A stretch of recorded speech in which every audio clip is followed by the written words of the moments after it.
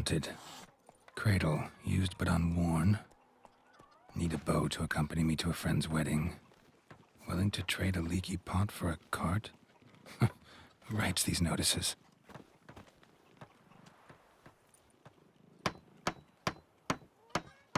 Need a witcher? Any bloke willing to kill a monster, a witcher would do. Monster? What kind? Big, bad, ugly, squatch in the sewers.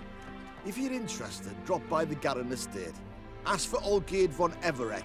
He's the one ordered this posted.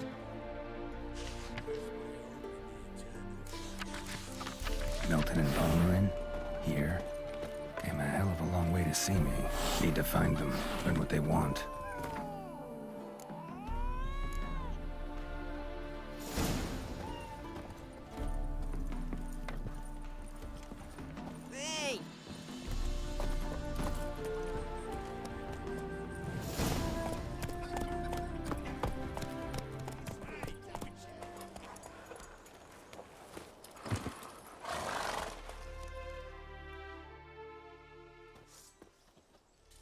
Hi, mate! Your mug's not familiar. What is it you want? Looking for Olgierd von Everek. Ah, that'll be inside.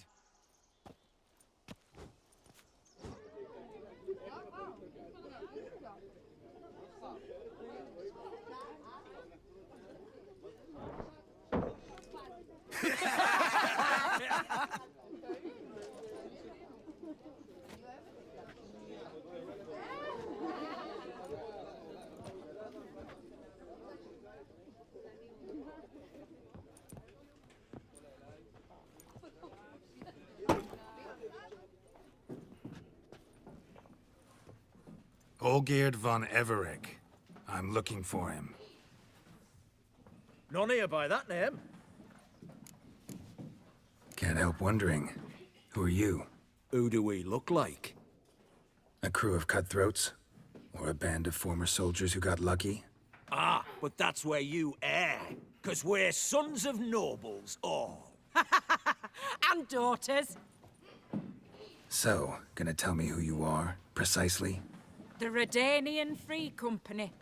The Wild Ones, folk call us. Owing to the boar in our coat of arms. I was told I'd find Olgierd von Everek here. Someone's made an arse of you, brother.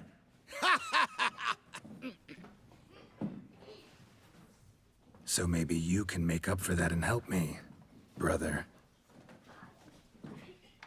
Something tells me you and me have got different mums. All right, Ungus, you've had your fun. I'm Olgierd. Tell me, what brings you here? No, I'm Olgierd. You? Not likely. I'm all geared.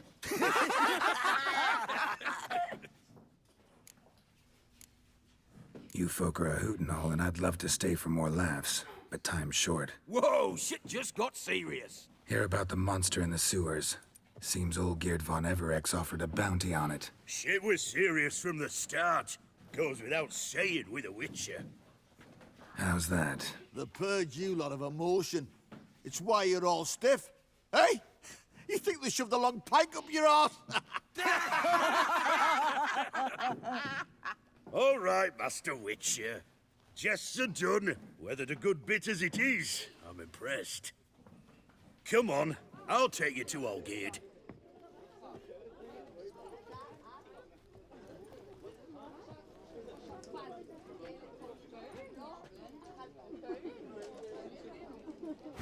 What do they call you? Geralt of Rivia. Bit of advice, Geralt of Rivia. Once you meet Olgierd, try and pique his interest. I gotta pique his interest? He's the one wants a monster dead. Aye, but he don't need you to kill it. So, you want this job? You gotta grab his attention. And he's one to get bored mighty quick.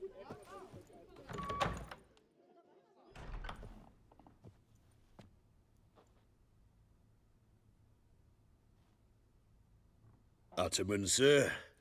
You've a guest. Do you know what types of sculptures fetch the best prices? Statues of deities, busts of kings, and nudes. And what have we here? A naked wench. What do you think of her? Too sober for that sort of conversation. Rather talk about the contract. Ah, a man of action. Plain to see. Ooh. I used to like Botticelli. The life he could breathe into a chunk of cold stone. But I look at it now, and it seems just a rock, ideally proportioned. Not a flaw on its surface. Painfully perfect. As lifeless and boring as a boulder at the roadside.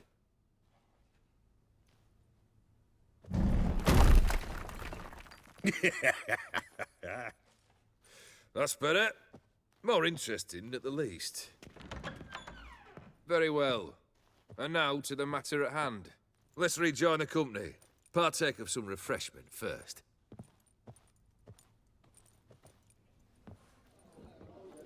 Ataman Olgierd, long may he live! Long live the Ataman! Long live the Ataman! Long live the Ataman! Come and drink with us! Well, we haven't a choice now.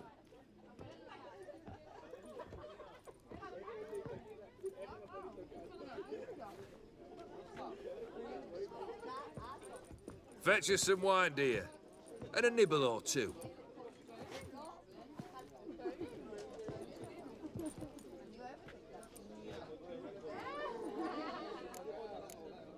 This some special occasion? Or just feel like feasting? Every occasion's special. Today we celebrate a dubbing. Whose? Squire Herodor's new sabre. I've hit on a name for her. Fair sabre, I dub thee Tradiciana!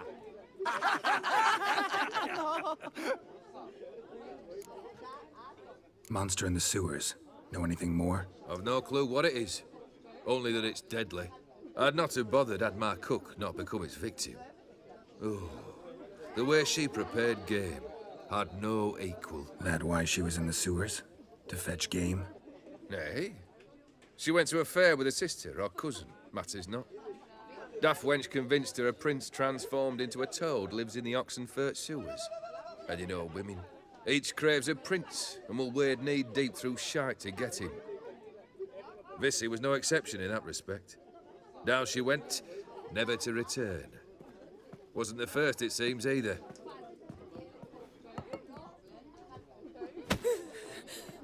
Hey! Leave her be! Is that any way to treat the lord of the manor's daughter? Apologies. Now, where were we? Oh, yes, the contract. So, you'll check it? Just one formality to resolve first. My pay. Never you mind that. Return with the beast's head, and you'll have leave to take anything you wish from here. Awfully generous. Still, I'd prefer to agree a specific amount. Ooh, fine. How much would you like? 400 crowns? 450. Agreed. And that'll be in addition to whatever memento you wish to take. Consider the beast gone. Confident? Bring me its head, and the reward shall be yours.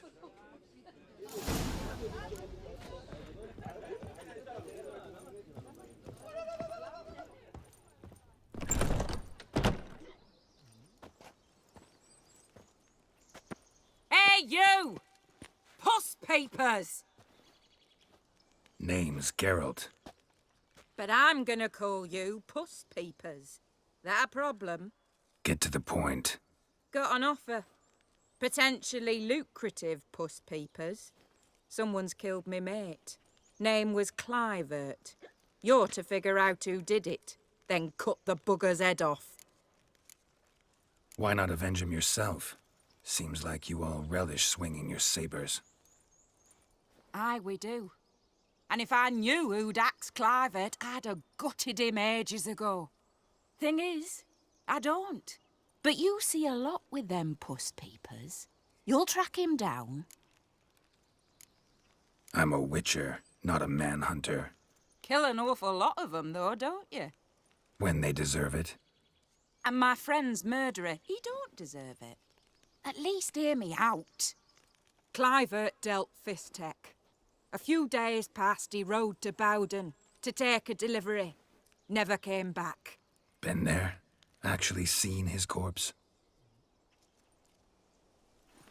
No, but Clivert was one damned reliable Orson. We was to meet. He didn't show. Can only mean he's dead. Find the bastard who did this. Find him and kill him. I'll pay top coin. Need to think it through. Clivert's got a scar on his forehead, not unlike yours. Spot that, you'll know it's his body. Said I'd think about it. Know what, puss peeps? One look at a bloke and I know what he's made of. You'll do what I ask. I bet anything on it. Look for me in Oxenfurt! The Alchemy Inn on the main square! The eats and drinkings. Why don't they play the one about the... Boy, why there? What for? Can't sing that anymore. Life kick you in the Contains arse. heresies. Had enough. Heresies? How's that? I don't Terrible remember. beast rather than sewers down Bleeding that out his heart. Best of us all together. Devoured dozens of men's for us. Boot prints. Large. A man's most likely. Thought only women came looking for the cursed prince. A woman's prints alongside. Single set. She came alone.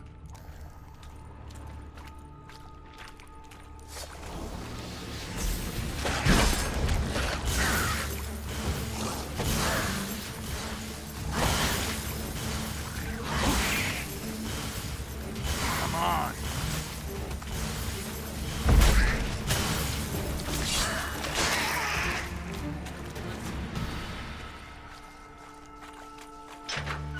Oh, come on, please.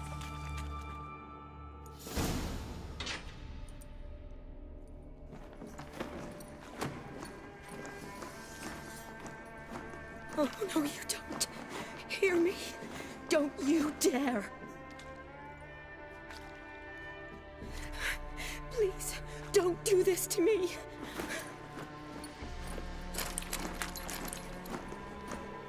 Shawnee, Geralt? what are you doing here? I'm trying to save his life. Help me. Shawnee, calm down. He's dead. I'm sure something can be done. Let it go. Damn it! All for nothing. You did all you could. Thanks, Geralt. It's, good to see you. You too. Lost track of you after I left Vizima. Where'd you go? What have you been doing?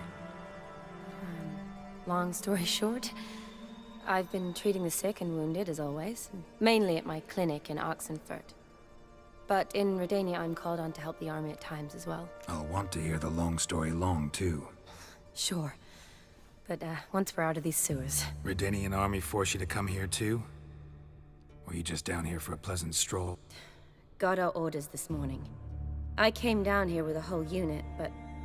something attacked us. The soldier. He's someone important to you? His name was Knowles. Supposed to go on leave next week. Now he won't. Nor will the rest of his unit. How many were they? A whole squad. 6 brave boys. All dead. What attacked you? Get a good look at it? No. I started running as soon as it appeared. It was huge. Spat venom and made these slurping sounds. That's all I know. Doesn't sound like a major necrophage or a pack of drowners. No. This was one thing. Big, but one. Somebody threw a torch at it. Monster couldn't have cared less. All right. Not afraid of fire. Good to know. Why'd they send you down here? Only if it's not confidential, of course. I need a venom sample. From the beast that prowls these sewers. It doesn't just kill those who come down here, you know. The water in so many wells is contaminated. Folk are getting ill. Redanian soldiers among them. Plan to kill the beast. Bring you a sample of its venom after I do. Nice of you to offer. But I'd rather go with you, collect the sample myself. Creature's dangerous. You saw what it can do. I'm a big girl, Geralt. I can take care of myself. And you know I'll get my way, so don't try and talk me out of anything. Fine. Your choice. So show me where the monster attacked you. This way. Grating's badly bent. Something large struck it, with a lot of momentum. I shut it as I fled. The monster must have slammed into it. Glad it held up. Though now we need to find a way around it. Careful. Monster might still be here. When did you get pressed into service? As soon as war broke out. First they had me patching up folk at the Battle of Dorian. Then at Vizima, and finally in Velen. Been to those battlefields. Must have been tough. Oh, it's war. Severed limbs, blood, and guts. Remember, I learned how to operate under Milo Rusty Vanderbeck at the Battle of Brenna. Graduates of his school can handle anything.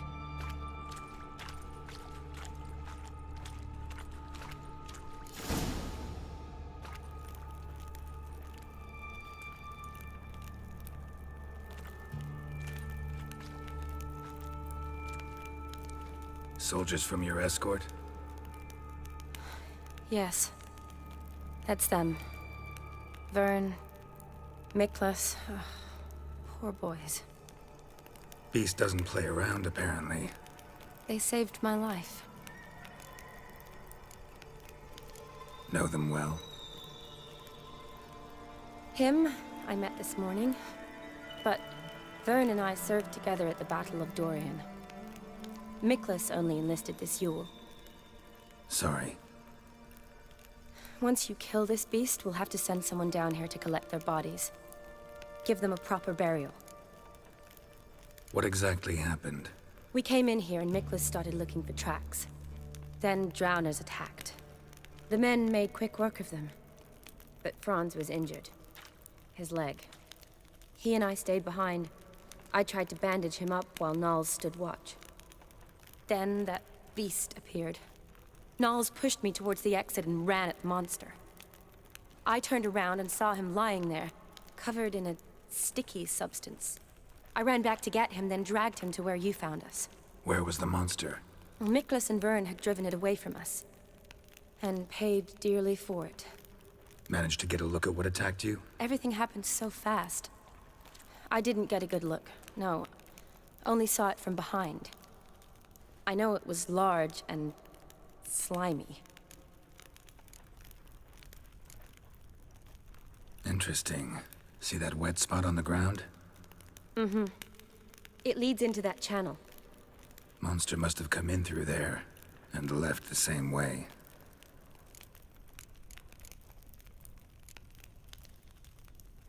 Any idea what might have killed them? Not yet. For now, my bet's on something big. A Zugel, maybe. Need to find its lair. Fresh bruises on the bodies, from a blunt, heavy object. And no cuts. Mm-hmm. A few scratches, and everyone's covered in the same strange slime. Gotta look around. Man you patched up, is he here? Franz? I don't see him. Think the monster might have dragged him off? Could have. Beast probably crawled in or out through here. It's deep. Lower level of the sewers has been closed off for years. But Vern, the commander, had a skeleton key. See if I can't find it.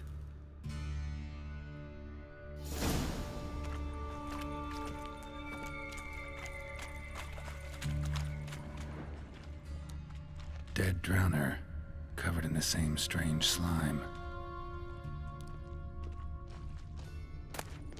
Got the key. Good. Let's get going.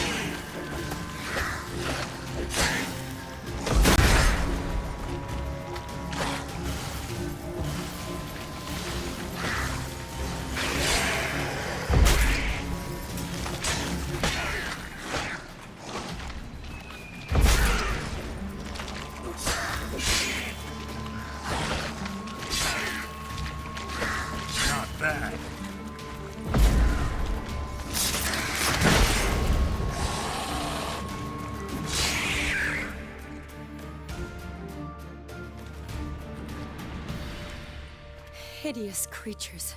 You all right? Fine.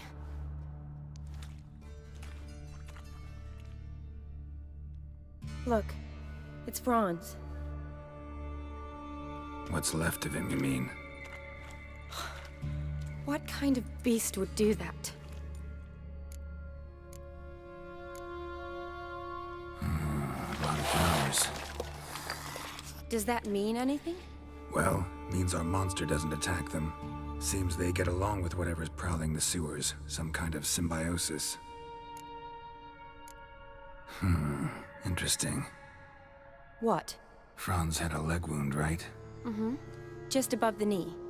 Managed to apply anything to it? Yes. Some spirit, but that was it. Why do you ask? Look, half of Franz's leg is gone. Monster must have chewed it off. Other bodies were untouched, except for the wounds they sustained in battle. Are you suggesting the beast likes alcohol? Mm-hmm. Mixed with blood. Doubt we'll learn anything else here. We need to find the lair. Right behind you. Strange. Drowners' bodies are covered in slime. Must have run in... Shawty, watch out! Move! Beginning to doubt this is a Zoogle. What else is that large and lives in sewers? Dunno. Maybe a giant toad. Mm-hmm. Right. We have to find its lair. Need to hurry.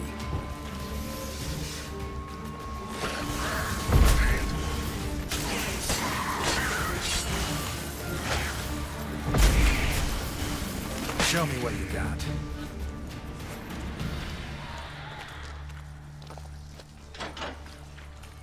Shawty, watch out. Move!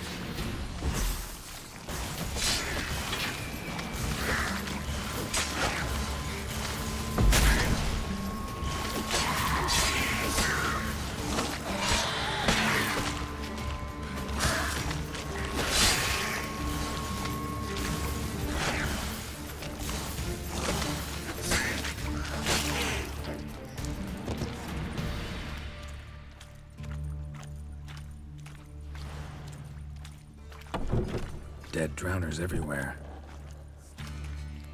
Seemed the monster tolerated them. Long as they don't get too close, I guess. Lair's gotta be nearby.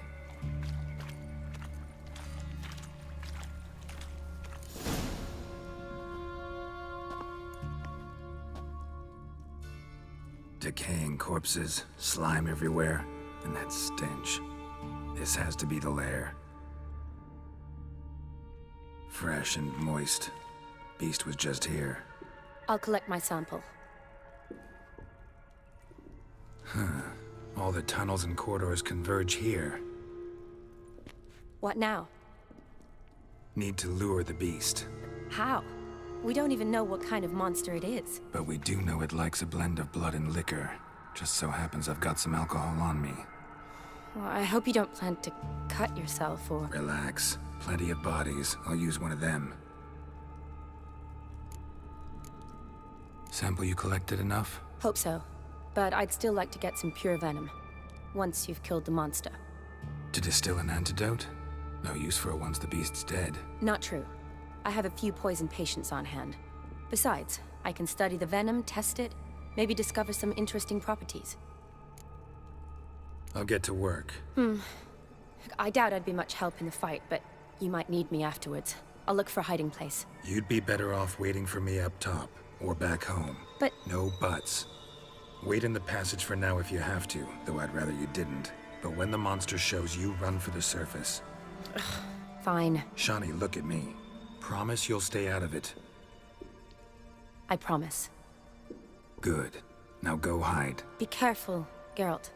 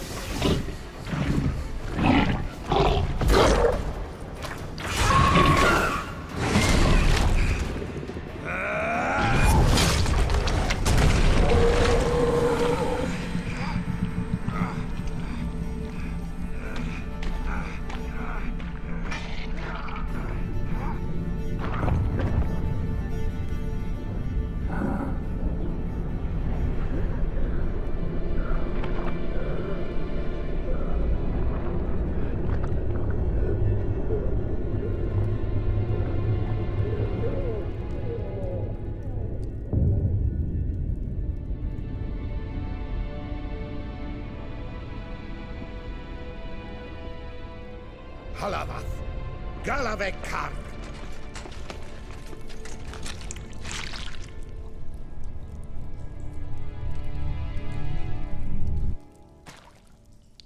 Gadarash I'll Woot.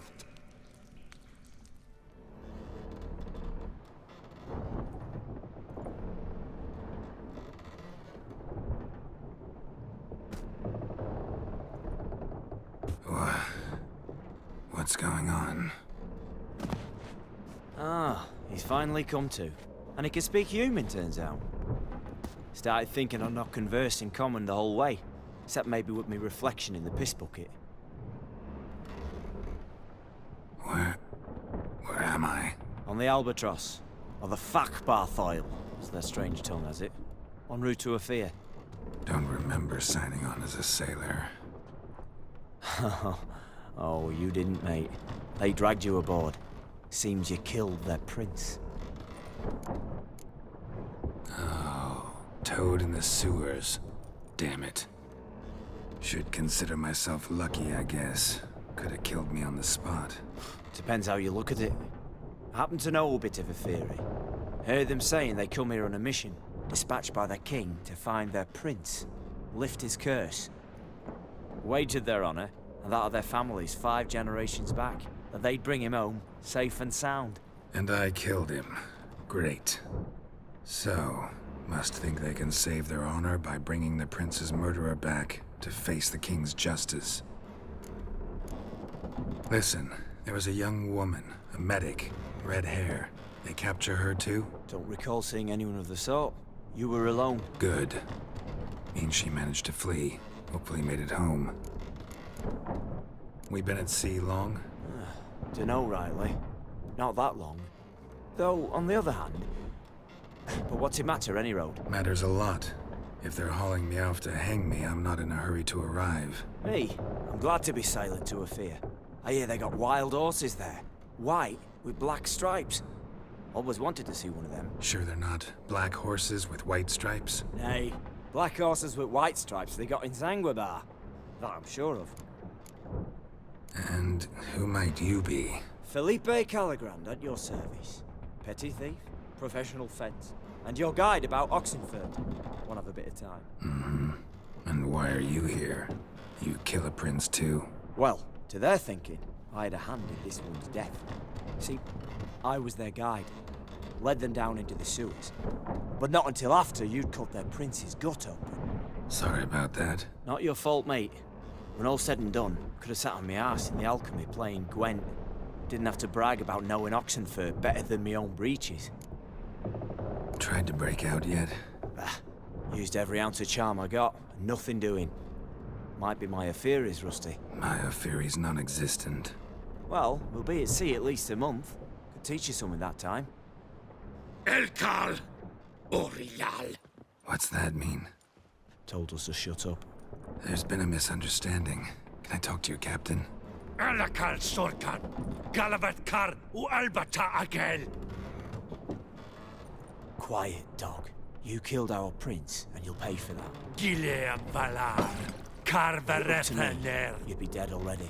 Revhagar ne Aram e Vengeance is not ours to reap, Anna. Dorgate It's ya the Alami. king's. We swore on our honor. How do I say? Take me to your captain. Vailth Alache ul Igulath. What? Elkal.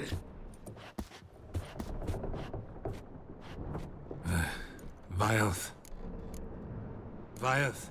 Alche ul Egulath. Elkal. Inkal avre ikel ugehereven ul Vitar.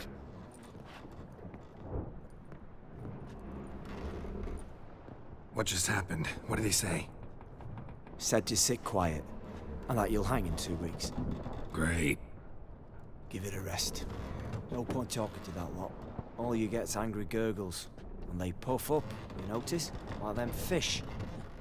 What's it they're called? There anyone here who speaks common? Ah, there's this mercenary with them. Looks Adernian to me. He's the one recruited me to show him through the sewers. Oh, and the mage what leads them knows a bit.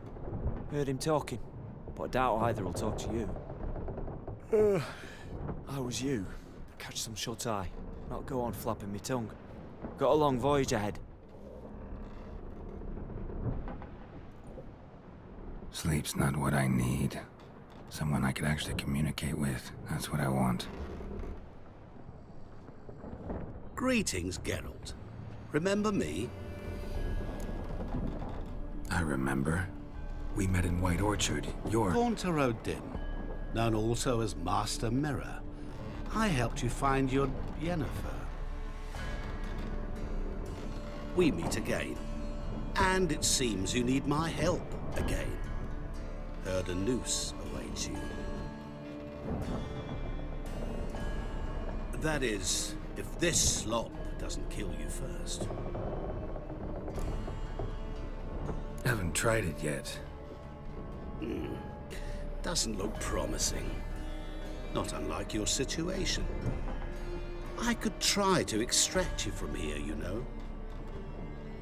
Because you do wish to disembark, do you not? Yeah, sure.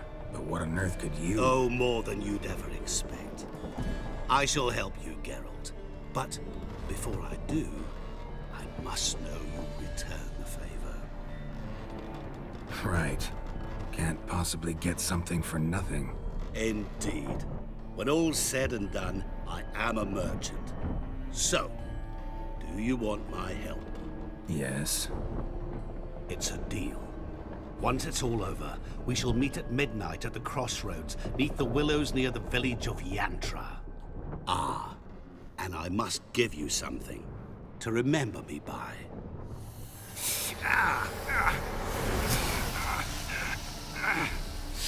What's that? A mark to show we're associates.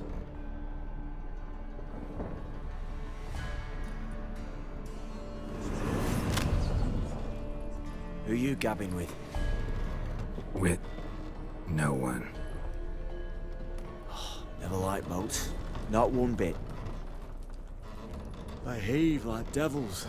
Make me stomach churn. It'd be prime to sleep through the whole thing.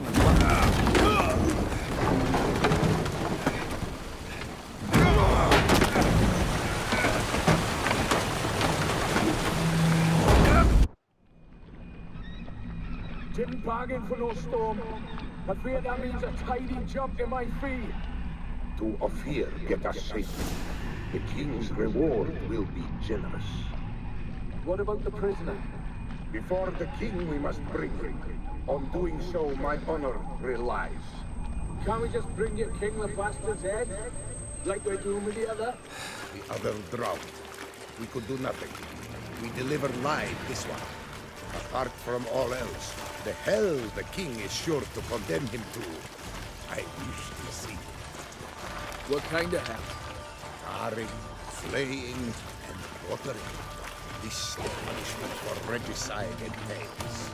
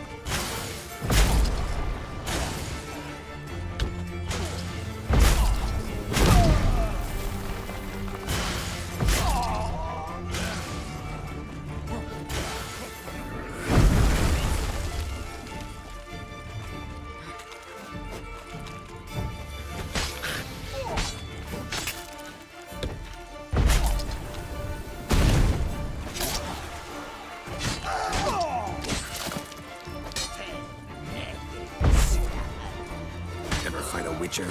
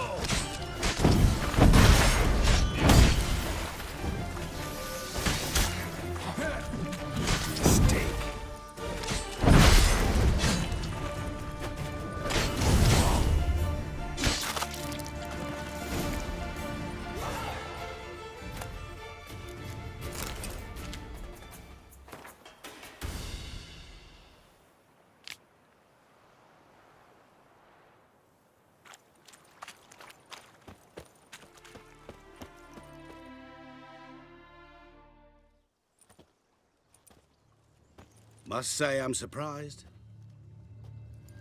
By what? We were to meet at the crossroads, yet you show up here. Frankly, I was afraid you'd give me another memento.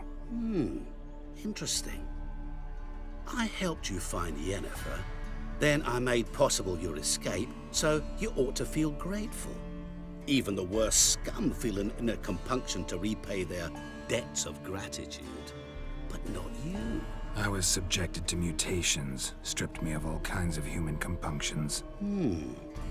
Interesting bit of information. We shall have to discuss it at length later. For now, you must tell me how you managed with your theories. Love to continue this chat, but something's on fire over there. So? Going over there. Maybe I can help. At least 20 pairs of hands there already. One more pair of witcher's mitts will make no difference, I assure you. Instead, why not stay and tell me how things went on the ship?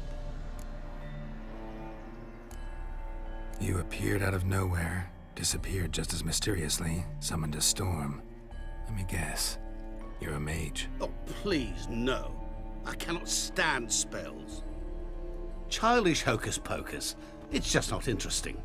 What I find fascinating are true tales, true human lives, like the one I shall tell you now. It's about a man, worse than most. A vulgar, despicable man with a heart of stone. A man who refuses to pay his debts. Really think this'll interest me? Any reason why? He's wronged you as well. His name is Olgierd von Everec. What did he do to you? Before I reveal this, I'd like to make one thing very clear. Olgierd von Everec did willfully and maliciously conspire to cause you to kill a man who might have been cured. Had I not intervened, you would have lost your head for this. Do you know why he did it? Because he's a degenerate monster in human flesh who feeds on the pain and suffering of others. Well, you clearly don't like him. What did he do to you? He and I made a pact. A pact under which I called on my many talents and associates to give him what he desired. And now the time's come to pay. Yet, he shirks his obligation. Need me to collect a debt? I'm not some hired muscle. Muscle is not what this requires. It needs a soul intelligent and clever. An individual who fears no dare. Someone like you. Pure flattery, that. Of course it is. After all, I am a traveling merchant. But make no mistake, I've many interesting wares on offer. Wares like? Surfeit. Abundance for the body and soul. You will lack neither food nor drink. As a witcher, you might desire weapons supreme. I can offer you those you've dreamt of. Your body, agile as never before. Your mind, faster than lightning. Romantic prowess to charm all womankind.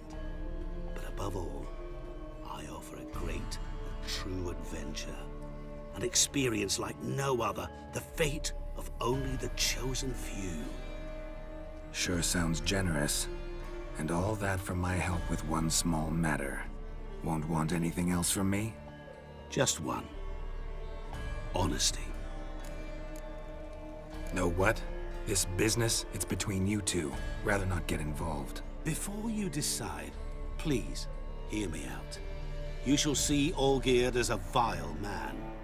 Or, as they say in the West, a real son of a whore. What did you do for Olgierd? Break him out of a cell too? In some sense, yes. I remember that day quite well. It was a light drizzle, yet the cold tore right through you. Olgierd appeared at the break of dawn, gaunt as a rail, his shirt moth-eaten. Seemed to have naught but the sword at his side. It quite pained me to look at him.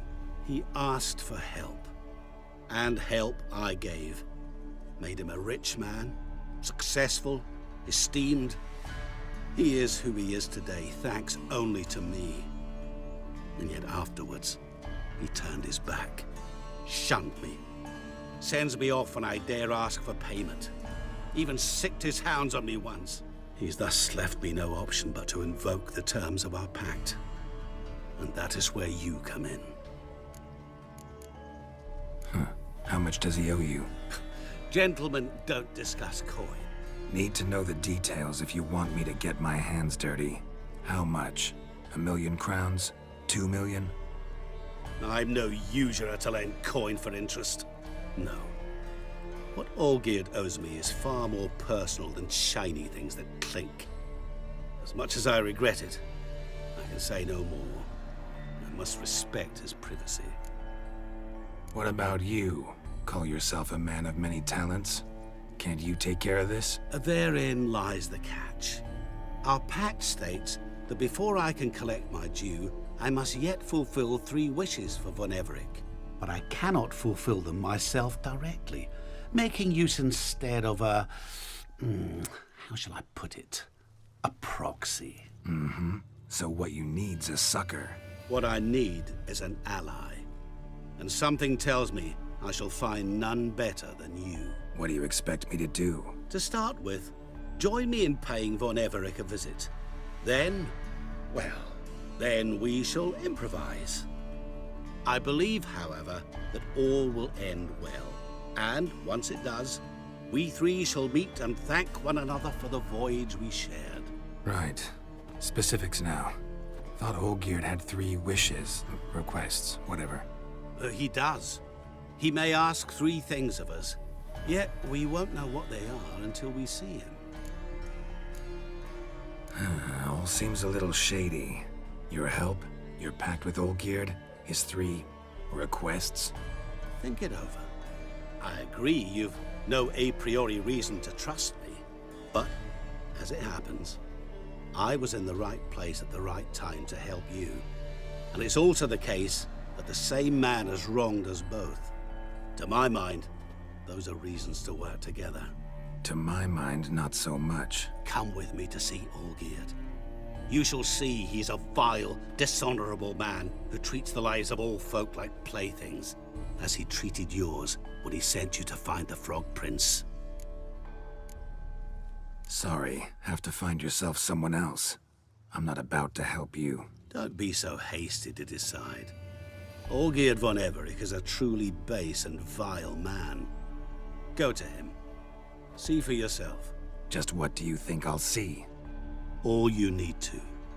Things that will make you change your mind. I guarantee it. Besides which, help me in this, and I shall rid you of that unsavory mark. Not to mention all the other rewards that could be yours. Go. I shall join you later.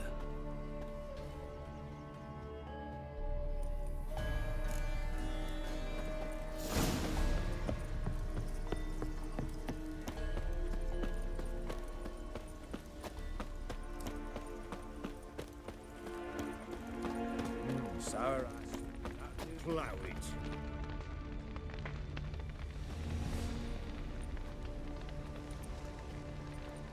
Well, look who's here. The Witcher with a stick up his ass. What's new? Got a growth on your platter there. You catch some kind of a theory pox? Could say so. Manners burning, you noticed? That? All right. You know how it is. Feast drags on with plenty of dancing, merrymaking, rough play. We got a bit carried away, truth be told. Plain to see. Where's Olgierd? Damned if I know. Must be somewhere hereabouts. No! Please! I beg you! Shut your trap! Let me go! Leave me be! Shut it! I ate with yous! Drank with yous! Fought beside yous! And you'd kill me now? I'm one of yous! You might have been, but not no more you ain't. What's he guilty of? What the fuck's it to you? Not your concern, mate. Tell you what's gonna happen now. I'll ask again, polite-like, and you'll answer just as politely. And if I don't? Then I'll get angry, stop talking, and slaughter you all like swine. So what'll it be? Am I gonna hear why you want to take his head, or not? Aren't you a thorny prick up the arse? Ataman said to kill him! Got your answer. Happy? Now piss off. We've work to do. No, you don't. Let him go. Oh, this is bloody rich. Can't plough and believe me ears. You switch your brains with your cock or something. Get your mutant witcher ass out of here. Or I'll kill you! go ahead. Try. Whoa, whoa, what the bloody hell's this? Geralt, have you decided to play defender of the downtrodden? More like gutter of sons of bitches. Long as I'm here, you'll gut no one. That a challenge? Why not? I've not fought a witcher before. Defeat me and I shall let him go. Stand aside.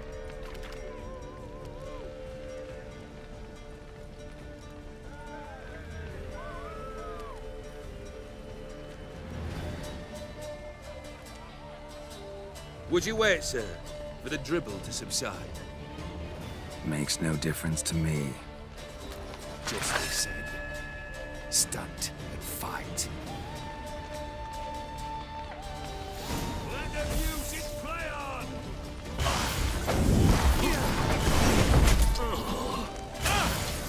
You'll never learn.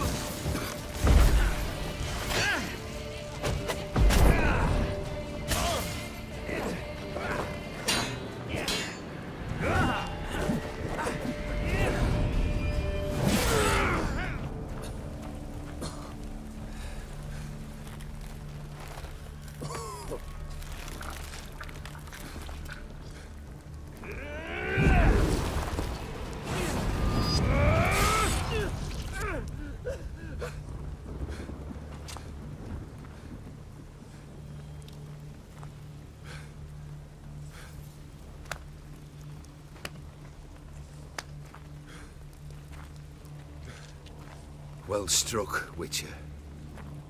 You win. But perhaps you'd care to tell me why you meddled in a matter not yours. Wanted to prevent further bloodshed. Well, well. The Witcher with the heart of gold. Unsavoury as it seems, there is a silver lining. At least you now know I don't easily lose my head. Release him. Getting off cheap, mate.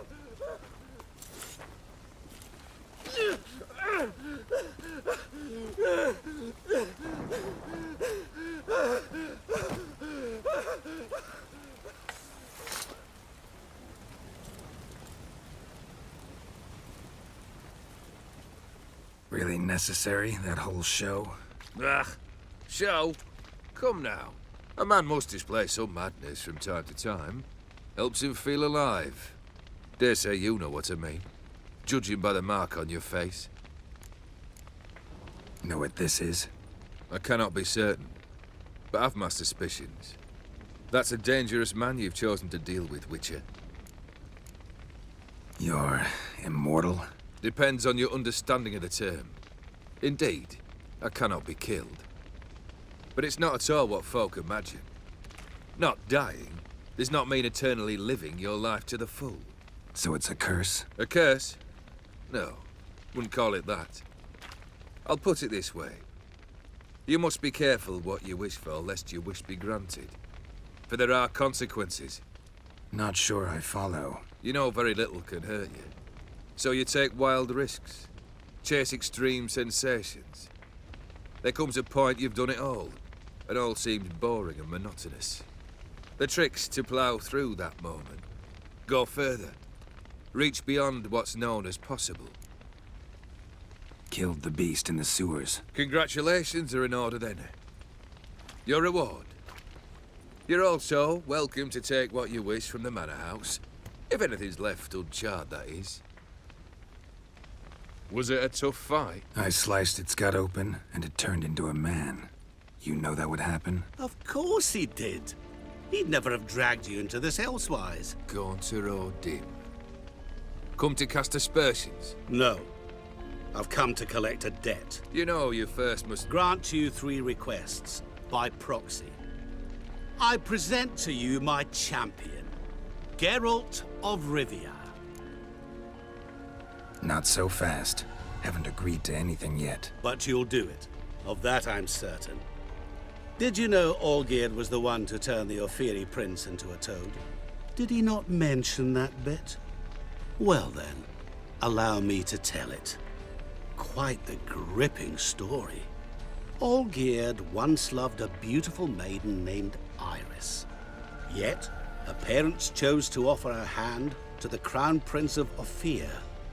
Olgierd grew to hate the poor sot. At first, he wished to kill him. Then decided this would be too simple. So, instead, he condemned the prince to a base life in a toad's bloated corpus. Yet he grew bored of watching him suffer and decided to end it. By your hand. Remind me, O Dim. Who was to fulfill my last 3 requests? My assistant, Geralt. Then be gone. I don't wish to look at your face any longer than I must.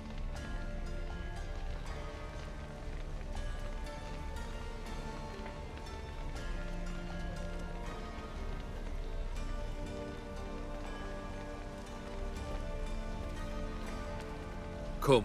Where to? The stables. My men are preparing to depart.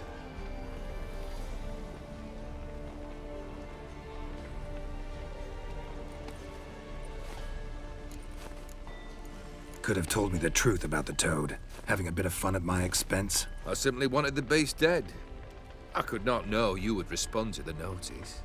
Pure coincidence. Yeah, I must admit, when you, a witcher, answered the call, I thought it right. It's what you lot are trained to do. Might have been able to lift the curse. Perhaps. Perhaps not. Then again, why bother? He was a human being. That bloody Ophiri mutt was no human. His kind does not deserve to live. What he said about the prince, that true? You turn him into a toad? Perhaps. Or perhaps the Ophiri Dauphin ate something that disagreed with him. You never know with their cuisine. Never heard of food that turns men into monsters. Then perhaps it was something he drank. I cast the curse. Revenge for a deep disappointment. I was another man then. Let rage get the better of me and hollered the words without ever thinking they could possibly come true.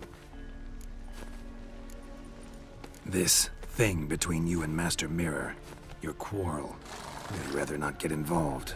You already are, I fear. He did something for you. Now you've a debt to repay. Am I right? Yes. Well, then you'll not free yourself of him till you've paid it back. But never worry. I shall devise tasks so impossible you will never complete them. Not if you go mad trying. But try your best, and your debt shall be absolved, while I shall live in peace until Master Mirror finds another aide-de-camp. Guess I gotta pop the question directly. What do I need to do for you? Let me think. We're currently without a roof over our heads. Perhaps we should start with that. Bring me the house of Maximilian Bossodi. His house? So surprised. But why? I must live somewhere, mustn't I? What's the meaning of this? Second leave of your senses? You mean to mount a filthy horse? Out of my sight, wretch! Know what Vladimir would do to you if he saw? Aye. Vladimir. My brother. There were times he himself stank like foot wrappings 3 days old, but his mount always looked fit for a parade. Oh, none rivaled Vladimir at feasting, carousing. Sadly, he's been celebrating less of late. You must find him, and show him the time of his life. My second request. Fine, seems easy enough.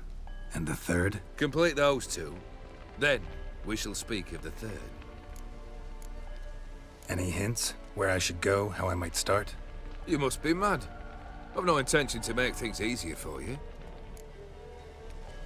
Once I'm done with those two, where will I find you? I cannot know, as my banders plan some diversions. But let us say at the Alchemy Inn, in Oxenfurt. Fine. See you there.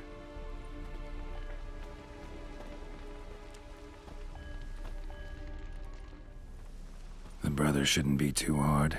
But the house? How am I supposed to bring him a house? Actually, the opposite. I wouldn't worry about the house. The brother will be the tough bit. You waited for me. Nice of you. I could hardly abandon my proxy to the whims of fate. Thought I have to fulfill Olgierd's wishes myself. So states the contract. Yet, nowhere does it forbid me from providing help. And something tells me you'll need quite a bit to complete the first two tasks. Olgierd's brother. Why do you think he'll be tough? I'm afraid he's dead. Has been for years.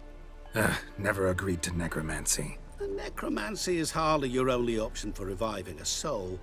An old-fashioned ritual, a blood summoning. That's what you need. That's like choosing between pestilence and the plague. Besides, I'd need the blood of the summoned. Blood. True. Of the summoned, not necessarily. Here. Where'd you get this? Geralt, aren't you the curious one? Assume it to be von Everett blood and get on with it. Where'll I find this Vladimir? Geralt, I cannot do everything for you. Use your head. The von Evericks are well known in these parts. You must have met someone who's heard of the family. The charming redhead, for instance. The medic. You know the one. Borsodi's house. No idea how I'm supposed to bring him that. The only Borsodi I know of around here runs an auction house in Oxenfurt. Heard of it. My swords almost got auctioned off there once. Auction was held in Novigrad, though it was a while past. They must have relocated. You just might get an opportunity to ask them why. Fine, I'll go there. Then what? How should I know? Perhaps you'll get inspired once you're there. Oh, and take plenty of coin. Have a feeling it could come in handy. Guess it's high time I got to work. A bit more enthusiasm, Witcher. You know, you just might enjoy yourself. Yay, can't wait. Say I need help. Where'll I find you? I shall find you. Good luck, Geralt.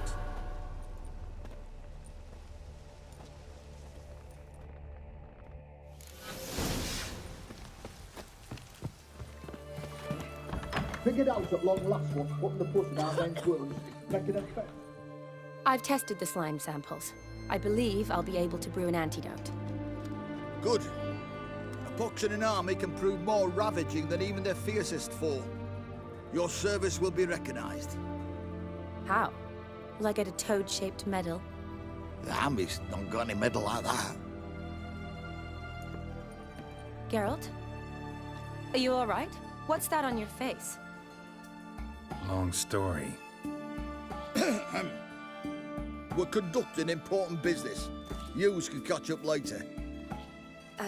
Yes. Right. I'll get to work on the antidote. It shouldn't take long.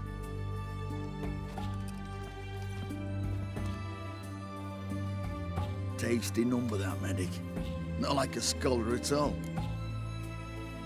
So, think learned women are ugly as a rule?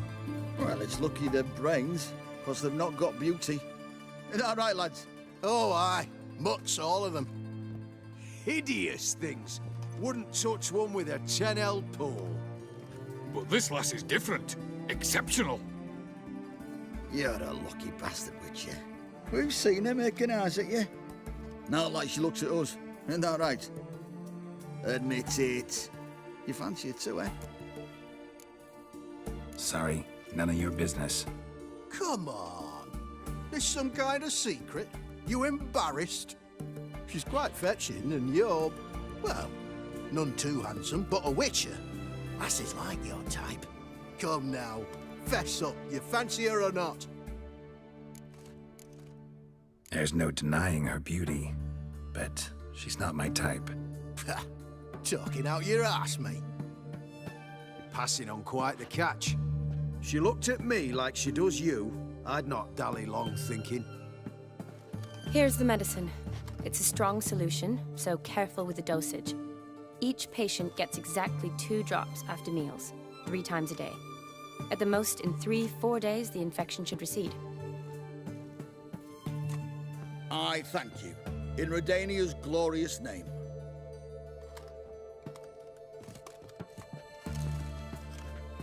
Serving the Redanian cause now? I serve individuals. I treat them. That they're Redanians is coincidental. I'd help Nilfgaardians as well were I in a position to. Kedwenis, Edirnian, elves, dwarves, halflings, the same. Come on, Geralt. You know me. Aside from the incident in the sewers, we last saw each other... must have been in Vizima. Yes. Yes. When it was ravaged by the Catriona. Feels like a century ago. Where have you been? What have you been doing since? Well, I left Vizima and returned to Oxenfurt, proceeded to finish my doctorate, and then opened a practice. Shortly thereafter, war broke out, and I was press-ganged into the Redanian Medical Corps. So what now? Radovid's dead. But the war's not over yet. The chaos continues. I'm still very much needed. Though I can't complain. At least I live at home now, and I treat the ill, as is my calling. Though I must always be ready, for at any time the Redanians might knock with some painfully urgent assignment. Shani, I need your help this time. I'd guess this wasn't a social call. All right. Tell me what you need. Is it at all related to that mark on your face? Ah, and you must tell me what happened in the sewers. Where do I start? All right. Monster in the sewers turned out to be a giant toad, and this toad was actually a prince, an Ophiri one at that.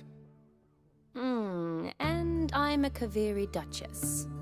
It's the truth, uncolored, I swear. When I killed the toad, some Ophiri soldiers led by a mage showed up, captured me. Man named Gaunter O'Dim freed me. Who's this? Could be a mage, a demon, or a djinn. You don't know? He's very powerful. That's all I need to know. He helped me out of a bind, and now he expects me to fulfill some nobleman's wishes in return. First one's to summon the ghost of his brother, then show him the time of his life. Amuse a ghost? How do you intend to do that? Not my chief concern at the moment. Gotta find his grave and summon him first, then we'll see. But that's necromancy. It's extraordinarily risky and involves higher magic. O'Dim told me how to do it. No sorcerers or necromancy involved. Gave me this concoction that summons ghosts. I'll need a censer too. No, that can be arranged. They keep one in a storehouse at the academy. I can fetch it for you. Thanks. Don't mention it. But I still don't like this. Neither do I, but I don't really have any options. Gotta summon that ghost. I understand. Whose ghost is it? Olgierd von Everek's brother. Von Everek? In my 3rd year at Oxenfurt, we had to choose an elective. My options were Pearls of Wisdom from the Hierarchs, or famous Redanian dynasties. I chose the latter. Here it is. Von Igrid, von Estiken, von Everek. It says Olgierd had a brother named Vladimir. He lies in the family crypt near their manor. Thanks. Knew I could count on you. I'm off. The crypt's described as quite a work of art. I'd love to see it. Why don't I bring the censer? We can meet at the entrance.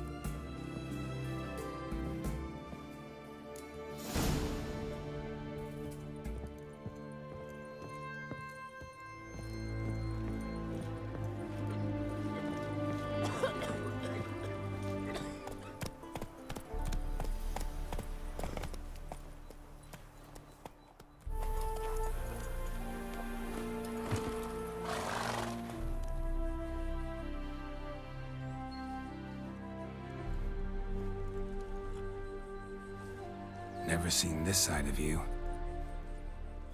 What side is that? How do I put this? Your romantic side? Used to seeing you surrounded by bandages and medicine vials, often covered in blood. Well, that's because you usually come round while I'm at work. Off duty now. Waiting for you, weaving a garland for the wedding. Didn't know you were getting married? Not mine, silly. My friend's. This garland's not for me. Speaking of which, would you go with me? Wait. That was your notice?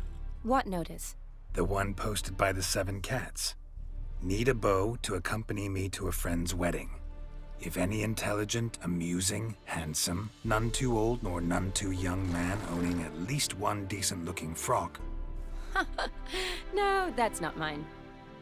So, will you go with me or not? Of to, I would. But this all-geared and master mirror business... Enough said. Won't try to talk you into it. Remember to bring the censer? Of course. Some soldiers nearly caught me slipping it into my satchel. Wasn't sure what you needed it for. So I also took a mix of amber, aniseed, and juniper. All rather smoky when lit. Thanks. Might come in handy. Shall we? Let's go. The tone was spot on. This is impressive. Yeah, too bad it's falling apart. The family hit on hard times. No coin to splurge on such luxuries. Ooh, that looks just a little too creepy for me. Don't have to come if you don't want. Wait here. I like that idea. If there's any trouble, just yell. This is no crypt. It's a full-blown mausoleum. Wraiths. Knew this wouldn't be easy.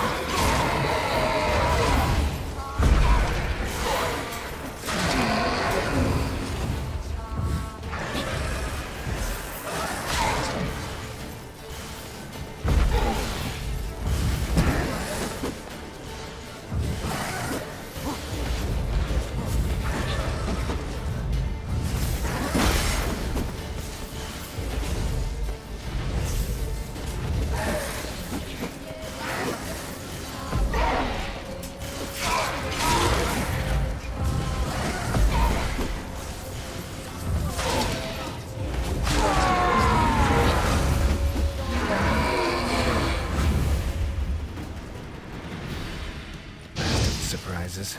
Sure hope so. Should look around. Probably shouldn't touch that. Vladimir von Everek, son of Bohumil and Christina. There you are. Now for the ritual. Gotta spread the incense throughout the crypt, every room. Life and death, fire and blood. Arise from the dust, ye whose blood I have brought. Return and walk midst the living, ye who hath departed. Arise as a friend, for I am no foe. Return and walk midst the living, ye who hath departed. Life and death, fire and blood. Time to light the votive fire.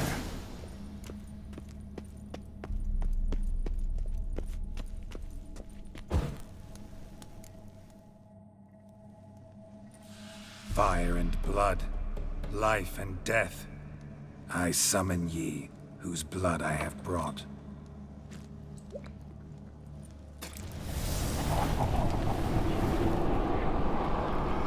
Fire and blood, life and death. You have summoned me, stranger. Why? Name's Geralt. Came to wake the ghost of Vladimir von Everec. Who you are, and why you've come matter little. For you'll not leave this place alive. Are you Vlad's ghost? Who asks after my grandson? It matters not, Honoratina. What I wonder is how this mortal obtained the family's blood. For von Everic's rise only for von Everec blood. True. Yet to my knowledge, only one of our line yet lives. Olgierd. Then we converse with the man who spilt the blood of your grandson, Kestitis. Mean none of you are Vladimir? It's Olgierd, his brother, who sent me.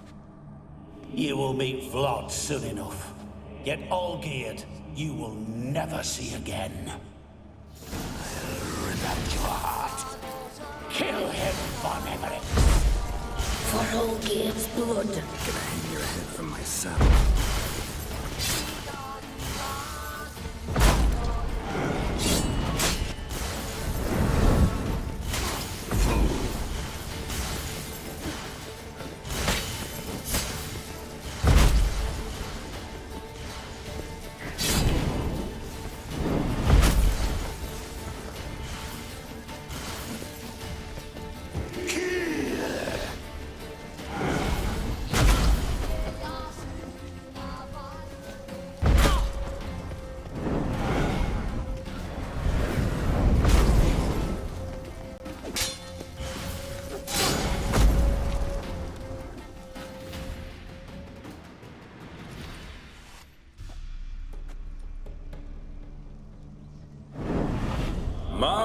My.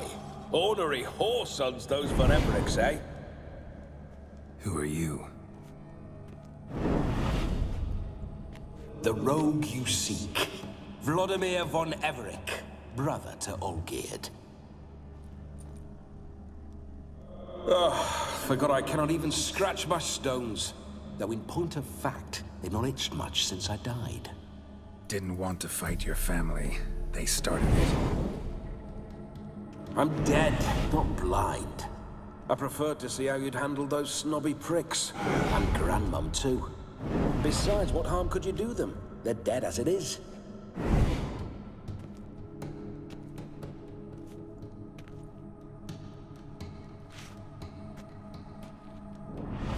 Now tell me how you came into Olgierd's blood.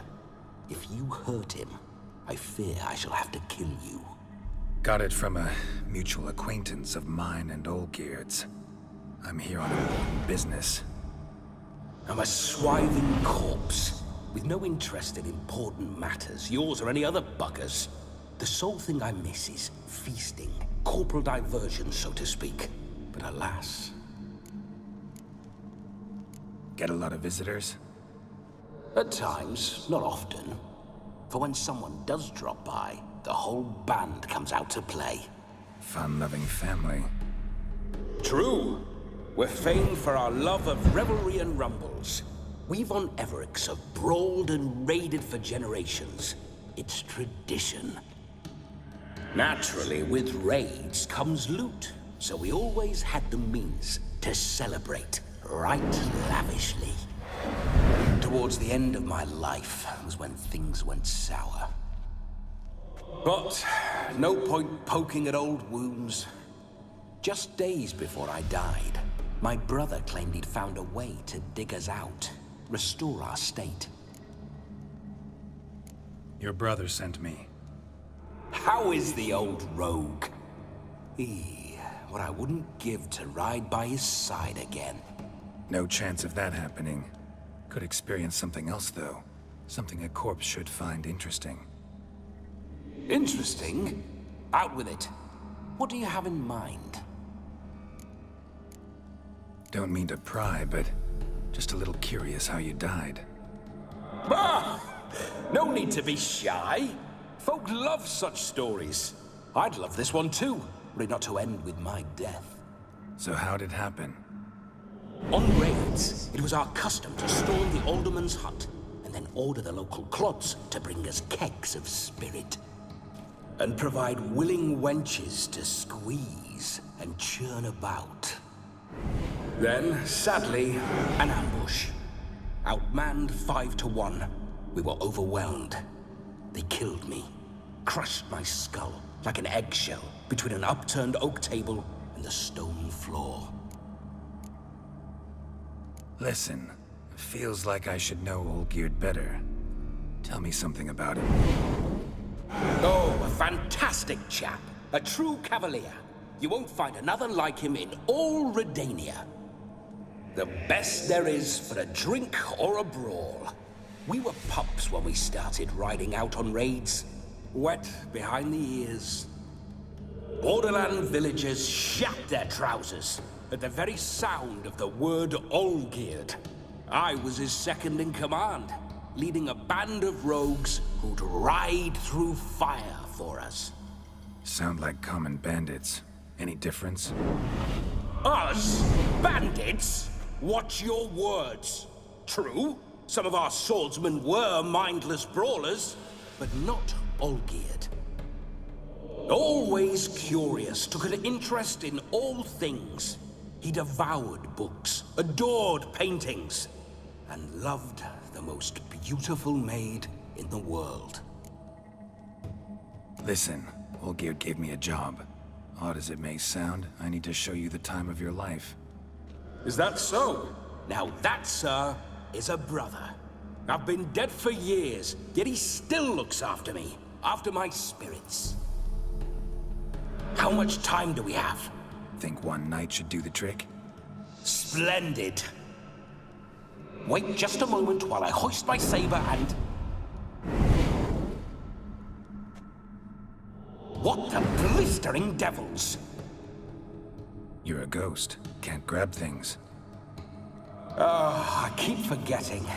But how am I to revel and rock and fuck? Can't lift a tankard to my lips. Can't wield a saber. Can't squeeze a wench as we dance a jig. Guess you'll have to do without. Let's go. I'll go nowhere. You're to see I enjoy myself, correct? Well, then think of a way to make it possible. How? Revive my flesh. No can do. Besides, body's probably decomposed. Then bloody come up with another way. I'll not go anywhere in this state. Come on, we're wasting time. I'm not to waste time. Sir, time is all I've left. You this big a pain in the ass when you were alive, too? Do not anger me, boy. If I've but one night, I want to revel properly, not watch others enjoy themselves. So what do you propose? I've an idea. Oh no, not gonna happen. Oh yes. Yes, it is.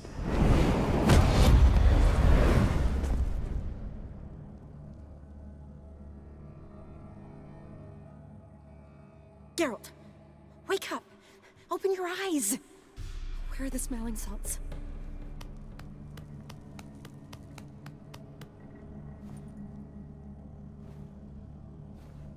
Death was a small price to pay to lie on a lap so lovely, and so near the wonders concealed a bit higher. Have you gone mad? Yes, as soon as I laid eyes on you, promise to stay and stroke my chin, and I shall spend the rest of eternity in a hound's body, trotting along by your well-turned calves.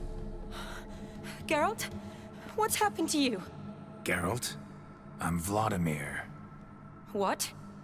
Blast. Fine, give me a moment. Yeah, definitely don't like being possessed. You'd not have fainted had you not resisted so fiercely. Geralt, care to explain what's going on here? It's his fault. A pleasure to meet you, my sweet. Whose? His. You know, Olgierd's brother. Geralt, there's no one else here. Seems your lovely maiden friend can neither see nor hear me. There's potential in that. Leave Shani out of this. Ah, is that her name? Lovely. A perfect name for a perfect lass. You're testing my patience. As you are mine. Can you please explain what's going on here? Oh, fiery. Temperament matches the drapes. Listen, I'm supposed to show Vladimir von Everec the time of his life. Turned out, he's a ghost. So, willing or not, I gotta lend him my body. Wait a minute. Are you saying you're possessed? Not at the moment. Just now he's standing next to me, coyly grinning at you. But off and on, he'll enter my body. So anything I say or do will actually be him. His mind, his intent. But what if I want to talk to you, not him? Well, she should approach me and ask me to jump out for a bit. Just come up and ask him to leave for a while. I see. Splendid! Right then, Sugar Plum. What say you we leave this dank crypt? There's a charming grove nearby where kisses taste sweeter than anywhere else in the world. I take it you're Vladimir now. Doesn't seem like I'll have trouble telling you apart from Geralt. My sentiments exactly. Between you and me, this Witcher fellow is an awful bore. Only sometimes. Ha! Seems we're kindred spirits. So, off to the nearest hedgerow? I'm afraid I have to turn you down, dear ghost. A shame. In that case, point me to the nearest brothel. I've got a better idea. Just before Geralt entered the crypt to summon you, I invited him to my friend's wedding. Good heavens. That's damn good luck. The problem is, he turned me down. The crook-pated churl. Don't call him that. What choice do I have when he is a churl? I'd never say no to as fair a face as yours. No better dancer in all Redania than Vladimir von Everec. My ginger muffin. With me, you shall enjoy an evening to top all others. Wonderful. I must stop by my home first and change. So, we'll meet at the temple. Oh, I don't like the sound of that. Why not? I'm not fond of temples, see? When alive, I'd only set foot in one to loot it. And in death, I find I despise them all the more. Could we not meet after the ceremony, go straight to the feast? All right. Seems we've no other option. Splendid. Then I shall see you at the wedding manor.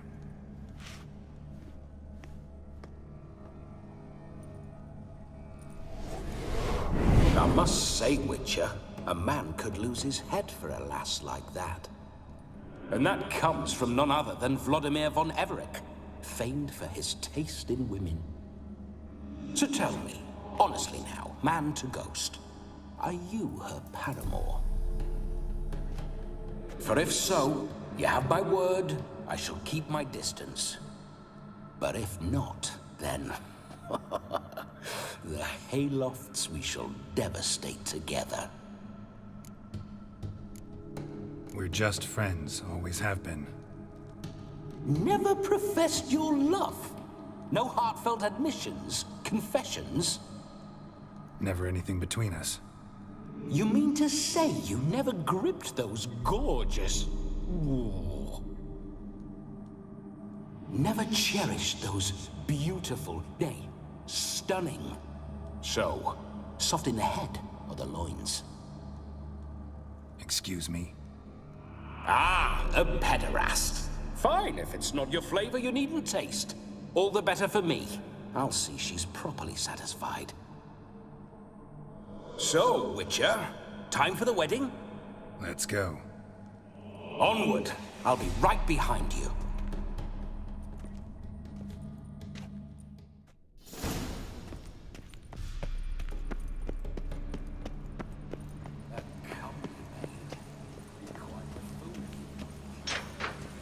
Keep your paws off her. I'm to enjoy myself. Can I help you? I best like tumbles in the hay with fleshy lasses. This whole witch's life, what's it like? Don't want to know. If you need a didn't. I'd not have asked. Go on, tell me. You wouldn't like it. Those signs. I'd like to try one. What signs? Your Witcher signs. Never done it. Could be interesting. Rather not waste any time. Till the stroke of midnight. What I would rather is what matters. Bloody fine mount. Good stance, powerful rump. Stable with us. Well. See you know your horses. I should say so. My two greatest passions in life. Mares and maidens. Spooking my horse. Roach doesn't like ghosts.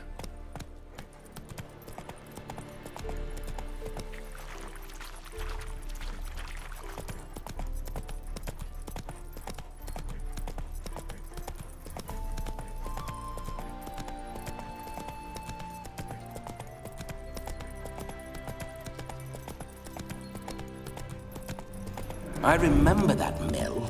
Whenever Olgierd and I got up to mischief, we'd hide out in there. Once, we snuck off with some moonshine. Old cocksucker Yaramir caught us. Come those on, were the Roach. days.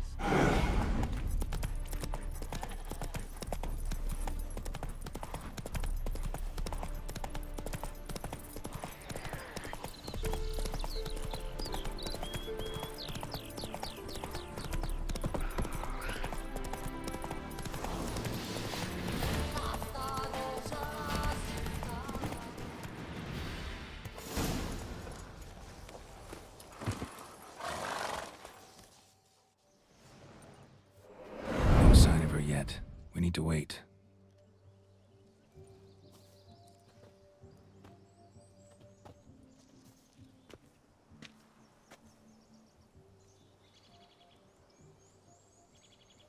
This is very romantic. Fuck off.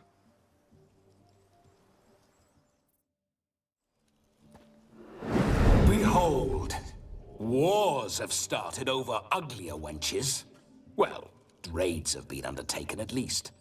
True, she looks lovely. Let's go.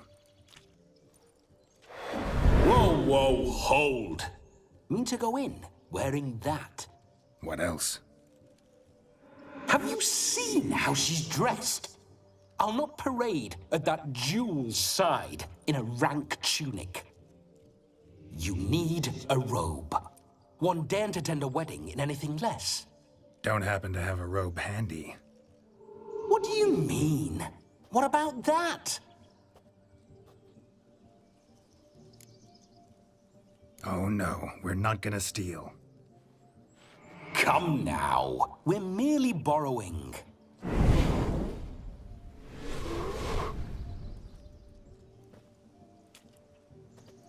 Ah, this'll do wonderfully.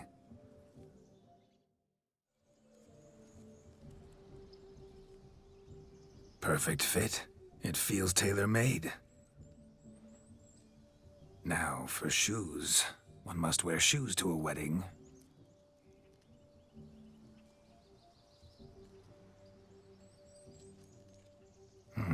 And we must be neat.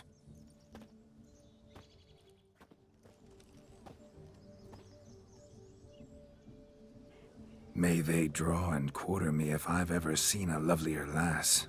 Nothing left of you to draw and quarter, alas. Doe eyes, a swan's soft supple neck, and a waist so slim you could grip it one-handed. You're actually quite amusing this way.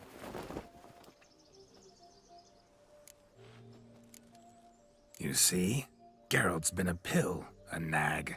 That all changes today. Dramatically, I'd say. He's never been very talkative to start with. He's been a fool, but I shall make up for that now. Will you marry me?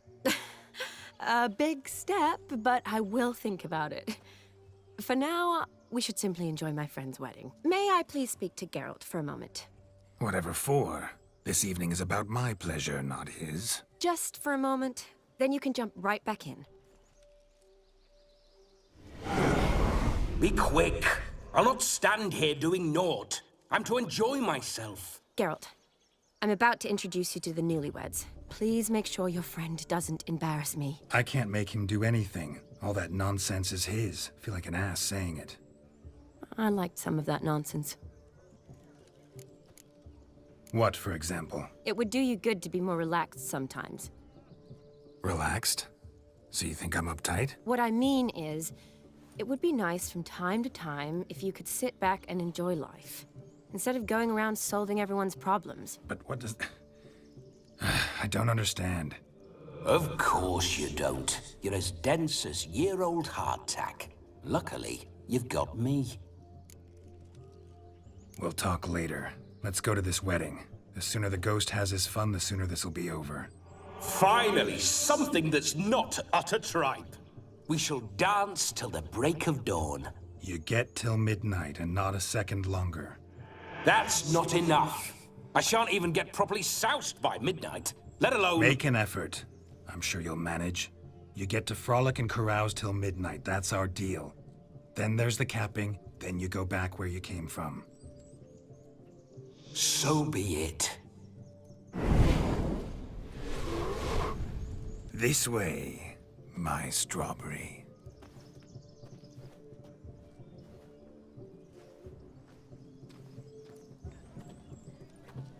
Hello world, I'm back. I'll be damned. A proper wedding. Overladen tables, plenty of worthy drinking companions, and a swarm of fair maids.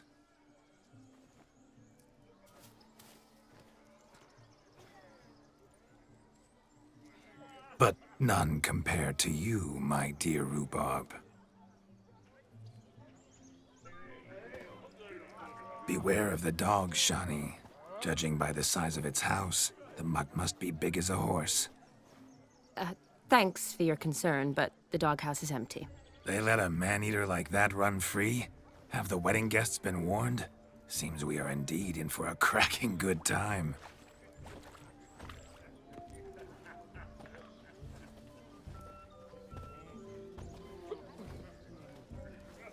Oh, what a lovely rowan. I remember making necklaces of the fruit when I was a child. Ah, the berries make for splendid hooch. Olgerd and I brewed in our teething years. I shall introduce you to the newlyweds now. Try to behave. For you, my rowan petal, I'd do anything. Look! Look! Come. Time to meet and be greeted. I shan't stray a step from your side. Why did you make the long journey to be nice here with now. us? Once more, all the best in your new life. Thank you. It's us now.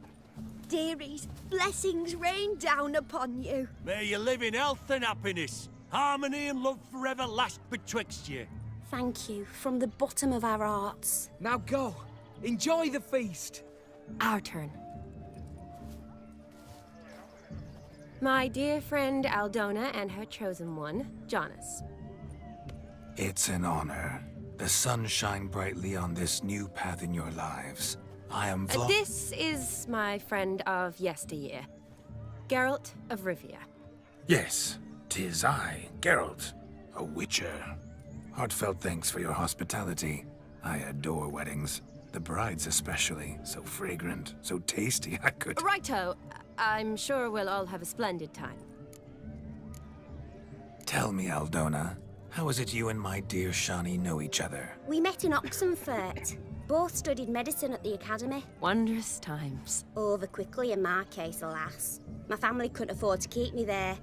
I was forced to return home after 1 year. It's never too late to pursue an education, my dear. Your husband is certain to help you complete your studies, provide the necessary coin. I don't know.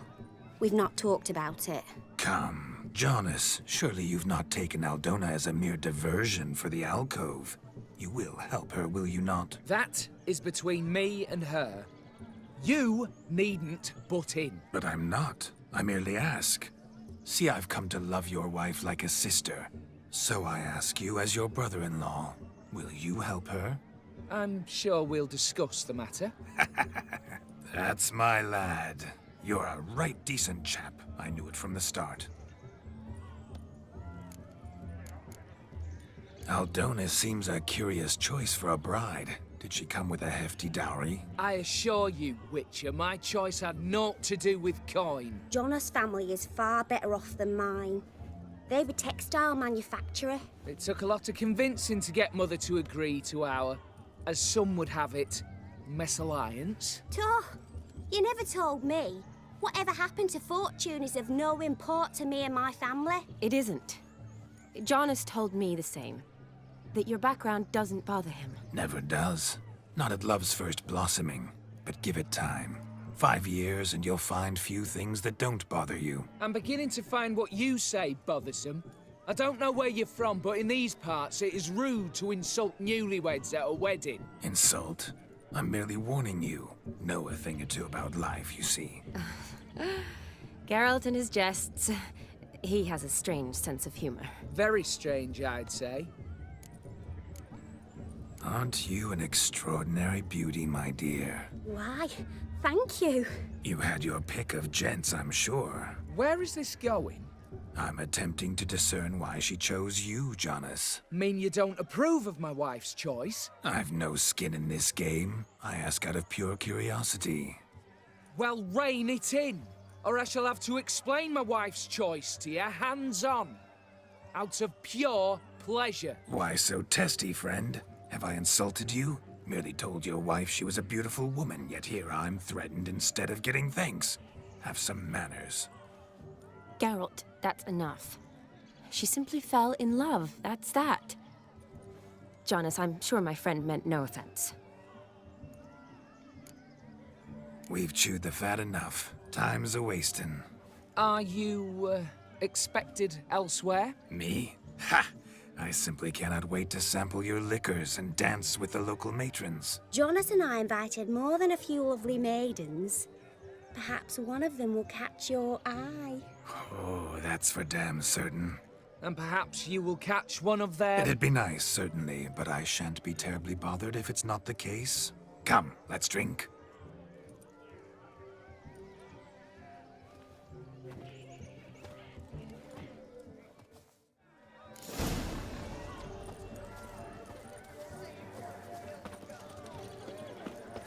No, just... Look. Munchkin's playing cards. In the mood to lighten Geralt's purse? Geralt won't mind. He's wild about cards. Doors up.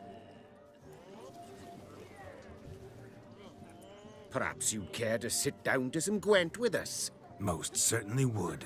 You needn't ask twice, midget. No need for insults.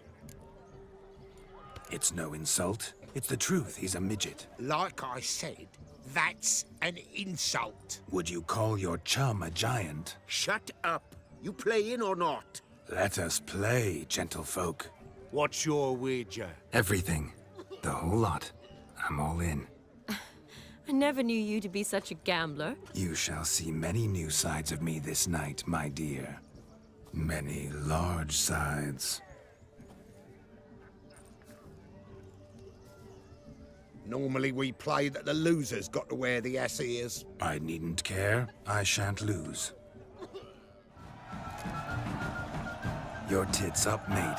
Slap those asses' ears on your ass's noggin. Oh, such a shame. I'd already pictured you in those ears. Quite the interesting picture, too. I know of other ways to look interesting. I could show you. I'll think about it. Time to drink! We are at a wedding. Aye, let's drink. My time's as short as you are, friends. To the Witcher and his betrothed. Hear that, Shani? My betrothed. Know what that means? No. What? It means we should act as befits the betrothed. And what's that mean? I woo you, you resist. But it all ends as everyone knows it must. Ah, the merriment. Good show indeed. Let's continue the ball. Quite the lark, this Gwent. Onward to the next diversion. Joseph, what's taking you so long? Bring me my shoe! Quick now!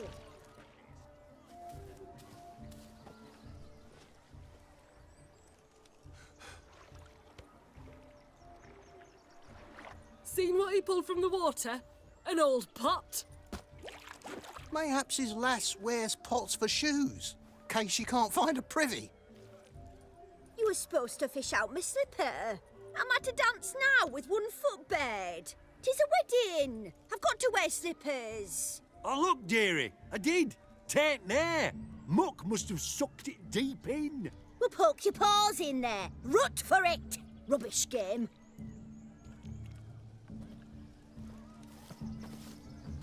What's all this then? They're playing slip in for a slipper. Never heard of it? Never. Us gentry folk have other diversions. What's the object? Maid tosses a shoe in the water. A man's got to dive in and fish it out. And once I retrieve it? Well, your maid'll be pleased as punch. Or it means you're a gallant beau. And awful handy. Is that all? No prize? Not even a kiss?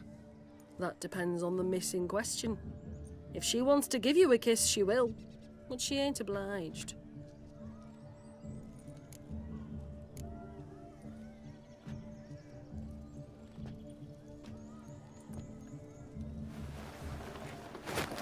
Oh my. Oh, there's more to come.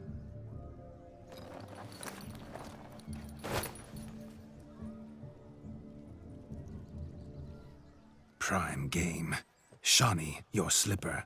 I shall prove I'd dive to any depth for you.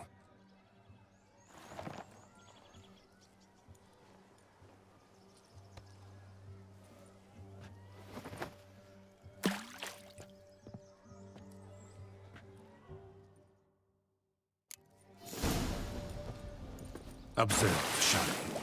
My eyes are glued. Seems to think it's slipping easy, don't it?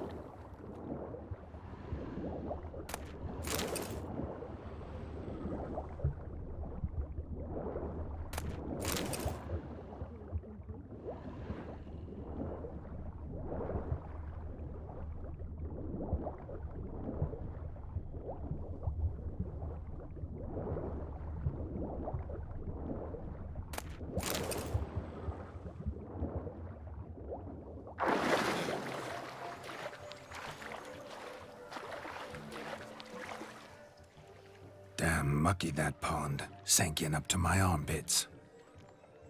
I see no amount of silt could keep you from my shoe. And all the other shoes overtossed in the lake.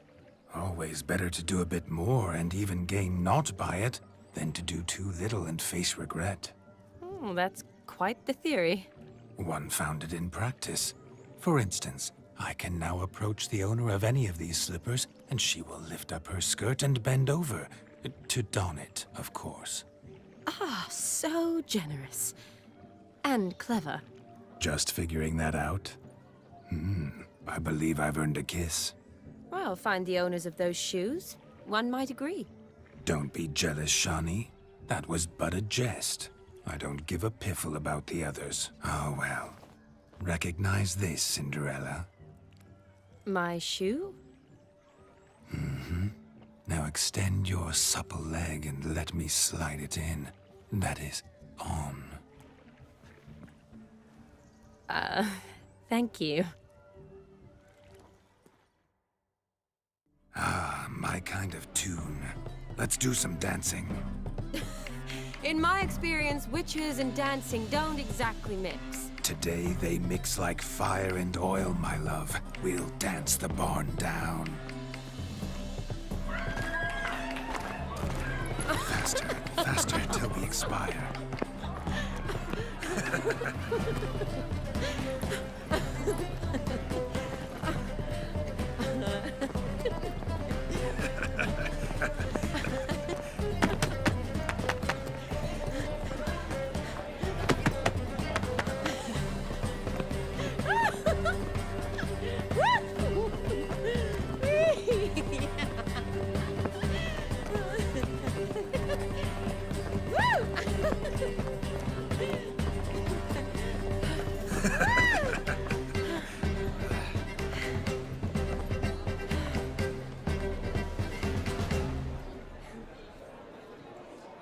And now, a special treat for our special guests.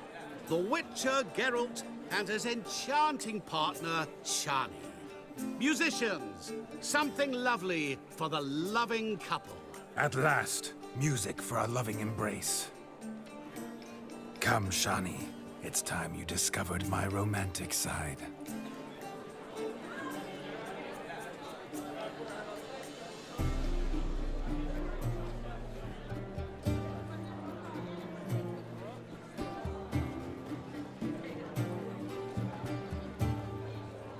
Oh, you're rather good at this.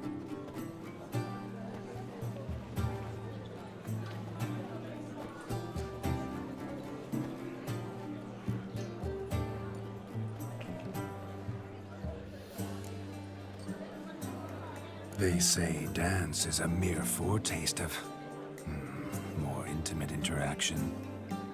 Who says this? I do, for one. I do wonder what you mean by intimate interaction. Oh, it's a fascinating process.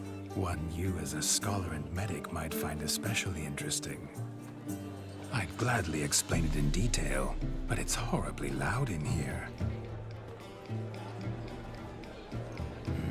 See the ladder? Leads to a loft. Surely there we'd not be disturbed while investigating the nature of intimate interaction.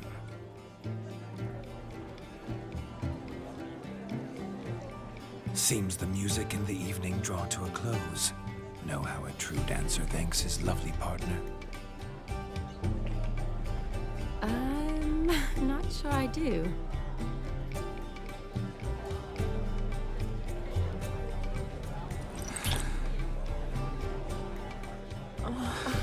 What are you doing? Have you lost your mind?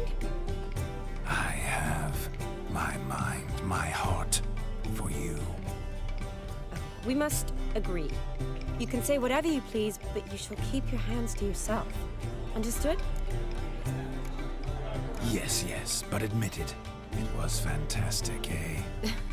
Is there anything you do that's not fantastic? The ladies loved my kisses, not to mention the other tricks I perform with my lips. Yes. We'd best not mention those. Could I talk to Geralt for a moment? What for? He'll have nothing of interest to say. The man's a drip. Please? Very well. See how I've reeled her in? Now don't fuck this up. Geralt, I'm curious what it's like when that ghost's inside you. Do you feel anything? Have any control? I feel everything. Don't have any control over what I do or say, though. Why do you ask? Because I wonder what it would have been like to dance with you. Just you. Can't say what would have happened. Probably wouldn't have danced at all. Oh, really? Shut up! Shut up! You'll ruin everything! At any rate, I wash my hands of all my actions till the stroke of midnight. I see. Happened to see the man who announced your song? Yes, he acted as though he knew me, but we've never met. I was surprised. Who is he? Gaunter O'Dim, Master Mirror. Wonder what he's doing here. Then perhaps you should just ask him. Yeah, he didn't show up without a reason. Need to talk to him. Consider that he might have simply been nearby and dropped in on a whim. Promise you this much. He never does anything simply, and certainly not on a whim. I was to make merry, carouse. Yet here I've stood the last 5 minutes, listening to you talk. I'm going back in. Better. Come, Shani. The night beckons us not to jabber it away.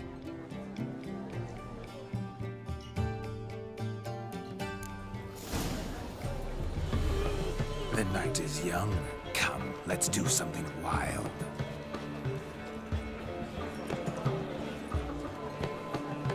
If I may, Shani, I'd show you how I cut a jig, nimble as a leopard. Don't let me stop you.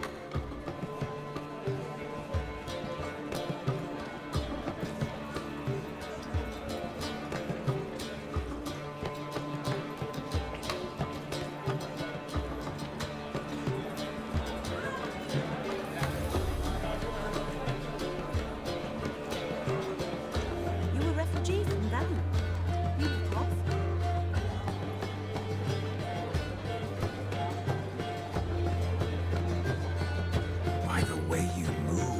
What charm, what grace. Thanks.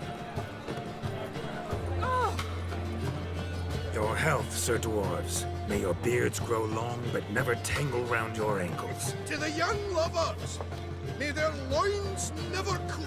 May they sire many a bairn. You must know, my dear ladies, that traditional gingerbread is not your ordinary baked good. Our gingerbread's naught but flour, honey, eggs and spices. I beg to differ, madame. You omit the most important ingredient in gingerbread. Time. What sort of balderdash is he feeding them? Quiet. If you listen, you'll learn. Time? What do you mean, time? An ingredient? Time gives the proper consistency. Time provides that ideal crunch on the outside, the delicious moistness within. So how much of this time does it take? That you will not find in any recipe. You must surrender to your senses. Let them lead you so close to time, you touch it. Let you sniff it, stroke it even. Time. Time is the key. Greetings, Shani. I must introduce myself. Gaunter O'Dim. My, what a lovely dress. The color suits you exquisitely. Thanks. I've heard a lot about you, but no one mentioned cooking. Seem to know quite a bit about gingerbread. Quite simply, I know a lot about everything. Is that so? What do you know about me? That you were ever the worst brother. That you envied Olgierd from your earliest days, and always wished to be just like him. Wait, you can see me? That is, me, Vladimir von Everek? Of course. Why ever wouldn't I? Because I'm in Geralt's body, the Witcher's, and... Just who would I be if the true nature of things remained hidden from me? Someone like you, meaning no one. I wouldn't want to get blood on my damsel's dress, but insult me once more and... You shan't touch me. I know you'd very much like to act like your brother in this situation, demonstrate how manly you are, but let's be honest, nothing will come of it. You're simply not him, no matter how much you wish you were. Rubbish. I never envied my brother. Of course you did. He was a shining role model. Olgierd ran faster, shot truer, lifted greater weights. Olgierd learned to read first, although you tried your damnedest to beat him. As you grew up, he had his pick of girls, whereas you made do with the leftovers. I apologize, Shani. I'm rather sorry you have to hear this. Stop fooling yourself. Shani isn't here for you. She's here for Geralt. Even after death, you still play the pale imitation. Oh, by the way, Olgierd's a much better dancer. You lying dog. That's my brother. I loved him. The question is, were you as dear to him as he seems to have been to you? He made a hero of me in death. In my last battle, in truth, I was far from valiant. 5 came at me. I'll not deny it. I fled. I hid in a cellar, yet they found me. Cornered me like a rat. But Olgierd told everyone I flew at all 5. Took them on all at once. Alone. I'm rather curious how you know all this. Olgierd visits my grave. Often. Pours a drink for me. Gets soused himself. And talks of the old times. He cannot see me, but I hear his every word.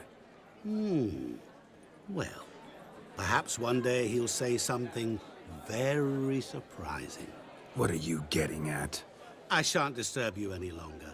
Have a splendid time, for time is short. Shani, I'm sorry, It's all right. That was...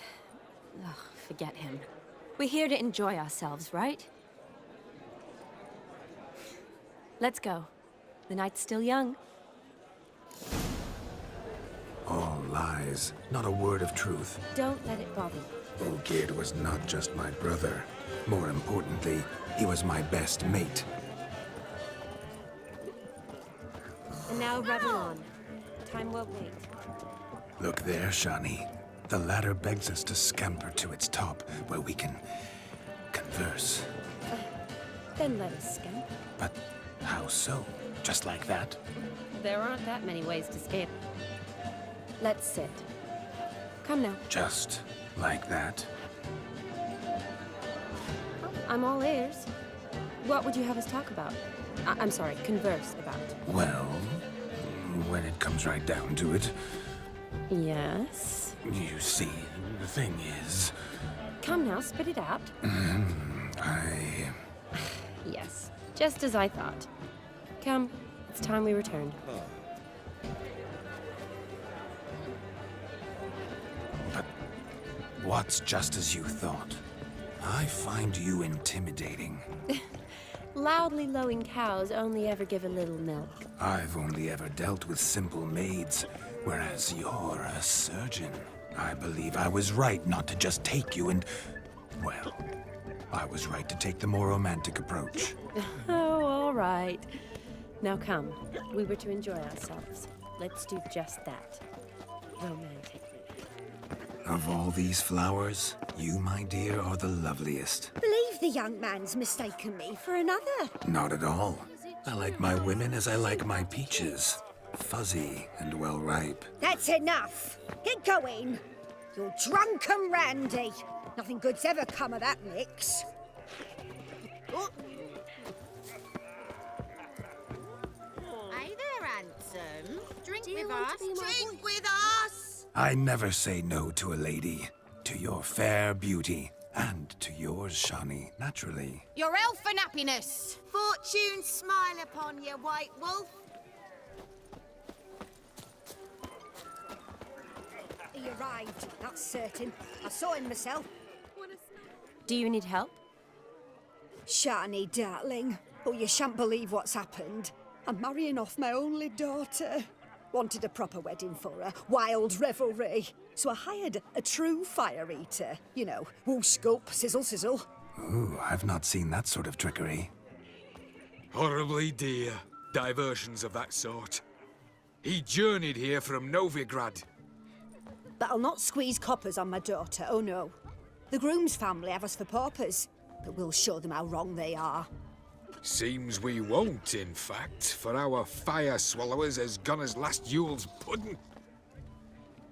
Groom's hound chased him off. That blasted demon. Ugh, they sure named it right. Calm yourself, Dumpling. Master Witcher's here now. Perhaps he can aid us. Before I can begin my witcherly investigation, I require guidance, clues. Tell me all you know, everything. Well, the fire eater arrived around noon. Ate his fill of food, not fire. Then went for a stroll to air some gases, he said. That horror demon saw him and started barking like a thing possessed. Why so? Haven't a clue.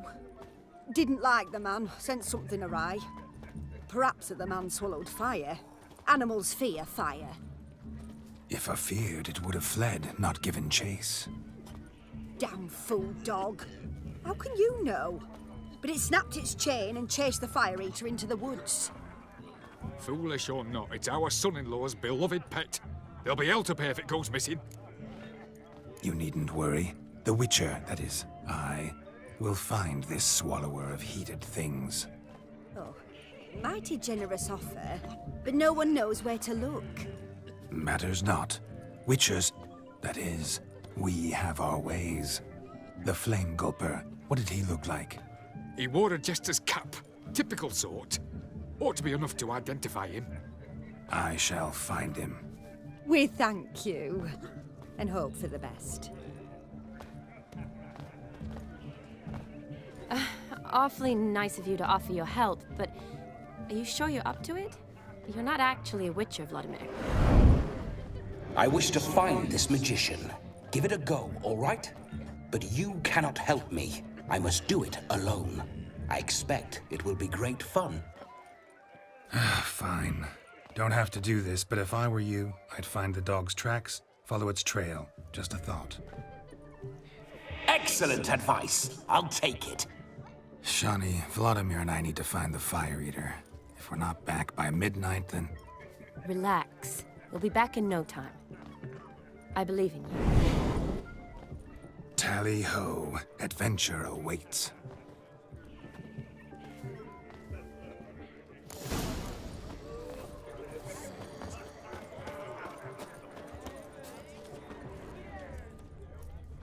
The hound tore its chain off the wall. Underfed, it seems. Or else the ash liquor really boiled the mutt's blood. Its bowl is chipped. Tried to devour its bowl along with its supper. Daft mutt. A bone gnawed so clean I've only ever seen two like this. One in an anthill, the other when I caught a hen after not eating for a week. A dog made these tracks true, but a small one. Yet judging by its house, Demon is a hulk, but beggars can't choose their tracks. So I shall follow these. More dog tracks. This Witcher business is a jest. I'm clearly on the right trail. Unless I'm not. Following some dog's trail? Not exactly how I imagined this wedding. Think I'll wait here. Wonderful, my juicy pair. I shall continue my travails while you rest. Shan't be long now. More dog tracks. This Witcher business is a jest. I'm clearly on the right trail. Unless I'm not.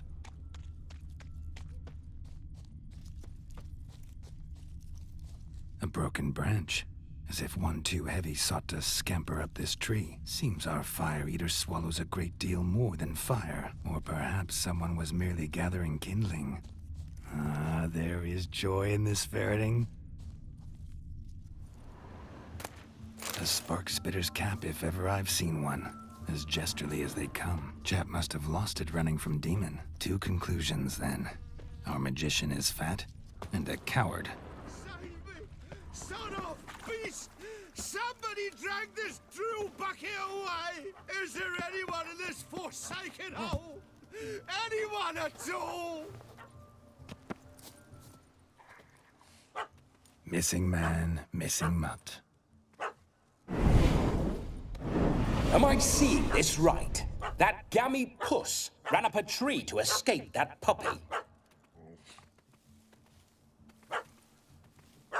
Guess so. You, get down. Oh no, no bloody chance. I value my life. What do we do?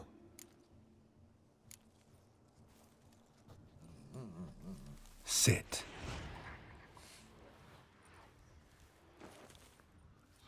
Now that is power. If I'd had that, the Horsons never would have gutted me. Make it do some folly. Roll about on the ground. That sort of sport. No. Oh, could you be any more of a bore? I'll do it myself. Roll over. Leave it alone. Were I to command it to eat its own tail, it would do so, right? Demon, doghouse now. Now what have you done? Why ever? Ruin my fun. Have it at the wedding.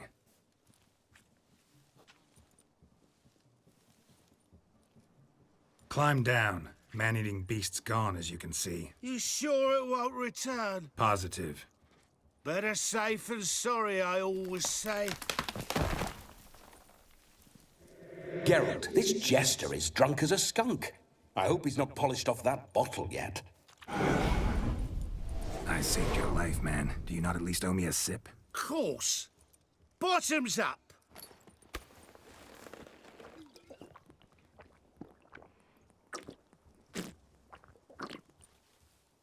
I say, cracking good mead. Now I understand why you wanted some private time with it. Fine mead, true. But I was fleeing an hound. Hound? But it was a monster. A furry, faggy devil. They chose a fitting name for it. You're a man whose trade is literally to play with fire. How can you fear a tiny runt of a dog? Was a monster! A demon! So you said. You're a stoneless coward, sir. That's that. Oh, beg your pardon. I'm not a coward. I'm cautious. Know what become of a fire eater who paid no heed to caution? I suppose he might singe his tongue. Guessed it. Settles that misunderstanding. Your cap, sir. Lost it running from that pup like a gutless coward. Ah, my dearest cap. Always brought me good luck it has. I'll wear it for every performance. You can forget about performing in your state. And just what state would that be? Look at yourself, man. You're a tramp, can barely stand, let alone perform. First off, that's bollocks. Second, I'm a fire eater, not a stilt walker. Standing straight ain't a requirement. Oh, you shan't pull the wool over my eyes. I know your type. Now, here's the plan. We shall head down this path till we arrive at the wedding. You'll have sobered by then. But... Silence. Do you know me, sir? When a nobleman speaks, you listen. You will stay close at my side. We will return to the wedding, where you will put on a show to make our honored guests soil their breeches from joy. Got it? Yes. Good. Then let's be off. Keep calm. Stay close. I shan't stray a step. Wild animals behind every stump in these woods.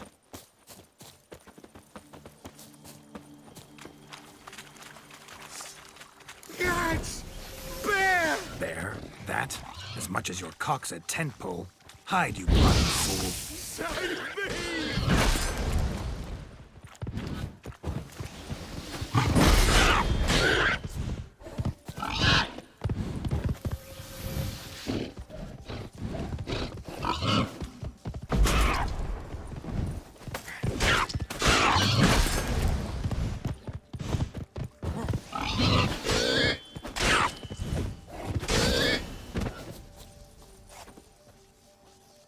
Another drifter in from Tibet. Tell me, are bears often boar-shaped in your experience? Got weak eyes, see?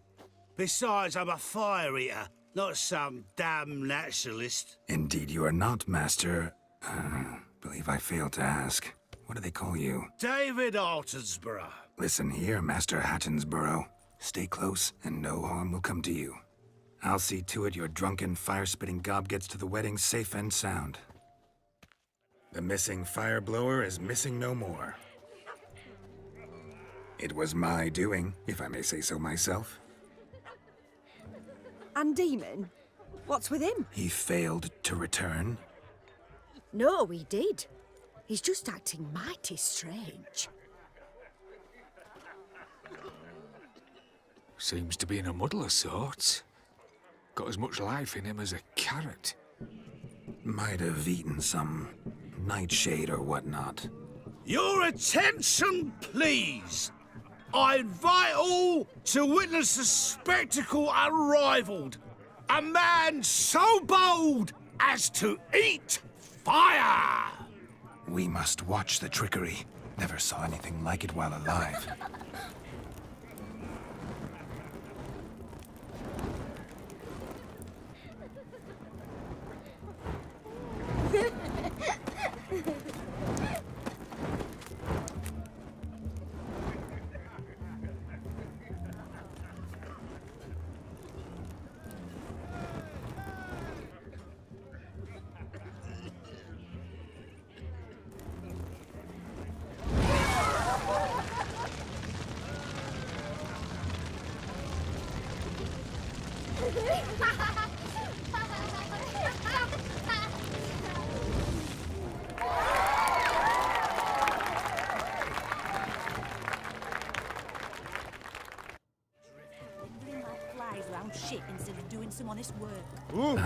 My first Witcher contract. Done. Fire Eater found. His ass saved. If I could live again, I'd be a Witcher for damn certain.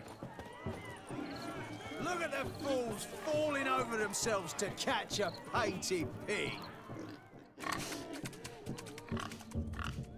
What sport is this?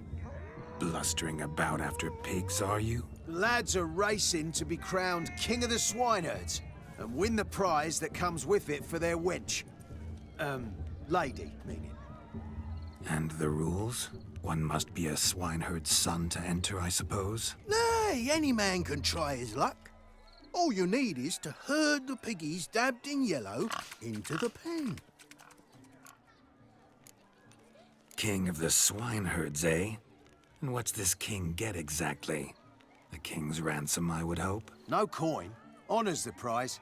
King gets a crown of laurels he pins to his saddle, rides about with pride that he's king of the swineherds. You mentioned some trifles for the lasses. Are they worthwhile at least? For certain! Lovely, every last one. Pretty as a painting. Win and see for yourself. Sounds like damned foolish nonsense. But why not give it a try? We'd be honoured. Get that cripple out of there! Couldn't chase his own wench into a bed, let alone a pig into a pen. Let the Witcher give it a run.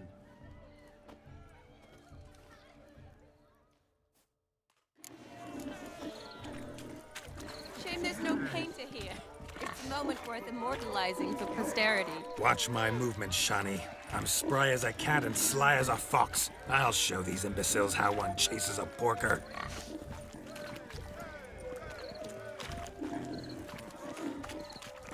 Come on, piggy. Got a nice and cozy pen for you.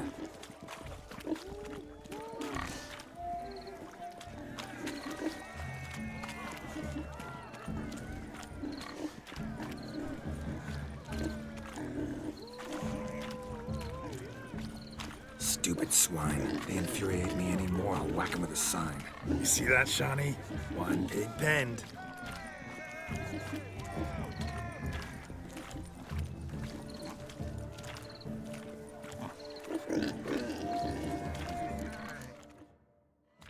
Feel foolish, peasants?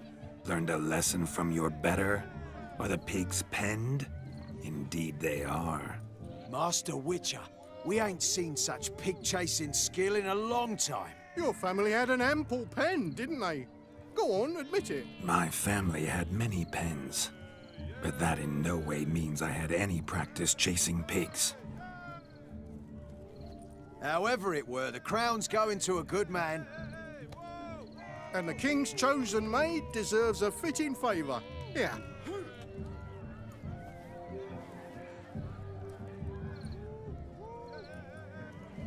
Just don't go hiding it in some pouch. Brandish it on your horse so that all folk may see.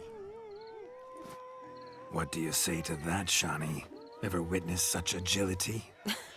You're clearly a natural at chasing pigs through muck. You were a joy to watch.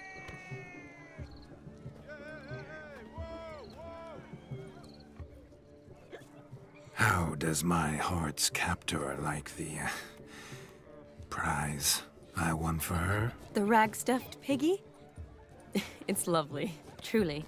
I've always dreamed of owning one.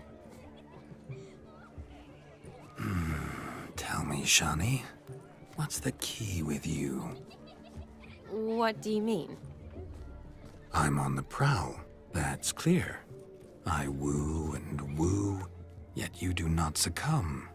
So I can't help but wonder, what am I doing wrong? Perhaps you're just not my type. Considered that? Rubbish. I'm every lass's type. Is that so? Prove it. With pleasure.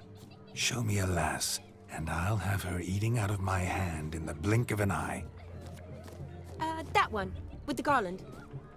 Splendid choice.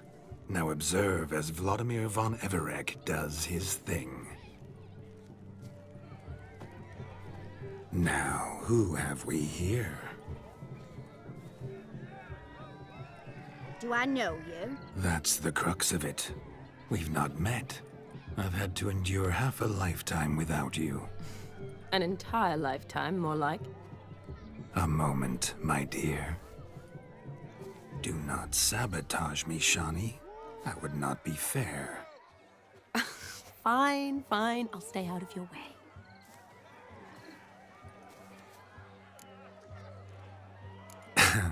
My sweet, you are no mere maid. but a marvel of nature. And now, at last, fate knocks at your door. But I don't know rightly. You needn't know anything. I know it all for us both. I shall make a true lady of you. Arm in arm, we'll grace the finest salons. Salons? But really? Actual salons? In Novigrad? Then how? In Novigrad, Oxenfurt, why, in Kovir as well. Wherever you wish. Let's make haste to the barn. There, everything will be made clear. Lesky, step away from the man. Who the devils are you? We're the Mrs. Brothers, and we swore to our da on his dying day we'd keep those of your ilk far from her. You shan't keep me from anything, filthy hayseed. Lads, mutants calling us names. Stand down, swineherds, or Lord Witcher will give you a bloody mighty drubbing. Now, where's a plowing fence board when you need it? Show us what you got. Hot damn, boy. You needn't ask me twice.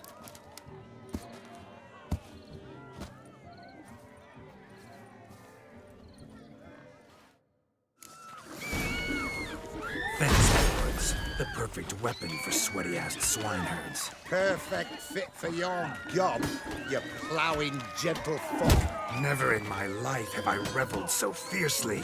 Step up. Who else wants a shave? Had enough, peasant spawn? Thought yourself a match for a Von Everett? A Witcher? Away with you. Begone. I've tired of looking at your slack-jawed yaps. Where to, my love? I was to turn you into a lady. Geralt, you must explain I was not at fault. They lunged at me. Well, go on, chase her. In your dreams. There it is. You fucked up. She's gone. Is that how you woo the ladies? You always that charming in life? It worked. More often than not. Listen, tongue and fists on a leash from now on. Have your fun, but don't beat the wedding guests. With my hands. Fine. I shall try. Uh-oh. Shani approaches. Unlikely to be happy, eh? You made this mess. You do the explaining. Oh, all right. Your methods... quite unusual. To woo a woman by beating up her brothers. Creative. Wonder what else you have up your sleeve. My dear girl, what don't I have up my sleeve? I'd gladly demonstrate. Perhaps behind the barn? I think you've demonstrated enough. Let's just enjoy ourselves, all right? You don't have all that much time left. Your wish is my command, milady. I'd never deny a maid so fair-featured. Off we go.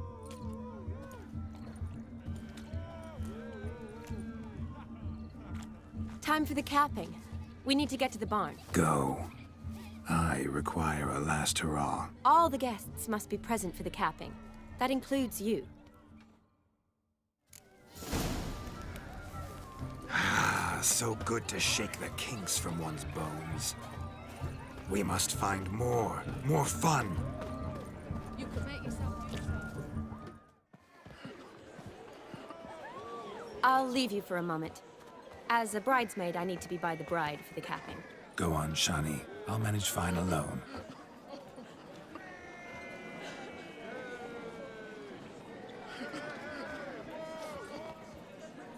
Ladies and gentlemen, this night I've tasted of life's delights so fiercely, I've decided to make a speech. Geralt, there's no need. No need? Why, there's every need. Till now, I'd always considered peasant jollities unworthy of a gentleman. For tell me, who among you would rub shoulders with swineherds if born a noble? I delighted in the beauty of buxom farm wenches, of course, and indeed still do. Given more time, I'd prove this to each and every maiden here. Farmhands are a different story. Never took any note of them. Had one or two groom my mounts. They did this well, but were never worthy of conversation. Nay, not even if you paid me. For one must live by certain principles, am I right? But this day has changed all. Beneath the muck and dung, a peasant is a man. I understand this, thanks to you. You've still shite all to talk about, but I don't mind anymore. For this, I thank you, and say, you are well loved. It's almost midnight. Time for the capping. Wait, I'm not done. Oh, yes, you are. All the maids join in the capping. You're a maid too, Shawnee. The midnight chime has struck. The capping times are come. What thoughts in young hearts prance? What dreams make young blood run? Be they nice, be they vice, of jestily or lordly stance, out they'll come in this hour's dance. Toast the lovely couple and give them a few weeks, and we'll toast the lovely bed with its pale and puffy cheeks. Don't you mind our song? We don't sing to be unkind. We sing so we can empty yet another stein.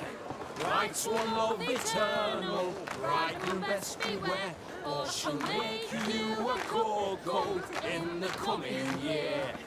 What's the groom a-thinking? A storm upon his brow. Must be second guessing if you'll get that cow. You'll get the cow, lad, the bull, the calf, the hay. So drink and be merry, 'tis your wedding day. Our tradition holds. Whoever caught the garland shall be next to wed.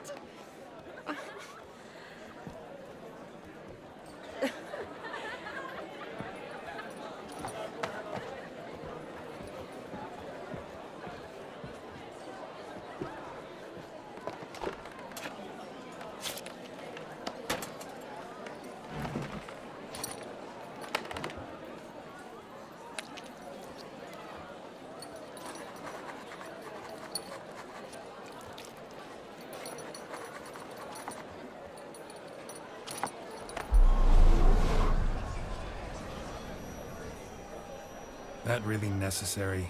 It came rushing back in a torrent. How we caroused at Olgierd's wedding. I couldn't resist. Had to pen a few words. Will you give him the letter? I will. Thanks. You're a good chap, Witcher. Dull as dirt, but good.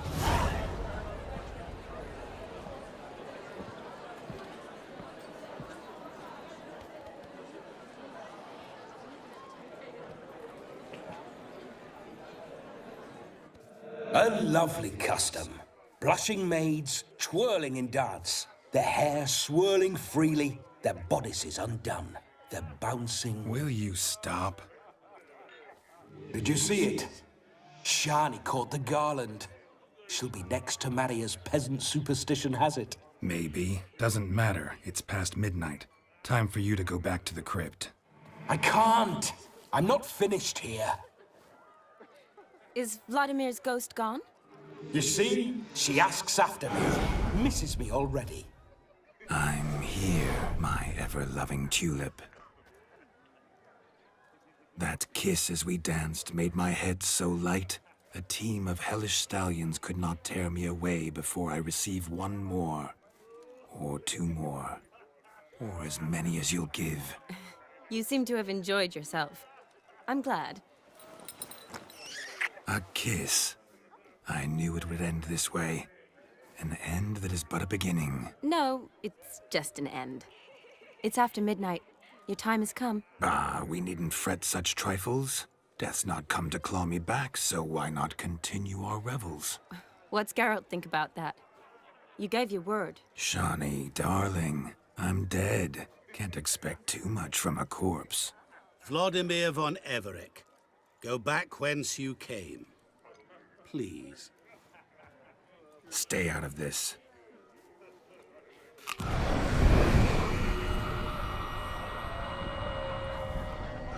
Stop! I beg you, stop! Get ye hence, or I'll take you with me, and your mouldy crypt will look like paradise in comparison. The choice is yours.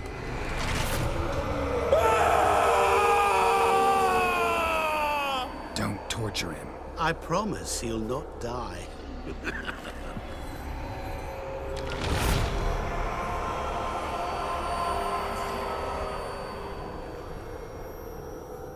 Gods, what is this?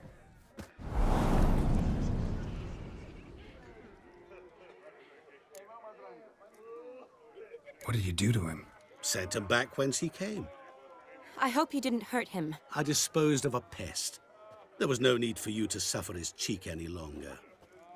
Geralt had finished his task, you see, so... Yes, I know. As soon as he finishes one task, he needs to rush off to the next. Who knows? Perhaps this time will be different. I saw you looking at each other, and it just so happens I also know the history you share. You do? How? Shani, darling, would you ask an eagle how it knows how to fly?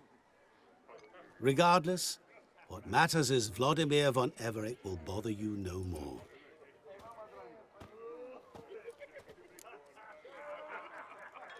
Should get back to Olgierd soon. And like that, it's over. Huh. Here, I thought I might get some more time with you. Silly, wasn't it? Wouldn't say that. Never mind. I should find Aldona. I am her bridesmaid, after all. Ah, there it is. The face of a man who's failed to understand a woman. You understand her? Of course. Women are simple. The problem is that men are hopeless fools. Your friend will now make a show of being hurt, pick her some flowers, or bring her a drink. She'll get over it in a snap. Rather manage without your advice, thank you. She cares for you.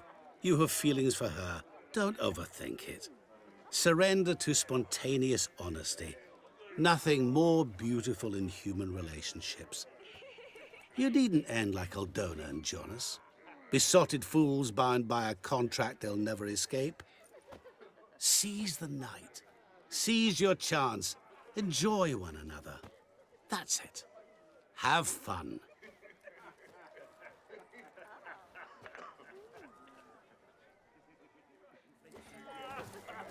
A Rowan. Shani mentioned she used to weave the berries into necklaces. Pretty, I guess. Thing is, will it cheer her up? Fine, I'll pick some. Becoming quite the romantic.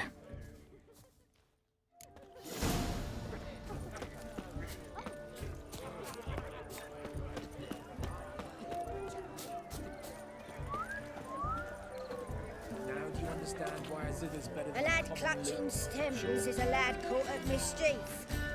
I never think to offer blooms, lest their stones are in a vase. Still here? Thought you had to meet Olgierd. You and I see each other so rarely. Figured Olgierd could wait till morning. Smile, Shani. You remembered I liked the Rowan. Remember a lot of things about you. Wedding's still in full swing, but your face, I'd say you were at a funeral. Why so sad? Sad? Not really. It's just...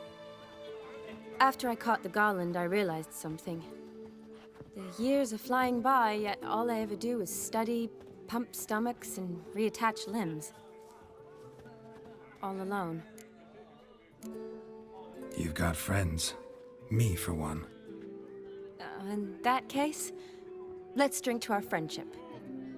To friendship.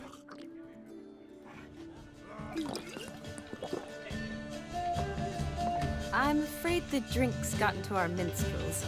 Horribly off-key. Let's go for a walk. Good idea.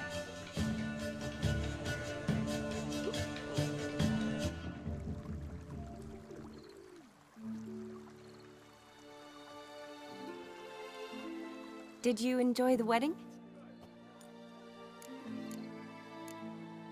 Not exactly my idea of a good time. What is? Time I spend with people I know. You know me. True. And now I'm starting to enjoy this.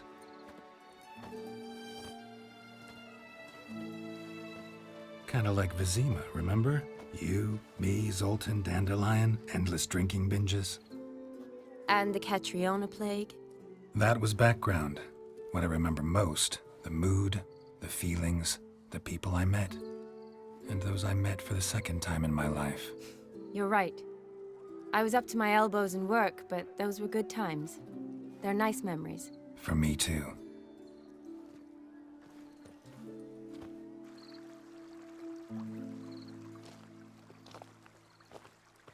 You needn't worry about our finances, sir. My workshop, business is booming. Good. I'm relieved to hear it. See, coin's tied to Torrent, but don't tell the old battle-axe. She'd be furious if she learned to let it slip. Never you worry, sir. My lips are sealed as the grave. Us menfolk need to stick together. Sir. Enough of that. I'm Vassy. But you can call me Dar. Oh, thank you, Dar. I feel honoured. Let's drink on it. Seems the families are bonding. A bride's father and his son-in-law? Stiff at first, but add drink and they bond or slap each other silly. I was afraid the wedding wouldn't happen at all. Mean the differences in wealth? Mm-hmm. Jonas's family didn't consider Aldona worthy. Clear they love each other, though. Parents usually give in if that's the case. Oh, I don't know. My mother would never accept an unfit beau, even if I insisted I loved him, had chosen him. What kind of beau's unfit? So far, every kind. You only ever bring home fiddlers, jugglers, and witchers?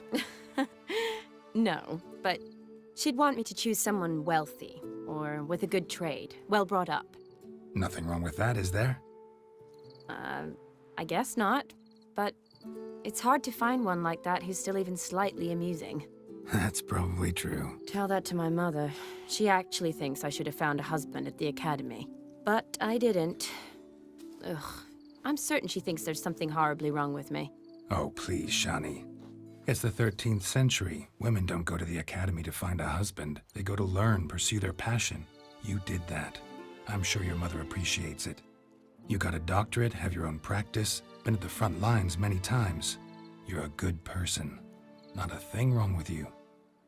Really think so? Really.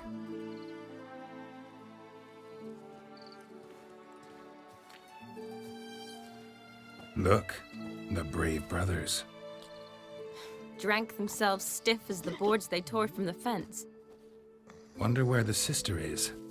Couldn't protect her from a cheeky 4-year-old in their condition. If they hadn't intervened, you'd have gone for a tumble in the hay with her.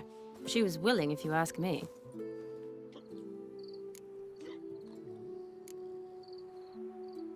I couldn't have done anything, sadly, but somehow I think I would have survived. I think so, too.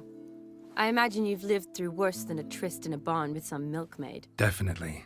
A tryst in a barn would be a much more pleasant experience than a fight in a manticore's den.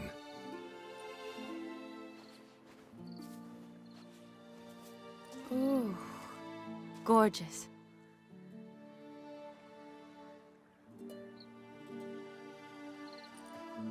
Been thinking about that kiss. What kiss? The one Vladimir planted on your lips, with my lips. Just wondering if it would have felt any different without him there. That I cannot tell you. Only one way to find out.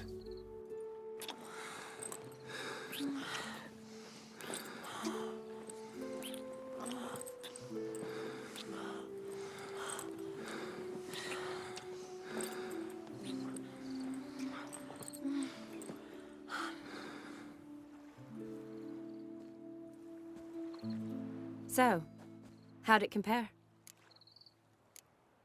Honestly, completely different. Better or worse?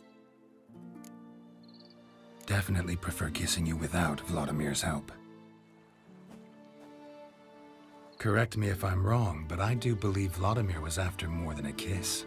Said so openly, in fact. All true. He was very direct, I'll give him that. Which, on occasion, has its advantages. You're right. Can save a lot of time. So, how do you stand today, Geralt? Have some time to waste with me? Or would you rather go back now? Not going back, but not about to waste any time either. Gonna use every minute wisely. And I aim to be direct. Even more so than Vladimir. Sounds interesting. Interesting is what interesting does.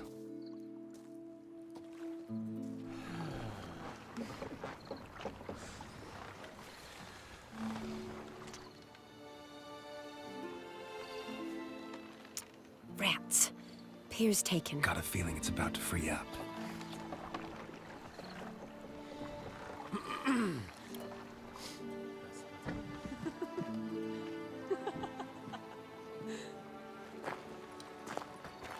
How did you know? I'm clairvoyant.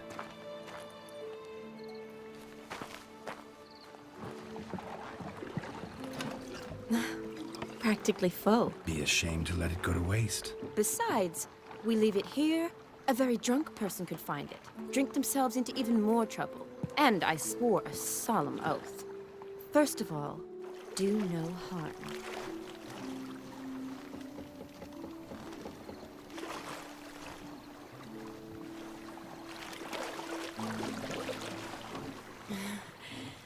Row me to the moon. Gotta fly to get to the moon. You're dead wrong. Look, it's right there, in the middle of the lake.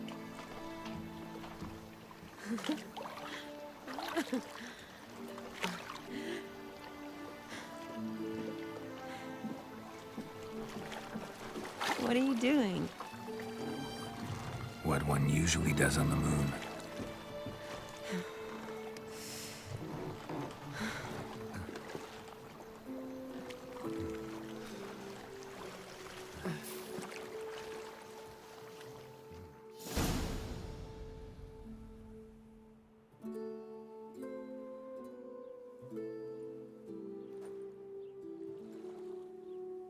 Awake already?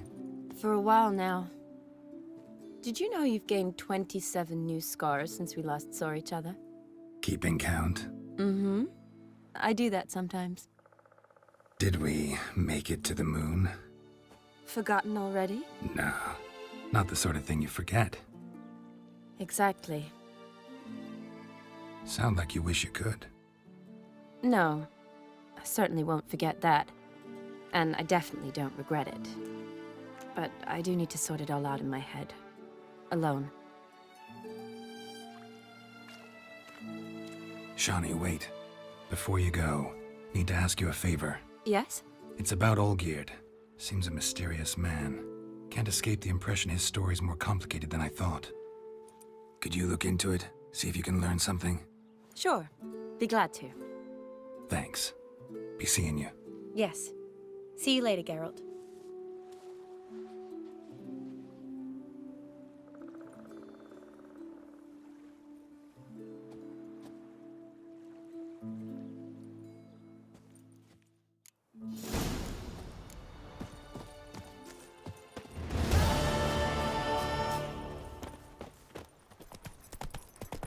Something bad happened here.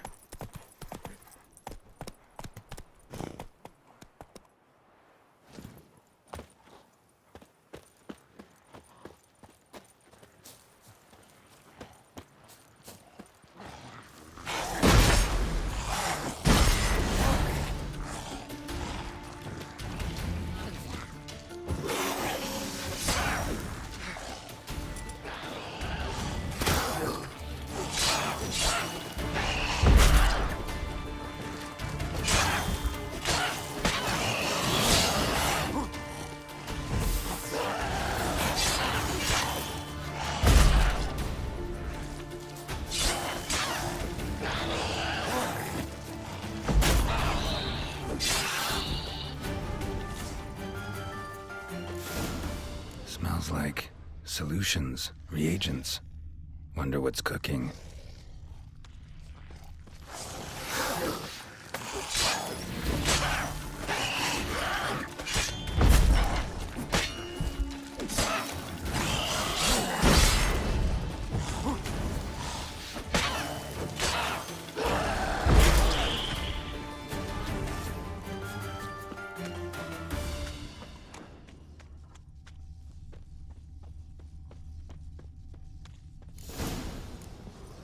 Smells of...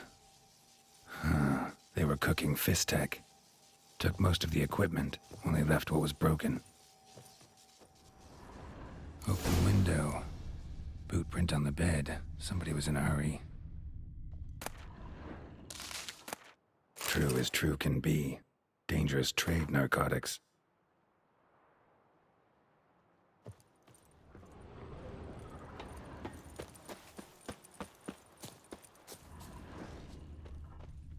Footprints. Uneven. Someone ran through here.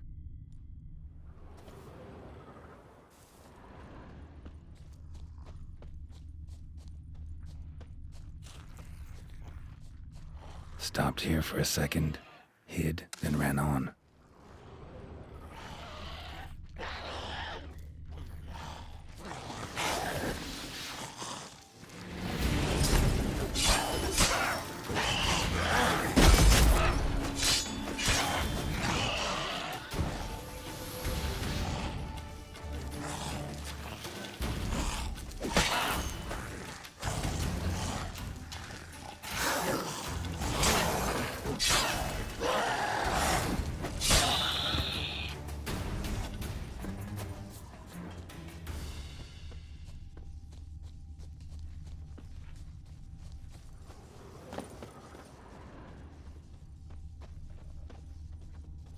His forehead.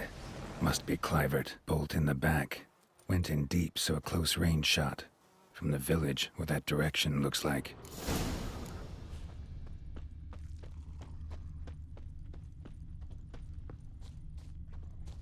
Crossbow bolt and footprints deep. Shooter must have been wearing heavy armor.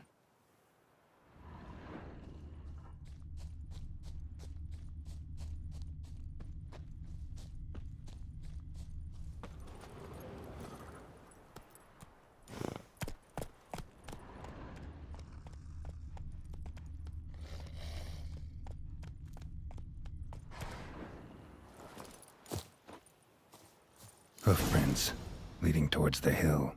Someone's still there.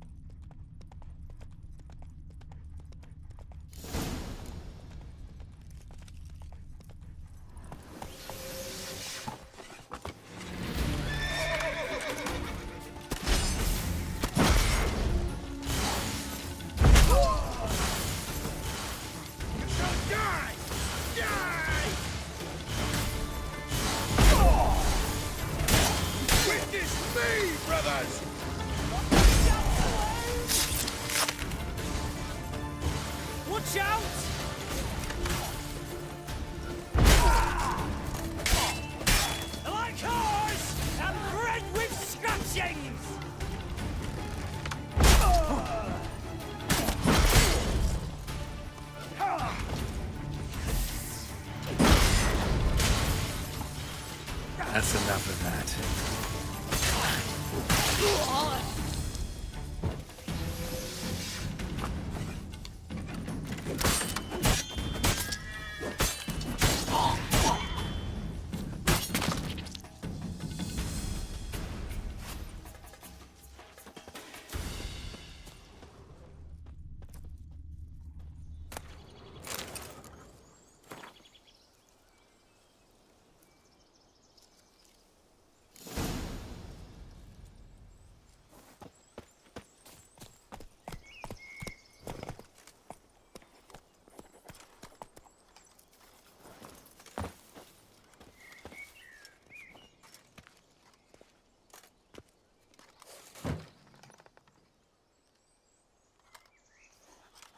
What's this?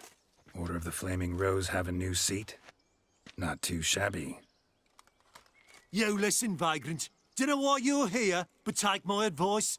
Go back to wherever you came from. So, why are you still standing there? I need to smash your plate in?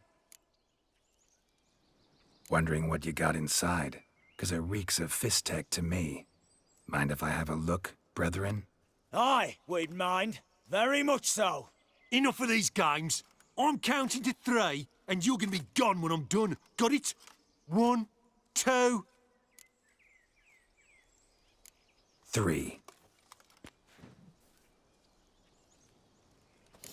Shall be over soon. Here, Witcher, Witcher. How long you gonna make me wait?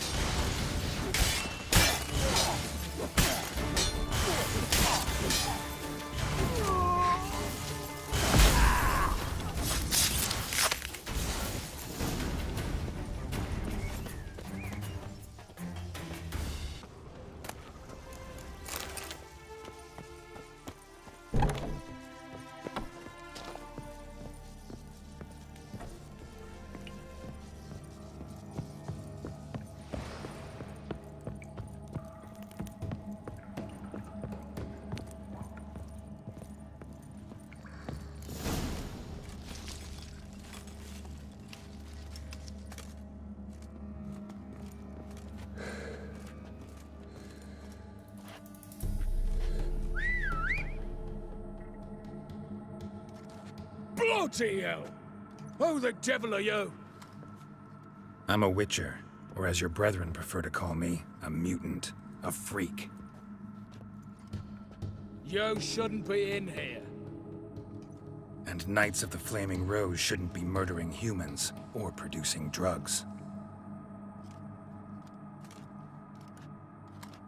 True. We shouldn't. We're supposed to defend the downtrodden. Spread faith in the eternal fire. But Radovid tricked us. He broke his oath, sent our brethren to the front as common grunts, and once the mighty order was bled dry, he disbanded us. Took our lands, confiscated our domains to finance his war. The brethren who didn't object were appointed mage hunters. Those who took umbrage dared to stand up to him.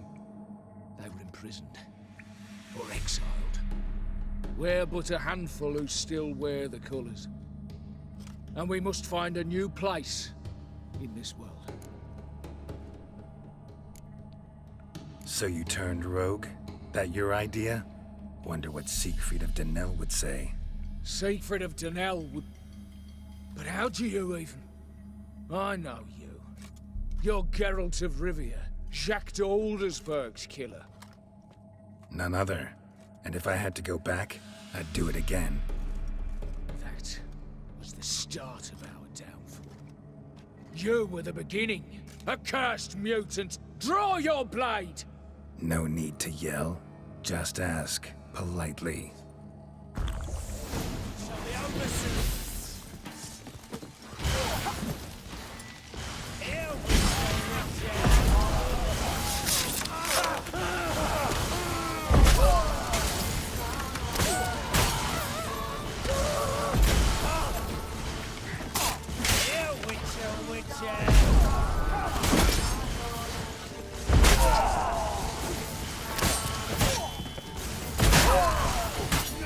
That's enough of that.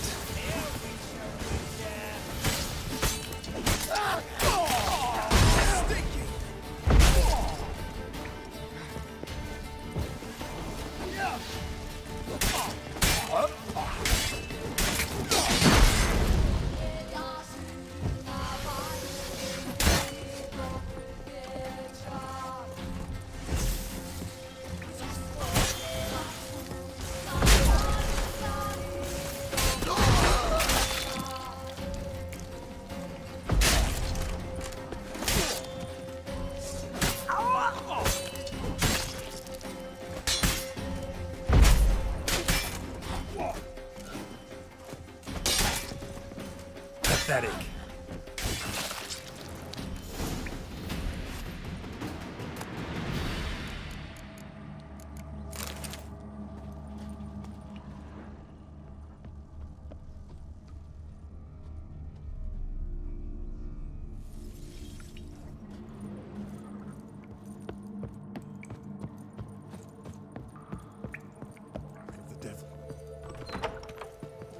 Hey, Witcher! My valor stands on 3 pillars.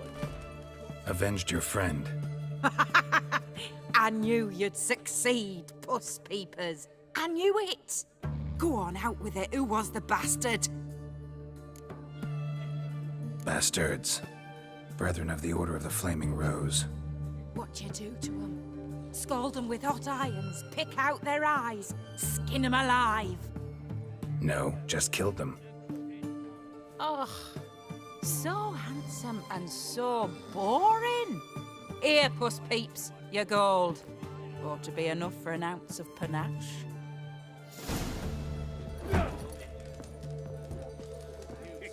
Erin's got to turn and mix from time to time. What are they doing? Playing. Overgrown wains, you see. Have you any children, Geralt? None.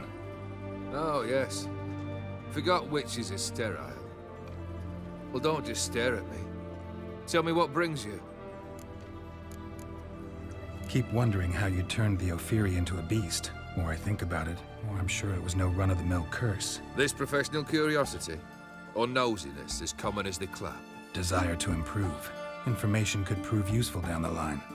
In the future, you under the delusion you'll complete your tasks, live happily ever after. Remains to be seen.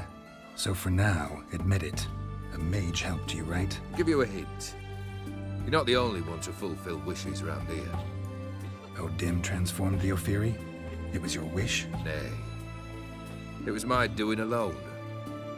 But you're right. It was no ordinary curse. Though I'll say no more. A curse I uttered in a moment of rage, with no thought to it actually taking hold. Tell me, how'd you meet the Ophiri you turned into a beast? Aren't you a nosy one? What's it matter? You like to talk about yourself. That I cannot deny. Ophiri was a Dauphin on a voyage through lands unknown, to learn of their cultures and customs. He fell for a lass. As it happened, this woman was already important to me. But at the time, I was naught compared to a noble from a foreign land. So her parents promised her hand to the Ophiri, though she loved me. If you'd only seen his feeble attempts at charm. When she asked why he travelled disguised as a common merchant, he said he was like the frog from the fairy tale. One kiss from her, and he'd turn into a prince. Wanted to be a frog. Became a frog. First time I've seen a saber like that. What's its origin? A fear. It was a gift. Any soft-armed craven can hang a blade from his belt, prance about feigning danger, but my saber's a promise. If I reach for it, heads will roll. Mere sight of it quells the urge to duel in shavers eager to face Olgierd von Everec, the infamous outlaw. My medallion seems to think it's magic. It thinks, eh? And I think you've never seen a better weapon. Your band. Chosen some interesting specimens. Interesting? How so? Common carousers and roughnecks. Every last one. Where'd you dig them up? Some have been with me ages. Others I gathered on the road. And a few found me themselves. They're company for drink and sport, at least. And ever since I began travelling with them, my old enemies have sat quiet as moles. You ever play Gwent? An immortal demands you fulfill 3 wishes, and you've the gall to propose a round of Gwent. Afraid to lose? No problem. I'll find someone else. Believe that's the worst wind-up I've ever heard. Lay out your cards. Shite. Not much I detest more than losing.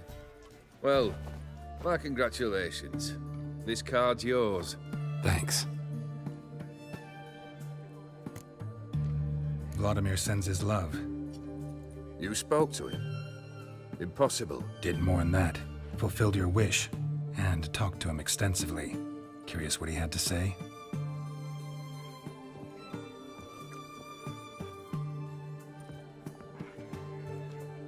Fulfilled your wish. Your dead brother had himself one more day like those of old. Very easy to say. But have you got any proof? I do.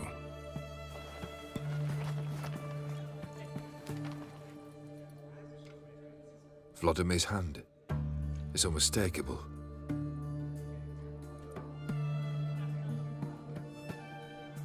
You've done well, Witcher. Is that all? Or have you something else? Gonna work on getting you Borsodi's house next. Best of luck. Enjoy.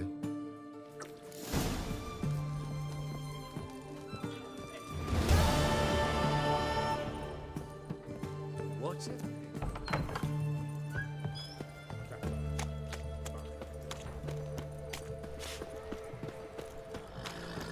Why don't they play the one about? Private Kleiner, I remind you.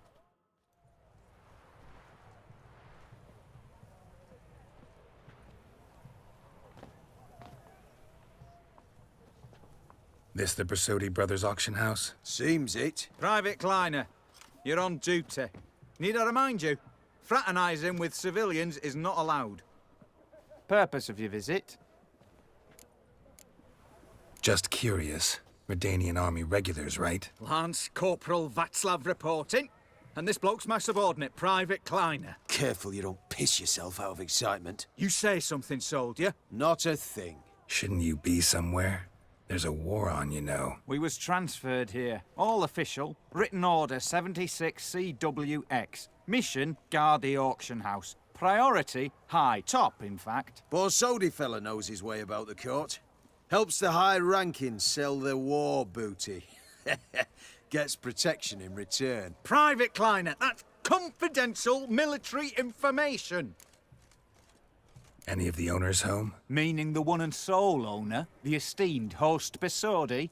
Aye, he is. Need to talk to him. Order 76 CWX is clear. Auctions only open to folk with invitations. Writ out in their names, plain and simple.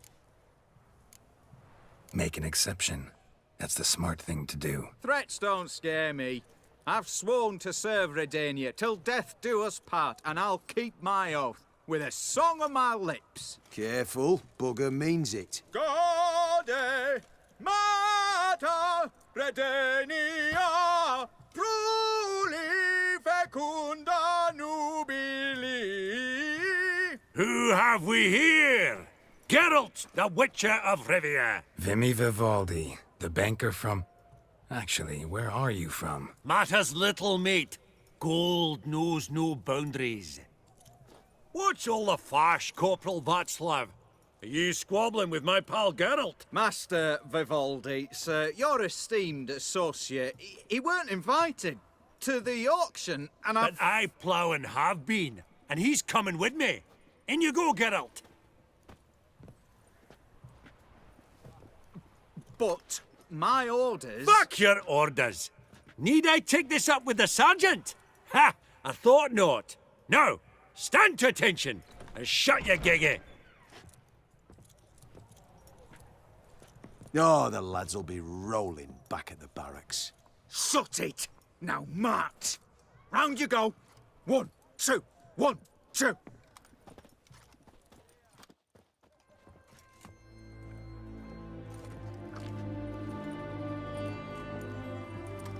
Appreciate the help.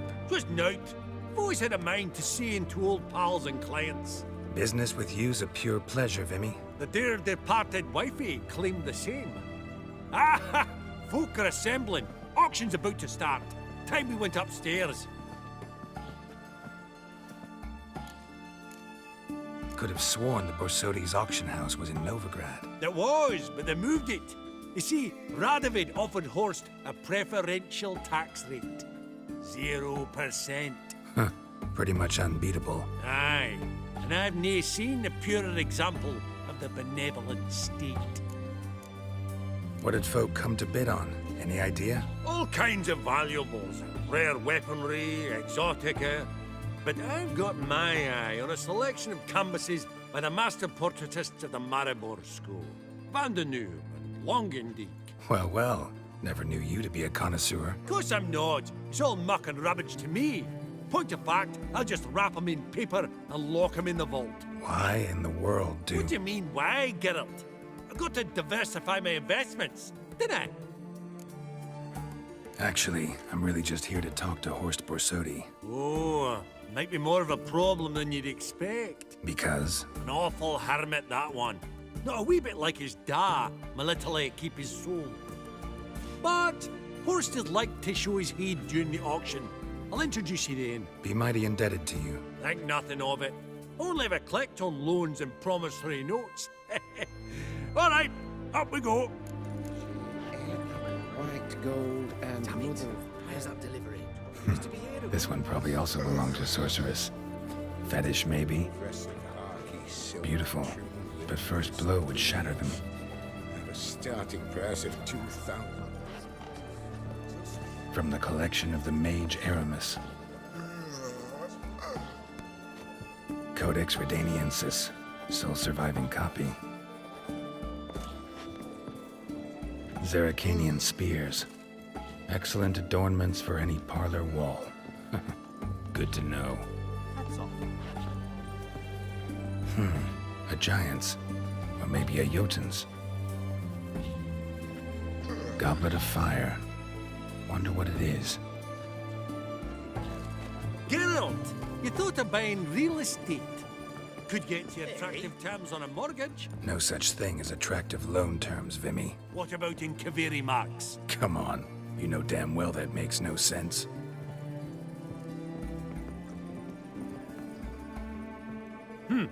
Auction won't start for a time yet, it seems. Vimy, this is a banquet. Aye? And? I detest banquets. Vacuous conversation, food portions fit for a mouse, drinks that taste like piss. Ah, it won't all be bad. Let me introduce you to some of my most interesting associates. Old hen there is Countess Mignol. Wager you'll have plenty to blather about with her. Prek in the corner's Hilbert. New coin, that one. Came into a right fortune playing Gwent. Ah, there's Yaramir, art dealer. A purer snob I've never known. But he knows paintings like no other. So, ready to chat someone up? It's not fitting for us to stand here like knobs.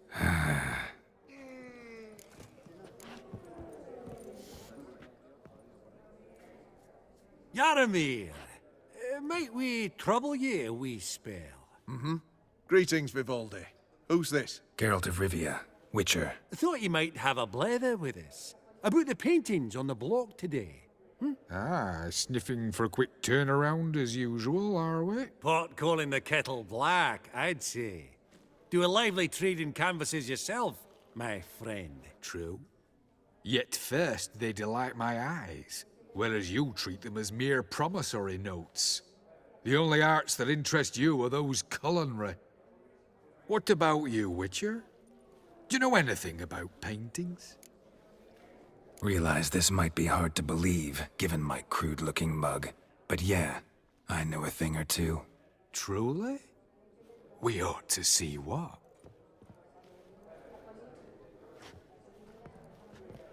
Do you know our friend Vivaldi is in possession of 5 canvases by Van der Nobe? Yet he cannot distinguish them from landscapes at 5 crowns apiece. I shan't pretend it's otherwise. Yet for you, my dear connoisseur Witcher, that should present not the slightest problem, so do tell which of these is the handiwork of Edward van der Nobe, the master from Maribor.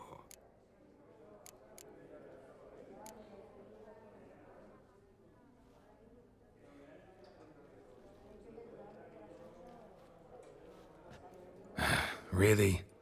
Merchant with the pearl, no two ways about it. My. Who would have thought? Might I have a word in private?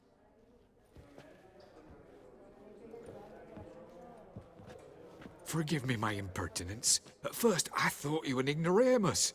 Vivaldi's equal. I feel I should apologize and atone, so I shall tell you a secret. A Van Rohe is due to appear on the block. The painter's unknown largely, but has a fierce admirer in Marcus Hodgson, a bookseller, has his shop in Novigrad's main square. I wager you'll sell him the canvas at a tidy profit. Thanks. Oh, think nothing of it. Now, please excuse me. My friend's beckon. So, what did he tell you? Nothing special. Truly? Huh. Shame that. Alright, let's go. Ink spot upon ink spot. Sheer number of them's doing me heed in. But it's got a lovely frame.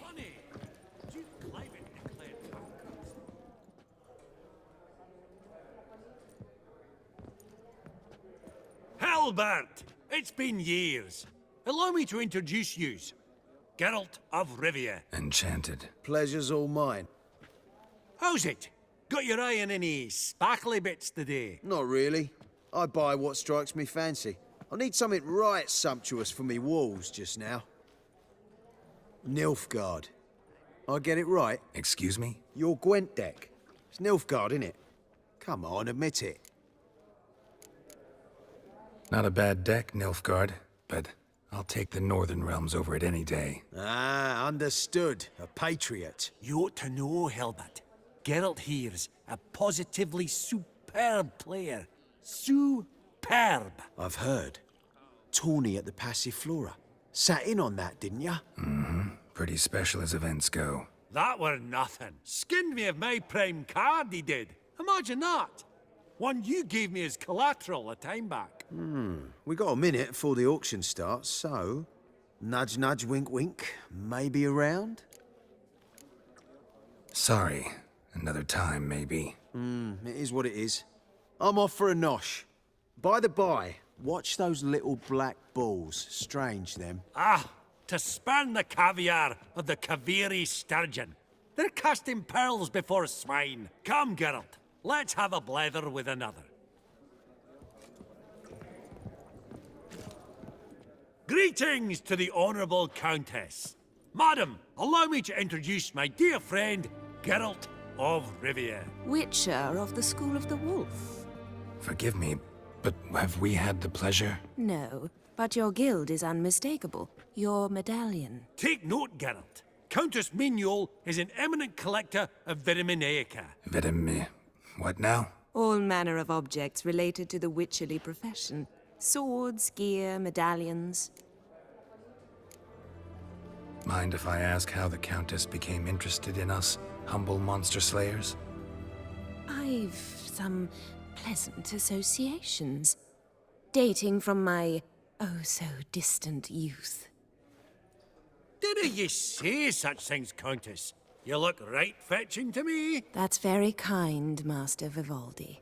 But apart from my Veda Maniaca, I also own a number of mirrors. Your most prized piece, what would it be? An armor element. An antique. School of the Wolf. From 1234. Classic. Is it up for sale? I fear not. It's a memento. One of great sentimental value. But perhaps the Countess has got other Witcher curios she's willing to part with. Or acquire. Perhaps he could trade. I'd charge 5%, a modest transaction fee. Vimy, never seen anyone so good at laying their mitts on coin that clinked within earshot. But what the hell? See if we can't make a deal.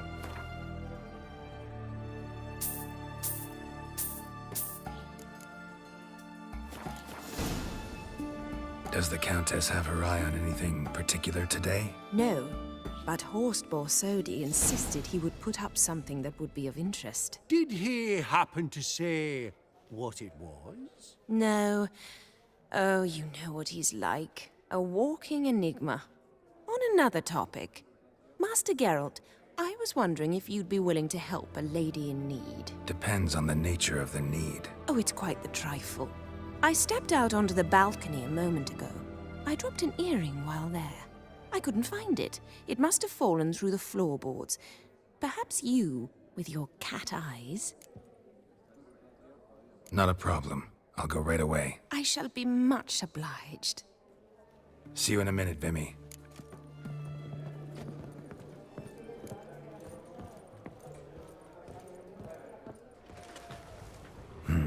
Some spilled wine. Nothing else.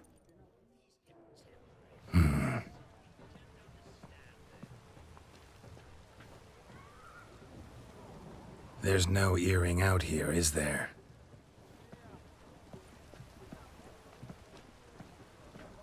None. Maybe the Countess would care to explain what this is about, all jokes aside. Forgive me. God, this is so embarrassing. Do you know Vesemir? He was a tinge shorter than you, wore a mustache. Do I know him? Man taught me everything I know. What? How is he, if you don't mind my asking? Don't mind at all. But before I answer, I also wouldn't mind knowing how you knew each other. Oh, I've told no one.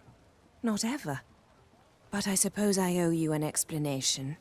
It was the winter of 1234. A beast prowled the streets of Oxenford. A fleder, I believe. A contract was issued, a notice posted, and a witcher appeared. Vesemir. Of the School of the Wolf. He came through our estate, tracking the beast. Our eyes met. Something sparked. I wrote him a message, asked my governess to deliver it. He visited, under the cover of night, night after night. On one such occasion, my father heard something. Vesemir had to flee. So quickly, he left behind his gambeson. Ah, the first piece. The start of your collection. Yes, but also the end of our love. Father had an arrest warrant issued, then quickly married me off. I was fortunate. My husband died young, leaving me a sizable fortune. And thus, I have lived on memories.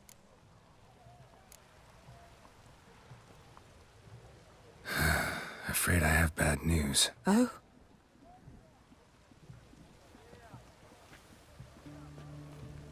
Please tell me, did he at least die like a witcher? No. He died like a hero. There is that. I thank you for tolerating a decrepit madwoman so elegantly. Please don't say that. I am old and I am wealthy. I may say what I please. And now, be so kind and leave me to my thoughts.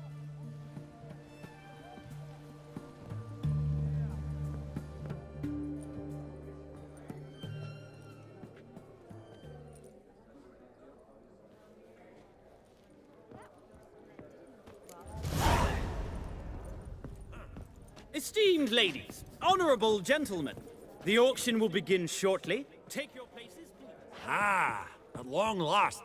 Come with me to the fore. I won't see much elsewise.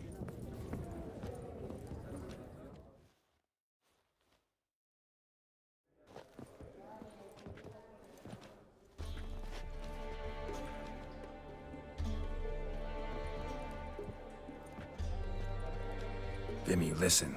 Forgot to ask you, how's this auction going to work? They'll bring out 3 lots to start with. Once they've sold, or not, there'll be an intermission. Horst Bosodi will probably appear then. That's when I'll introduce yous. Counting on it. In the meantime, have you got a budget? You prepared to bid? Of course I will. Went to the trouble to sneak me in here. I'd be an ass not to take a stab. Ha! Knew the bug'd get you. Esteemed ladies and gentlemen, welcome back. I hereby open the auction. Ladies and gentlemen, lot number 1 is a brass figurine from the collection of the infamous Count Romilly. Rumour has it the figure harbours a treasure inside. A rumour one may prove or disprove solely by destroying the beautiful bauble itself. Starting price? Quite the bargain at 50 crowns. Any advance? With Master Hilbert at 100. To Countess Mignol, now at 150. Do I hear 200? Might I have an advance? The white-haired gentleman enters a bid of 200. Do we have 250? 200 once? Twice? Thrice? Splendid! Countess Mignol bids 250. Do I hear 300? My, this is lively. I've 300 going once, going twice. Do we have 350? 300 thrice, and sold to the white-haired fellow. Lot number 1, the mysterious brass figurine. Proceeding now to lot number 2. A canvas by the young Novigrad artist Van Rohe, Starry Night over the Pontar. Charming piece. Truly a bargain at 20 crowns. Ladies and gentlemen, 20 crowns, it's practically naught. Yes, the gentleman with the cat eyes, at 20. Do I hear 30? 20 going once? Going twice? Going thrice? Sold! Van Rohe's Starry Night over the Pontar to the gentleman with the cat eyes. Lot number 3, ladies and gentlemen. A true rarity, scarce as hen's teeth. Spectacles. A frame of gold, mountain crystal lenses polished by the tiny dexterous hands of the gnome masters. Once the property of the famed hired assassin known as the Professor. Starting price of 200 crowns. Anyone tempted? Gwent Maestro Hilbert offers an advance of 50. Do I have 3? My, haven't we livened up? 300 from Yaromir Ivanovich Zaitsev. Going once? Twice? Incredible! With the white-haired gentleman now, good folk, at 350 crowns. A generous offer indeed. Any advance? 350 going once? Going twice? Sold! Invaluable spectacles to the white-haired gentleman. Exceedingly glad they'll be useful. May they serve you well, sir. Oh, the excitement. With the 3 lots behind us, we'll go to an intermission. Amenities abound. Please partake. We'll resume shortly.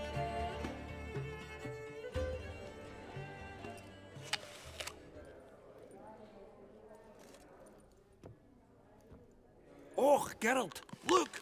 Horst Bosodi! Come on, before some other cocksuckers steal him. Just, well, don't expect a warm welcome.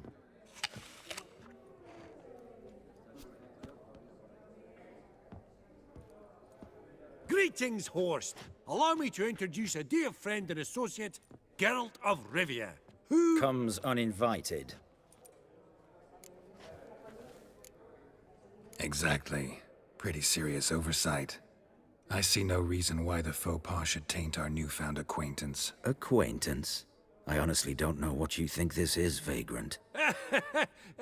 Got the distinct impression the two of yous started off on the wrong foot. Perhaps we should raise a toast to... What's one like you want from one like me? The Borsodi's auction house. I'm assuming the name's no coincidence. Got a relative I could talk to? Someone... How do I say this? A smidgen less irritating. Name's a historical legacy, Geralt. Auction house was founded by 2 brothers, Horst's father and an uncle.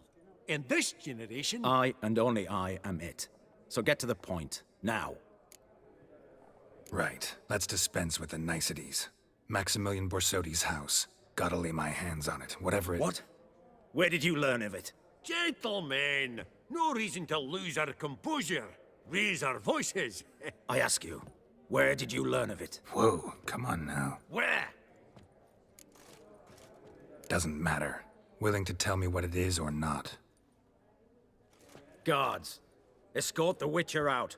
And he's not to enter, not alone, not hand in hand with Hierarch Hemmelfart. Honestly, he asked a question. It were a simple inquiry. One more word, and I shall move my accounts to the competition. Sorry, mate, but... No reason to trouble the guards, Horst. I'll go willingly. I don't recall giving you a choice in the matter. Kick his swiving mutated ass out.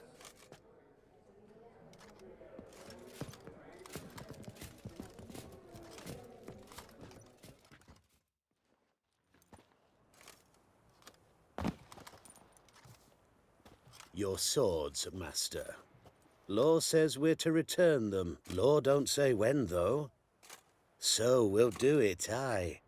Just after we beat the singing shite out of the honorable gentleman. Mm-hmm. Gathering place for the elite, truly. Come on, lads. Let's loosen our muscles a bit.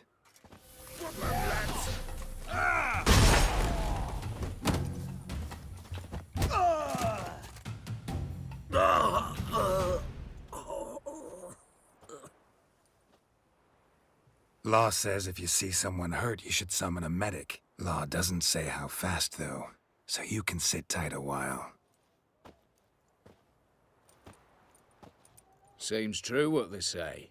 Sword or no sword, a witcher brings gore. Not in the mood for your peasant wisdom. Who the hell are you? If all goes well, dare say I'm your partner. Don't need any partners. Oh, I don't know about that. No chance you'll lay your hands on Max Borsodi's house alone. How do you know I was looking for the house? I was at the auction. Disguised, of course. That argument on the topic was hard to miss. Get to the point, if you can. To get this house, you need to get into the vault. And there's no way Horst will let you in there out of the kindness of his heart. A heist? Don't like that idea one bit. Got any others? Find the herbalist, lives near Oxenford. Ask for some yarrow extract. He'll know why you've come. If this is a trap of some sort. Be seeing you, I hope.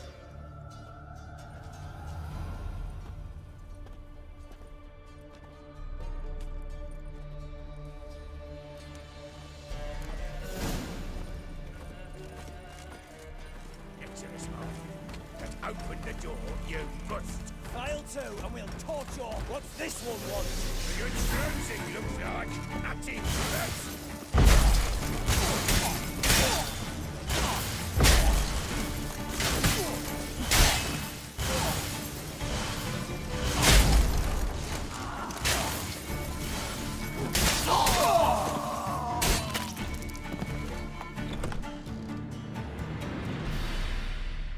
Huh.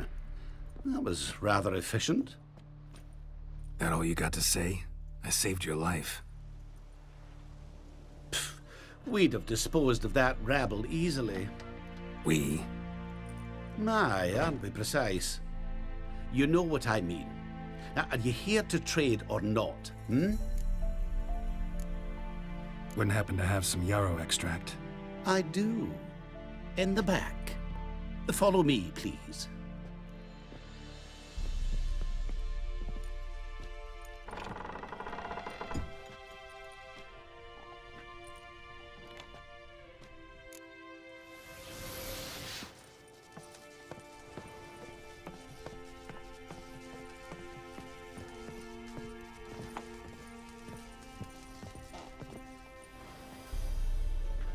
You've come. Good. Remains to be seen. Aim to tell me something, I think, so talk. How do I put this? We share a goal. We both need to get into the Borsodi's vault. Both want something that's in there. Why not pool our strengths? Sorry, but what exactly is yours? I have a plan. Spent the last year working on it. On paper. Time to set it in motion. You one I can count on. The vault. What's in there for you? Something that was stolen from me. Ought I go to the city watch, tell them a crime's been committed, not organize a heist? I've tried. Repeatedly. I see. Cheated by the system, wronged by the world. Doesn't matter. What did they take? Lists to take a good while. So I'd rather change the subject. You in or not? Before we go any further, you even know what Max Bersodi's house is? I know it's in the vault. Didn't answer my question. Neither of you. Willing to help with the heist or not? Come on. I don't even know your name. What's that matter? Matters because you're clearly hiding something. Not just from me, either. Wouldn't be sitting in a cellar in this shithole otherwise. We've all some stain on our conscience. But I've not asked for your hand in marriage, just for your help in a heist. We break in, each take what we need, then go our own ways. Try to trick me any way, anyhow, you won't go anywhere. You know that? Because I'll take your head off right where it meets your neck. I'm aware of the risks. So, now that you've threatened me and all, are you in? Or are you not? I'm not a thief. It's opportunity makes the thief, Witcher. I speak from experience. Talk. 20 Redanian soldiers guard the auction house, day and night. Patrols walk in circles around it, and here, past this corner, barracks. Brute force is out. Gotta get in quietly. Exactly. Not the simplest thing, though. Main entrance, armored door. Windows, dimeridian bars. But not a fortress out there without a weakness. This one's no different. Patience happens to be my weakness, so dispense with the dramatic pauses and talk. Beside the house stands a tower, from which we can enter the attic. We can't hope to enter the tower from the street on account of the patrols, but there's a window 60 feet off the ground. No shutters, no bars. We've got to get up there and sneak across to the auction house, then down the stairs to the cellar, crack open or blow off the vault door, and voila! Looks bleak to me. Tower wall smooth as glass. Don't know about you, but I can't scale that and I've not asked you to. Let me finish. For this to work, we need 2 more accomplices. One to scale the tower, drop us a line. The other to open the vault, a safe cracker or a demolition specialist. I've already identified some promising candidates. All we've to do is select and recruit the best among them. Also your job. I'd prefer to remain largely out of sight. Assumed as much given your hood. Anything else? Aye, but that's among the details, which you will learn just as soon as you declare. Don't really have any other options. So be it. I'm in. But on one condition. No one dies. That clear? As the great son of Nilfgaard. How about we knock back around? Toast a mutually beneficial relationship. Rather get to work. What comes first? First, you have to assemble a crew. Then, there's the Redanian patrols to cull a bit. Too many wandering round. We could get noticed. Break-in artists. Tell me about them. Assuming lack of vertigo to be the first requirement. Precisely why my favourite's Eveline Gallo. A circus artist known better as the Ermine. Just now performing with her troupe somewhere near Oxenfurt. Her specialities? Rhythmic gymnastics. Breaking and entering. Not officially, no, but I've compared the route her troop's taken with a list of the most audacious thefts in recent years. A perfect match. Highly doubt that's a coincidence. But if she's reluctant, we've another option in Hugo Hoff, alias Beef Patty, a halfling. Think he's fit? Pudgy face. Doesn't really match my image of a criminal. You'd be surprised. Hugo's notched up more break-ins than you felled monsters. More importantly, 2 years past, he nicked a gold-plated cop from the roof of the town hall in Novigrad. So, the half-man. Word has it he's holed up in Oxenfurt in a house near the Novigrad gate. Be careful. He's modest in size, but apparently wicked dangerous. All right, opening the vault. Who do we have? Let's start with the fact that one of them's a dwarf. Casimir Bassi, native of Mahakam, a specialist in controlled explosions.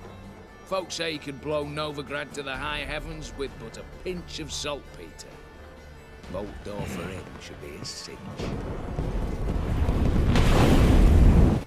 The problem is, Casimir apparently hung up his detonators some time ago.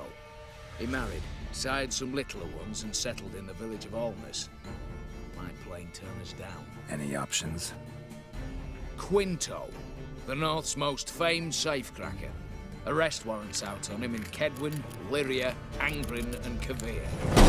Sadly, he got nabbed a few days back by one Hans of Sidaris, a prick mercenary. As far as I know, his troops made camp east of Oxenfurt on the right bank of the Puntar.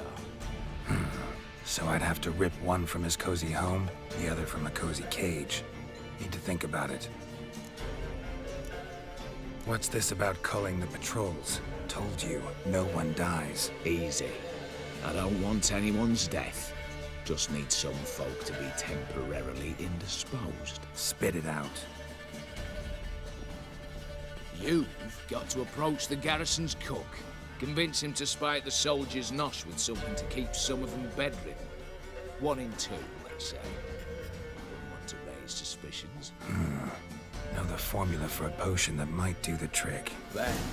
See? Brew up a bit of that. Hit the town, find the cook, then convince him to do you a favour. I don't know, cast a spell, toss him some coin. You could also use your fists. All right, I'm off. Got a bit to do. As do I. Get it all done, and we'll meet back here. What then? Then, we'll bugger horse up, down and sideways, all together.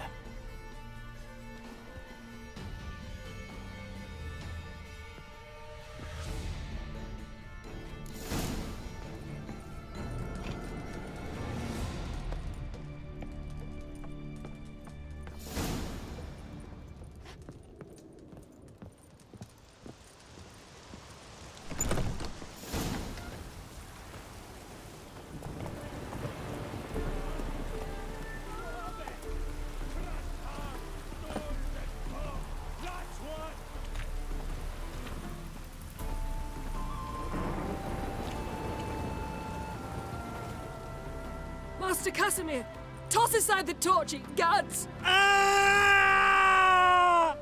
Piss off, then! Fuck off! You'll not tell me what to do! What's going on here? Ain't it plain?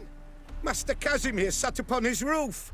Claims he'll blow himself to bits. Bought the wench pearls, silks, satins, and how the fuck she repaid me made me a heat-banger cuckold! Huh. A falling out in the family? Aye. His Euphemia. She were fine. Pretty as a picture, you might say. And 5 bairns they has. On the short side, but so well-mannered. Always bow, ask after your health. Not at all grumpy like the Elderman's laddies. Till the day Euphemia bundled up her belongings and their bairns, tossed them all on a wagon. And that's all we've seen of her. Master Casimir's been pure yampy since. Bawling, whinging, now this. Ah, this'll be one for the ploughing annals. Going out with a bang! When this fucking blows, they'll see the fires in Novigrad! I'll try to talk some sense into him. And if he should grow angered? The wench demanded a canopied bed and got it. Silver tableware, she said. Got that too. Lacking nothing. Not a thing. What the fuck else was I to give her? Doubt he can grow any angrier. Hail Military, our hallowed mother, keep us from evil. What kind of knob you got? Lately come to poke my Euphemia, eh? Well, you're late. She's gone. No, I just... Postmaster said the same. Denied it all. Swore on the balls of his gods. And the Egypt I am, I believed the bugger. 3 years they bumped about under my nose, then ran off. My granda told it right. Not a bloke out there doesn't want to get between a dwarf wench's trotters. Know what? You're pathetic. What? What the fuck did you say? You heard me. Wanna die? Go jump off a bridge instead of scaring folks shitless. Looky here.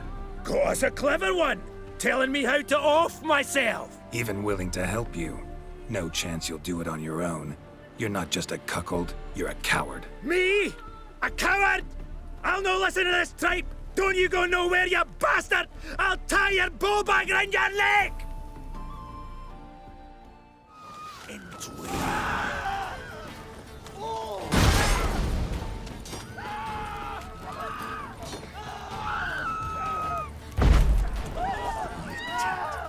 Look at the army. Flying smashes!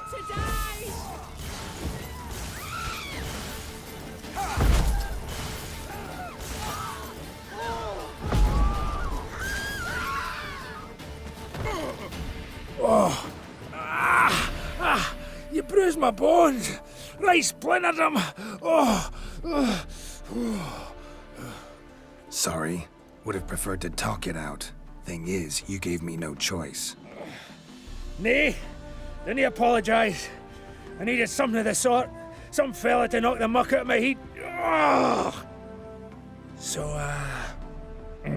what is it you wanted? Want you to open a door. Permanently, so it won't close again. I see. And what might you find on the other side of this door? A reward. Big one, to be split. Enough for everyone. If it'd come a week past, I'd have sent you the fuck away. But now I've nothing to lose. What's it I'm to do? Hut of the herbalist who lives near Oxenfurt. Go there and ask for yarrow extract. Learn all you need to know. Clear? As a Mahakaman Highland Stream. See ya!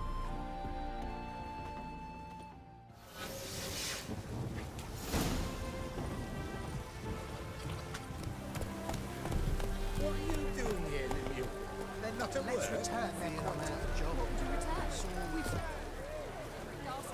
Well, you know, find more. Of course that's your solution. That's always your solution.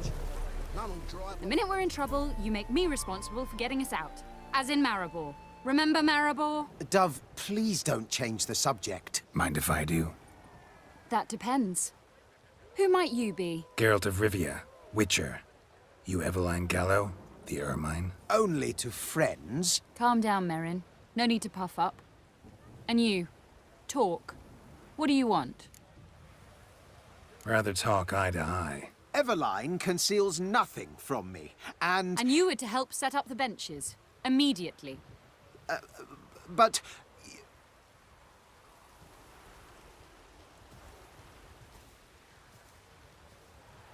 Very well. Once again, what do you want? Got a job for you. Truly? Of what nature? Anonymous performance. No audience. At a certain auction house. Pays as much as you can carry. You've none of a Fink's features. But you see, I've a problem. All right, out with it. What's this problem? See, we were to do a show. The tickets have all sold. Alas, our friend and colleague, Hawkeye Van, well, he's gone blind. Drank some hooch from a questionable source. A sad story, but not the point. The crowd awaits, so either we find a replacement for him, or we shall have to return the coin. All good and fine. Have we not spent it already? I think I know where this is going. And I shall get straight to the point. Stand in for Van, and I shall help you. What do I have to do? Jump through some flaming hoops? No. Shoot your crossbow, hit a target. Maybe I could just give you the coin for the refund. It'd be quicker. How much would that be? Let's see. Round about 400 crowns, I believe. Fine, I'll pay. Ho ho! You must really need my help. Admit that freely. First off, though, I hate making a fool of myself in front of the rabble. So what now? Might we prepare for the other show? Herbalist has a hut near here. Ring a bell? Go see him and ask for some yarrow extract. Ooh, a mystery. I adore mysteries. Till later, Witcher.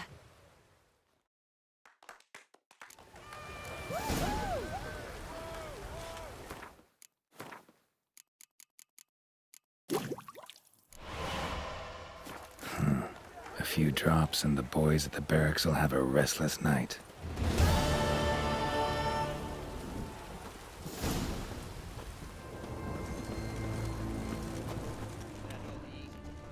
What do you have to say? Lance Corporal Václav. How'd that prick wind up with us? Volunteered.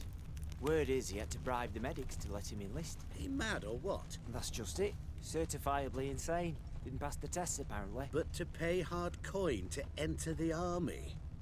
Thought at my age nothing could surprise me. Nothing about the cook.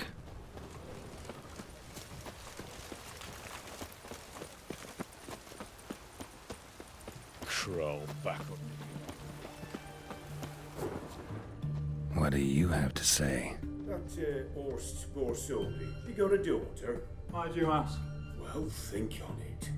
To marry into a dynasty like that, it'd be like living in clover. Trust me, you do better not to take any interest in the Borsodis. Why the hell not? It can only bring trouble, mate. Only trouble. Nothing interesting.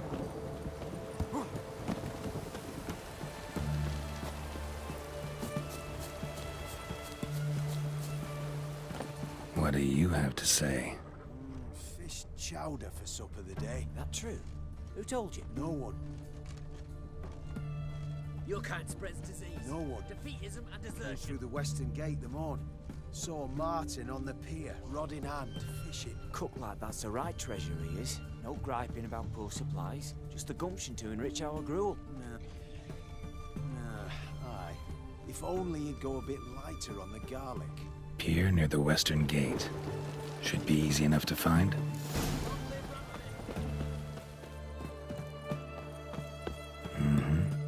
Must be the cook.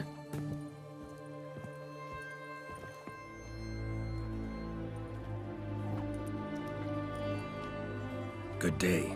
Fish biting? Aye, they're biting. What about you?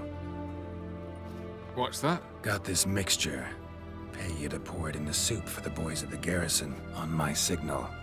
Nothing dangerous about it. Most they'll think is that the fish wasn't exactly fresh. It'll cost you, mate. Something dear. Asking a lot. Too much. How about you do this free of charge, huh? Out of the kindness of your heart. Aye, I'll help. Out to kindness. Wait for the signal, and mum's the word. Understood?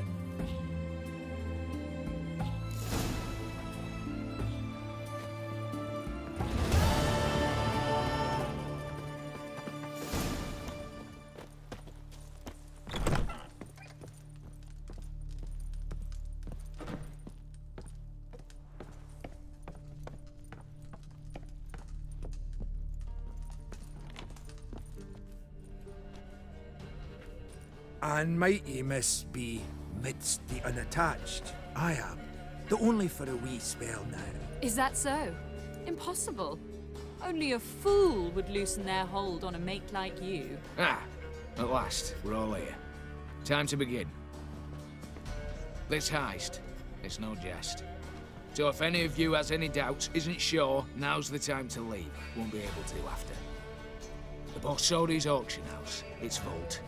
That's our target. Eveline, you'll enter through the tower when the patrol rounds this corner. Drop us a line. We have to be inside within 5 minutes, is that enough? It's plenty. Splendid. Once we're all in the tower, we'll proceed to the auction house. Shouldn't see any guards inside. If we do, we'll have Geralt and his blades. Then, downstairs to the vault. Casimir blows the vault door. We go in, take the loot, disappear out the back through a secret passage. I've said my piece. Any questions? Got a horse sense take on this. Secret passage. If we plan to use it on the way out, why not on the way in? Excellent question. Why not? Every corridor has two ends, right? Like a rope. I know the location of just one end. It's in the vault. The other, it's somewhere beneath the city. But I can't tell you where. Great. Aye, but you could. Find that location, I wouldn't need any of you. Believe you me, I've tried. Time and again. Anything else? Additional security measures. Traps. Any inside? Anything we need to watch out for? Nothing particularly dangerous. Here on the ground floor, there's a rope linked to the bell in the tower. Anyone sounds the alarm, there'll be trouble. How do we stop it from ringing? Don't pull the rope. As I said, the auction house ought to be empty. I don't expect any problems. And the vault? Is it secured somehow? Even if it is, my blend of saltpeter, cordite, and fulminating silver will do the trick. Anything else? All good and fine, except what if something goes wrong? Seriously. You're on your own. We all are. Just like that? No room for friendship in this business. All right, let's get to work. Want to be done with this as soon as possible. We'll reconvene in the gateway beside the tower. Midnight sharp. And everyone's to make sure they're not followed. I'll get word to the cook in the barracks. What about masks? Got a rather recognizable mug myself. I'll tend to that. Ah, one last thing. Inform the City Watch. Blabber anything about this over an ale, and I'll kill you. With my own hands.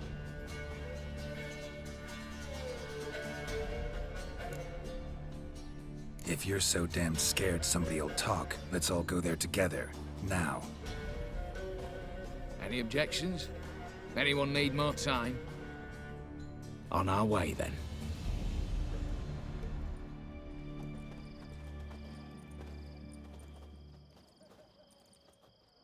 Let's begin. Prime. Just one patrol. Mixture of yours must have worked. Eveline, you ready? Are you kidding? Of course I am.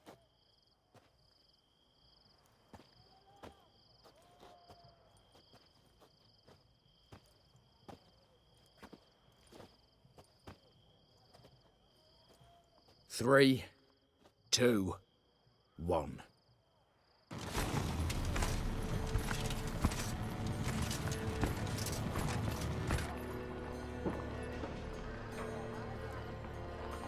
It's clear. On your way.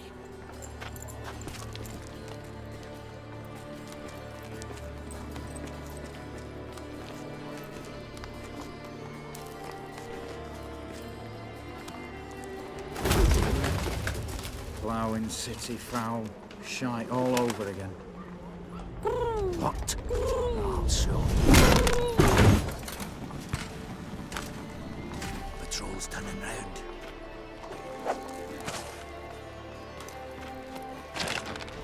We've 1 minute. Move!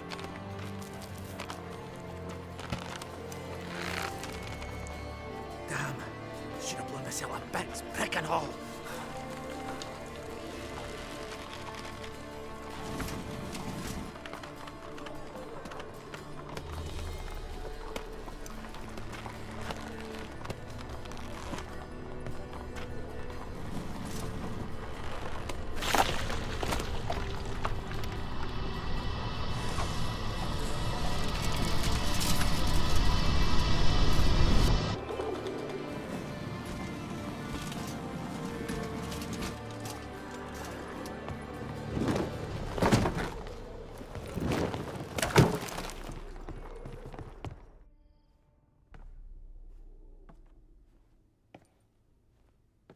Bugger it all, you said there'd be no one inside.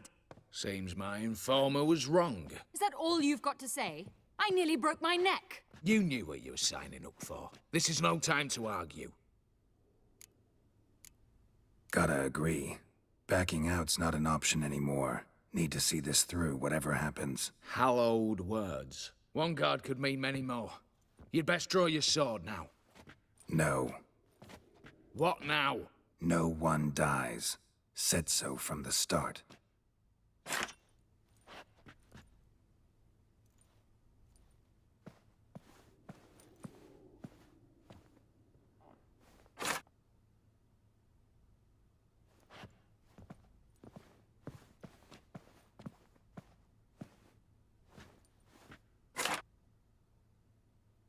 Whatever. Don your masks and let's go.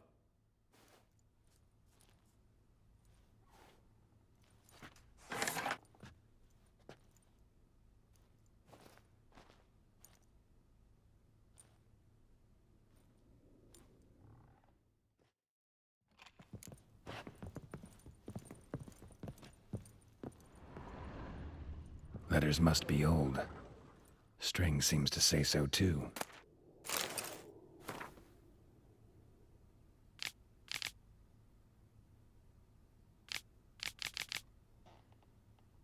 It was true love.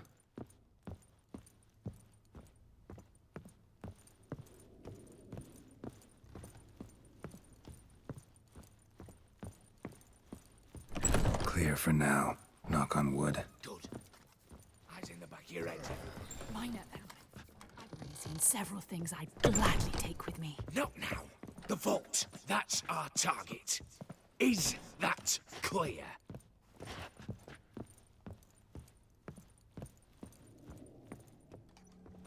Yes, but we shall raise the starting What's this? Guards! Guards! Well, that's that. We're buggered. You said... I damn well know what I said. At them before they sound the alarm. Oh, Wolf's got teeth!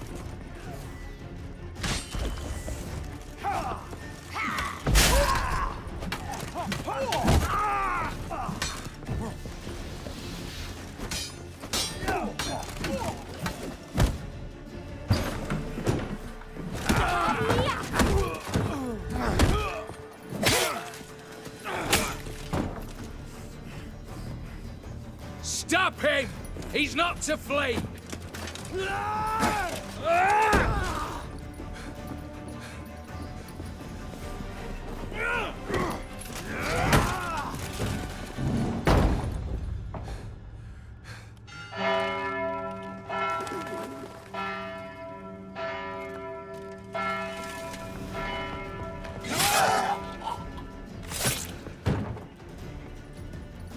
Lock themselves in. Bollocks! Damn it. Lay down your arms! You have no chance! Perhaps not. But we do have hostages. Mercy, Master! On the count of 3, we go in! 1, 2... Come one step closer and folk will die! Hold now! We must negotiate. What are your demands? To release the hostages? Buy us a bit of time, Geralt. We have one demand. Pull back from the auction house. You know I cannot do that! You can, just not sure you want to. How about I help you decide? Kill a hostage. Just do what they want! I beg you! Calm yourself! No one is to be harmed, clear? Nothing simpler. So long as you take your boys and pull out, we'll all live happily ever after. I repeat, that is not an option. We must bargain, reach an agreement. So tell me a joke. Any joke. So long as it's funny. Excuse me? This is no... Got a tip for you. No charge. Every tip after this will cost you, in the blood of an innocent. When talking to someone who's holding hostages, never use the words no, not, but, or maybe. Understand, Reginald? My name's not Reg. You're not supposed to say not! Huh, see that? This one gets the idea. And if I want to call you Reginald, I'll call you Reginald. Clear? Yes. Clear. Excellent. So let me hear the joke, Reginald. And believe me, you better hope it makes me laugh. A little elfin runs up to his mother, calling Poop Poop. She says, "It's over there, love. Cut yourself a slice."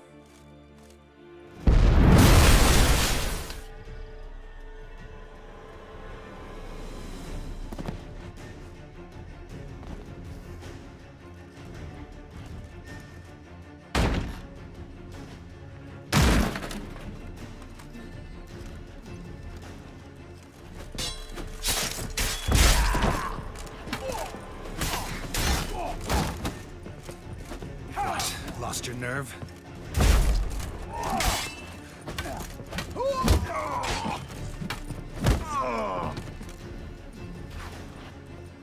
Damn it, explode. explosion triggered that fight. Could have done without both. That explosion gets us in the vault.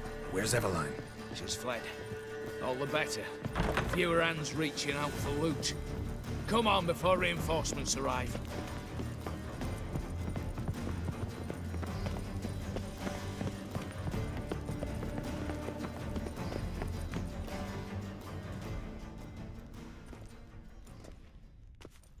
A mighty fine whoop that was. A wee bit loud, aye, on account I had to add more fulminating silver than usual, but... I'm not interested. No one's interested. We go in. Geralt, you're at the fore. Why me? It's why I hired you. Now move. We've no time.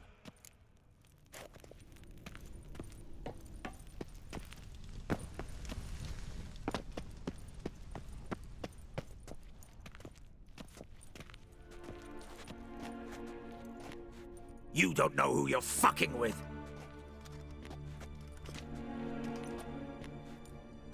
On the contrary, I know all too well.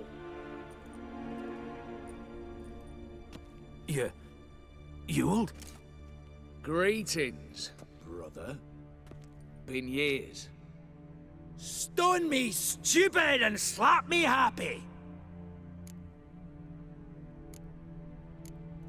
Think you owe us an explanation, you old Borsodi. This family reunion, what's the point? Revenge. For betrayal. Years of poverty. Humiliation. Father left the auction house to me in his will. Horst cheated me. Had me disinherited. Anything. Everything we earned, you squandered on cards and whores. Father didn't see that. I did. That's no excuse, Horst. And it won't save your life. You two, stand with me. I'll not let the Redanians lay a hand on you. Give you whatever you want. Not about to meddle, especially not in family matters. Then you'd have done better not to break into my vault. I fear it's too late to turn neutral. Stand with me, and I shall drape you in gold. Stand against me, and you'll remain here forever. If that's your attitude, I'll stand with Ewald. Oh, we'll take whatever we please. Once we've ripped your runners from your ass. Hallowed words, mate. At 'em! Get round this right! Come on!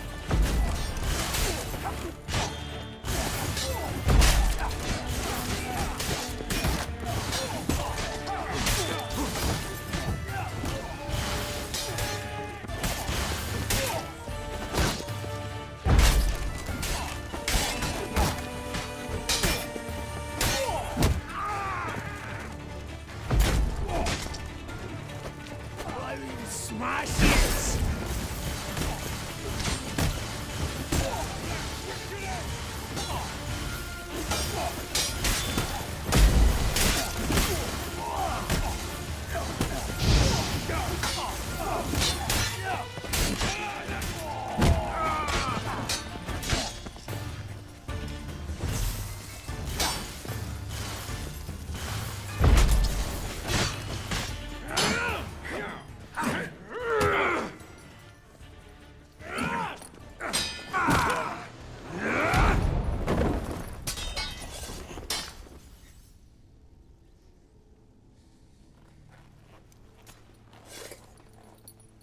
I'd have preferred to resolve this elsewise.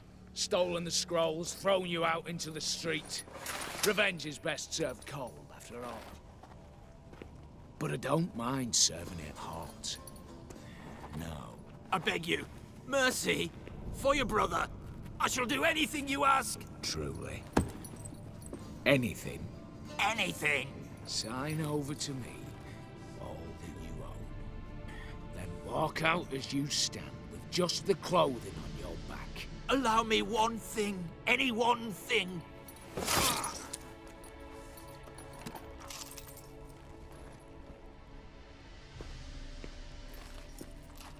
15 years. In the sewers. Begging. Like a beast. And you've the cheek to plead.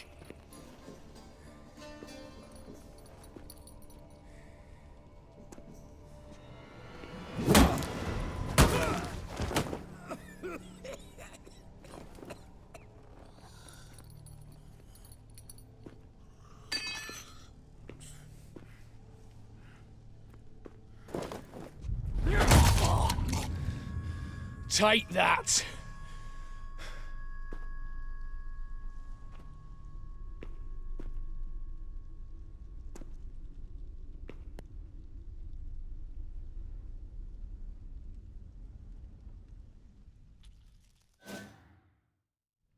Satisfied? Exceptionally. You? No, and I won't be until I find Max Bersodi's house. In this vault, or so you said. And it is.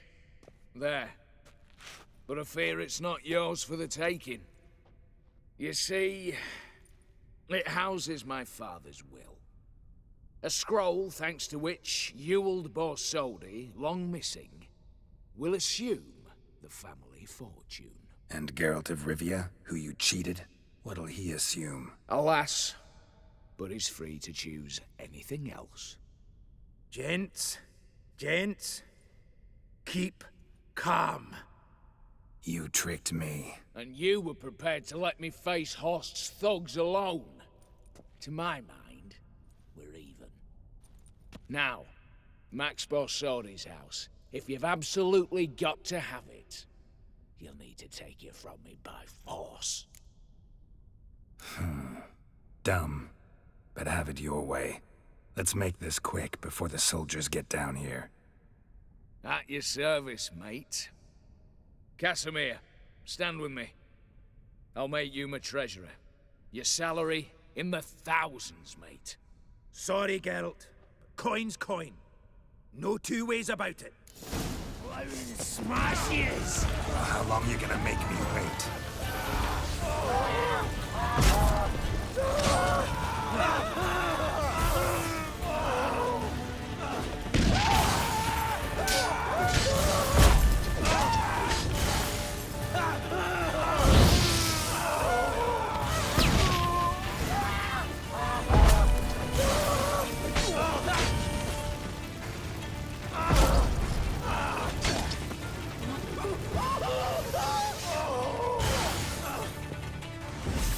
Let's end this.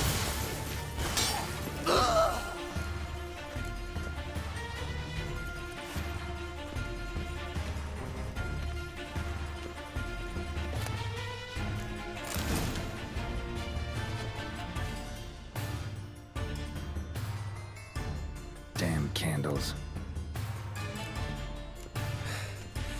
Redanians will be here soon. Damn it, secret passage. Where is it? Nick of time. Now to get out of here.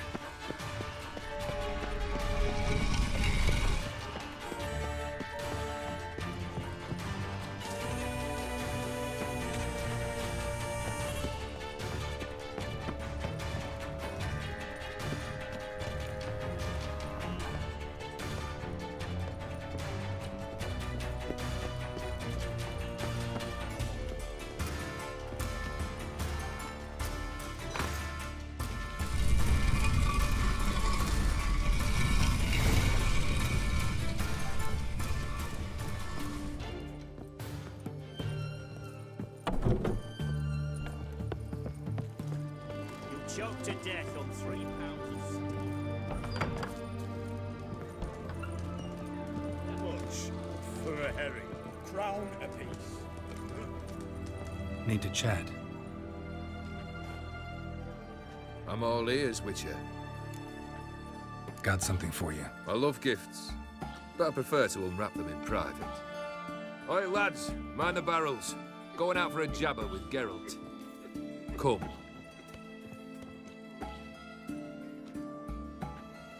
Oh, that's better. All right, what do you have for me? Max Bersodi's house, as requested.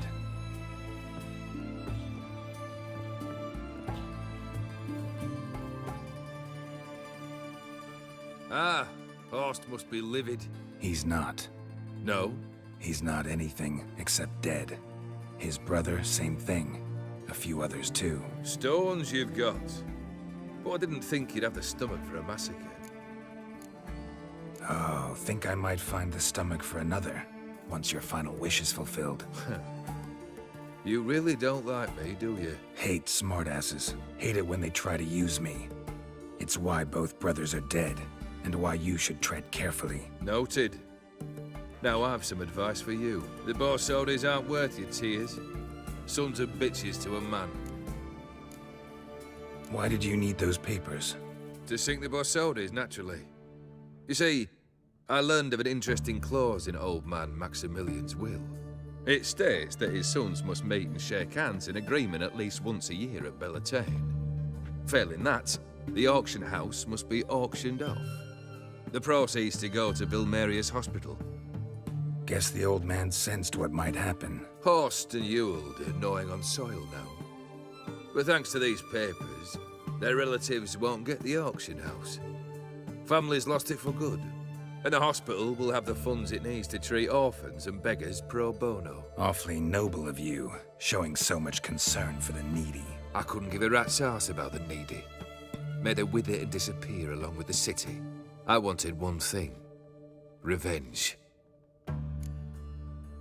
The Borsodis. What's your gripe? Get kicked out of an auction? Worse. They evicted me from my home. Are you really interested? Wouldn't have asked if I wasn't. Ha! Cheeky as ever. My family, they took on some debt. A poor investment in a sawmill. A bad crop one year. A lawsuit lost. You know how it is. When it rains, it pours. We needed but a few weeks to recover. But Horst Borsodi had acquired our debt. All of it. Demanded it be repaid immediately. I pleaded. I begged. I tore open my shirt at his threshold. Ugh. It was like talking to a wall. I went to the auction. Saw those perfumed pricks buy my father's sword. My mother's death mask. My brother's horse tack. Ah, Horst earned a pretty pile selling our mementos. No surprise the animosity you feel for him. That was but the start. My Iris's parents learned of my family's misfortune, and our betrothal was no more. They found her another suitor, one from beyond the sea. The anger I felt, I thought I'd gone mad. Went to the tavern, drank a round, a second, abroad, then had another tankard. And then I asked the wrong bloke for help. What happened then? What happened then, Witcher, was one big stinking pile of shite.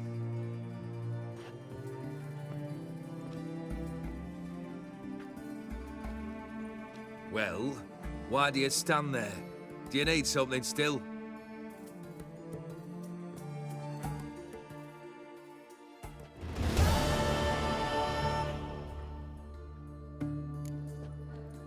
Third wish. Time you stated it. A moment, Geralt. I must see to something. Then we'll chat. You there. Yank the herring out the barrel.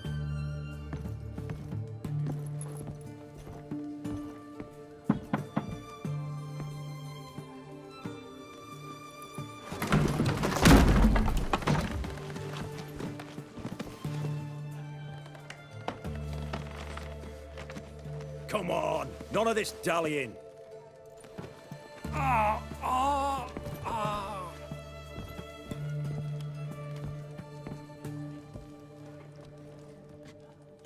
Now, ready to listen? Or do you still not give two shites about what I've got to say? I'm ready. I'm listening. Good. You'll return to your lord and tell him as follows. His demand was brazen. Hurt me to the core. For I was brought up to respect the sacred law of hospitality. And I shall not bend to an uncouth boor's dictum. Understood? I will pay him a visit shortly to test his willingness to adapt. So you ride off and announce me. And don't spare your horse. Got it? Aye, got it. Give this man a mount and leave him go. Come, Witcher. We must talk outside. The Aetheri believe one should only discuss important matters out of doors, with the gods as witnesses. Must have made quite a few enemies along the way. Maybe not today and not tomorrow, but someday, someone will find a way to take you down. And that should trouble me why? I feel no fear, no regret. The wise men of Oxenford claim there are no gods. After death, there is only the void. I've known this void already. Death holds no surprises. Beryl, what was that about? On the way here, we stopped for nourishment at a tavern belonging to one Lord Dauntless. We enjoyed ourselves as one does at an inn, raucously. Our antics were not to the liking of this Dauntless. Sent a man to warn us that if we were ever to return, we would hang. You burned the inn down? I left ample compensation with the innkeep. But it seems the rapscallion neglected to mention this to his lord. But that's of little import. What matters is someone called me a whoreson and threatened to kill me. It was one of those threats that sound like an invitation. I intend to accept it. Return to those parts. Fulfilled 2 of your wishes. Time I learned the 3rd. Confident, aren't you? Proud, sure of your strengths. Fearless. 3rd task, if you don't mind. Mutations. They stripped you of emotion. Tell me, have you ever loved? I mean, truly loved? In no mood for a heart-to-heart. I'm to do something for you. Tell me what it is. A true professional, eh? Know what I think? I think you only feign the cold killer, when in fact you seek new and ever stronger sensations, as I do. Seek to prove to yourself that you are still able to feel, that some remnant of humanity remains within you. I'd make a right good witcher. Problem is, I don't know the road to Kaer Morhen, and I doubt you'd give me a pendant. Cut the shit, Olgierd. 3rd wish, still waiting to hear it. Aye, aren't you stubborn? Fine. Listen well. I had a wife once. The day I saw her last, I gave her a rose. A violet one. Bring me that bloom. Wouldn't mind reminding myself what it looks like. When was that? How long's it been? Flowers wilted and turned to dust by now. You wished to hear a wish. Now you have. Fulfill it. I ride now to visit this Dauntless, but one of my men will remain here. He'll know how to find me. That is, of course, should you succeed. Least you could tell me where your wife is. In my old manor, east of Martin Foy's farmstead. I'd wish you Godspeed, but, well, you understand, I'm sure. Goodbye, Geralt.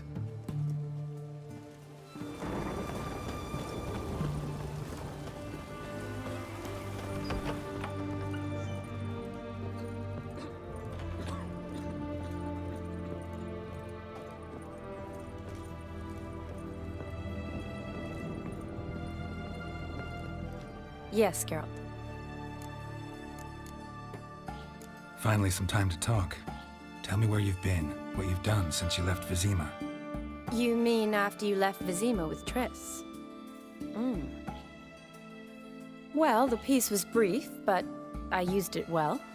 Went back to Oxenford, completed my doctorate, then I believe I did time in every field hospital and medic's tent north of the Yaruga. Never could stand to be idle. I'm not a witcher. Not likely to live 150 years. My time's much shorter, so I try to use every bit wisely. Always did know what you wanted. True. Nothing's changed in that sense. Gotta say, wedding was a great idea. Rarely have a chance to rest, get away from it all. Did me good to do just that. I'm a medic. I tend to know what I'm doing when I prescribe something. Hope Vladimir's antics weren't too annoying. Peculiar man. Ghost, true. But I found him likable. Wager he was a real hoot when he was alive. Said you needed to think things over. Have you? Yes. I decided you're incredibly sweet, but... But we're better off keeping things as they were. You're always going places, and they're likely to ship me off soon. You're right. But promise to share a bottle of wine with me from time to time. Of course. I tell you what, I'll keep one handy. You know, I've been wanting to ask you something. Ask me now. Just curious. You ever play Gwent? Oh, Geralt. Geralt. Of course I play. What else is there to do come evening when one's among soldiers? Come on, let's lay them out. Oh, you're good. So good, I'd say you spend more time chatting up folk for games than you do on serious matters. Nah, got lucky, that's all. Likely. But here. I dare say, a formidable card from an old friend. So you won't have to rely entirely on luck. See you later.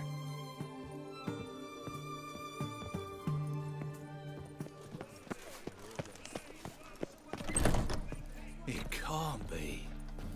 White hair, yellow eyes, slashed face. Just like he said. Geralt of Rivia, known as the White Wolf, the Butcher of Blaviken. Geralt of Rivia's enough. What is it? A man came to me a few years past, paid me to keep a book for you. Said you'd come for it one day. Who was he? He didn't introduce himself. But the book has a red cover, that I remember.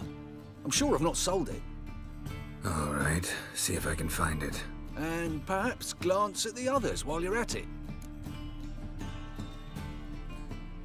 Got a painting I'm looking to sell. Good for you. But why come to me about it? 'Cause it's a Van Row. Heard you might... Van Row? I'll take it. Now, where's me purse? I haven't much just now. But I'll add a bit of loot. Another witch I left it as collateral. What was his name? Guillotine? That's so. Interesting. Thanks.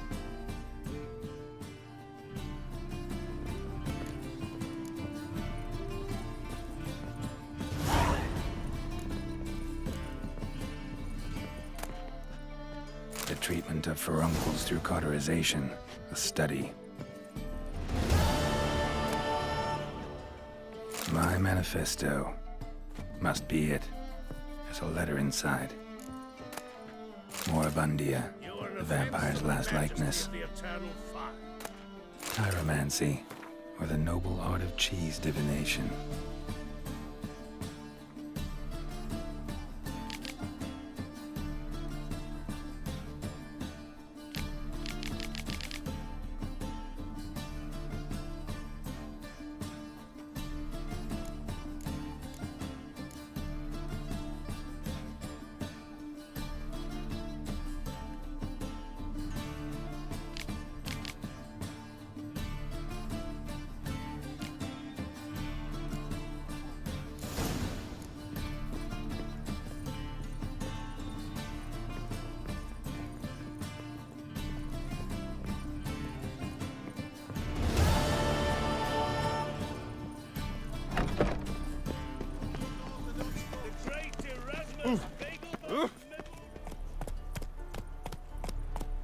Anyone there?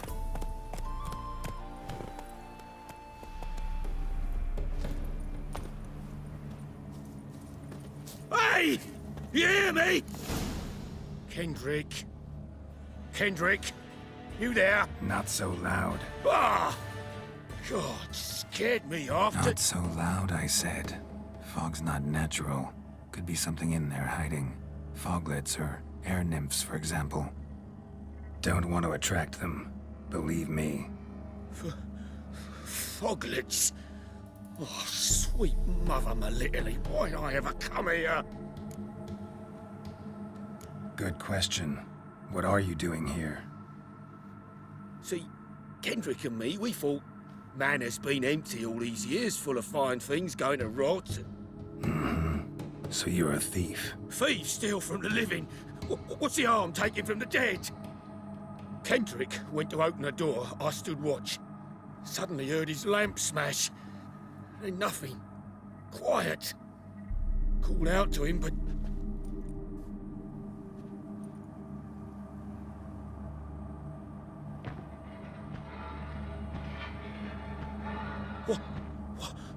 What was that?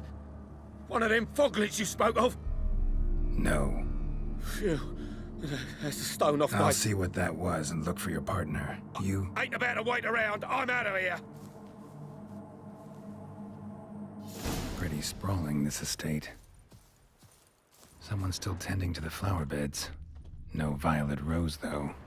Fresh manure.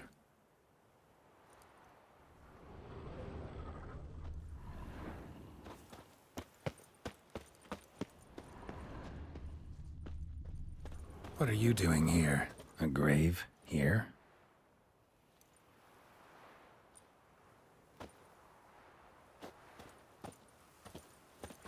What are you doing in a place like this? Best shoe before you get hurt.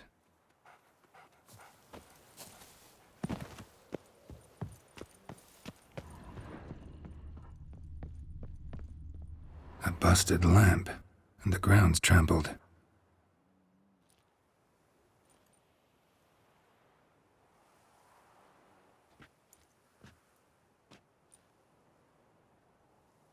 Somebody dragged something this way. A body? Someone dragged a wounded man through here.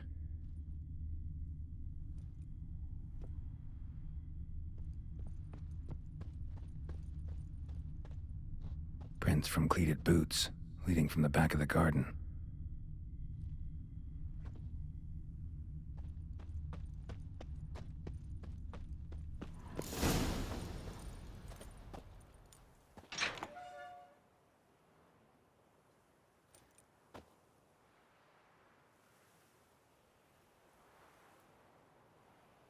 I'd scooch along, kitty.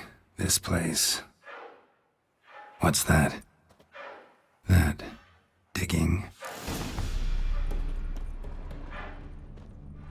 A lockpick? Must have been the other thieves.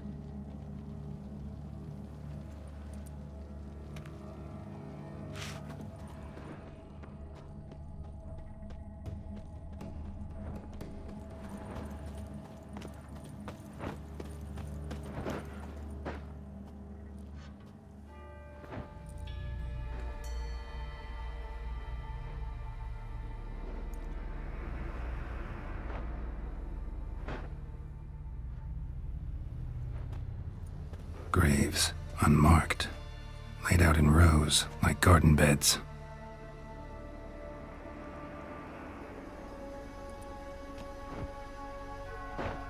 Hey. Hear me?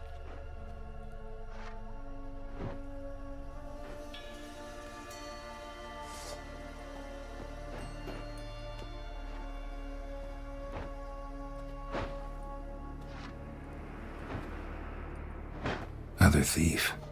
Body's mutilated. Who are you?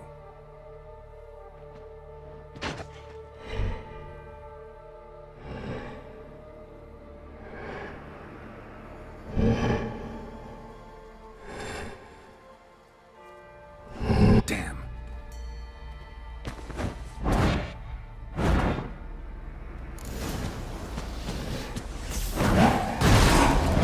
Come on, come closer.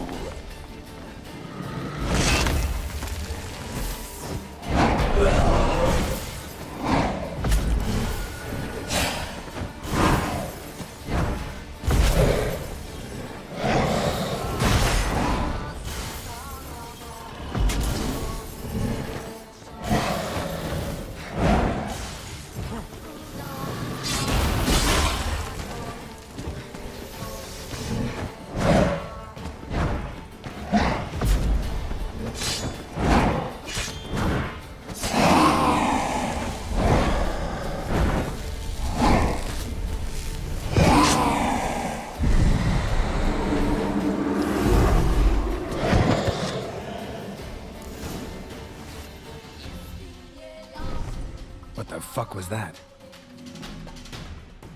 No eyes or nostrils, deformed organs. Damn thing had no right to be alive.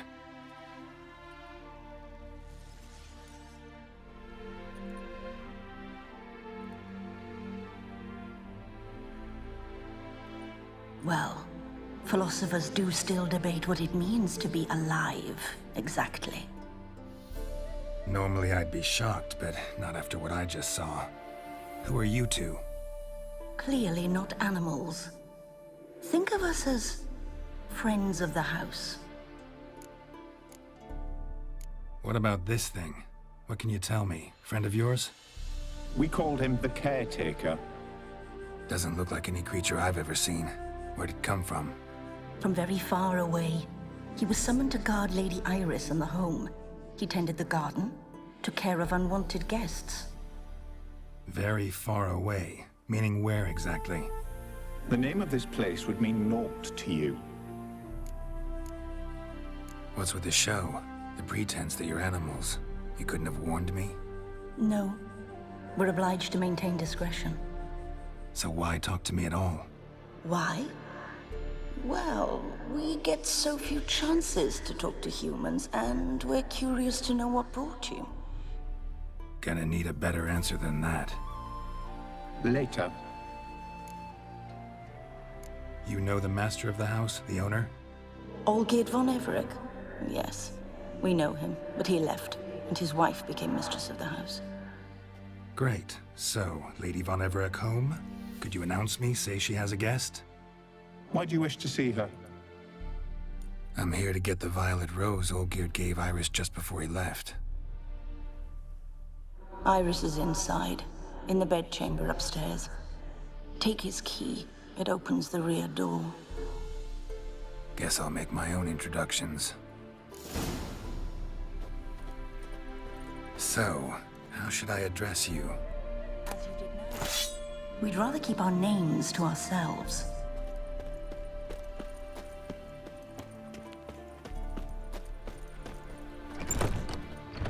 Leave before it's too late.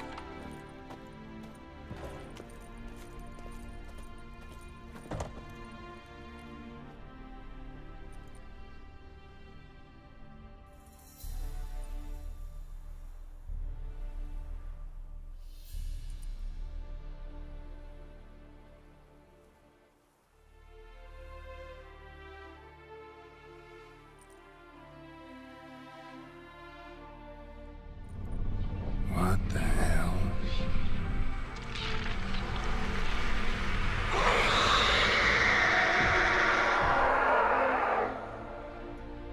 Gotta be careful.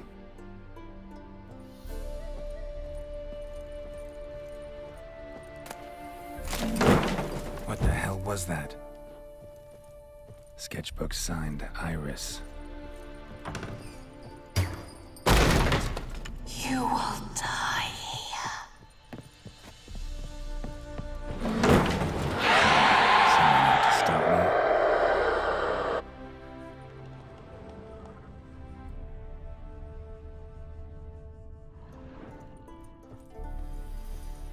Happy families are all alike. Every unhappy family is unhappy in its own way. Fire damage. Interesting.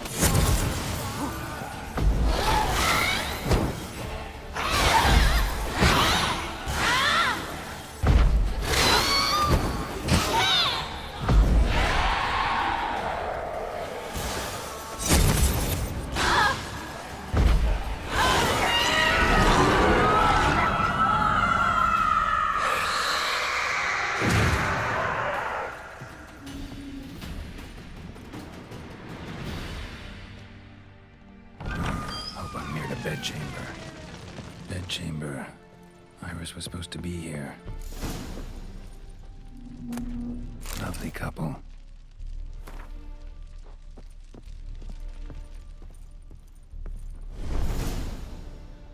Gotta be her. Damn it. You wish to see her? Here she is. A man should frame his wishes carefully. It forestalls disappointment. This some sick joke.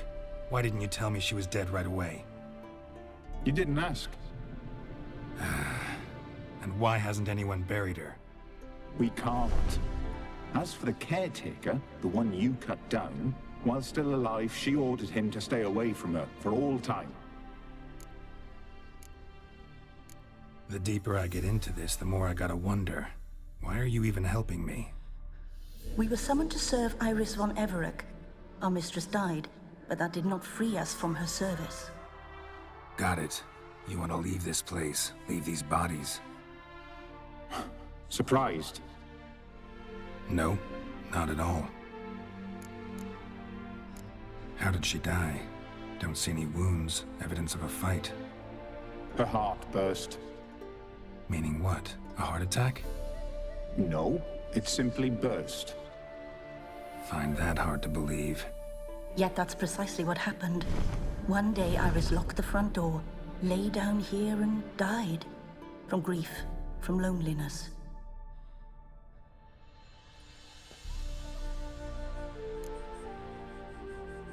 Her ghost's restless, angry, attacks intruders. Know why? Lady von Everec has endured much hardship. She's unaccustomed to guests and not fond of strange folk. She can't hear us. Seems I gotta speak to Iris's ghost. It's no easy task to contact the mistress. Rage and bitterness fill her. Got my ways. To make contact with Iris, I gotta bury her body. But that caretaker's macabre little cemetery won't do. Too much blood, too much fear. She spent much time in the front garden. Maybe there. Wait. Take this key. It opens the front door. Good dog.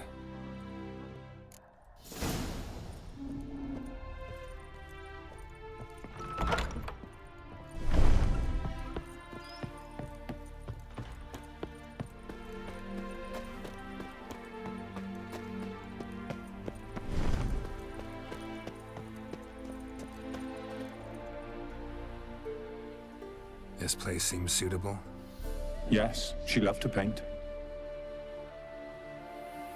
Did Iris von Everec have any last requests? Say how she wanted her remains disposed of? She feared death. Worried none would see to her burial or say a kind word in parting. Guess I'll be the one to do that.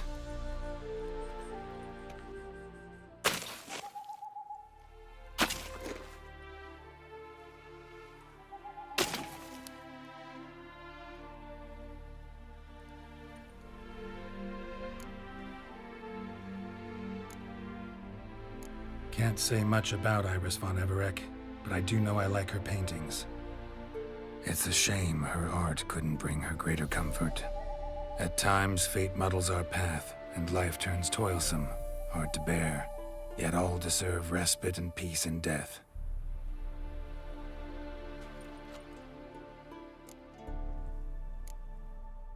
You two, got any last words for your mistress?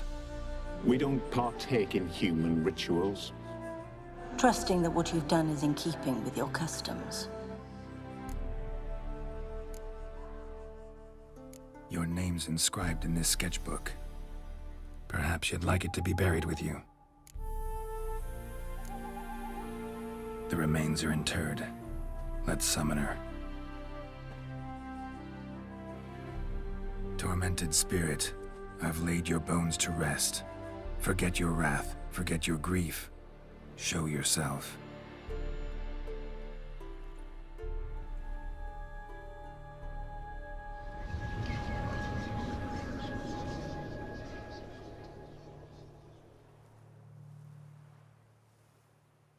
Forgive me for tearing you from your realm. I need to ask you.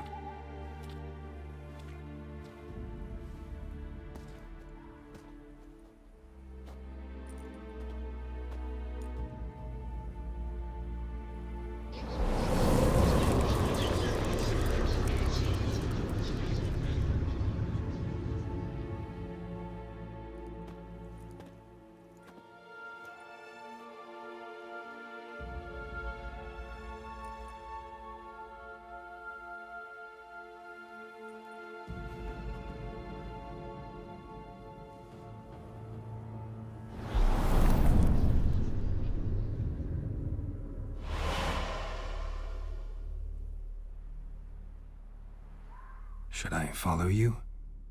All right.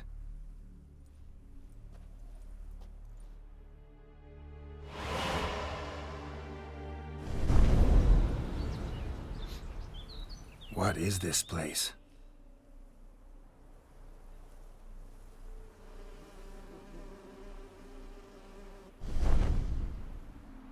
The Painted World.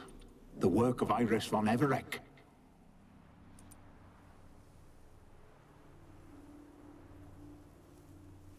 How'd you two get in here? We exist in both worlds at once. Strange place.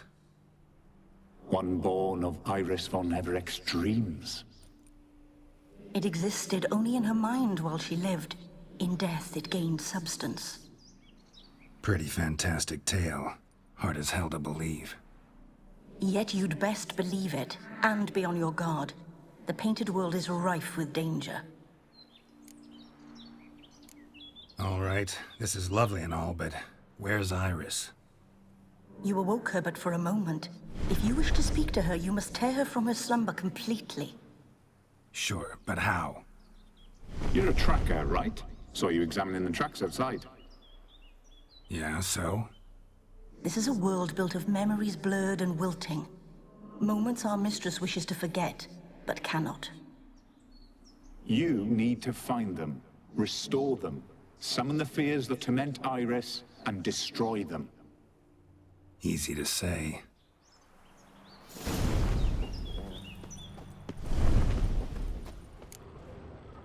Spectres of Olgid and his wife. But why aren't they moving? This is a memory. But it's incomplete, blurred. You must peer closely and restore it. The spirit from the steppe. Read often, well worn.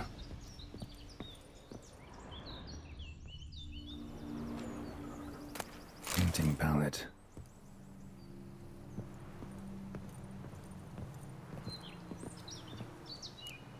Think this goes here.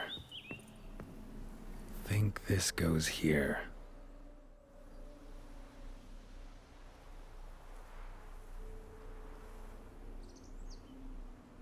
We should get a dog. Or a dog and a cat.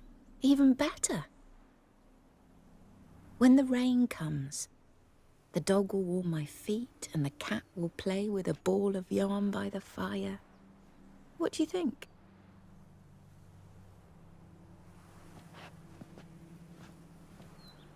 Are you even listening? Apologies, dear. Had my mind on my book. Is it that terribly absorbing? Hmm? Yes, terribly. Know what? Let's go inside. Why? It's lovely out here. The birds singing, the bees buzzing. Blissful, really. Sorry, dear. I feel unwell. I'll go in. You stay a while longer.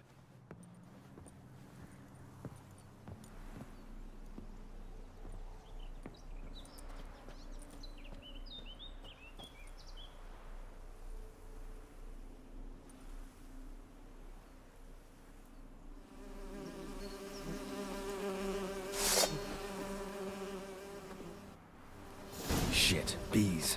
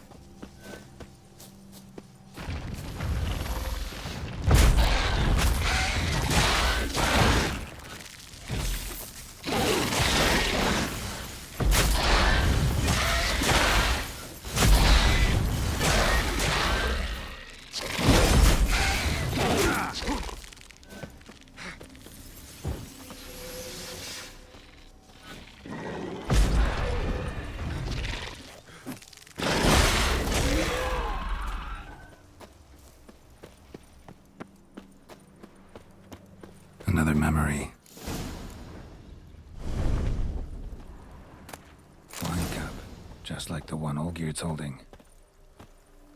Perfect match. Your health, my dear wife. And yours, my husband. In my land, custom calls that newlyweds be greeted with bread and salt. But we're alone for now. I need none but you. Oh, if only this moment could last forever. I shall see what I can do. But come in and see our home. Gladly, but I know this sounds silly, yet the house has sat empty for so long, and I'm... Afraid of spiders. I know. I swept them all up and tossed them in the garden. My knight, you've seen to everything.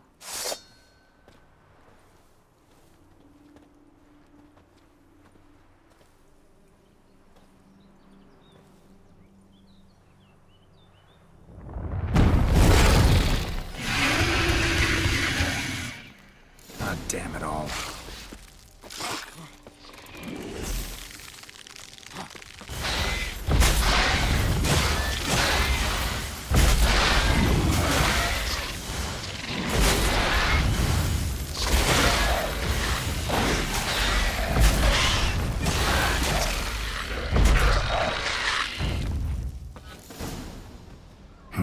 Medallion's humming.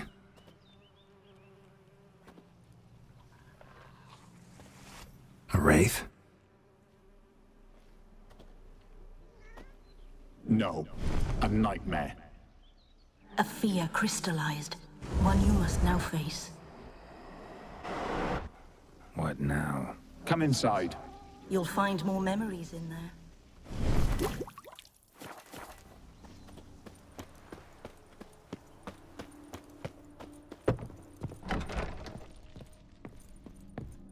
Well, well. Did not live in poverty, those two. Another dream of the past. Bet this one's incomplete, too.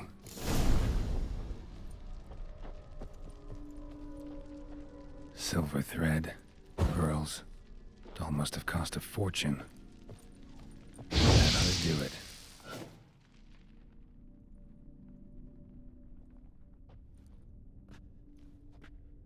My darling, is everything all right? You seem pale, out of sorts. Everything's fine, really. But why don't you tell me how you fare? I'm ever so happy to see you. Except, why didn't Grandmama and Grandpapa come? It's a long, rugged journey. Muddy. They still refuse to meet me. Is that it?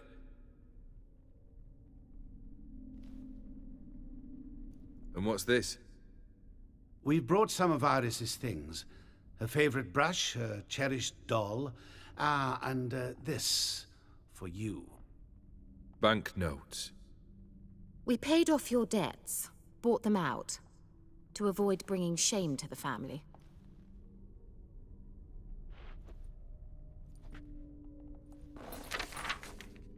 So nice of Mama and Papa to remember me. Olgierd? Now you see his true nature? I warned you before the wedding. A ruffian and a boor who keeps the company of bandits. Are you not afraid to live under one roof with that rabble?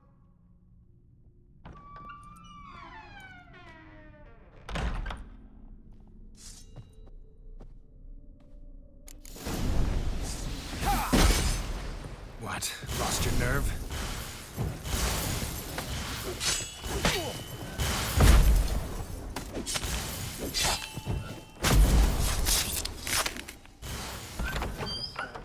So let's follow him, not you again. Don't like this place. Abandon all hope who enter here.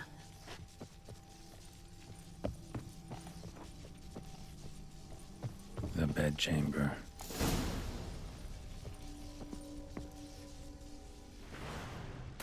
Towel stained with blood.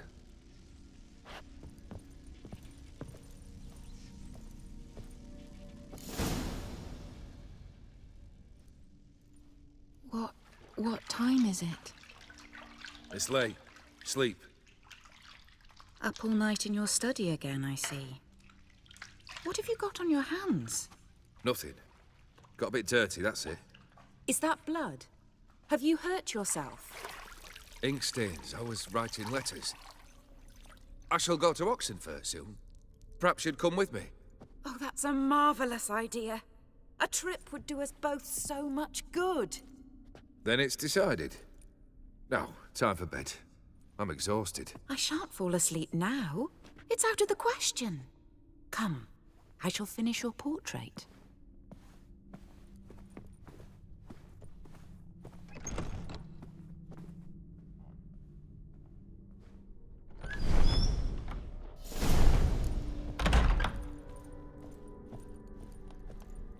Another blurred memory.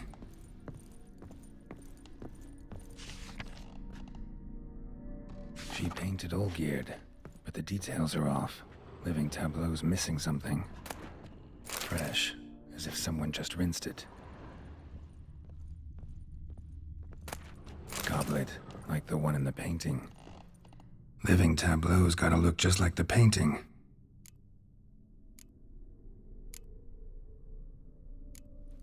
Fits, I think.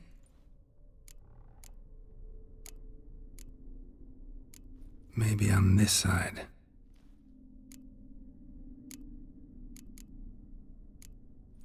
This goes here. Finally, just like the picture. Smile a bit wider. Like this? You were meant to smile, not bare your teeth. No, still wrong. Smile like you did when Papa agreed we could marry. Please?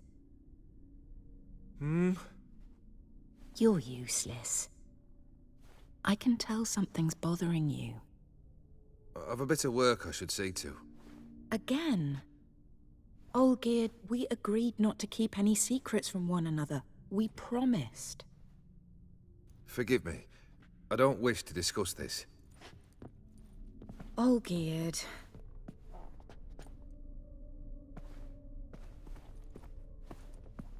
Olgierd.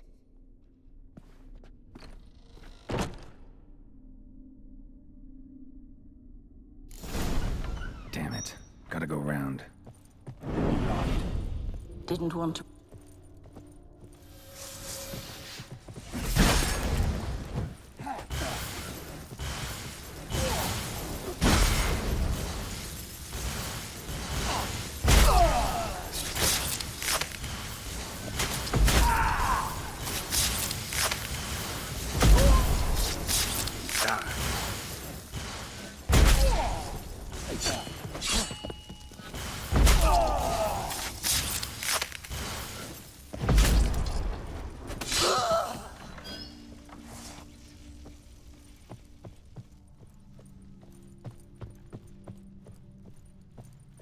Master von Evereck's study. Here he immersed himself in the arcane arts. Blood? For some kind of magic, I bet.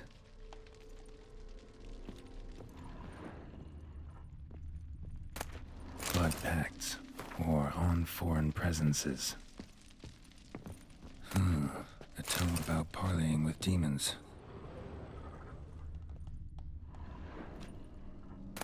The Gates of Mystery, Between Worlds, the library of an occultist. Pentagrams here to bind summoned beings. Lines aren't all clear, though. Need chalk to fix them, then I can set out the candles. Black magic. That should do it. Now for the candles.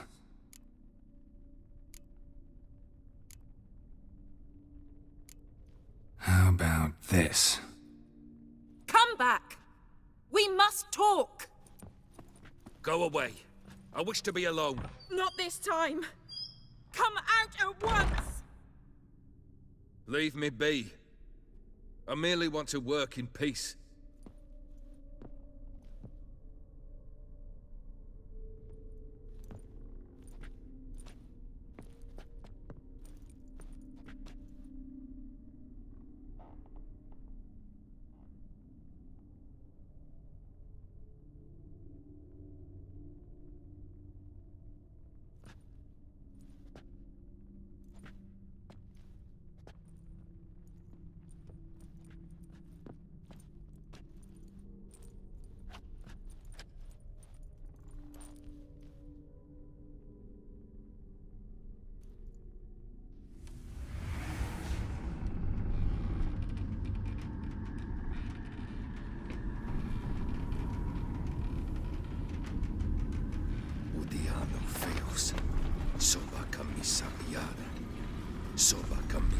Ebarasas.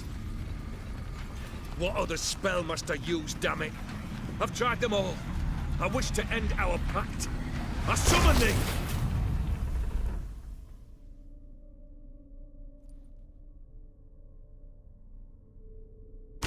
Damn it!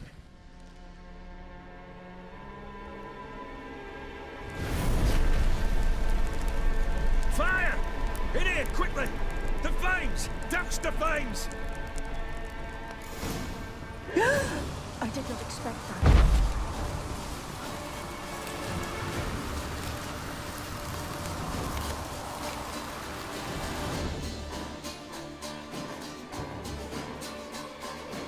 Damn it. Smack in the middle of a raging blizzard. Gotta find shelter. Get inside.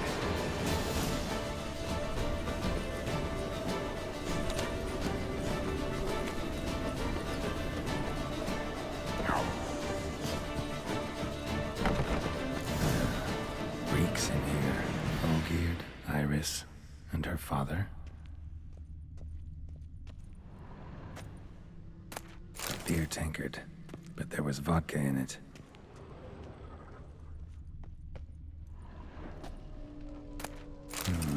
A marriage contract between Iris and Olgierd.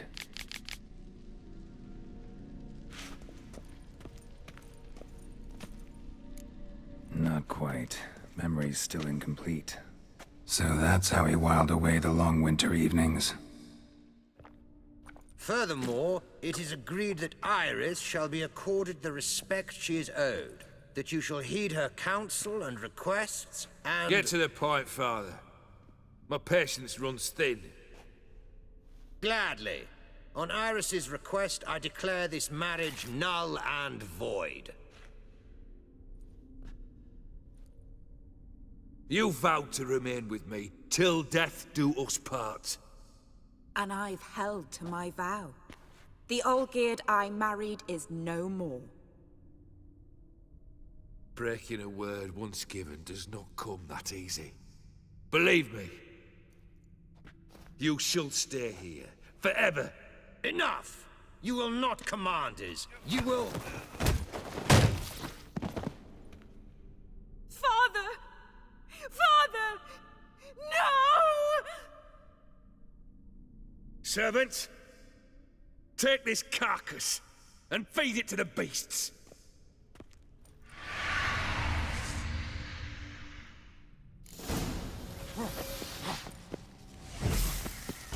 Damn, you're ugly.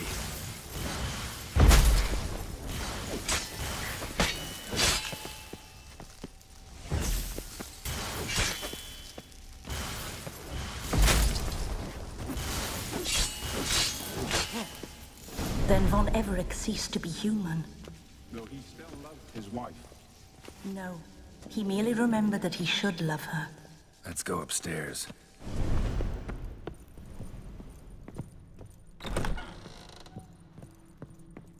That specter again. One of the mistress's fears incarnate. I remember. We spent much time together here, the three of us. In silence. We'll take our places, the same as then. You do the rest. The platter.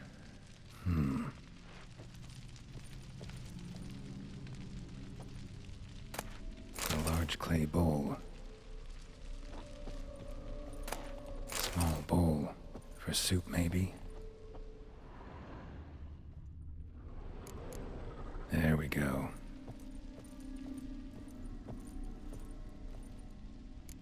Think this was yours.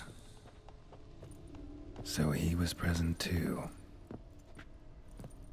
Perfect match. You actually ate from these bowls? Of course not. I already told you, we're not animals. But the caretaker would set them out all the same, as ordered. Another monstrosity. I begged you to stop this. Those two are too many as it is. The dog and cat keep you company. This one will protect you, care for the house, no matter what happens. Before, I wished to know what was going on in that head of yours.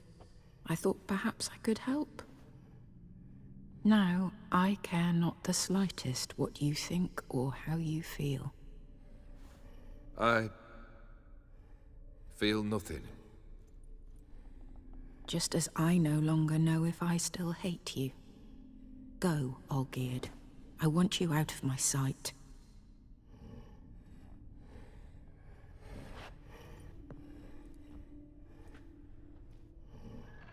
Olgierd von Everec failed to understand we'd never be able to replace him.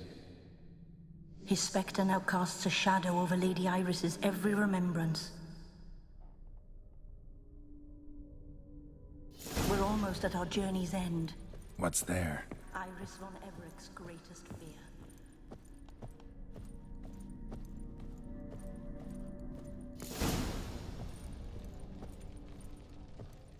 My dearest wife.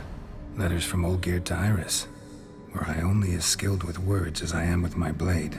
Especially now, when an icy void grips my heart. I see how you look at me, and I see you wither. I cannot help you, but I believe I can cease harming you. This letter and this rose are my farewell. May you live in health, and remember but the good times, Olgierd.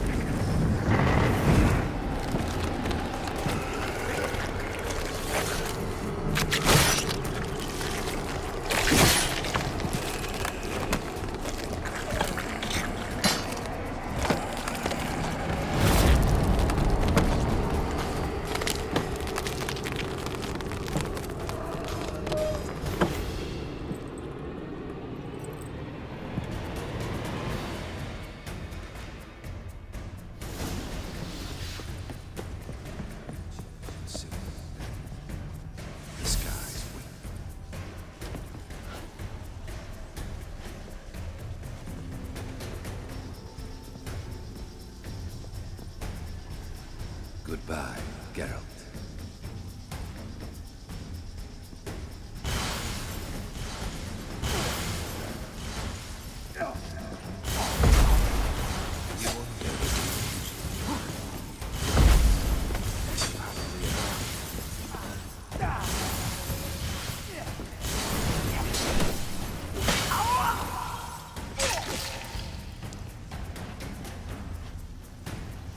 As lifeless.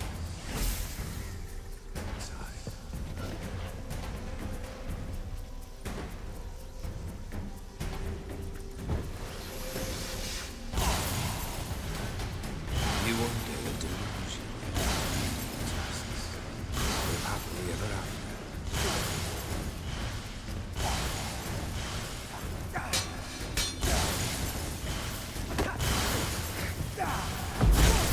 Goodbye, Geralt. And remember that.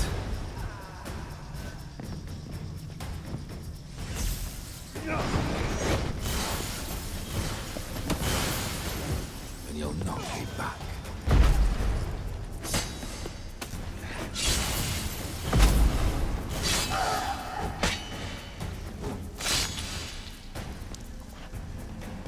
Goodbye, Geralt.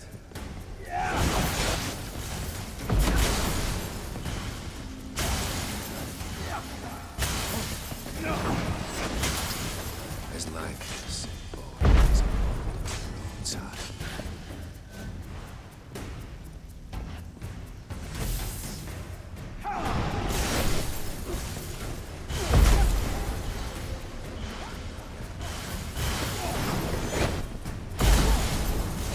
Ugly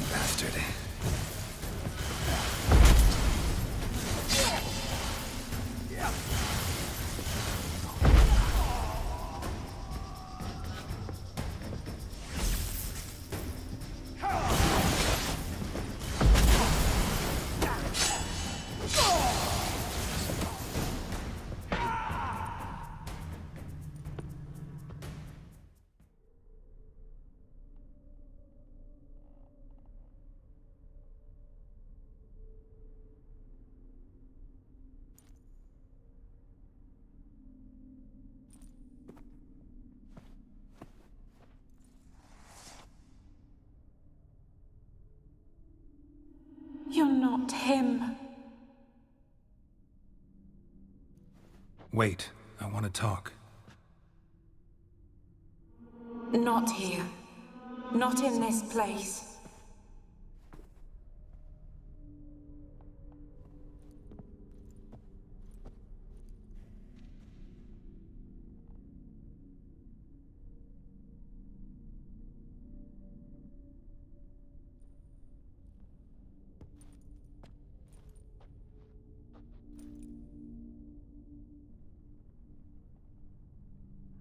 I'm sorry. I mistook you for another. For Olgierd? I thought he'd returned. To me. What are you? A ghost? An illusion? I am sadness. Saw you before, but you weren't yourself. And I saw you again in your memories. We've met. I don't recall. I had bad dreams. That is all I know. I've come for the violet rose Olgierd gave you. On the day we saw one another for the last time, I dried it and placed it in our chamber, at my bedside. I lay there for days, staring at it, until at last it crumbled into dust, as did I soon after.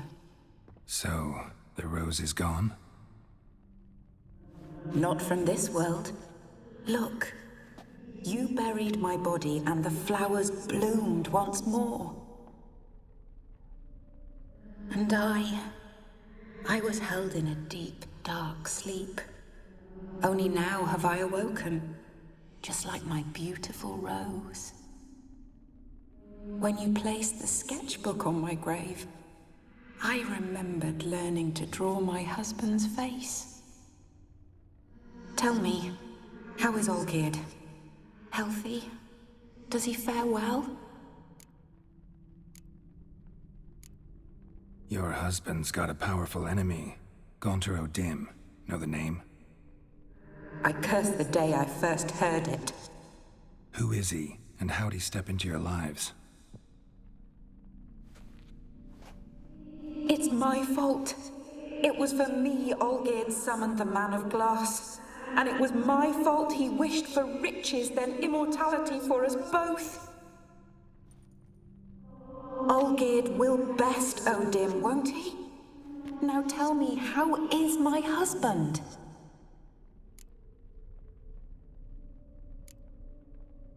Your husband hunts out ever stronger sensations.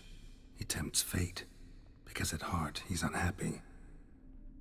At heart he is stone, so nothing has changed. And did Olgierd mention me? What did he say? Not much, but I didn't ask about you. He just sent me to retrieve the rose. The rose? The last I have left of him? His last gift?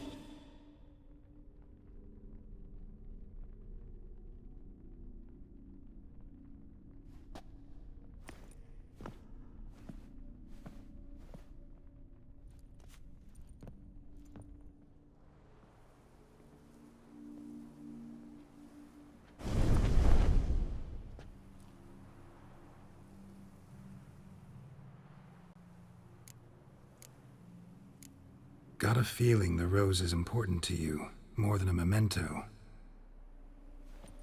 I remember so little. Yet when I think of my rose, I begin to recall what was. The world around me turns real, and my eyes open wide and I recognize things. Remember who I am and who I was. Friend once told me about a case like this. Could be strong emotions that bind you to the rose, feelings we witchers call pins. They're what keeps you in this world. Like an insect pinned in a collection case. Horrible. Need to be honest, if I take the rose, you might cease to exist. as might the world you've built around you. And what will happen then? Shall I be free of the suffering, the sadness? Is it the void that awaits? I don't know.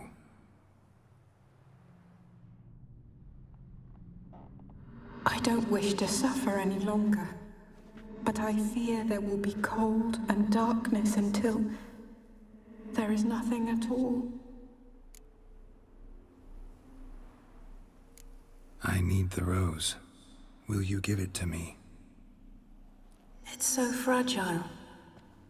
Look, the petal edges have turned crimson, as they were on the day I received it. The one thing missing is the single drop of dew which slid down the leaf when I took the rose in hand. Or was it blood? Because I pricked my finger? I can't remember. You know, I never did read the letter from Olgierd. I didn't have to. And I needn't have kept the flower he left me. I've come to a decision. I shall give you the rose. Our service thus ends. Thank you, stranger, for freeing us. Before we go, some advice. Beware of the one called the Man of Glass. Stand in his way, and you'll meet a fate worse than death. Seek salvation in glass that can't be broken. Glass that can't be broken? So long.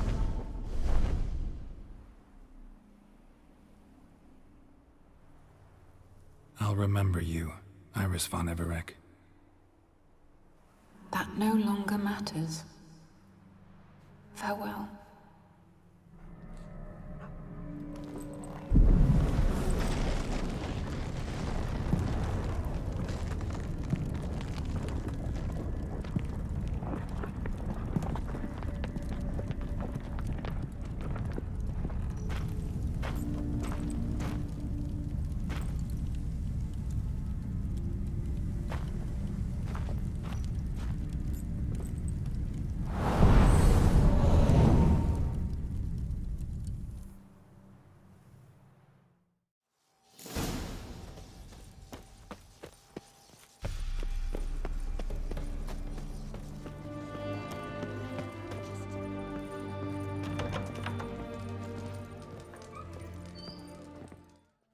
Two points, and be quick about it. Oh, please, good sir, a bit of courtesy. So I look up, and Bob's your uncle.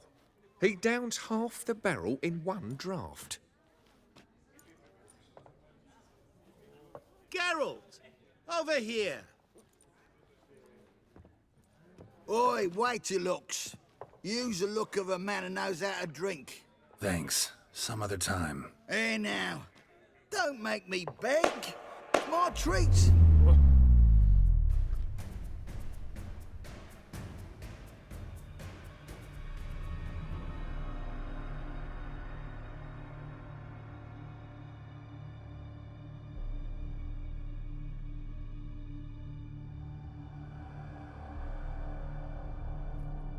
Show off. Of course I am.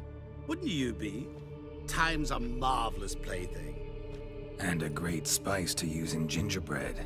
So, you were listening. Indeed, occasionally I find time manipulation irresistible. Controlling it offers so many appetizing opportunities. Like spiking the soup of unsavory individuals with appropriately ghastly things. You actually control time, or is this just some conjurer's trick? What difference does it make? A big one. Let us say time has always fascinated me, so I taught myself how best to use it. Why time, of all things? Geralt, there are 4 dimensions. Length, width, height, and time. What would you have me fall in love with? Width? Come now. Who are you, really? Gauntero Dim, also known... Not what I'm asking. Ah, so you'd rather know what it is I do. In brief, I give folk what they ask for. You might say, I simply grant their wishes.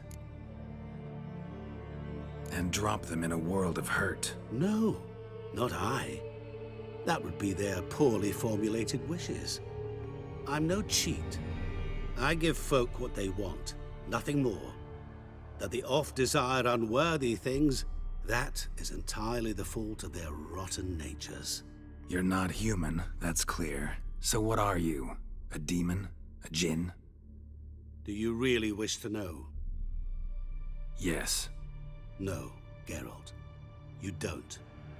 This one time I shall spare you, and not grant your wish. All who have learned my true name are now either dead, or have met an even worse fate. Yet I still need you. So, to what do I owe the pleasure? I wanted to congratulate you. You acquitted yourself splendidly with Olgierd. In fact, you've almost satisfied your debt. Was supposed to fulfill his 3 wishes. Did just that. This is where you remove the brand, 'cause we're even. Nearly. To fulfill the terms of the contract to the letter, you must do one more thing. Draw Olgierd to the Temple of Ilvani. We never discussed that. Oh, but we did. As a man of the world, you should know that every contract contains a catch or two. Small print, which, nevertheless, changes the ultimate meaning of the pact. This applies to oral contracts as well. Recall that I said, and I quote, "I believe, however, that all will end well, and once it does, we 3 shall meet and thank one another for the voyage we shared." End quote. Yeah, I remember. Fulfill your end of the bargain, and I will remove the brand.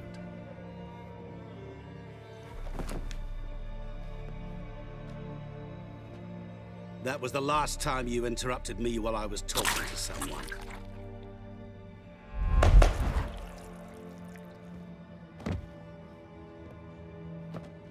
What the devil? Why is there a fly in my soup? Was waiting. Had an eye out for you. Didn't see you come in. How is it you're here? I'm a witcher. Superhuman quickness. Just one of my many qualities. You tossed this fly in my soup? No. Now listen carefully. Tell your Ataman to come to the Temple of Ilvani.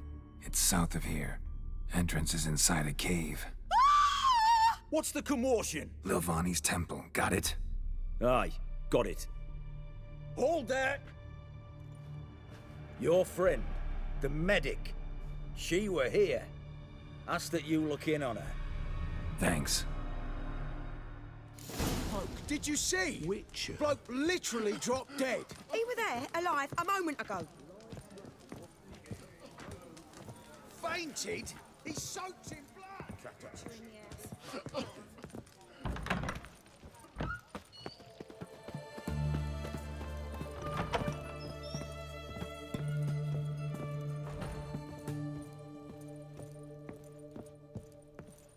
Shani? Oh, Geralt. Good thing you're here.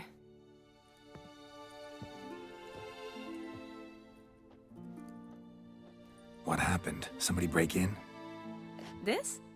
No. Just getting ready to move. What? When? Where to? Not what I wanted to talk to you about. Or at least not only, but...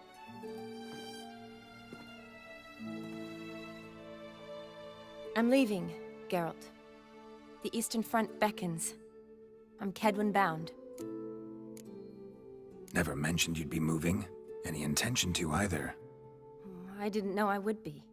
Found out this morning. 2 soldiers came to my door, said Redania needs me again. Couldn't turn him down? Just say no? Perhaps I could have. But I didn't want to. Treating the ill and wounded, it's my calling. No place I'm needed more than at the front. I understand. Any chance we'll see each other again? Someday, I'm sure. So, learn anything about Olgierd? Well, I abandoned the books quickly. Decided that if I was going to learn the truth, I'd need to find someone who knows him. Find anyone? Turned out I didn't need to look far. A colleague at the Academy, an assistant to Professor Permathine Shakeslog, claims Olgierd von Everick met with the professor multiple times. Apparently, Olgierd asked the professor to do some research. Professor got so worked up doing it, he went daffy. Started jealously guarding his notes. Wouldn't even let his assistant look at them. The professor, where'll I find him? Here in Oxenfurt. Cloistered inside his house on Academy grounds. Mage hunters guard his door. Mage hunters at the door. He under house arrest? I can't say, really. Some of the faculty think him a traitor. Say he sold out to the hunters for a hefty pouch of gold. The assistant, on the other hand, insists the professor wants him there to protect him. I don't know what from. What's your guess? He's certainly useful to them. A specialist in black magic and the occult? Must be a trove of knowledge. If he's really gone off his nutter, I wouldn't be surprised to see them using him. Need to talk to this professor. We'll go together. Redanian guards all over the Academy. Doubt you'll get in alone. Guards have never stopped me, you know that. Wound these, and I'll have to patch them up. Besides, we might run into a friend. Get inside free and easy.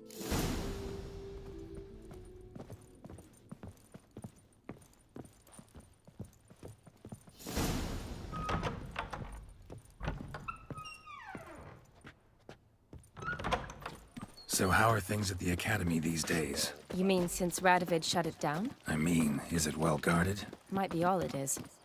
Many of the faculty fled to the far north. The braver ones stayed, but assumed the guises of tailors and laundresses.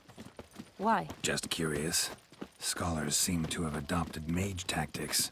They in the same bind? So the Eastern Front, and then? Depends where they send me. Wherever it is, take care of yourself. Always do. So don't worry.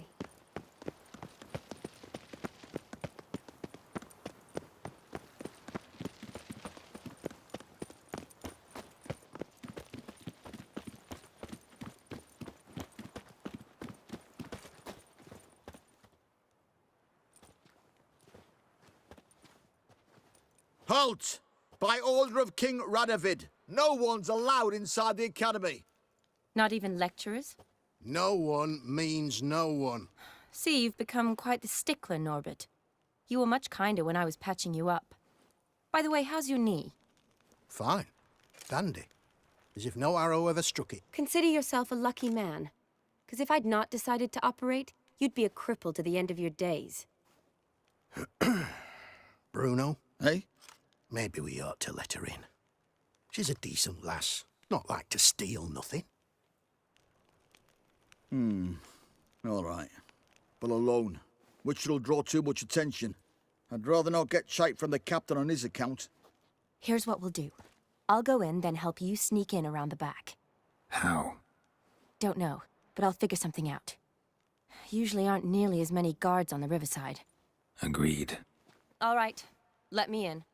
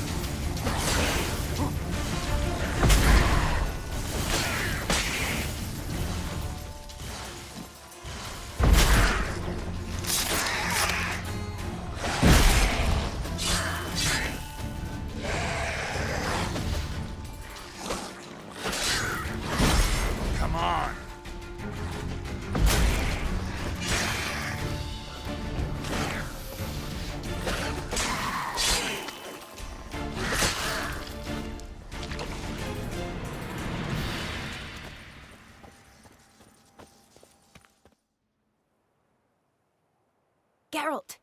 Psst! Are you there? Yeah, I'm here. Grab the line.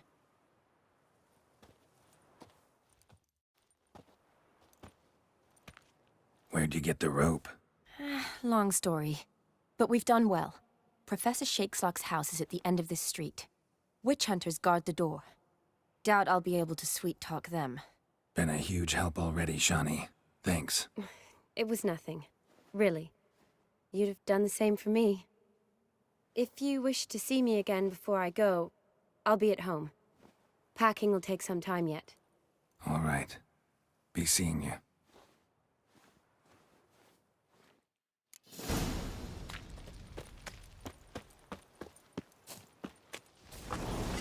What the flying fuck is this? Intruder! Get it!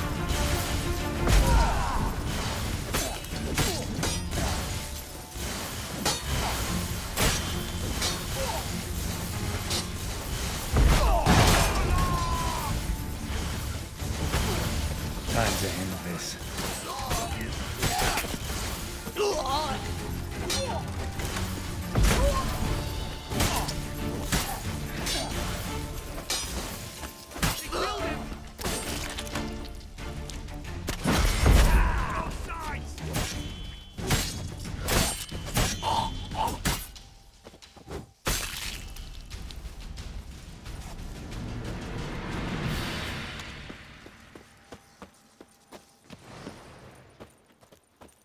Locked tight. Need another way in. You leave a window open, maybe?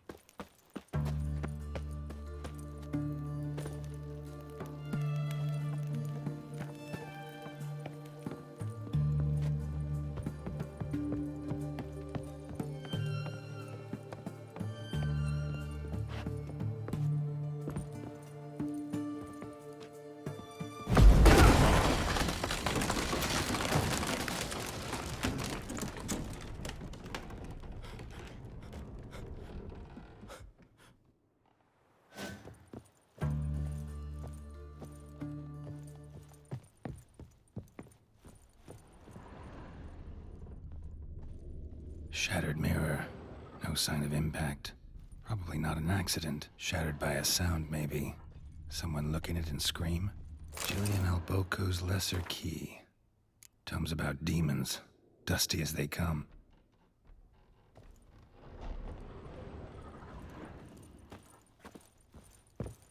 Franco? Is that you? Leave the bedpan in the usual spot. And take the platter. I shan't be eating today. Professor Shakeslock? Who the blazes? How'd you get in? Get out. I know nothing. Don't wish to know anything. Understand? No, no, no. Out! Not gonna hurt you. That demon sent you. I'm sure of it. What demon? Feigned ignorance. Please. You know. Gaunter O'Dim. Evil incarnate. He didn't send me, but he is why I'm here.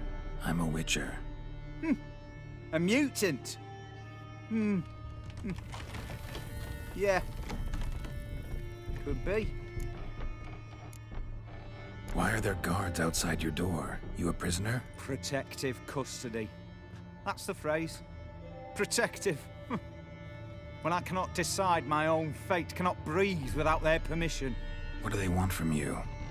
You may not be aware, but I'm one of the foremost experts on the occult. Living experts, that is. My mentor was the outstanding Professor Lionel Van... And you're cooperating with the witch hunters now? Cooperating? As if I had a choice. They're ignorant, but not enough to ignore what I know about magic, witches, sorceresses, what have you. Knowledge they use for barbaric ends, but that's beyond my control. Came here because I need information. Think you might be the only man who has it. A witcher. Then it follows I needn't fear. I'm hardly a post-conjunction creature. What did Olgierd von Everec want from you? I curse the day I first set eyes upon the man. He appeared at my doorstep one day, offering a sack of gold were I only to find out who Gaunter O'Dim is and how to get rid of him. I agreed. Such matters are my speciality. And I needed the coin. I pored over countless tomes, delved into obscure incidents and analysed folk legends. I went so far as to travel to Nilfgaard, the library there, where at last I hit upon the mysterious entity's trail. There are records of encounters dating back thousands of years in many cultures, under many names, but always as evil incarnate. In this land we call him Gaunter O'Dim, at times Master Mirror, or the Man of Glass. In deciphering the ancient scrawlings, I went blind. Yet I learned a great deal. For example, that he plays with his victims and thrives on pacts above all else. Seemingly harmless contracts which drive their parties to madness. Know anything else about the man? Gaunter O'Dim is no man. He is evil. Evil which assumes various forms. Forget about him, or die. You're alive. Alive? Yet I live in constant fear, born of what I've learned about him. What's with the surroundings? These runes, what do they mean? They protect me. Here, evil cannot touch me. How do you know? He told me himself. Paid me a visit once. Fascinating meeting that was. I was blind already, but saw him clearly. He smiled at me. Said he was honoured I'd taken such an interest in him. He wished to thank me, and explained he'd taken a similar interest in me. He drew the circle and said I'd be safe within it. His way of repaying me, you see. Ever tried to leave it? If you'd heard how he said it, you'd be as certain as I am what leaving would bring. Olgierd signed one of these pacts with him? Brilliant deduction. But have you guessed why? You must know that he came from a wealthy, influential line. He must have, if the family of his betrothed accepted him. Yet did you know his fortune soured? He himself became an outcast, impoverished. Iris's family, a powerful house, could not accept this, would not marry their daughter to a nobody. Olgierd wished to elope. The further away, the better. Yet Iris refused to cut her family ties. Quite the predicament. Indeed. Their luck turned yet darker when a wandering witch mentioned a solution. A man who would grant any wish. His name, Master Mirror. The rest follows naturally. Olgierd and O'Dim, a meeting at a crossroads, a wish, a pact signed in blood, and a price to be paid. Olgierd was to sacrifice one he loved. O'Dim delights in difficult choices. He knew Olgierd loved two in this world, his betrothed and his brother, Vladimir. Olgierd chose, and soon thereafter married his beloved Iris, his fortune restored. Olgierd tell you all that? He had to. How else was I to diagnose his case? Make it sound like an illness. It is worse. Many illnesses are treatable, but play with evil, medicine can be much harder to find. So did Olgierd kill his own brother? No. Deduce, Witcher. O'Dim acts directly or indirectly. Olgierd merely signed the blood letter. The next day, his brother was dead. Why was Olgierd out to get rid of O'Dim? He'd gotten what he wanted. Had he? His heart had turned cold as ice. His feelings for his wife, for whom he'd sacrificed his brother, had withered. He'd lost all he'd loved. Had he wanted any of this? No. O'Dim grants what you wish, not what you want. All who sign a pact learn the difference and die by it. All? No way to get rid of him? Kill him, you mean? Kill evil? No. Yet the annals tell of a man who dissolved his pact by defeating O'Dim at his own game. Meaning? O'Dim wields contracts, word traps, duels of wits. Challenge him to such a duel. He'll agree. and can be beaten. But remember, there is only ever one stake. The sole thing he truly desires. Human souls. O'Dim left a mark on my face. Any way to get it off? A mark? No mention in the tomes. Strange. Unless it will disappear once your pact is fulfilled. If I challenge him, end the pact that way, will it go away? That I do not know. The one man who succeeded bore no mark. Thanks. Helped me a lot. Good. Very good. Oh, to feel useful after so many years locked up, living in fear. Why, it's pleasance itself.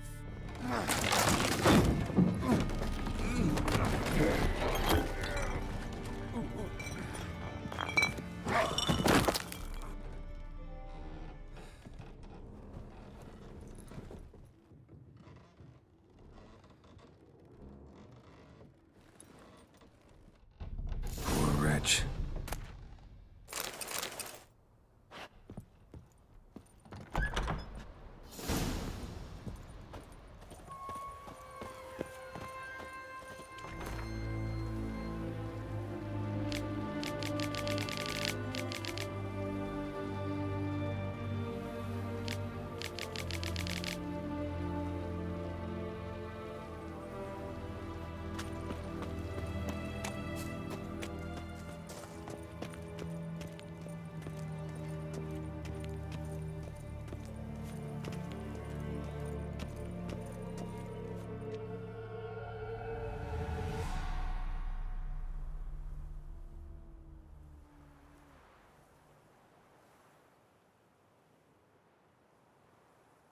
Strange choice of locale. Guessing there's a reason for it. Wasn't me who chose it. I assumed so. But since we're here, I believe you have something for me. Fulfilled the third wish. How do I know this to be the rose? Very well might have picked this up at the Oxenfurt market an hour ago. Look closely at it. Got it from Iris. It was the last thing that bound her to this world. What? I think she loved you. Meant this as a token of that love. She loved me. After all that's passed. Iris. What a mess we made of it all. If I'd only known then how it would end. What's happening? I feel as though a hot iron's pierced my chest.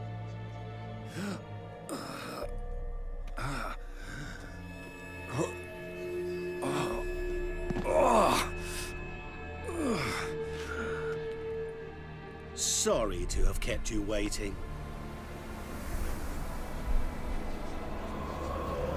So glad to see everyone's made. How do you feel, Von Emmerich?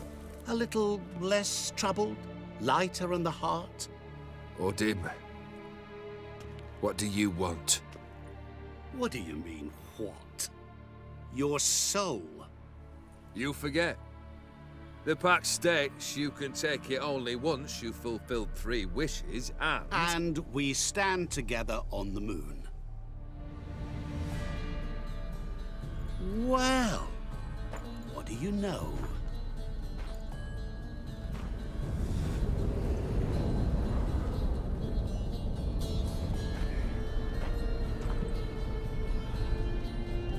What? No. We had a pact. The moon is there. There! Not here. I gave you what you wished for.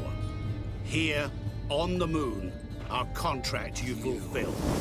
Boss, you cheated me. I never cheat. Wait. Do not interfere, Witcher.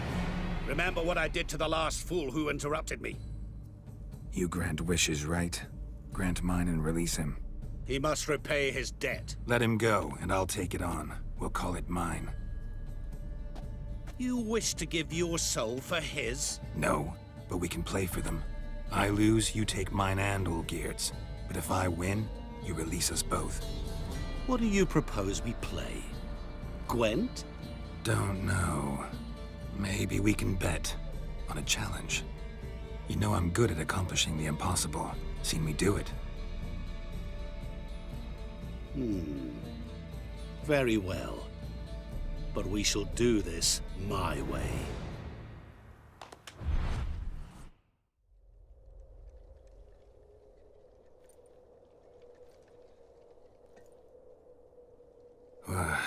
What's happening?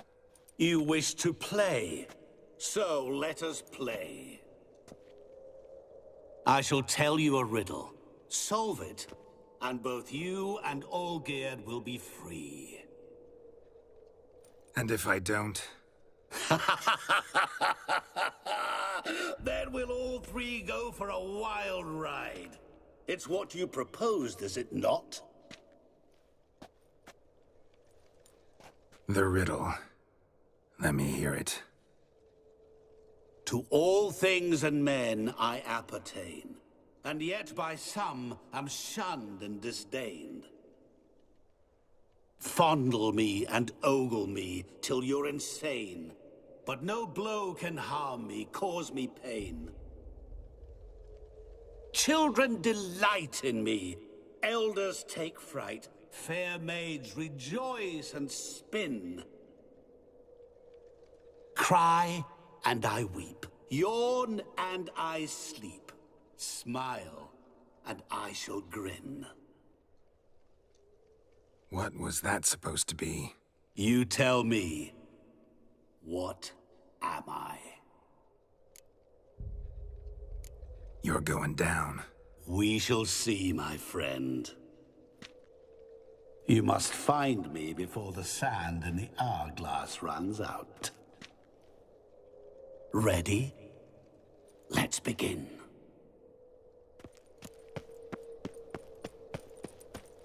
What is this place? You like it?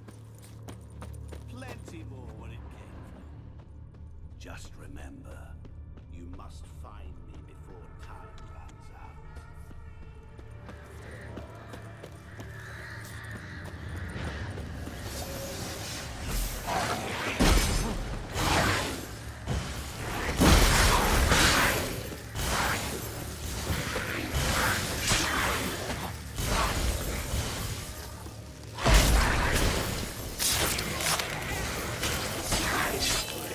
Monsters weren't part of the deal. My world, my rules. Cry and I weep, yawn and I sleep, smile and I too shall grin. Something that repeats all I do? Maybe an echo? Echo. No dice. You can't possibly ogle an echo. Children delight in me, elders take fright, fair maids rejoice and spin, cry and I weep, yawn and I sleep, smile and I too shall grin. Damn it, what are you? Don't leave me here! Help me!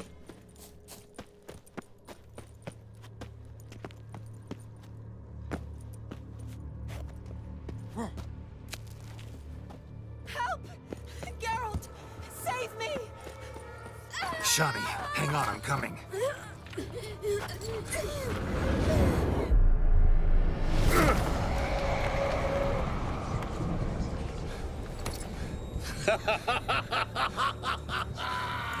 I can't believe you fell for that.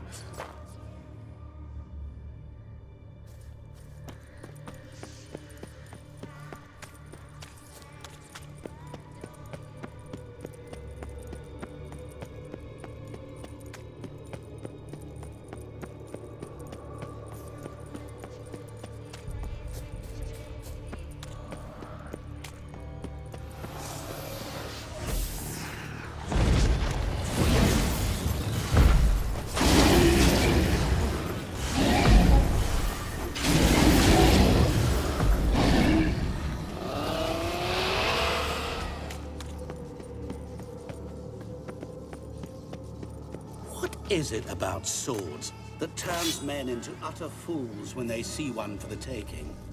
Ah! Through howling winds, pouring rain. Which reminds me, time is running out.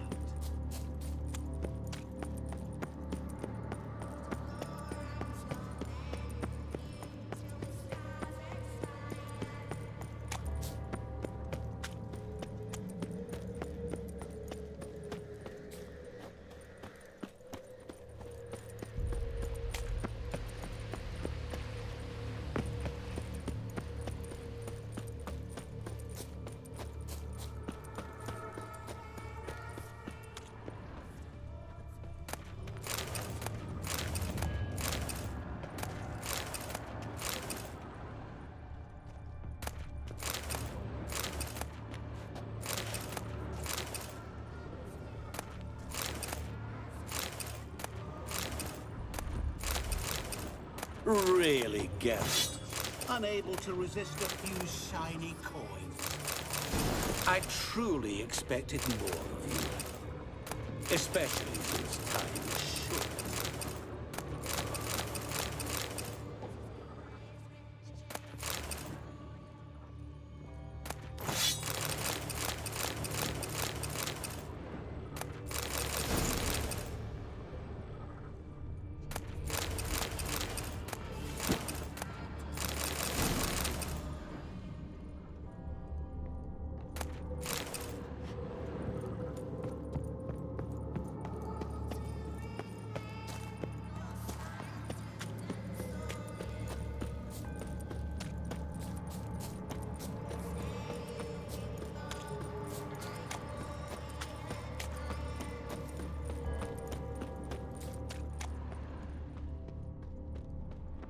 Children delight in me, elders take fright. Fair maids rejoice and spin. Children and young folk like swings. Could be scary to old folk too. Doesn't fit the other verses though. To all things and men I appertain, and yet by some am shunned and disdained. Fondle and ogle me till you're insane. But no blow can harm me, cause me pain. What could that be? Remember.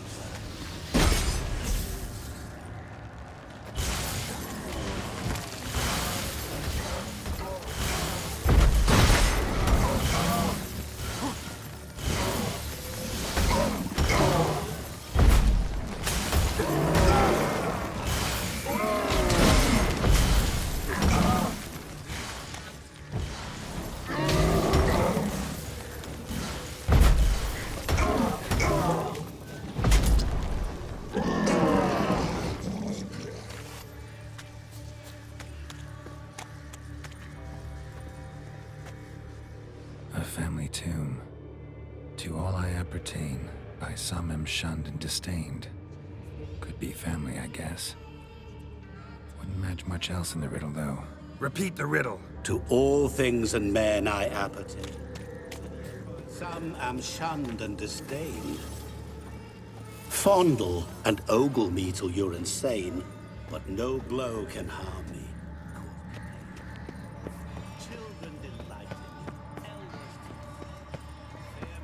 Rejoice and spin. Cry and I weep. Yawn and I sleep.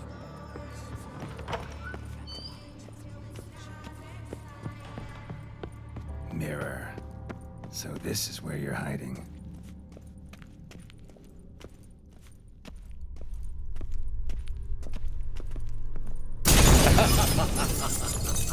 Come now.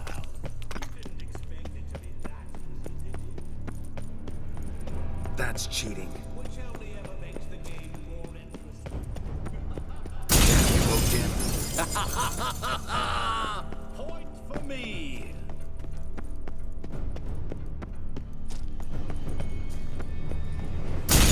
Doing that forever.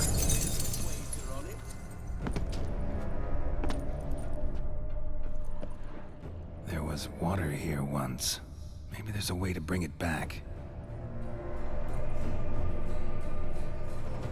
Rushing water behind this wall. Break down the wall and the water will rush through here.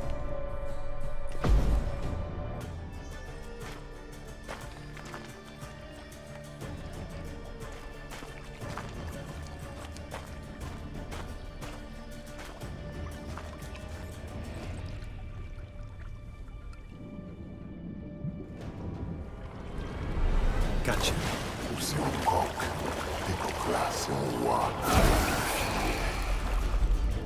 Shenkonia Momige, Ara, Snede, Ma Amaranei, Asostan for Vashtamashdaxna. Be gone.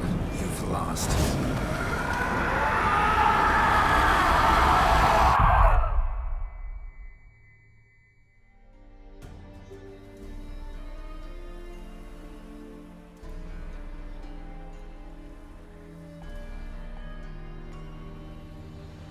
So, any better? Yeah, thanks. Wine's revived me a bit. This plonk could revive a corpse. An exquisitely rank vintage. You know what, though? It's good at last to taste something real. So, have at it. Tell me what the blazes just happened. Your brand's gone. Guessing that's a good sign? First off, you tell me what it's like to have a heart of stone. It's wonderful at the start. You feel no fear, no angst, but also no concern, no care for anyone, not even those you loved. And gradually, you lose them. Well, you know how it ended. What about your senses? Taste, smell? All there. At first, I savoured the world like never before. It was stronger, more clear. How's that possible? I did not wish for a heart of stone. That was a mere side effect. I wished to win back Iris's hand and have my fortune restored. And then to live like there was no tomorrow. And thus I lived until I ceased to feel anything at all. What a joy to be done with it. Because I am done, right? Will you tell me what happened? O'Dim decided to have some fun at my expense. Devised a game I was supposed to lose. Seems he'd forgotten the training you put me through, in doing the undoable. So only to protect myself. In doing so, I put you in harm's way. Forgive me. Well, don't have to worry about him anymore. You're safe and free. I thank you. Though I've no notion what to do with this freedom now. Mira took everything. Everything I loved. All I held dear.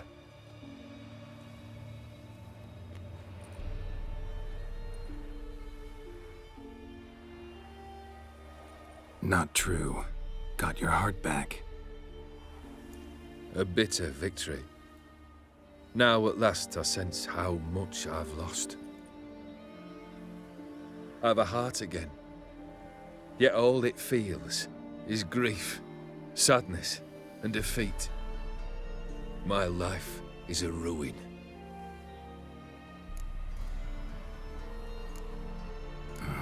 Can't say I envy you. As the saying goes, careful what you wish for.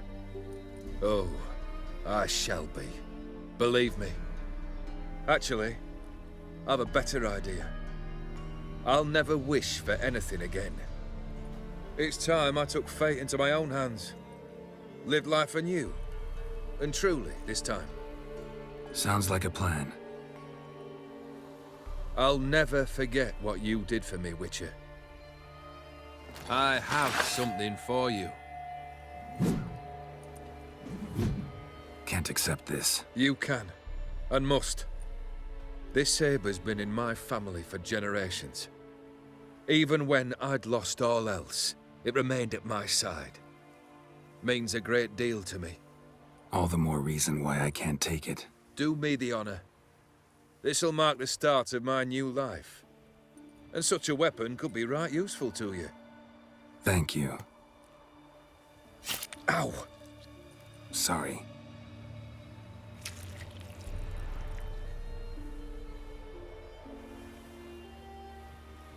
You needn't be.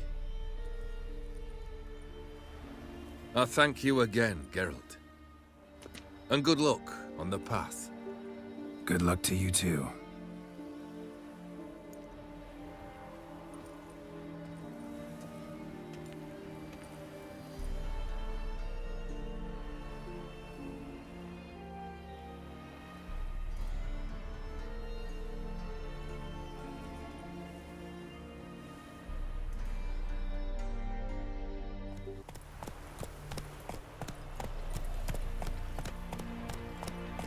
Gonna kill the monsters.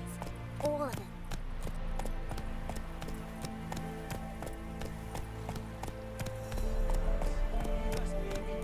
No matter where the grub's from, as long as the bowl's full. Not my fault we ended 6 feet under the brooches. Why do you have to play the hero? Fear not, we shall spill only the blood of outlaws. We've not got no need for your help. Have no fear, good man. Our labors shall be done quickly. The prowlers to be banished for good. Milton, look! Geralt! In the flesh. Hail, Witcher! Let us go inside and greet you as befits an old friend. And you, fear not. We shall put an end to the rule of outlaws, soon.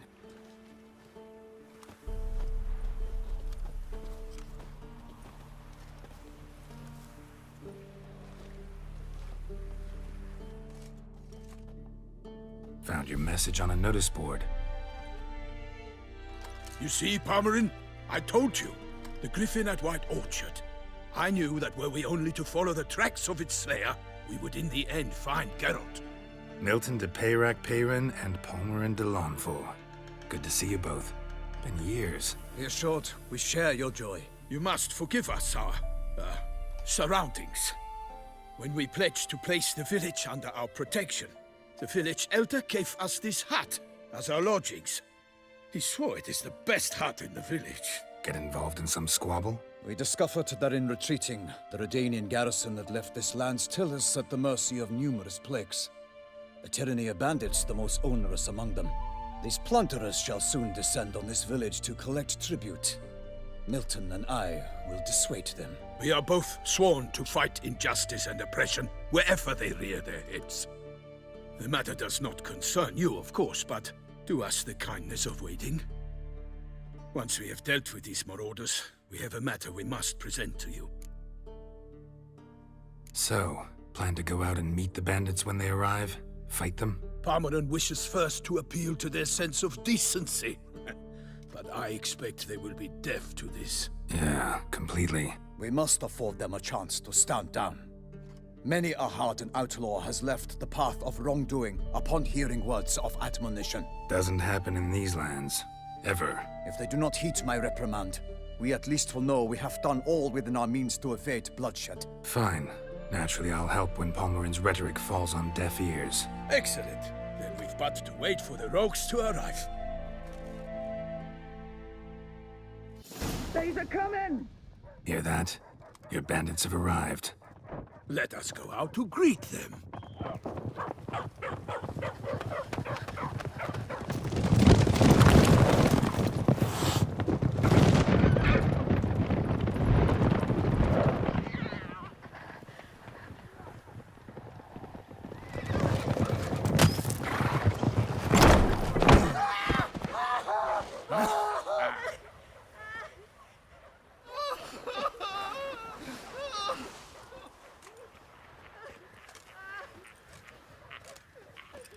Hark! Contemptible curs!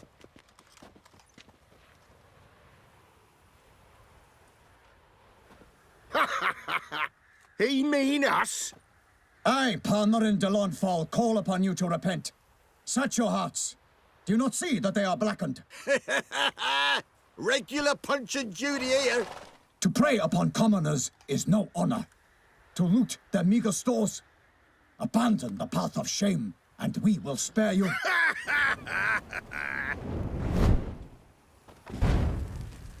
Right good jest, that. Had us a laugh. Now, fuck off or we lose our patience and you lose something else. Nay, wait, Zorg. These lads are lark.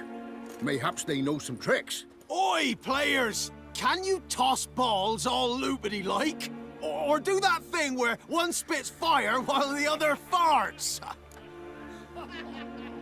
Noble Palmerin's giving you a chance. Now I'm gonna give you some advice.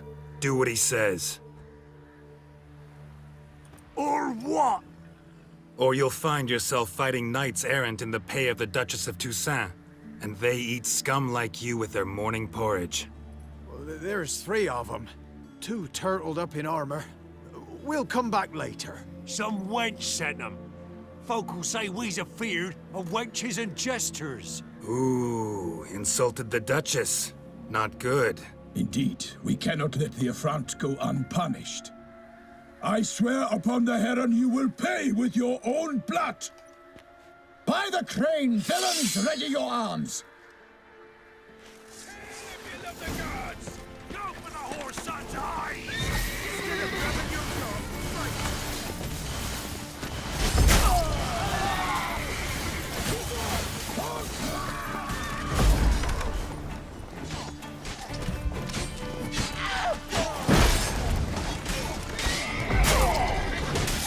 Let's end this.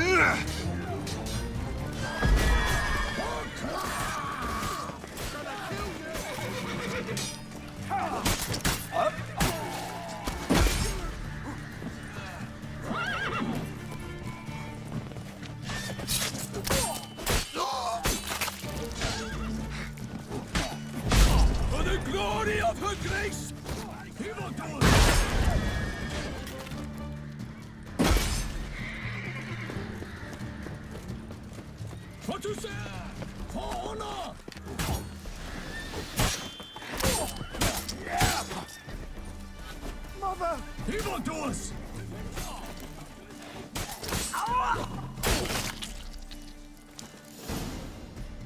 Why do they not emerge? It is over. We have banished the scoundrels, lifted oppression's yoke from their lives. Warned you it'd be like this. Fear you as much as they did the bandits now. Sorry, no fanfares and flowers. You're not in Toussaint. Ah, it is true what folk claim. In the north, no noble deed goes unthwarted. It is time to go home. And we shall, my friend. Come, Geralt. It's time we delivered our message.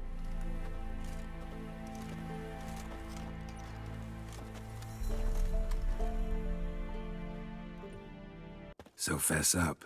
What brings you such a long way? We are to deliver Her Grace the Duchess's message in full, with all due ceremony. For tradition is sacred in Toussaint. All right, fine. Most honorable Geralt, slayer of monsters and all evils nefarious, which prey on the defenseless of this world. Whereas never have you been known to deny help to the innocent, nor leave widows and orphans to fates undeserved. Answer you now our present summons. Free us from the beast which floods our streets with blood, and sows panic in the hearts of rich and poor alike. Come to our aid, Witcher. Thus humbly beseeches you the Star-Crossed City's most gracious protectress, Her Illustrious Highness, Duchess Anna Henrietta. Shall you answer her call? Anna Henrietta really say all that? Word for word?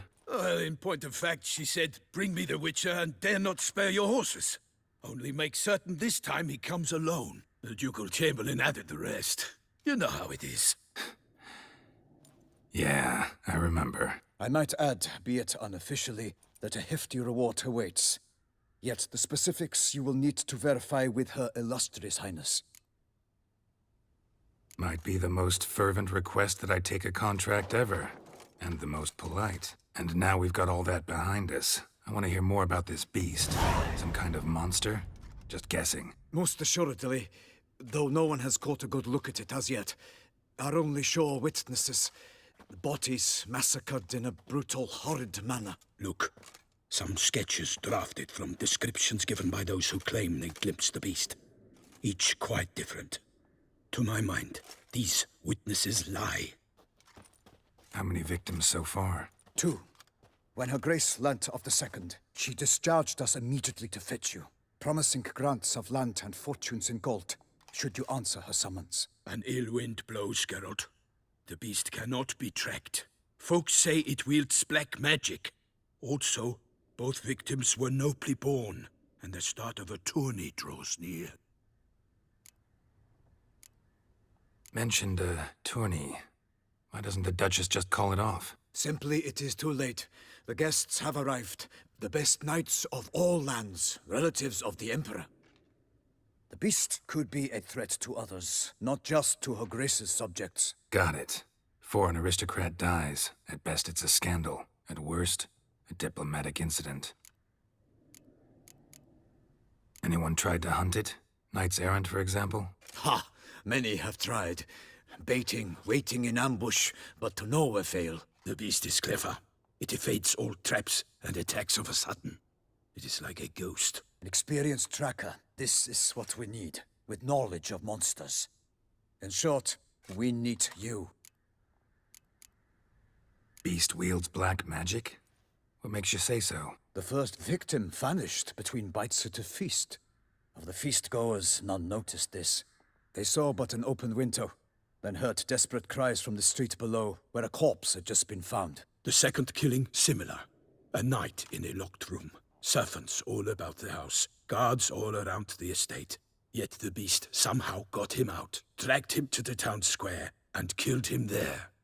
No one saw, nor heard a thing. We have no fear of creatures against which sword and shield protect. But of this beast, nothing is known. Save that it cannot be traced, kills effortlessly, and with no rhyme or reason we can discern. I sometimes think back to all the contracts I've ever taken from sovereigns. Can't name hardly any where I came out ahead. You cannot be thinking to refuse. No. Just struck by a thought. How the Duchess can sometimes be... demanding. So you accept the contract. Excellent! We must set off at once.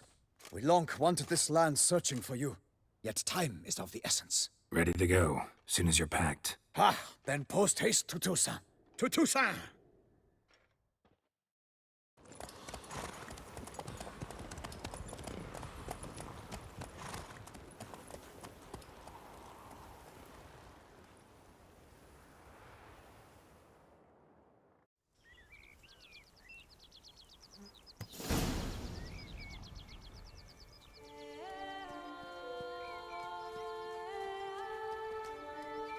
Toussaint, the land of love and wine. Exactly how I remembered it.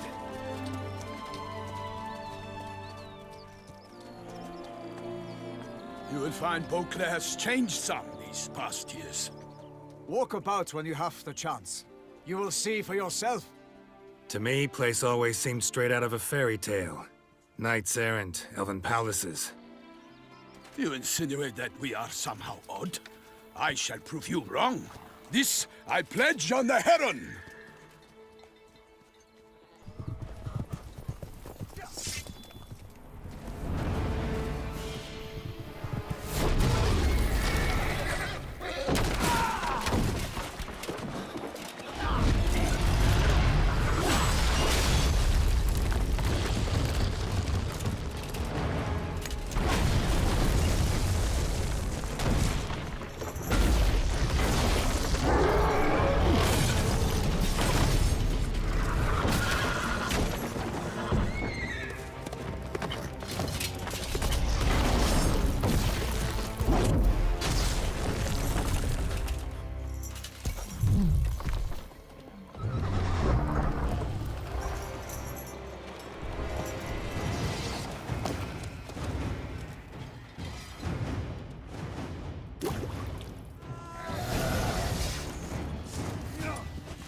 swore, my lady!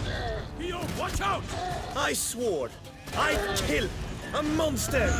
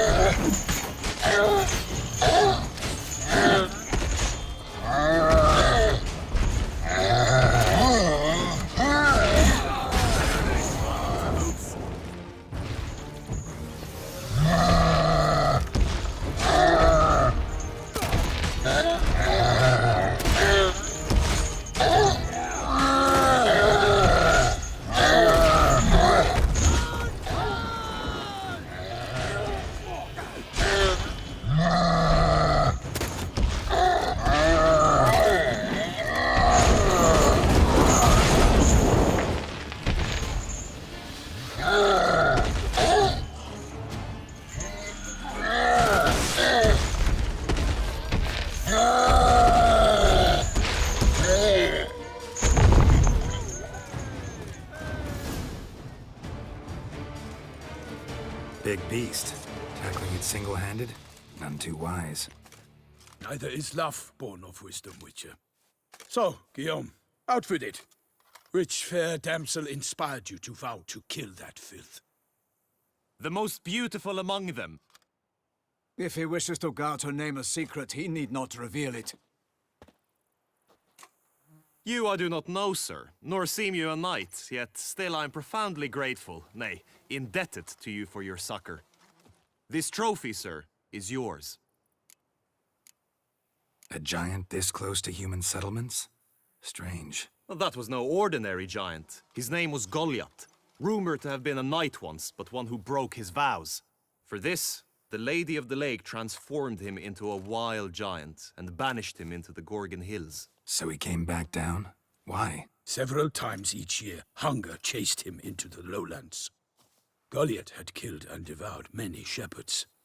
Guillaume's hunt served a noble cause. At any rate, it's a tale for more agreeable environs. I'll take the trophy. Why not? Could find someone who'll pay to buy it. Put up a good fight against the giant.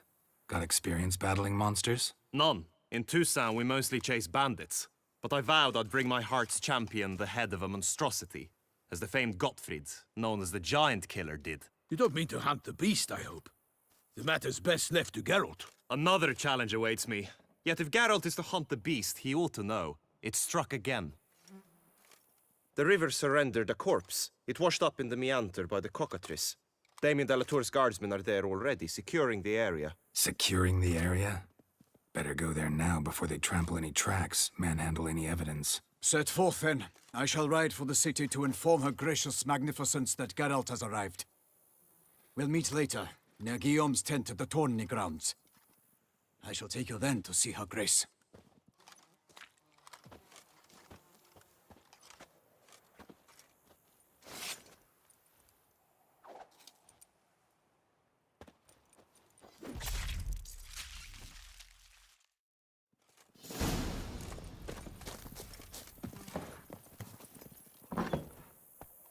Giddy up.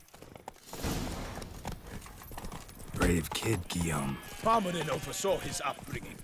Guillaume is his kin.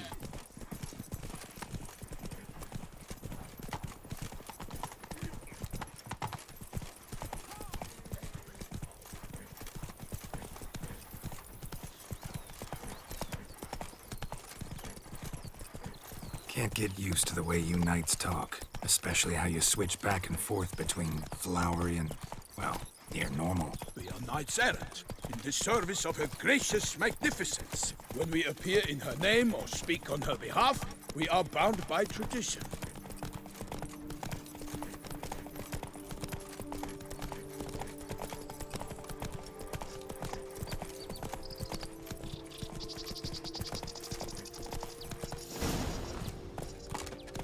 No one here. They must have removed the body already. Let's look around. Make sure they didn't miss anything.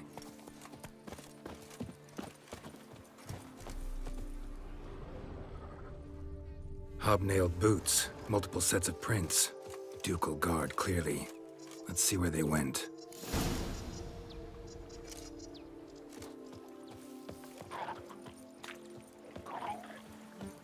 Walked along the shoreline.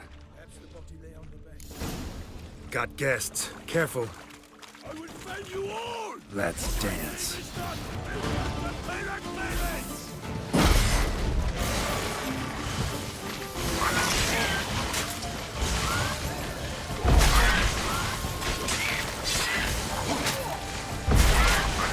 For the glory of the Triss, I shall make plenty of you!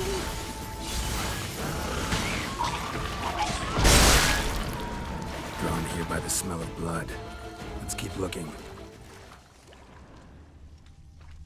Anything taken by the current ends up in these shallows. Yes, the stench is fierce. Here, look. Indeed. The trail ends. What now? Now we go wading. Only blood-soaked scraps left of the victim's clothing. Good quality cloth. A wealthy victim, correct? Looks it. Blood. Guardsmen pulled these nets out of the water, then cut the mutilated body free. Gonna dive in, make sure they didn't miss anything. Look at the rut.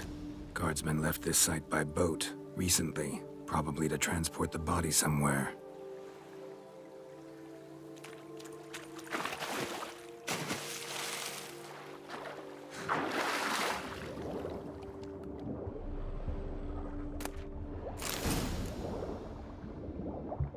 Silk kerchief, monogrammed DLC.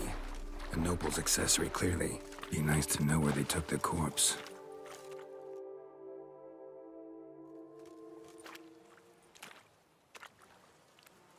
What now? This isn't the site of the murder. We know that. Current brought the body here. Corpse got caught in the nets. Guardsmen pulled it out, put it in a boat and took it somewhere. Need to find out where.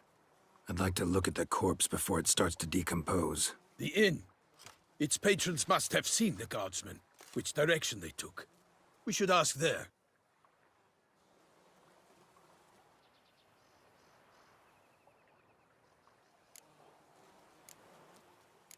Seems we've got ourselves an audience. You think this surprising? The locals will tell the children of children they do not have yet, of the day a quartered corpse was pulled from the river. One thing. Found a handkerchief in the water. Monogrammed DLC. Mean anything to you? Delacroix? It cannot be. Was it he the beast slew? Seems so. Knew him well? Long past. We were close friends once, but our paths diverged.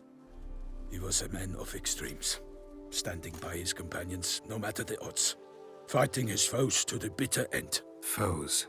You have a lot of them? He did, but I do not see what that has to do with the beast. Ah, Geralt, you've struck a raw nerve. Memories of a time long past, to which I'd rather not return now. I understand. We can talk later. Let's go to the tavern. I shall have to leave you soon. Return to court. Barely got back to Toussaint. A knight in the service of Her Illustrious Highness knows no rest. In fact, I'd feared I would return too late to fulfill my duty. Yet it seems I've arrived in the nick of time.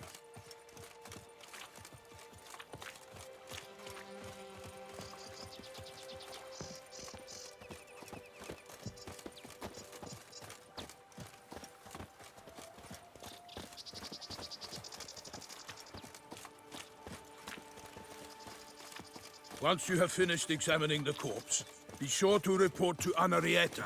Anarietta? Her Grace, the Duchess. I forget myself at times. We address each other by our first names in private. Never in Pomrin's presence, however. He finds such familiarity offensive. A watering hole for traders, smugglers, boatmen. But you will find no better crayfish chowder in all Toussaint. Killer from the north. I recall. He slew a few beasts and stashed a pile of coin.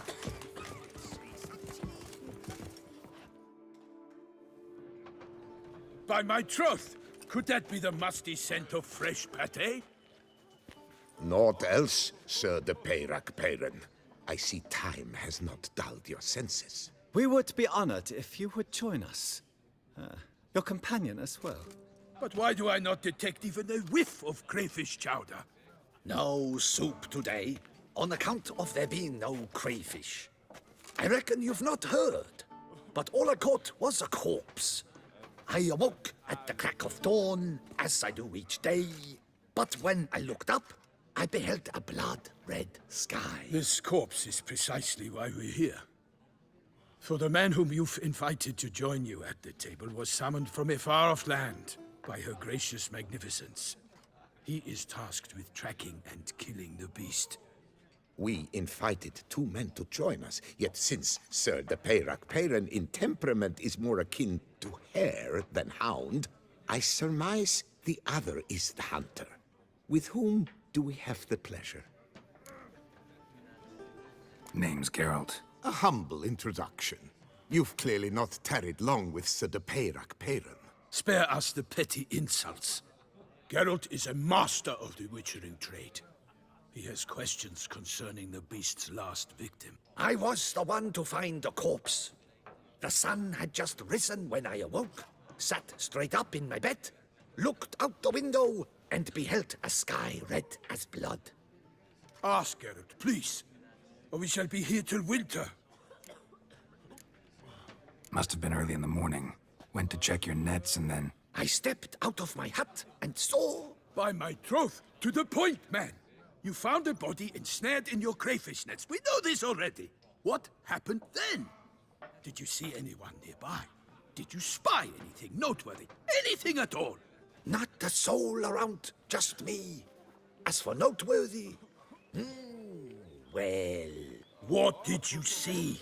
But be warned, if I hear the sky was red again... I saw a head bobbing, eyes bulging, the tongue blew and popped out. Next to it, a hand rocking upon the water. Get a good look at the body parts? They gave me such a fright. I bolted to town, fast as my legs would take me, then returned with guardsmen who told me to keep out of their way. They had a hard haul. The parts were so tangled up in my nets, they were forced to cut them. Need to examine the body. Know where they took it? They ferried it across, then loaded it on a cart and hauled it to a cellar at Corvo Bianco to keep it cool, see? What? Why, Corvo Bianco is Baron Russell's estate. When he learns they've turned his cellar into a morgue, he'll set his hounds on them. While you were gallivanting about the north, his vineyard was auctioned off. Who was that? Woman who just left. Didn't see her before. Didn't notice her walk in either. Doubtless Linnis, the innkeep's daughter. But hold, Geralt, because this is an outrage. Russell's vineyard was auctioned off? Inconceivable. It is no secret the Baron had gambling debts up to his ears. It finally came time to collect. His creditors auctioned off his property.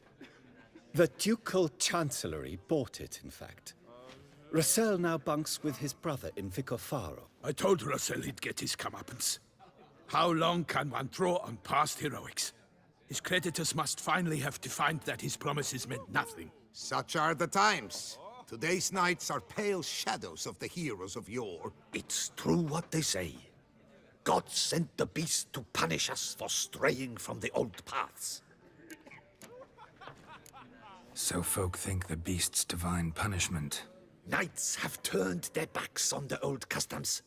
Where they were defenders of the duchy, they're now defenders of their own tushes. Why, you insolent... Let him talk. The Duchess trades in titles, grants honors to ill-doers.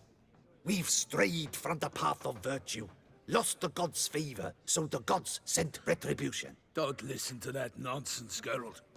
It's rehashed street preacher codswallop. Yes, the rebel-rousers have been sprouting up like weeds lately, each offering the same bill of goods. They say anything else about the beast? Besides it being a messenger of the gods? The Toussaintois are no fools. They see clearly the beast kills on days honoring patron saints. Picky monster. Thanks for the hospitality. Time I examined the corpse. Corvo Bianco lies a short way from here, near the tourney grounds. Just follow the road and you'll arrive. Not coming with? Oh yeah, duty of some sort calls. Some sort? Her Grace bestowed a great honor on me, even before we departed for Velen. I'm to play the hare during this year's game in the palace gardens. When you see me in my costume, you will wet yourself laughing. A little tempted to ask a few questions, but it sounds like a long, complicated story. One involving lengthy digressions into local history and tradition. So, see you later, Milton, and good luck.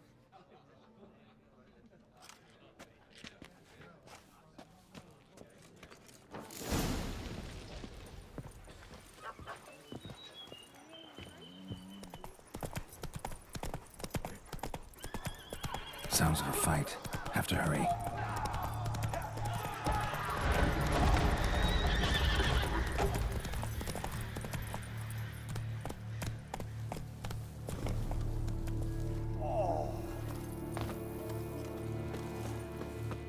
Damn it. Killer must still be here.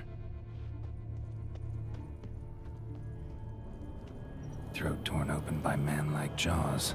Man-like, except for long fangs. Busted ribs, blood from the ears. Took a solid hit. Massacred by a vampire. Not an Ekimara, though. Or a Fletter. Bruxa. Gotta be. Killed with a single blow.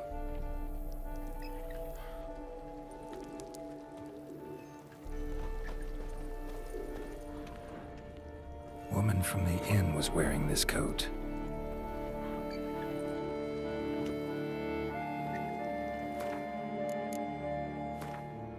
Black blood and moon dust.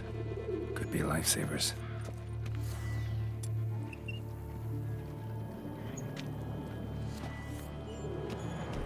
In the cellar. Gotta be. Attacker had no trouble knocking over the cart.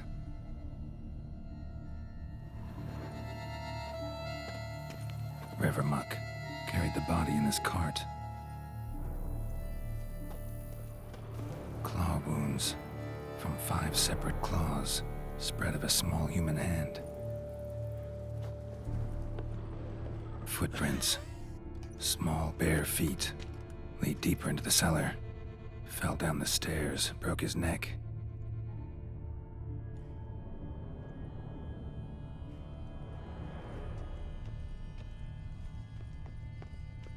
Hurled against the wall with great force.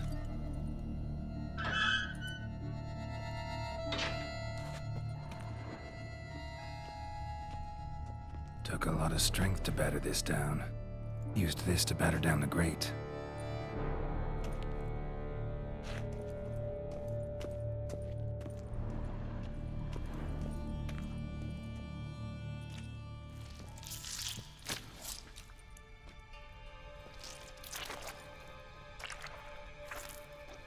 You. Saw you at the inn. I know what you are. Don't know why you killed these people, though.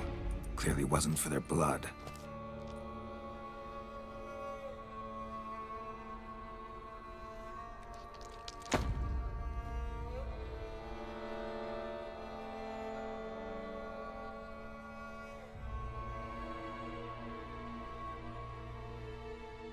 We don't have to fight.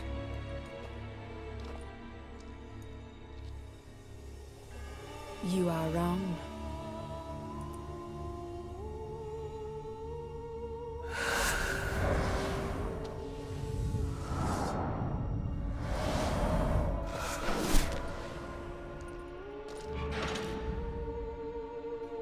I cannot let you leave.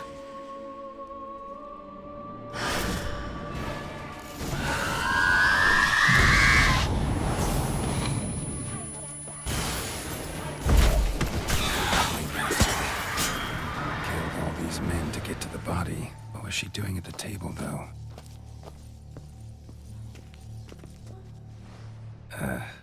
stinks. Waterlogged. Both hands amputated. Body was quartered just as I thought. Laid in water for some time. Head swollen, and something took a few bites out of it. Something in the throat. A pouch, bulging with coins. Nilfgaardian florins, from several different provinces. If the murderer did this, means we're dealing with a sentient thinking beast.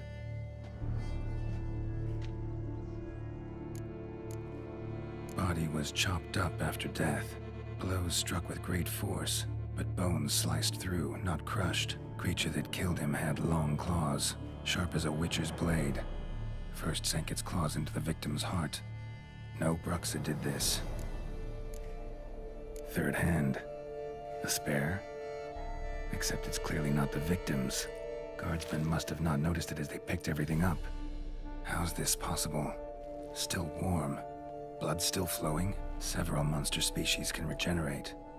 Never heard of that happening to their severed limbs, though. Or of their limbs seeming completely alive after so much time. Examine the tissue more closely later. Might learn something. So, murderer was clearly a monster, but not a Bruxa. But then why'd the Bruxa come here for the severed hand? And who does the hand belong to? Why the hell's it still warm? Now, pouch shoved down the victim's throat. What's the significance? And why was he chopped up into pieces?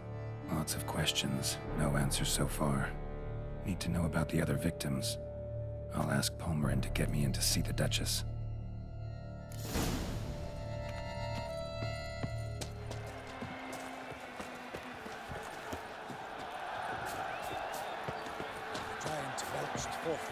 So horrid. It shook all the bones of Triss. Need to speak to the Duchess, urgently. All right, you scamps. Story's done. Go find your parents. But Sir Palmerin, what about the story of Rittik and the dragon? That tale's for another time. But take a good look at the man who stands before you now. This is Geralt of Rivia, the master witcher who lent his valiant hand to the defeat of the giant Goliath. Master Witcher, is it true virtue always trumps villainy? Not always. Could go either way. Sometimes virtue wins, sometimes villainy gets the upper hand. Still worth being good. But why? If it doesn't mean you'll win. Palmerin's story. Think back. A decent man attracts other good folk, makes friends he can count on. A rogue? Well, you can only count on other rogues. And who would you rather have for a friend? A man of virtue? I must agree. Now, that will do for questions. Go find your parents. Her Enlightened Highness has doubtless arrived at the tourney grounds to watch the battle in the arena. If we hurry, we'll be in time to speak with her before the spectacle begins. Lead the way.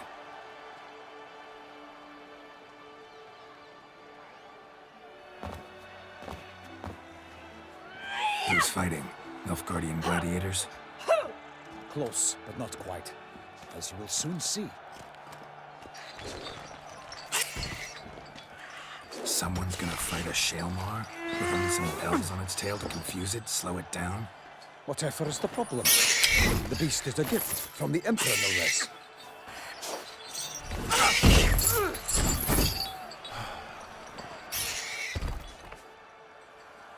This is dangerous. Bells on its tail aren't enough. I saw the spectacle of the sword of the arena in Nunwood. There, a knight defeated a Shaelmar with bells on its tail. Might have gotten lucky. Shaelmar might have been lame. Who knows? Only a Witcher has a real chance against a healthy Shaelmar. And that's not even every Witcher. Besides which, releasing a monster that dangerous in front of a crowd? Plain irresponsible. Who's going to fight the beast? Guillaume, the young man you met. Yeah. Mentioned he'd promised his heart's captor a monster trophy. Great love demands great sacrifices. Let's go.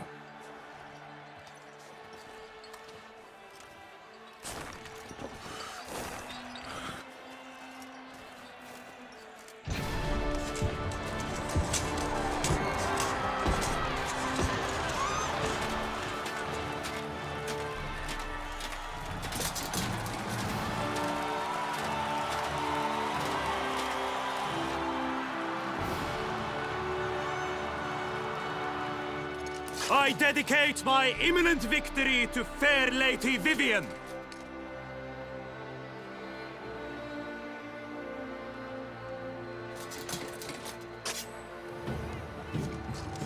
It's begun. The fight shall have to end first. We must wait.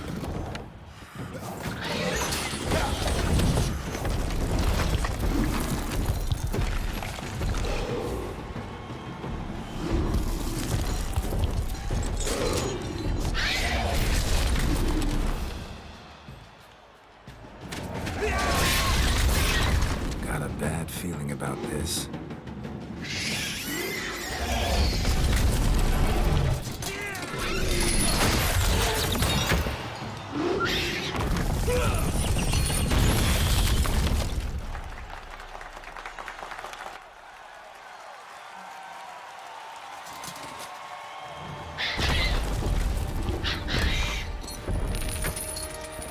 Damn it.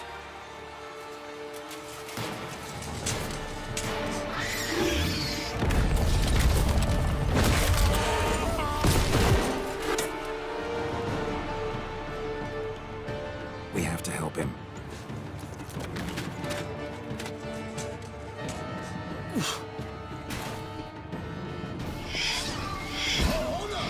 Onward! Gotta keep it down. Can't let him tell where we are when it hears us.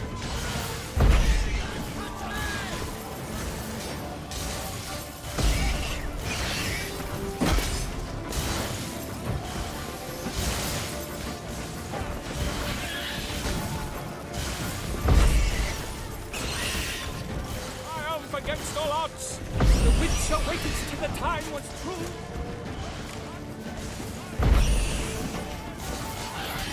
Like a bow who leaps at the love's first spurt, so the Witcher wooed the Shelmar, then its foul heart hurt. Dodge!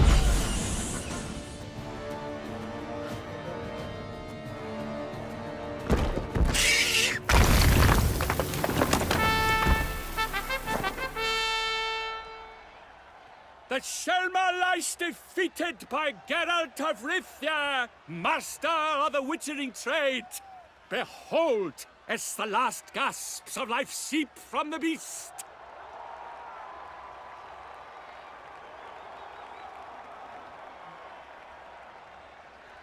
Master Geralt, do what you must. Finish the deed! Monster's no threat. No need to kill it. A victor may always show mercy. It is his right. Long live Geralt the Merciful! Pikemen, see to the beast.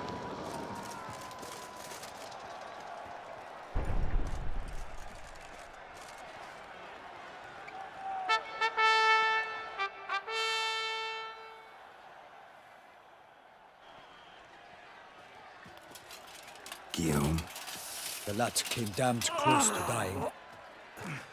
I'm fine. Not hurt at all.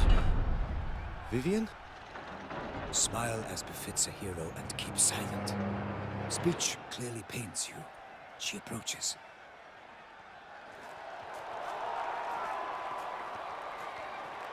Geralt, we must talk. Vivian. You shall talk later, in the medic's tent. Geralt, magnificent, breathtaking. Your Grace.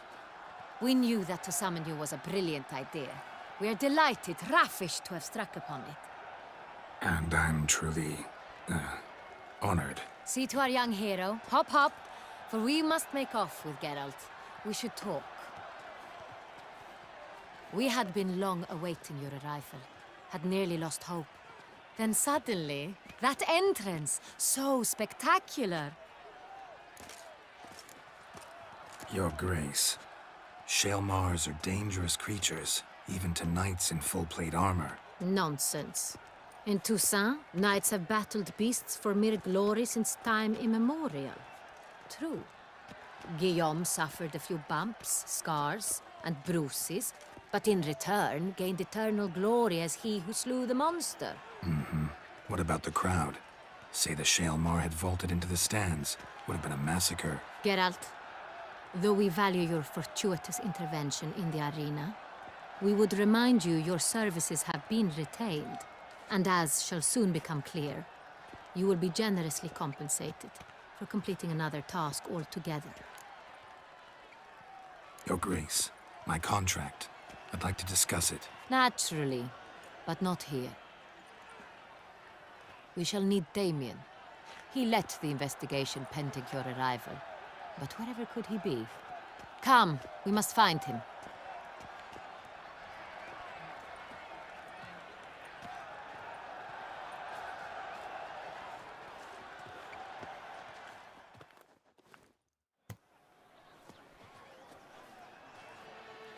Tell us, have you come alone? Or did Viscount Julian accompany you? Wish to see Dandelion, Your Grace? Yes. I mean, no. Yes. But solely to tell him we regret. Yes, deeply regret rescinding the death sentence we so justly handed down upon him. If we could turn back time, we would make certain he sat in a tower till he rotted.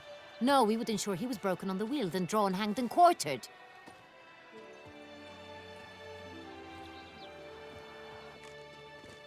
Ah, the very man we would entrust with these tasks.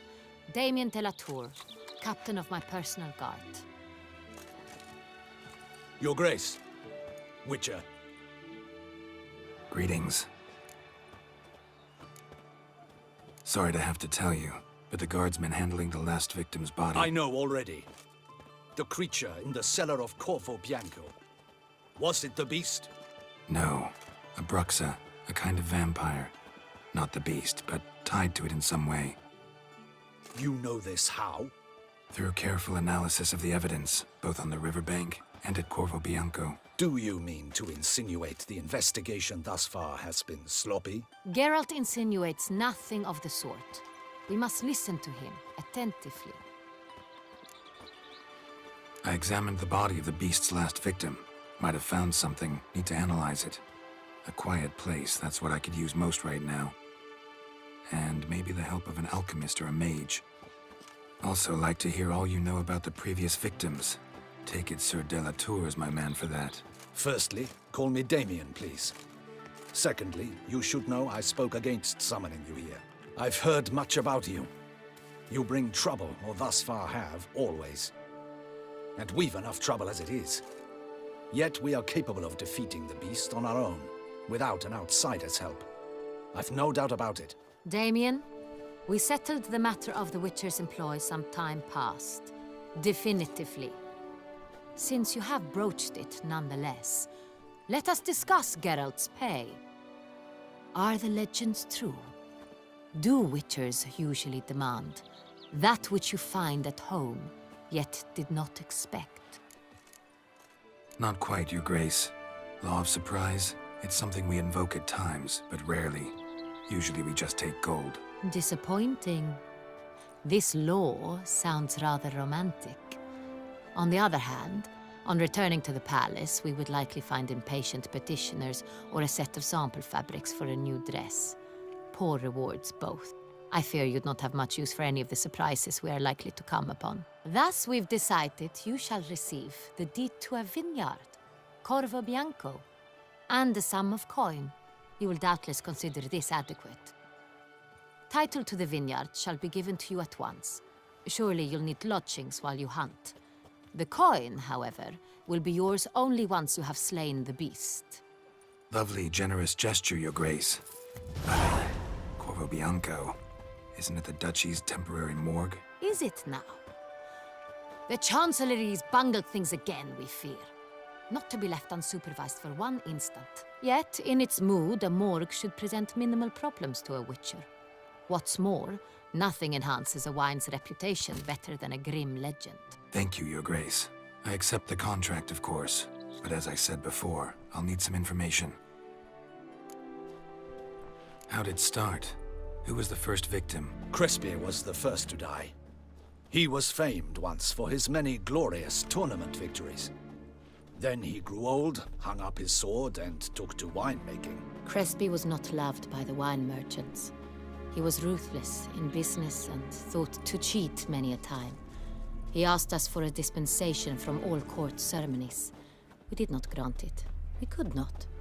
Once you've taken the oath of a knight, you remain a knight till death. How'd he die? Where'd they find the body? Quite unusual, the circumstance. He was at a feast when suddenly one of his fellow feastgoers noticed he was missing. The town watch found him an hour later. On his hands and knees, propped against the town pillory, his sword hanging from his neck. He had died of wounds inflicted with claws, not a weapon.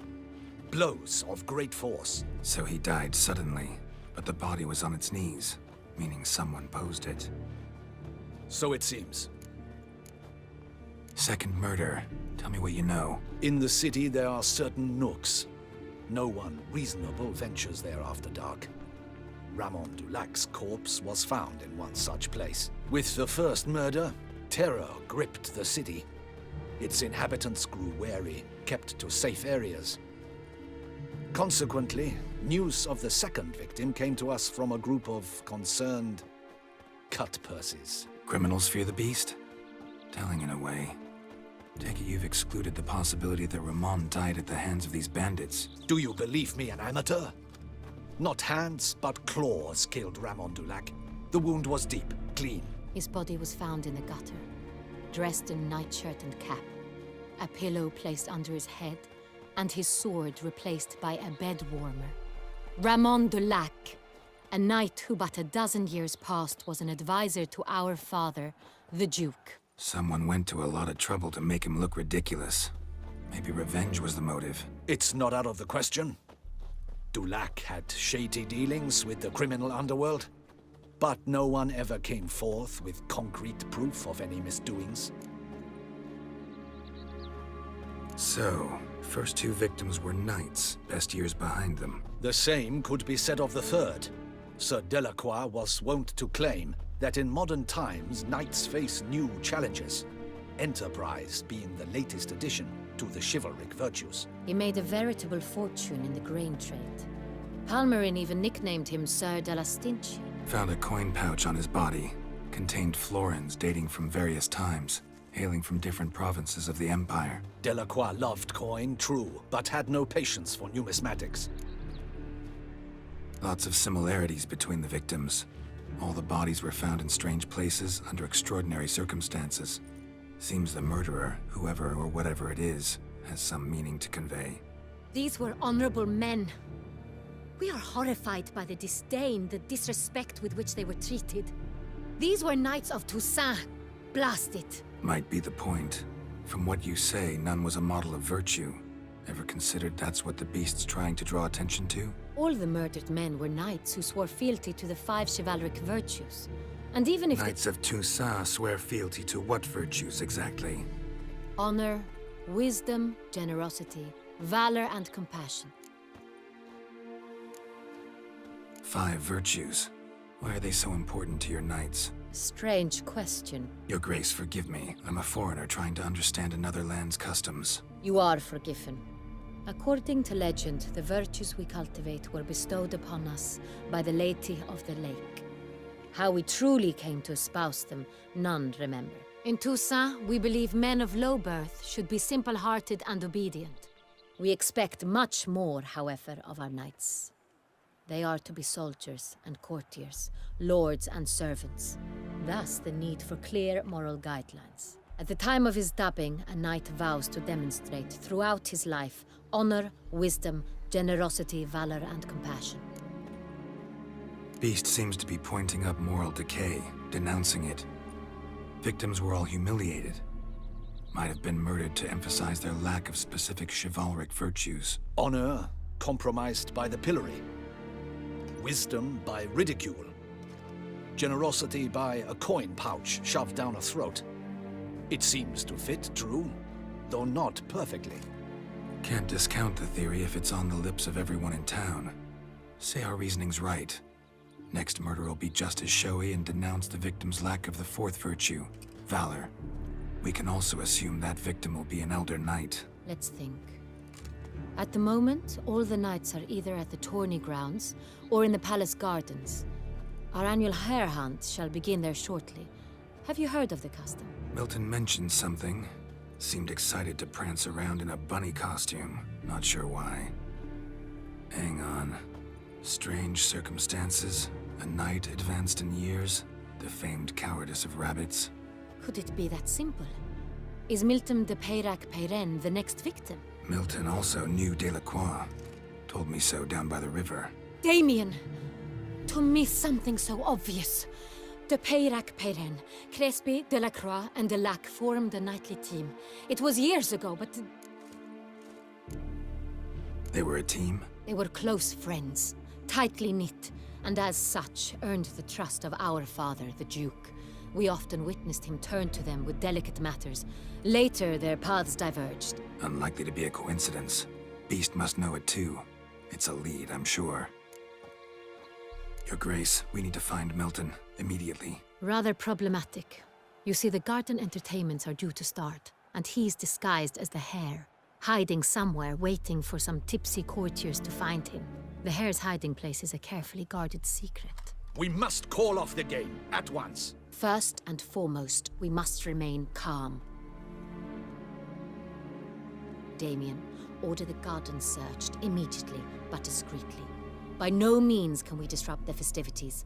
Panic will only incite the beast to strike sooner. And you, Witcher, follow me. My gardens, my night, I shall take the fall. A murder is out of the question. I will not allow it. Not near my palace. Horses? Ready our horses!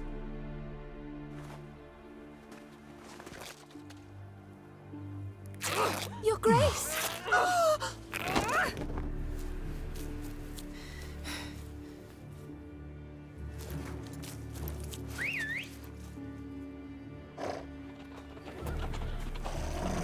What the hell? Why, I should... Your Highness, I... Mind it doesn't get wrinkled. Onward!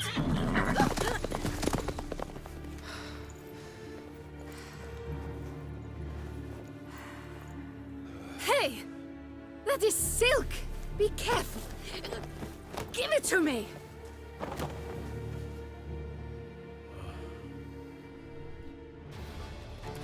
Faster, Geralt! Right like the wind!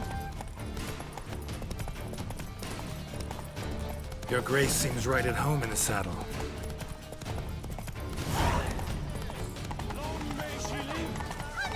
This way!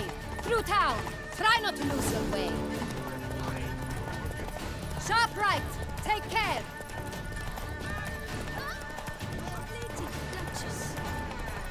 Now cross the bridge! It's not far now! Which way? Right, then up the hill!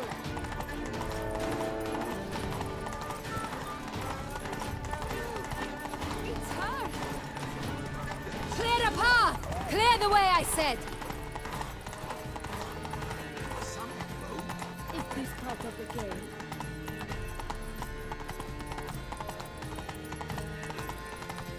It's here! Just round the corner! Hurry! We must go to where the game is being held. The participants must find a unicorn's horn, a golden fish, and a phoenix egg. With these in hand, they can deduce where the Hare, Milton, hides. Mean we need to find those things too? We've no other option. But time is of the essence, so we shall have to break the rules. I dreamt I was a woman.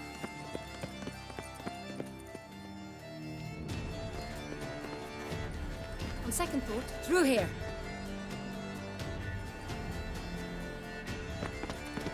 I shall show you where the hunt plays out. Then we will split up. You will get hold of the unicorn horn and the golden fish, while I nab the phoenix egg.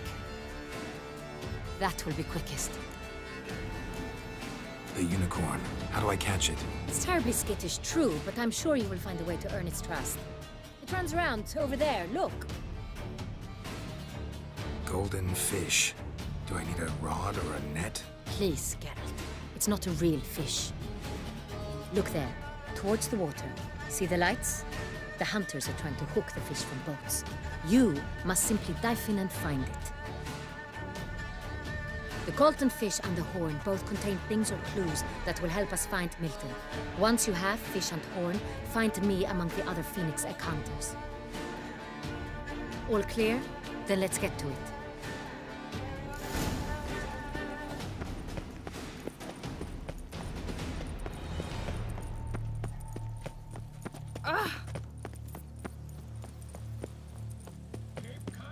Oh!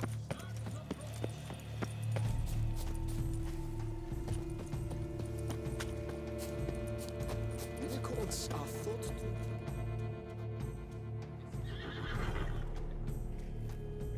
Perhaps an apple will work. Or some sweets. We would not be in this predicament, dear sister, were you still a virgin. Do you really wish to have this conversation again? Here and now? Hush, or you'll spook the beast. We shall try the sweets. Hey, folks. Gonna have to ruin your fun. Sorry. Who's that?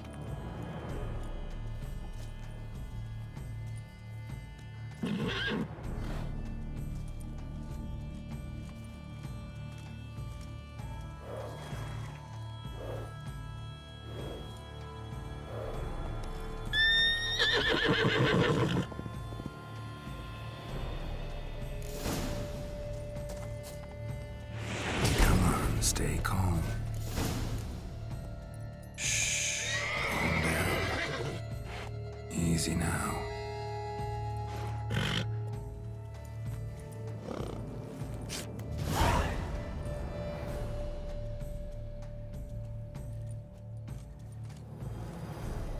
Well, that's hardly fair. Flagrant cheating is what it is! Sirs, we must teach this scamp some proper sportsmanship. Listen, I didn't break any rules. True, he won fair and square. We were unlucky, that's all. We must try to grab the next clue.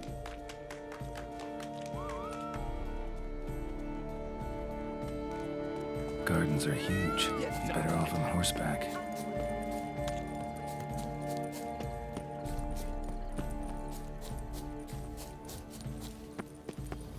Am I?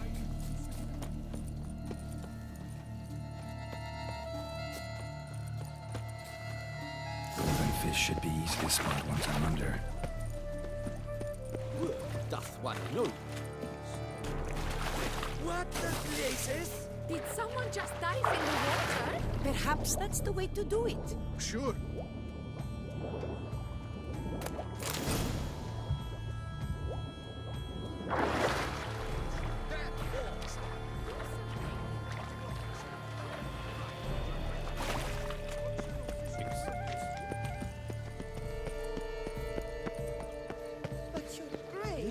No thanks. If you please, Your Grace. We do not please. We act out of the highest necessity. All shall be explained later. But it's against the rules.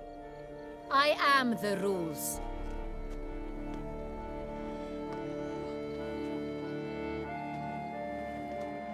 Geralt! At last. Got a key and a clue. And I've another. Show me yours. Who wrote this drivel? I begin like a groan, hollowed out with ease, then end like a mouse with a head of hard cheese. Let's see. Grown. With ease gives us green, right? And mouse with a head of hard cheese. Greenhouse? You're a genius. Several greenhouses in the gardens, indeed, but only one with a door that locks, the key to which looks just like the one we found. Greenhouse it is then. Let's go.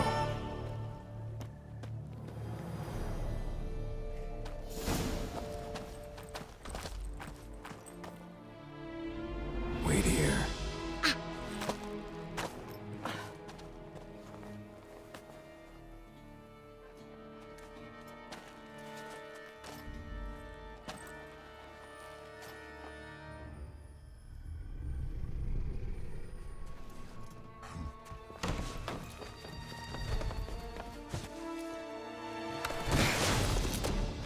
Oh!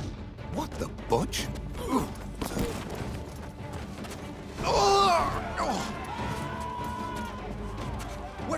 that!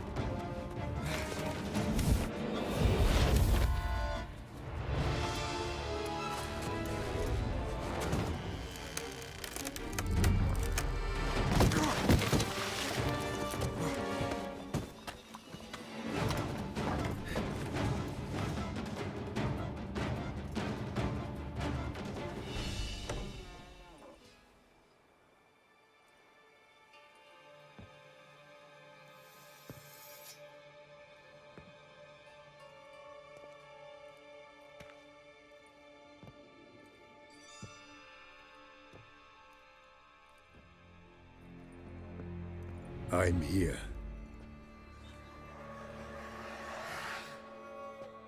This belonged to you, maybe? It did, but you may keep it. I've a new one. I do not know you. I've done you no harm. Yet first you butchered a Bruxer who was dear to me. Now you pursue me. Why? You've killed 4 innocent people, at least. And you? How many innocents have you cut down? I don't kill innocents. Murderers, though, you bet. I'll soon be done.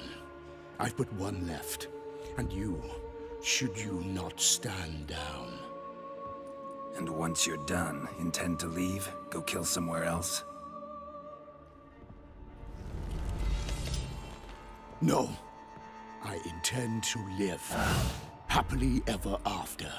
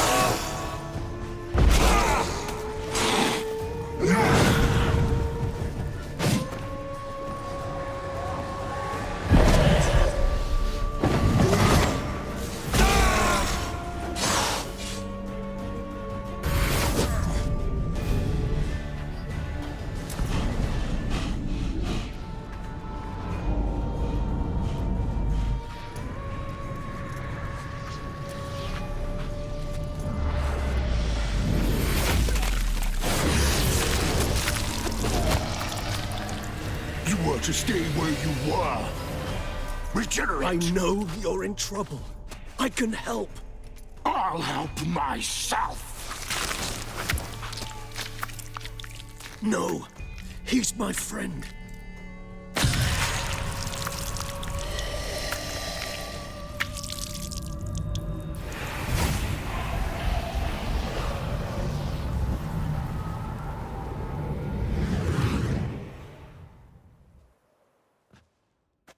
Yes, Geralt, it's me. Regis? You all right? All is well. All's in order. Wounds such as these heal on vampires in moments. But we've not seen one another in ages, my friend. At least in human terms, that is. How's this even possible? Last I saw you... I was a bubbling, shapeless smear, having been rather spectacularly melted into a column of a certain castle. In somewhat better shape now, as you can see. Hardly peak form, mind you, but were I human, folk would think me a demigod, I dare say. I'm sorry. What happened, it was my fault. Never got a chance to apologize. No need, Geralt. Bygones. I did not have to join you on that expedition. No one twisted my arm. Miraculous regeneration. How do you manage it? I had help. From the one you hunt. Him? How? And what have you been doing all these years? Not the time nor place for such stories. I suspect we'll get a chance to speak at ease and at length later.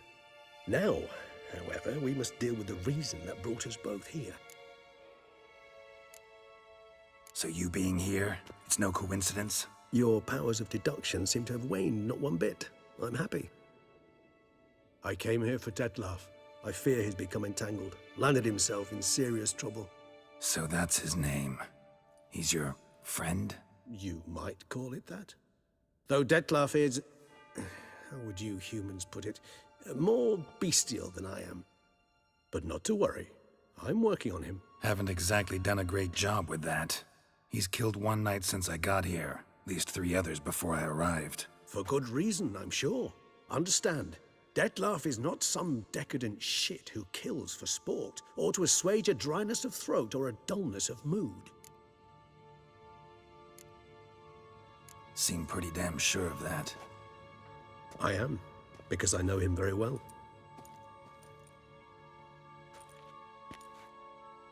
Despite appearances to the contrary, you two are quite alike. You've both noble hearts, yet you both are wont to perform ignoble deeds. When circumstances force you to, of course. Remember the year 964? That was 3 centuries ago. Blind fear gripped Rivia, Lyria, and Spala. Women and children were dying. Their mutilated, dismembered corpses littered the fields. Brute of Lyria. Read about it. Chewed up almost 200, then fell to a common poacher supposedly armed with a dagger blessed by some prophet. It fell to Dettlaff, who then found a poacher asleep in the brush near his snares and dropped the fiend's corpse at his feet. And thus, a legend was born. Huh. Vampires rarely help humans. Must have had his own agenda, hunting the beast. You err. He slew it for one reason alone. The monster killed a lad who once, in the street, had offered Dettlaff an apple, expecting nothing in return. Terribly noble of him. You do not have a monopoly on altruism, my friend. Vilgefortz melted my body. Dettlaff found what was left. As per our codex, he had a choice. To leave me where I was, or to care for me and nurture my remains. He chose the latter. Regenerated me at no small expense in his own blood. Do you know what that means to a vampire? The gravity of the endeavor? Probably same thing it means to a human. You owe him your life. Much more than that. The act itself made us blood brethren. A bond so strong humans cannot even imagine. Which is why I know something ill is afoot. Always had an overdeveloped sense of empathy. Each vampire has a unique talent. One they hone over centuries. It's precisely what renders us so difficult to classify. Dettlaff's trump card is his herd instinct, his tribal propensity. In point of fact, he prefers the company of lesser vampires and shuns that of humans. If he walks among you, killing egregiously, it can only mean something's upset him, immensely. Anything specific? Some set of things that'd be likely to set him off? How should I say this? Dettlaff doesn't understand men, their world, its rules, its conventions. He's naive in a sense. He doesn't comprehend your games, knows not what it means to lie, deceive. Suggesting he's maladjusted and venting his rage. I'm suggesting maladjustment can at times breed conflict. But is it the case this time? I cannot say, but intend to find out. Gotta find him before something upsets him even more, and all Beauclair is awash with blood. Well, we share a cause then, just like the old days. Not entirely. I mean, when I find him, you know. I know you've a contract on his head. Yet your true task is to stop the beast killing, not necessarily to kill the beast, am I right? All in all, sure. Let us find him. By the time we do, I hope I'll have convinced you Dettlaff is no monster. Fine, all right already. But for now, evidence is stacking up against him. Hear that? The posse. Knights must have tracked me here. I'd prefer they not find me here. I've makeshift quarters at Mère Lachaise Long Cemetery. We'll meet there. See you.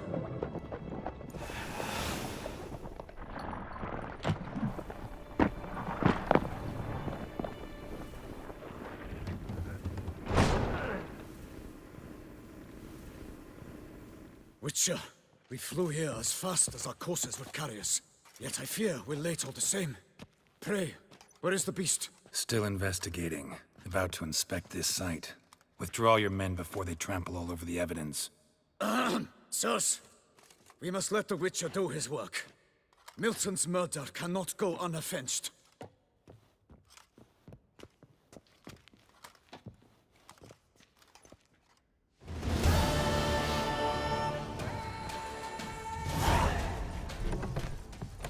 Witcher to ply his trade.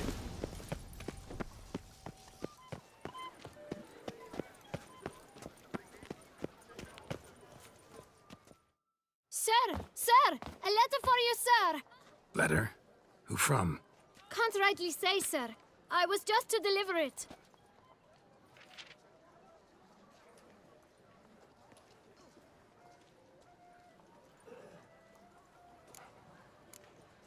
Here. And thanks. No, sir. Thank you. And I truly hope I'll be of service again.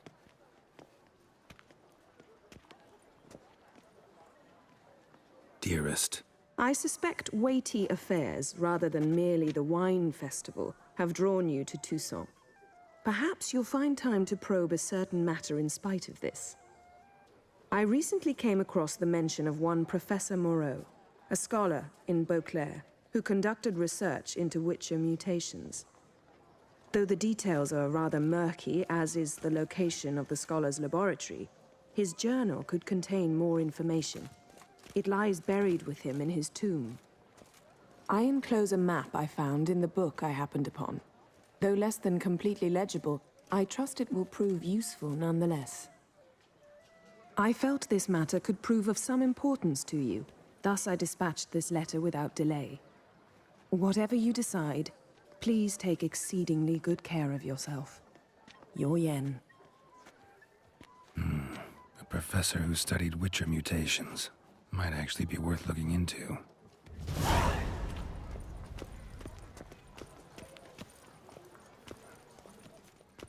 The tournament. Am I too late to sign up? We've one slot free for anyone willing to play the Skellige deck. I assure you, Skellige is just as strong as the other factions. It shall soon be considered canon. Of this I'm certain. I don't know. Always been a Nilfgaard man myself. I must give it some more thought. Geralt of Rivia. Saw a notice about a Gwent tournament. By all means, you've come to the right place. I am Count Martin Monnier, Organizer-in-Chief. Our tourney's more than mere diversion. We've a mission, see? To spread word of my brother's brainchild, Skellige, a new Gwent faction. These new cards. Tell me something about them. Their design embodies the Isle's spirit. The rage-filled potency, the rough, brutal beauty. Famed Skelligers, heroes of lore, berserkers and beasts, ogle us from the cards. Bran Tuirsek is the faction's leader, of course. And the other famous Skelligers? Hjalmar and Ciri Kreite, naturally, though not conjoined. Also Hemdall the hero, the venerable druid Ermion, the list goes on. New deck? Where'd you get the idea? I mean, why bother? All Beauclair knows me as a great lover and promoter of Gwent. My brother, dead for some time now, was known to be the same. We shared another great passion, travel.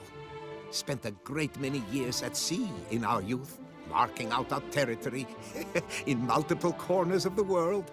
Yet the one that truly grabbed us by the stones were the Skellige Isles. The stormy sea, consumed by a fever, a suicidal awe, dashing itself against somber cliffs. That is the image I retain.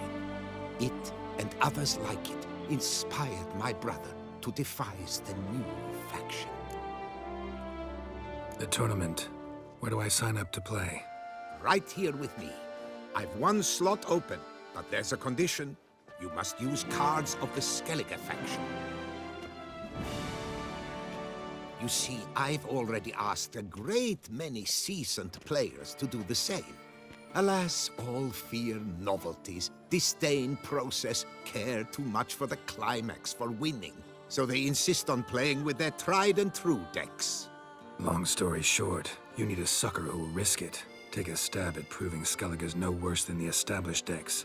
Best way to do that'd be to win this tournament using your brother's cards.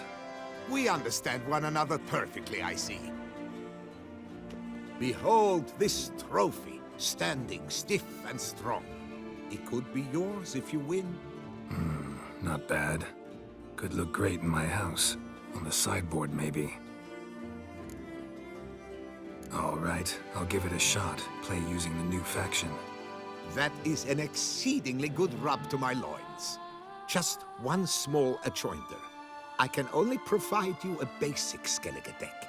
My brother, alas, gave away or lost many key cards. No chance I can win the tournament with these cards? An issue easily resolved. You must simply face local Gwent competitors, win the missing cards from them. Besides, it would be very good practice for the tournament itself. Here, the cards I can spare you. Take them, please. The rest I keep for myself. I too intend to play as Skellige. Already got a good enough deck to play in the tournament as Skellige. Might I have a peek? You do indeed. Come back in 2 days' time, then, for the start of the tourney. There you are. A pleasure to see you again. The Skellige faction, how do you find it? It's great. Faction's a pleasure to play. I'm glad to hear it. Any specific tournament rules? Mind giving me an overview? Firstly, might I introduce the contestants? Superb Gwent players all, hailing from the world's farthest corners. Hammal Ochen Dankbali, an Offieri merchant. Eric van Frog, a patrician from Novigrad. And lastly, we are proud to welcome a Skelliger. Ye blind? Not Skelliger, Skelligirl, damn it! Naturally, no offense meant. Agnetha Skolt, her ever-charming Isle temperament in evidence, along with assorted beats, baubles, ropes. As to the rules, they're simple. Each player adopts a faction they cannot change for the tourney's duration. Lose a match, and you're eliminated. The winner from among you shall advance to the semi-final to face the winner of the tourney's previous edition, His Excellency the Ambassador of the Empire of Nilfgaard, Master von Hin. The winner of that match shall in turn face none other than me, your humble servant. Hands off our Gwent! No new fucking factions! Protesters have gathered outside. Quite a few, it seems. Hands off our bloody game! We didn't want any new factions! Money, you dozy cunt! Stop diddling with dwarven tradition! Change cannot always please everyone. Gwent traditionalists resent my efforts to expand the canon to include Skellige, but we shall pay them no mind. Mind telling me what factions the others will be playing? It is no secret. Eric van Frog will play the Northern Realms. His Excellency, in a flush of patriotism, chose Nilfgaard. Hammal Ochen Dankbali will play the Monsters deck, and Agnetha Skolt has chosen Scoia'tael. Yours truly, of course, shall await the winner with a Skellige deck. I'm determined to prove its value. Ready to start if everybody else is. I invite you to join me on the terrace. The herald shall soon announce the tourney's start. Let the tourney begin! In round 1, Agnetha Skolt faces Eric von Brog, and Geralt of Rivia plays Hammal on Gangbali. Let's grab a table. A wager would you wish to make? What did you have in mind? Weapons do I collect, and your sword of silver my eye has caught. Should I win, I should take it. Should I lose, to you another equally precious shall I give. All right. So be it. Good match. Thanks. And upon your victory congratulate I you. What drove me to wager a sword against you know I not. Clearly to guide me the universe ceased. Here, you made serve well. I'd never have lost if you hadn't cheated. And my land folk who slander like that don't live long, because we don't let them. Accuse me of cheating again, and I'll cut your tongue out. Enough. Hands to yourselves. As Gwent is a gentleman's sport, we expect all its players to demonstrate impeccable manners, and we cannot tolerate any disturbances. Thus, by decision of Count Monnier, the contestants from Novigrad and Skellige are hereby disqualified. Gentleman's sport. Well, I'm a lady. And we ladies don't give a flying fart about a tourney where any measly prick can accuse us of cheating. With round 1 completed, the standings are as follows. Agneta Skolt and Eric van Brogg both disqualified. Geralt of Rivia has defeated Hamel Ong den Valley of Ophir. In the semi-final, Geralt shall face the defending champion, Ambassador Von Hinn. I am honored. Your Excellency, a pure pleasure to play you. The pleasure was mutual, I assure you. Congratulations, Witcher. Stop desecrating Gwent! Death to any and all new factions! Seems there's some trouble brewing. Scoot, all of yous! Off your asses and hide to Skellige, ye eye-loving seal sloppers. Please remain calm and stop the verbal attacks. Stop your mum from fucking ferrets, Monier, and hands off our Gwent! Maybe instead of hollering threats, you ought to just explain what it is you want. We've said it plenty of times, yet no one ever listens. Got me listening. Gwent's an ancient pastime. Its rules were set ages ago. Exactly. Determined in keeping with the laws of nature. There should be 4 factions. That is the optimal number. We'll not tolerate the introduction of any others. It would disgrace the tradition. Aye, leave our Gwent the fuck alone. Enough of this! Didn't come here to jabber, but to break fucking heads in defense of tradition! Come on, lads! Enough! I shall summon the guard. I got this, Count. Sure, you can shut this tournament down, but there'll be another, with who knows what new rules. If you don't like them, don't enter. Play somewhere else however you want, but you'll never stop other folk from playing however they like. Bollocks! Like my good friend Zoltan Chive says, if one says you're talking bollocks, they could be right, they could be wrong. But if multiples say you're talking bollocks, well, you probably are. So let's take a vote. Who else here thinks I'm full of it? Zoltan Chive? Haven't seen that rascal in ages. How's he doing? Zoltan's just fine. Attention, everyone! Our outing's taken a new turn. We're to sit and drink vodka with Zoltan's pal. Gentlemen, wait. We've still the final round of the tourney to play. Final? Fuck that! I, Yaki Raffiberg, do hereby declare my participation in this tournament, and I demand to play the victor. We'll settle whether this Skellige faction's worth a flaming bag of shite once and for all. Agreed, but please, show some patience. We must first play a pre-final.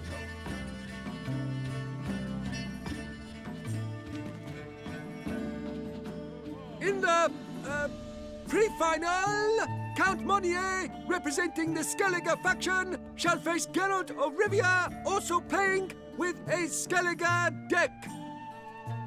My brother's dream has come true. Skellige in the final, and played by both contestants. Good luck. Congratulations! The best man has won, playing the best faction to boot. Thanks. Good game. Skellige won! What a bundle of pish! Tournament's not done! Now, it's my turn. That is what we agreed.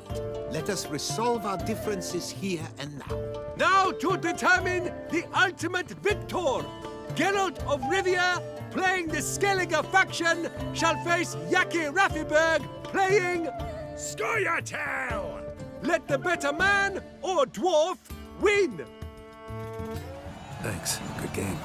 Bollock blisters! What hurts most is fucking Skellige won! But as they say, tough shite. Congrats! Come on, lads! Let's get soused! No, you must stay, for I wish to treat you all to a tipple. We must toast the premier of the new faction. And if anyone wishes to play a friendly match of Gwent, I see no reason why not. Thank you for everything, Witcher. No problem. Had fun. You proved yourself a true Gwent master. Here, the grand prize. You earned it.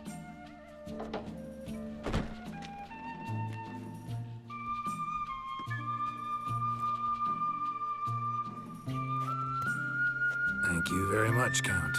Thank you once more for deigning to take part in my little tournament. I hope we shall meet again. Who knows? Farewell.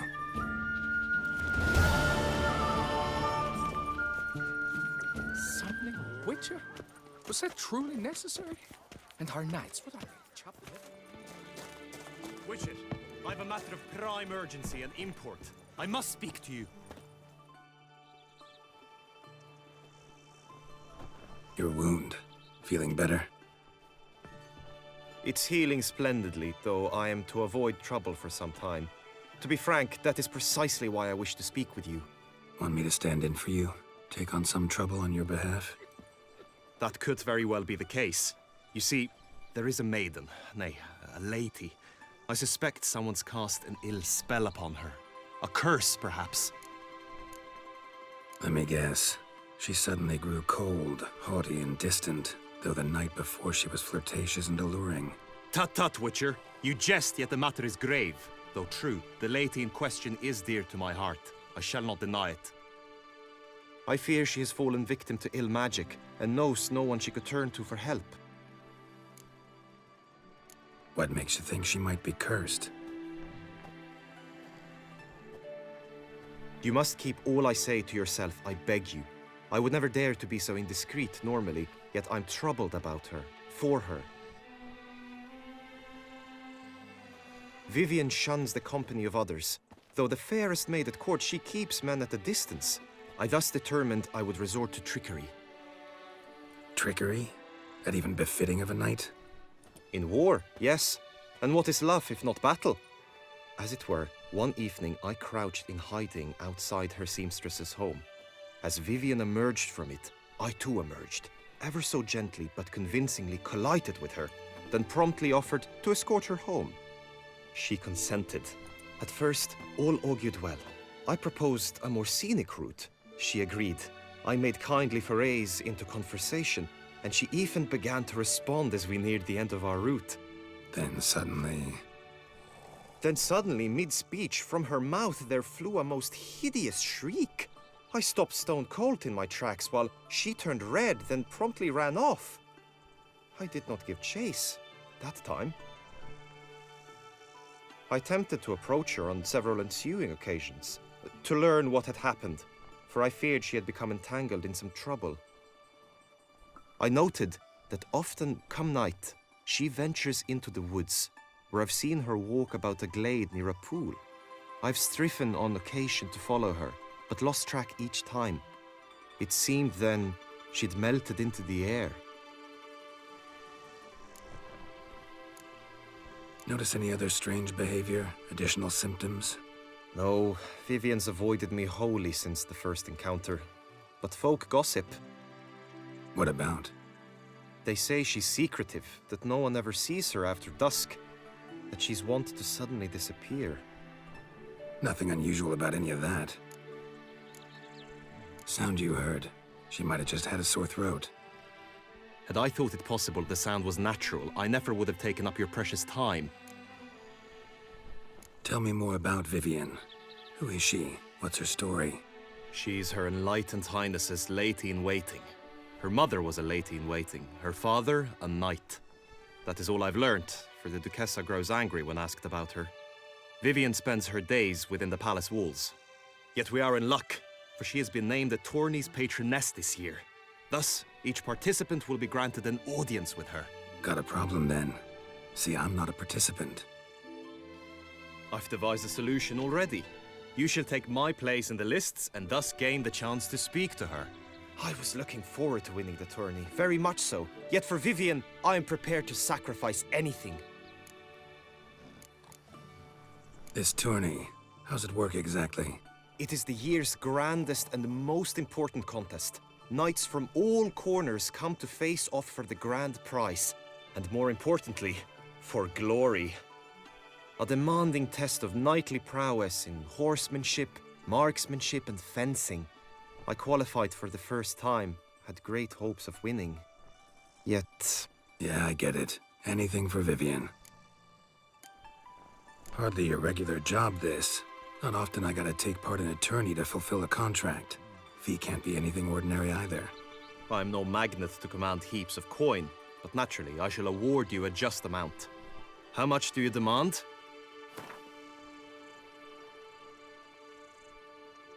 Agreed.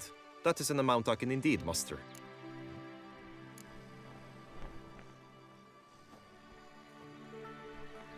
Fine, I'll look into it. Gotta admit, piqued my curiosity. I shall be forever in your debt. Now, we must ensure you are not eliminated from the tourney before you can meet Vivian. Meaning? Could you show me how you shoot, ride and fight, perchance? And you must learn the tourney rules, know how to apply them in practice. I did not mean to suggest I doubt your abilities. Everyone must train, even a witcher. Besides, the tourney contests must surely differ, require skills you don't usually apply, races above all. The choice is yours. Where shall we start?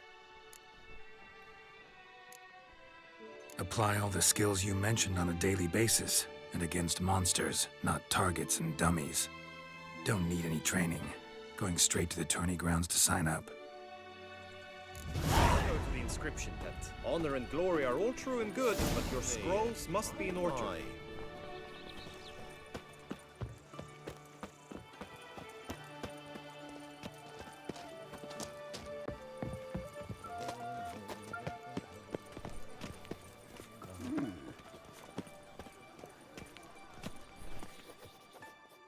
Greetings. Want to join the lists? Naturally, we must first see to formalities, however. At Guillaume's request, I have looked into your personal history in its heraldic aspects. Really? What did you come up with? My findings show you may take part as Geralt of Rivia. What a surprise. Or as the Honorable Ravix of Forhorn. It's not every year we have a combatant who can boast of 2 crests. Which do you prefer?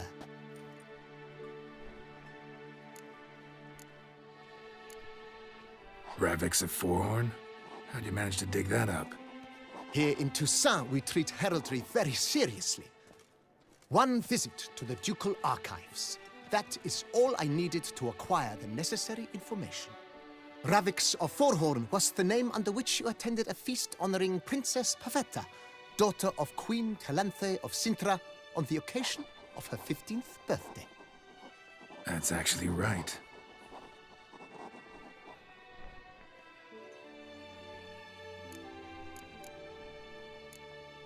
Kinda curious what you could have learned about Geralt of Rivia.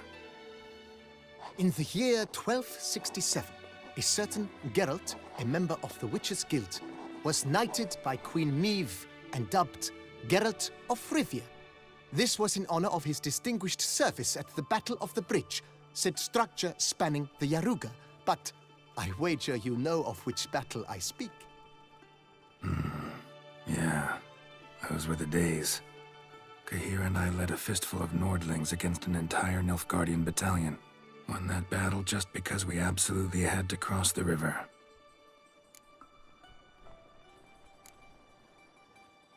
I'm Geralt, not about to fight under a false name. You may now take the shield bearing your crest. I'm a witcher. Shields aren't something witchers ever use in combat. Who mentioned using it in combat? Not I. The shield commemorates your participation in the tourney. You may take it as a souvenir. In that case, thanks. Have you been instructed as to the tourney's challenges, prizes, and vows? If not, I do hope you will allow me to tell you about them. You say something about vows? As is our custom, knights make vows to which they hold for the duration of the tourney. Each swears on something which to him represents his most cherished virtue. Gonna come right out with it. I'm a sucker for prizes. The winner of each contest shall receive a trophy. Whoever has the best result once all contests have played out shall face last year's champion in a final duel for glory and the title.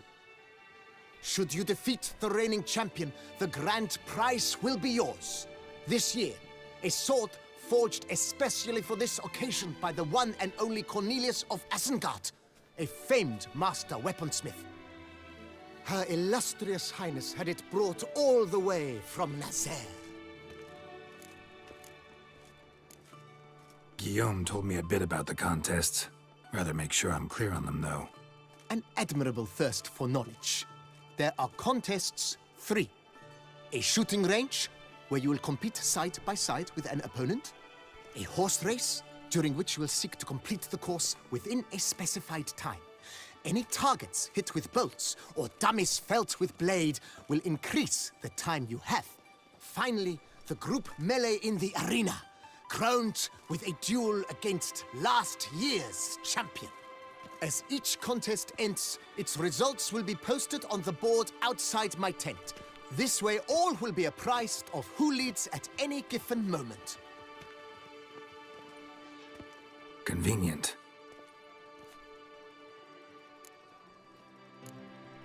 Feels like I know everything I'd ever want to know about chivalric tourneys.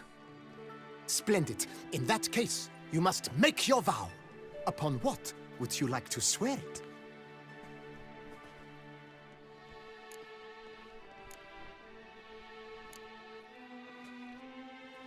I vow on the love of my lady, Yennefer of Vengerberg, to respect the chivalric virtues. May the gods succor you in your endeavors to overcome. Sign here, please, then fill out these forms. That is all I need from you. Now, as arranged by Guillaume, you shall be fitted with appropriate armor for the tourney. Shiny. You have also been assigned a tent for the tourney's duration. It stands near the arena. Good luck.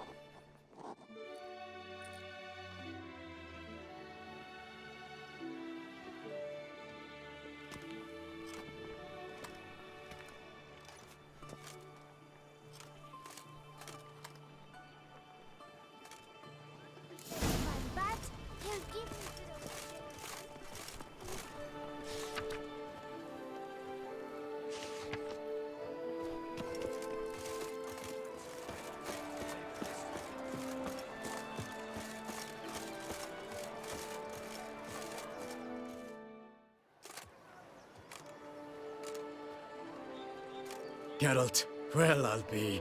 Have you decided to turn knight-errant? All jesting aside, here on a job. You in the tourney too? Am I? Ha! I shall square off against Rainfan of Atre. I saw him just moments ago. A nervous wreck. Stuffing his nose with fish steak, no less. As if that would aid his determination. Guessing that's against the rules. But who's to tell the Nilfgaardian what to do? Listen, Geralt. I've a tip for you. The timing of your marksmanship duel is such that you shall have the sun in your eyes. Makes no difference to me either way. Nor will it give you any pleasure. Since, as it is, we must both wait, play me in a round of Gwent. Should you win, I shall swap with you. To me, a southerner, the sun is no hindrance. Never turn down a round of Gwent. I congratulate you. We shall swap as agreed. We've passed the time rather nicely. Lady Vivian should appear forthwith. I'm off to face my first challenge. Good luck.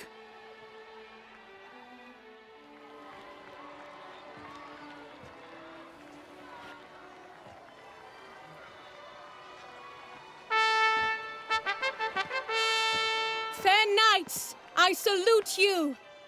The honor and duty of tourney patron have fallen to me this year. Fight honorably, so that I may bestow upon one of your number the tourney's grand prize. You have sworn your vows. You have readied body and soul. The time has come to test them.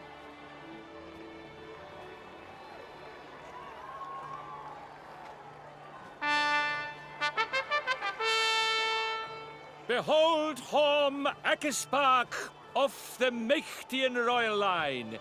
His name's quite the mouthful, a true challenge to rhyme. His targets to be hit centrally and true are the ones in blue. Against him, new blood, a knight unknown till now. Sir Geralt of Rivia, give us a bow. The targets he must with his quarrels thread are red. May the better man win.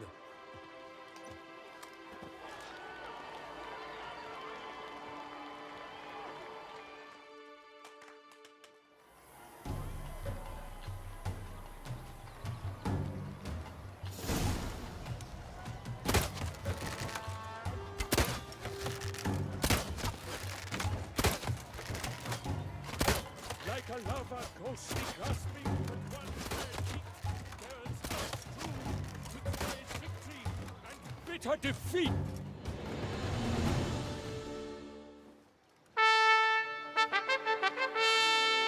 Sir Geralt of Rivia has trounced his foe, pounded him soundly, immersed him in woe.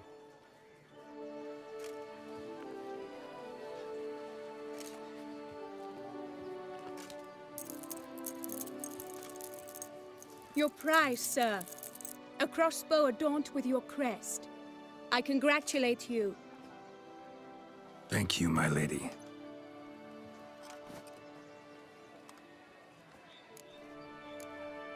Would you tell me about the other prizes? Alas, I cannot devote more time to you than to the other combatants. I have duties to attend to. Forgive me.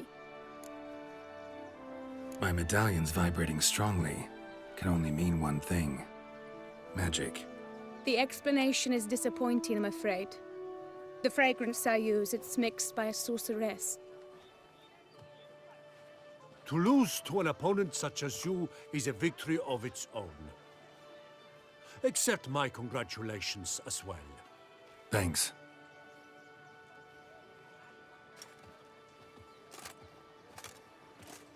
Good work! In the interim, I managed to determine which tent Lady Vivian occupies.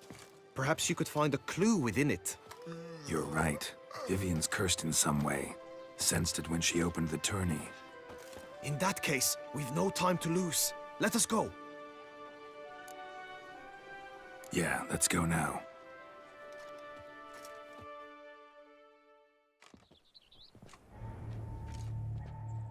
This is her tent. You must look inside. Search it. I shall hoot like an owl should someone approach.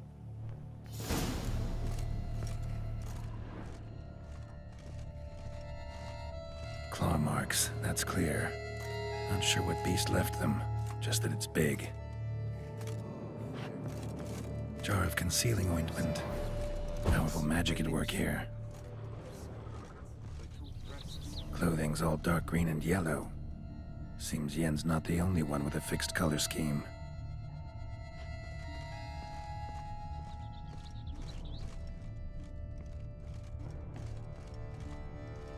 His and salts. Used to make compresses. Oriole feather. Vivian keep a bird as a pet? No sign of it here, if so. Bruxay tend to be fond of birds. Someone approaches. Quickly! You were supposed to hoot. We shall speak later. We must return to the tourney now. It's time for the second contest. Sirs, what seek you in my lady's tent? Inspiration? Be gone from here.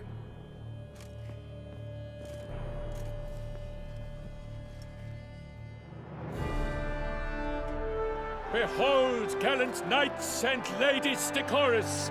Gaze at the host assembled before us! Look upon chivalry's best and most storied!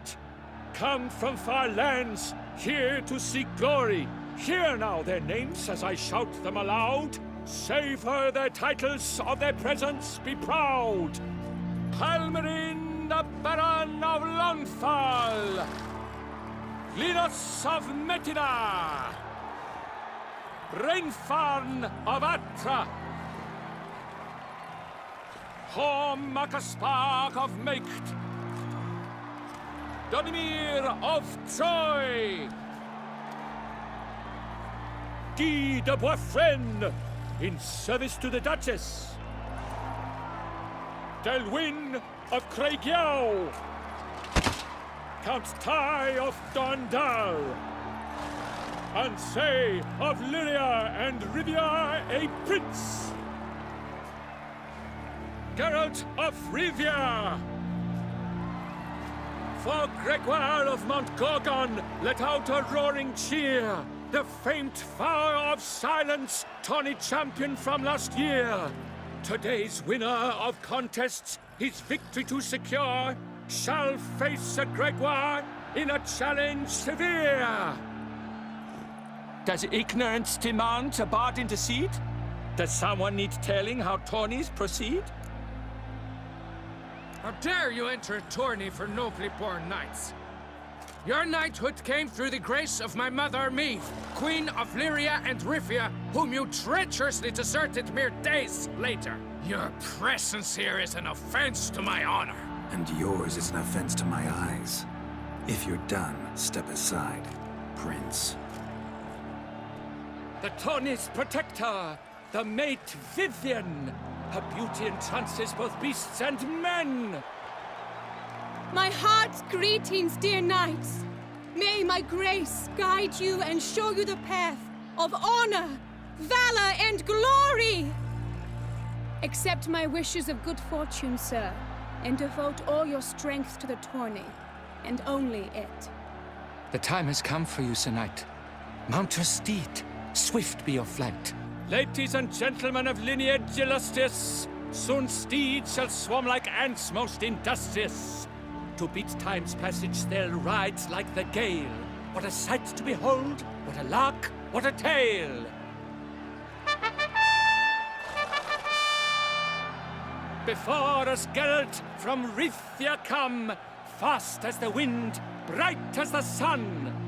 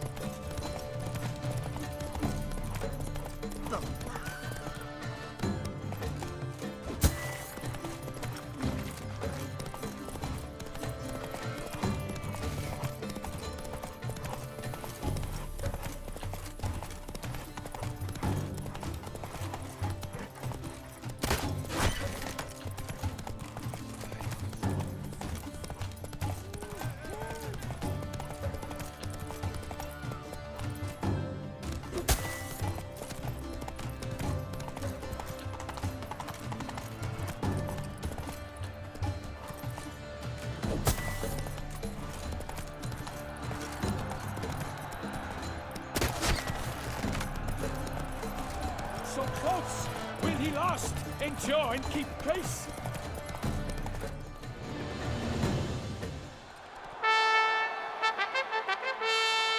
A race of such style, such grace, such speed. To watch was a pleasure, a treat indeed. To honor our entrance, praise each fair knight. We shall feast from eve till dawn's first light. The finest of wine and food shall be served. If you've blood in your veins, come collect what's deserved. I congratulate you. Here, your prize. A saddle adorned with your crest. Many thanks.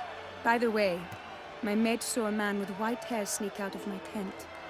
Would you know who it might have been? No idea. How juvenile.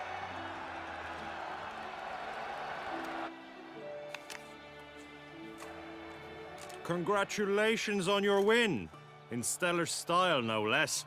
Ah, I no longer regret I was not able to participate. Almost. We must drink to this.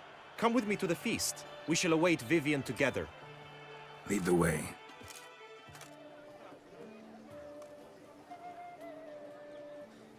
So, any thoughts on Vivian? Her beauty's striking. That is not what I ask. Still too early to say anything I'd be willing to stand behind. Managed to figure one thing out. She uses powerful magic, masking illusions. Do you mean to say she might in truth look different than she seems? Only guessing right now. Found some clues. Got me wondering if your beloved Vivian's not a Bruxa. A Bruxa? You mean a vampiress? Not sure yet. We've still some time before Vivian arrives. Let us drink.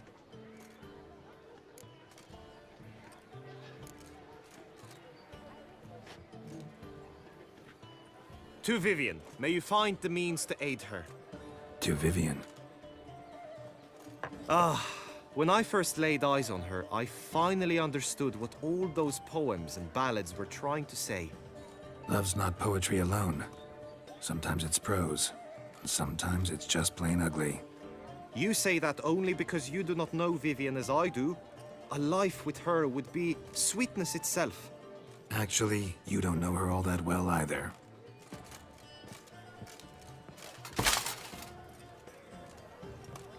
Your presence at this tourney is an affront to my honor. I demand satisfaction. Head to the nearest brothel, then. Coward. Mounted combat in the main arena. I challenge you. Since you insist, I'm all yours. You shall bitterly regret deserting my mother's army once I'm done with you. May the blood I will spill wash away the stain of your cowardice! Let's get this over with. Quick. 3, 2, 1! Run, Roach.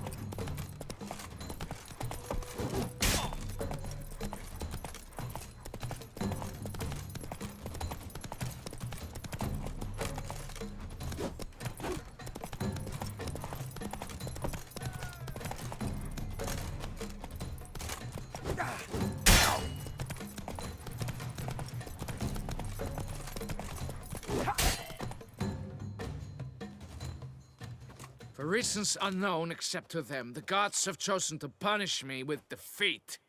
But do not think your cowardice will be forgotten. Damn it. You still going on about that? Need to clear this up once and for all.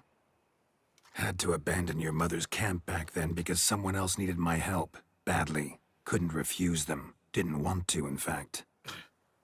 You mean to say you had a secret mission, set off to accomplish it, having vowed to tell no one of its nature, until you did? Something like that, minus the vow.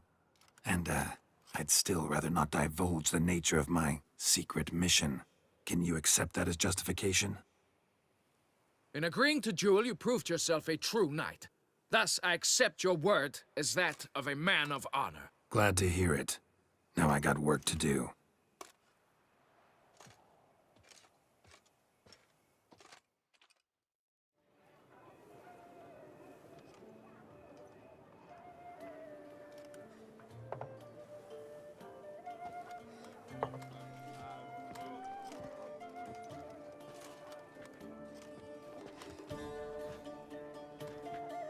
My heart swells to behold this beautiful celebration of valor and honor, and to witness you, who embody the chivalric virtues in your lives, strive for greatness.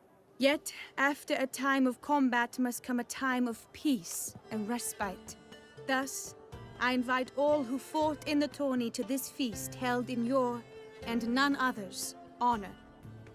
And should any among you crave solitude, private tents await you nearby. The group melee shall take place on the morrow. Glory shall be within grasp for each and every one of you. The best among you shall have the honor to face our reigning champion, the famed Gregoire de Gourgon, victor of last year's tourney. Celebrate, make merry, revel as you will, yet be mindful of the trial that awaits you tomorrow.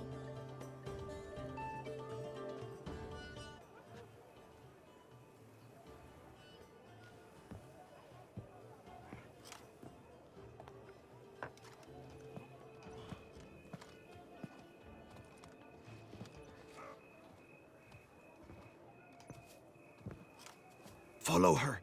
We shall meet in your tent before your last contest. You must help her.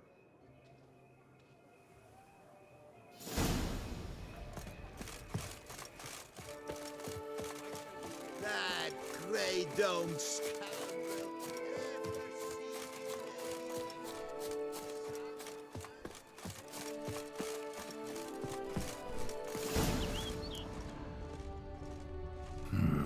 Strange.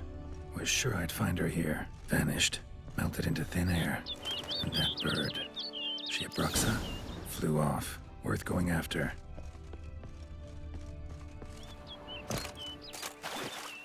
Looks like the bird's leading me somewhere.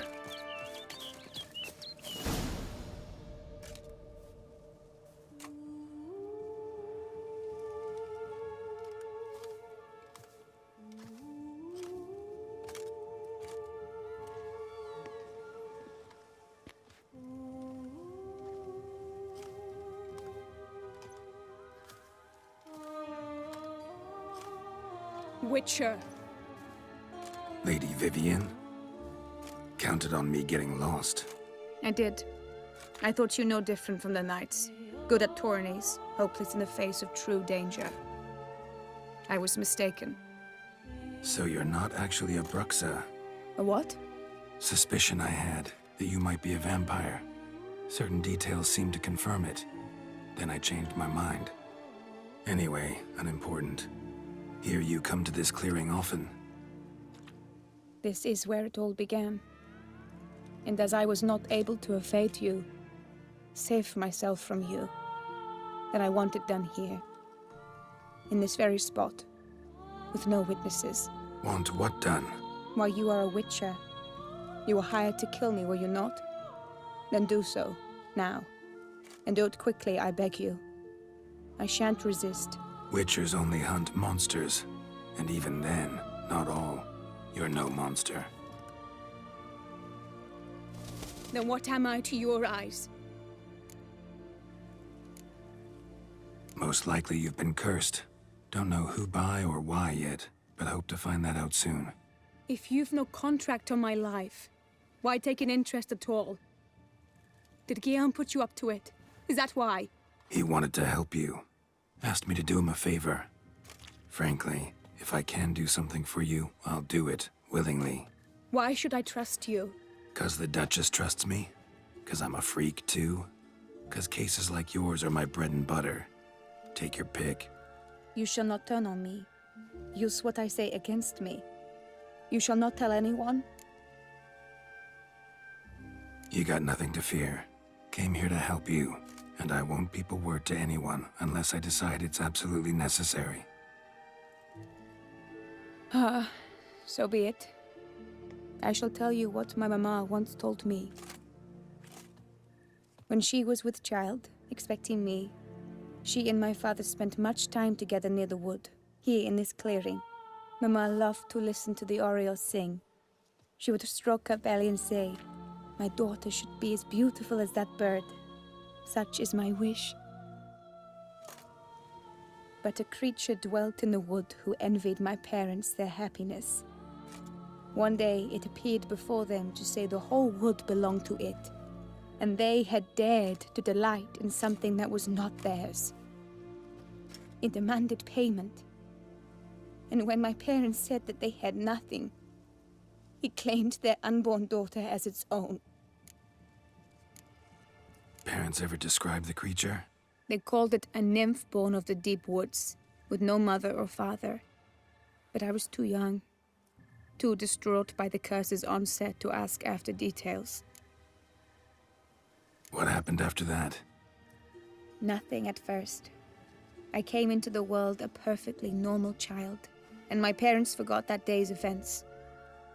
But 15 summers into my life, the curse began to show. Initially only when the moon was full, but now it's advanced so that even in daytime I must use magic ointment to mask its symptoms, to look normal. Thus I thought someone had discovered my secret, then hired you to kill me. In fact, I was resigned to death in coming here. Perhaps death would be preferable to my complete and permanent transformation, for I fear that is what lies in store. Ointment you use includes a potent magic ingredient. You don't have the immunity mages have. Use heavy doses, or normal doses too long, and it could be dangerous to you. I sensed this. The very reason I knew I would have to give it up in the end, and bid my human form a final farewell. The curse, it could be reversible.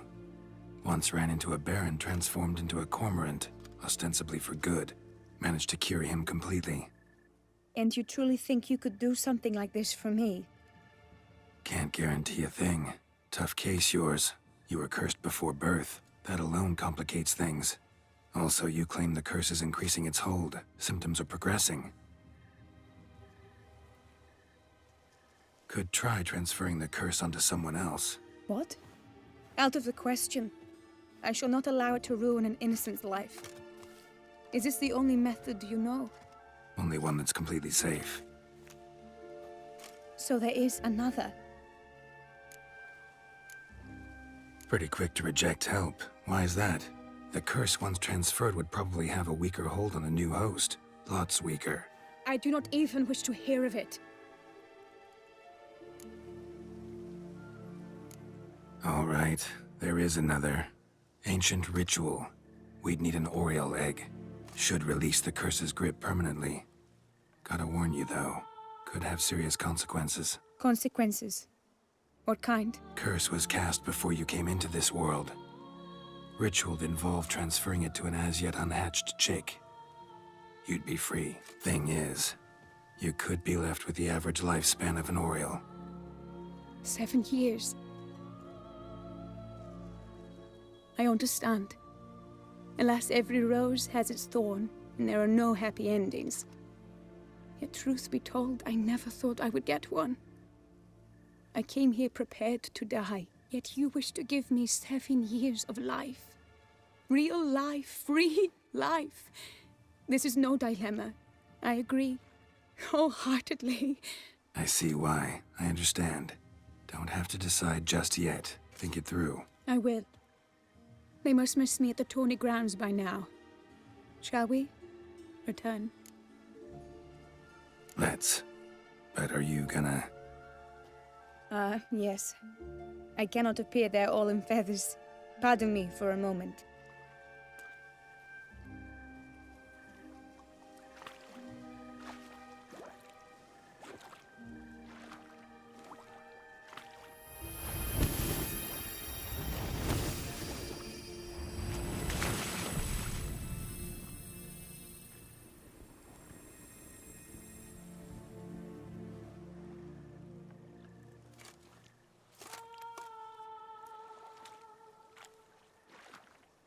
You can change at will? No, but I discovered the water of this pool helps. Its effects are brief, but I can always be sure of them. Interesting.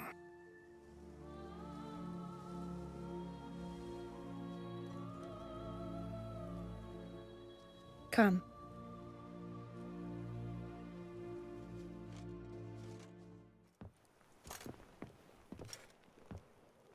Did you learn anything? Yeah.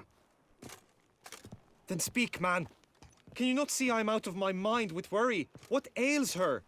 She asked me not to talk about it. But I want only the best for her. Perhaps I shall be able to help, or, I don't know, console her at the least. We were both right, actually. It is a curse. One that's transforming Vivian into a bird. Her condition's getting worse. Gods! A curse that is a worse affliction than disease. What now?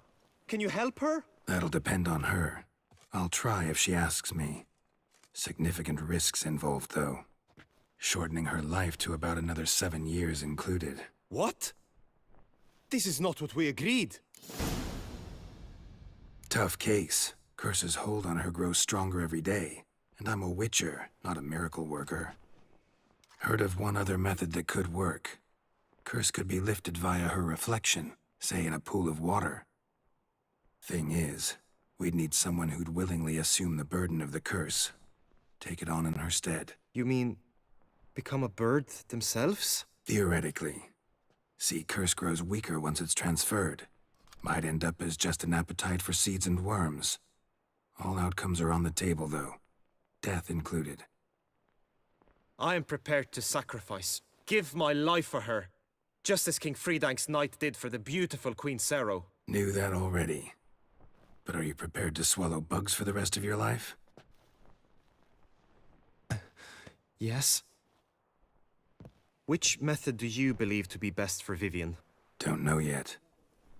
But you have some notion, have you not? Do not tell me you seriously consider drastically shortening her life when I stand prepared to shoulder the burden. Method using a pool of water's better. Poses no threat to Vivian. Naturally. You must know you can count on me. I shall bear it all. But Vivian, I fear she might be too proud to agree to such a thing. I'll meet her after the last contest. Talk to her. She could agree. I'm counting on you, Witcher. And I'm content we finally know something. What now? We know all, so you need not see the tourney through. You could withdraw. True, I shall get an earful from the Herald should you fail to show for the last contest. But it's nothing I can't handle. So, what will it be? I don't back out of anything. I'll take part in the last skirmish. Besides, Vivian will be busy till the tourney's end. Indeed. In that case, you must meet the other knights of your team. They await near the arena's entrance, by the training ground. Got it. Thanks.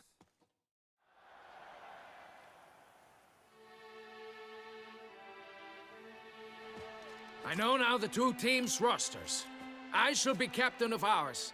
That means you shall do as I say for the duration of the fight. Is this clear?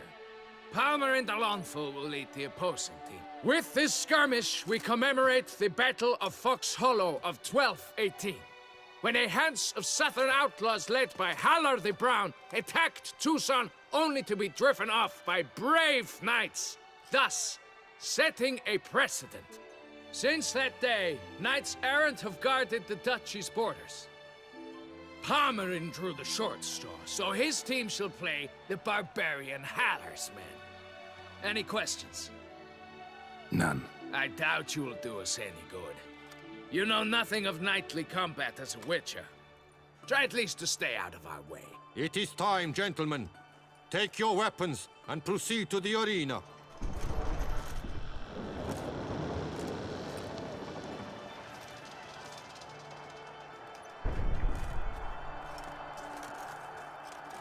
A cheer for the knights, the ladies, the lords. For our next entertainment, the teams shall cross swords. 2 rifle crews, 2 coteries shall fight full tilt till one's dropped to its knees.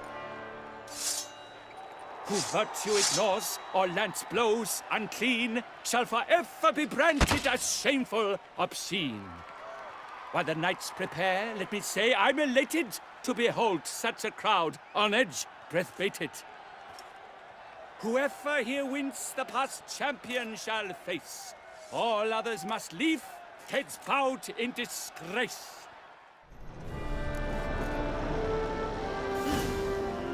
Let us begin! Crowd, race a ruckus! Blood, sweat, and tears shall soon follow in buckets. No mercy!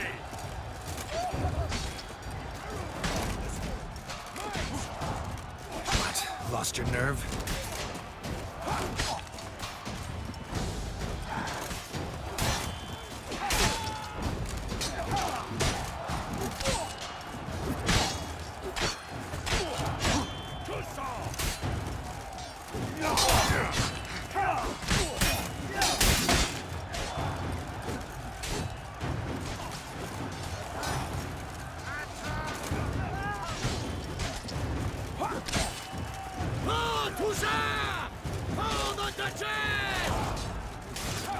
Too late to surrender.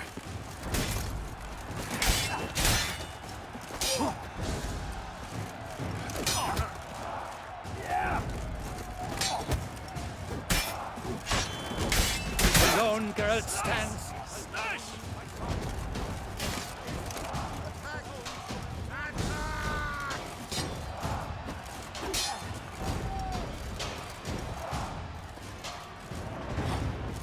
Leaping Leviogo's wounds.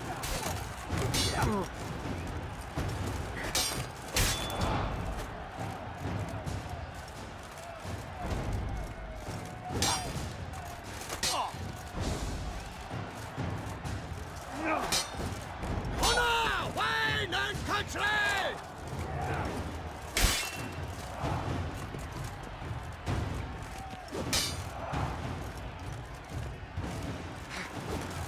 Mistake.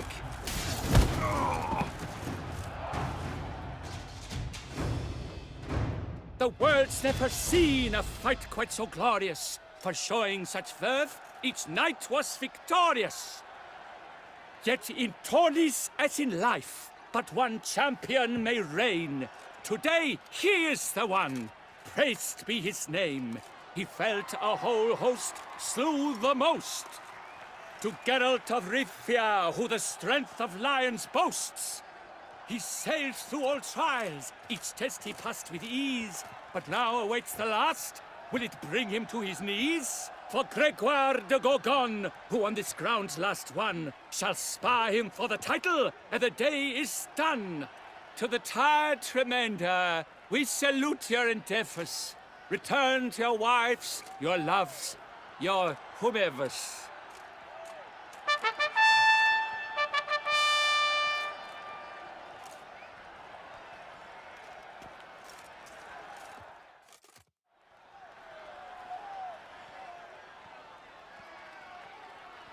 It is time.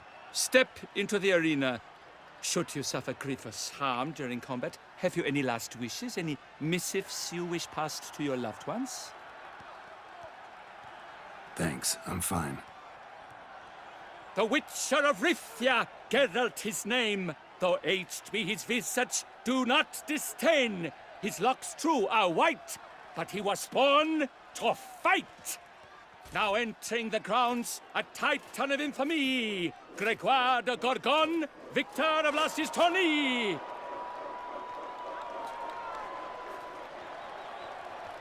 I wish both combatants good fortune and fame.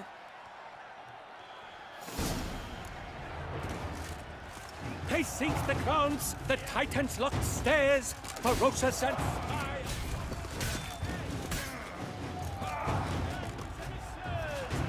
victor, a champion! How long are you gonna make me the wait? unequaled! Gone! Hip, hip, hooray! Hooray!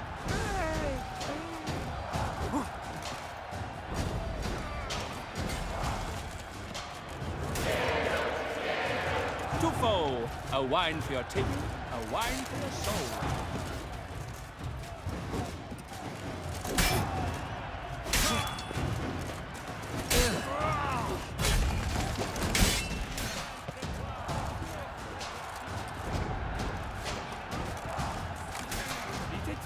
That's enough of that. See upon this day a giant nut of...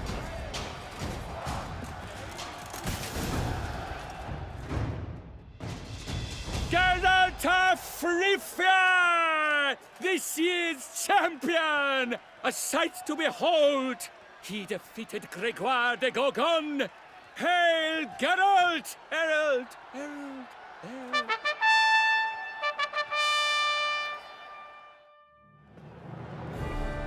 As patron of this grand tourney, I've the honor to decorate our grand champion. His vow he made upon his love for his heart's captor, and it was doubtless this vow that carried him to this splendid victory! He showed great courage, great strength, great composure. He fought nobly with honor, and thus rightfully deserves the title of this year's Champion of the Arena! I need to talk to you. Not now. We shall meet later in my tent. I have duties to attend to, as do you. Folk regard you. The least you should do is wave.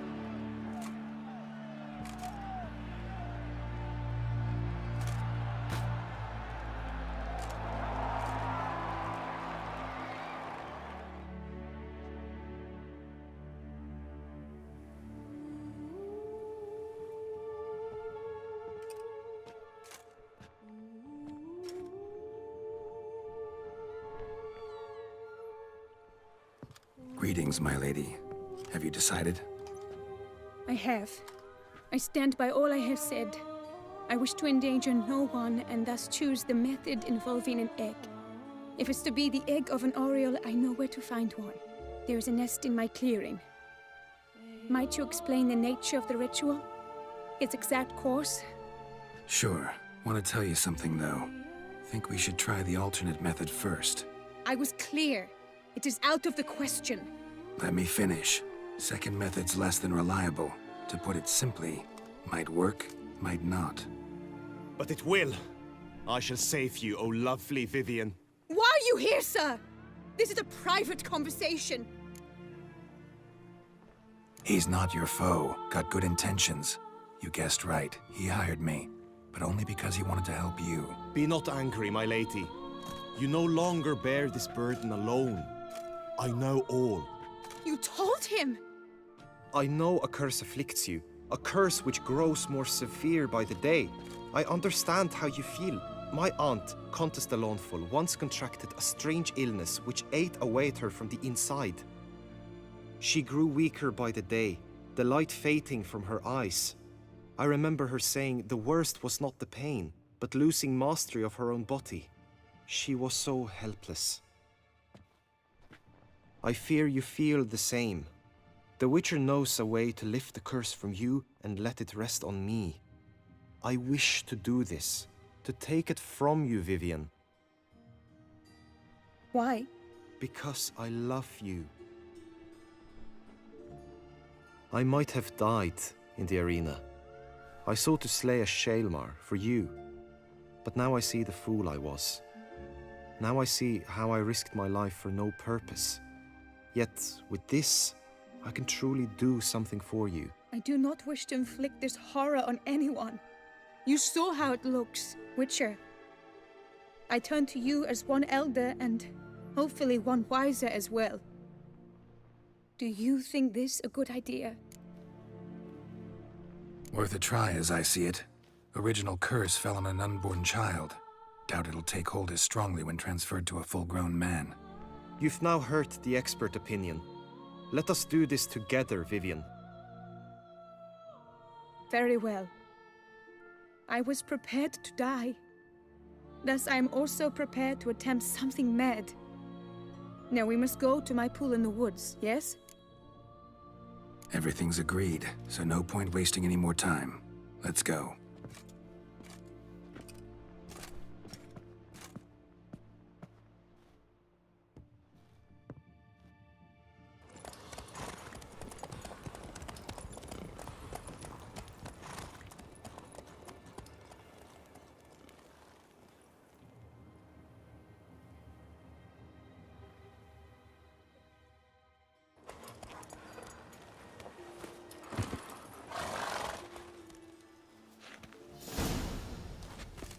the aunt you mentioned?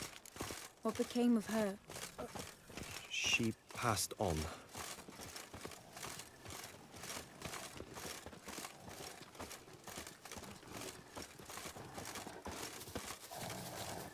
Die, beast!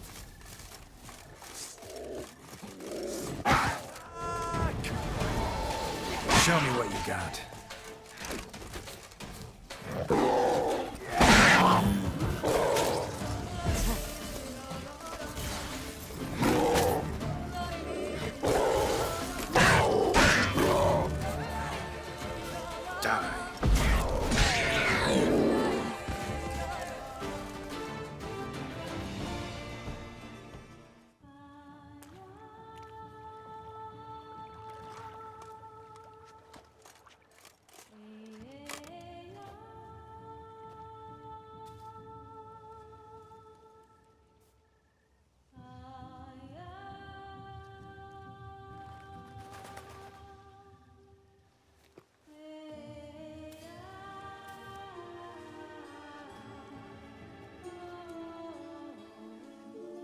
So, this is my true form.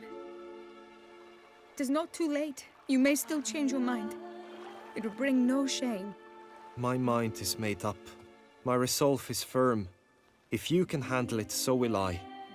You are beautiful to me, even as you stand now.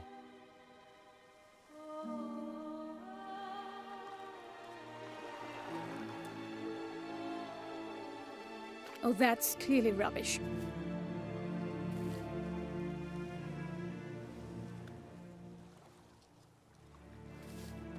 Shut your eyes, both of you, and don't move.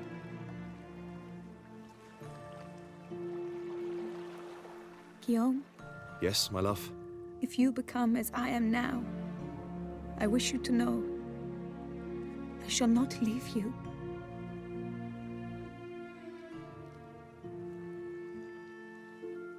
Picture yourselves reflected in a pool of water. Focus on that.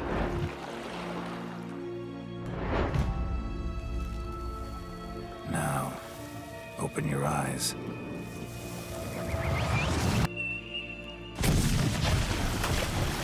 Damn, I think it might have worked.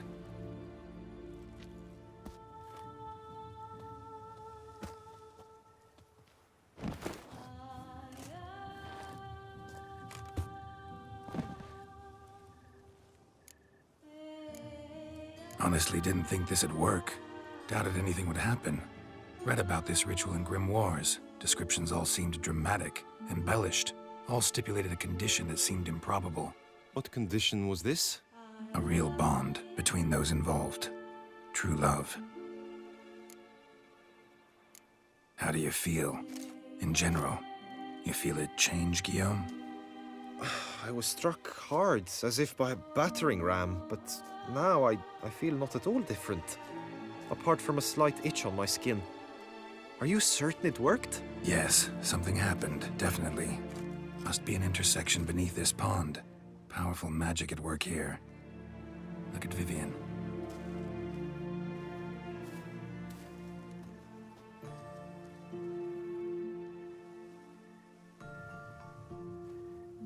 What now? Now? Now you get to live together. Happily ever after. Still, watch yourselves carefully. Notice any troubling symptoms, find me. Naturally. I thank you, Geralt. Oh, and your payment. At last! I've so much to make up for. Balls to attend, distant lands to see. Free at last, as a bird. Ha! I find you droll. I had not noticed before. But you will not fly away without me. That remains to be seen, I think. But I too must thank you, Witcher. Don't mention it. You take care, both.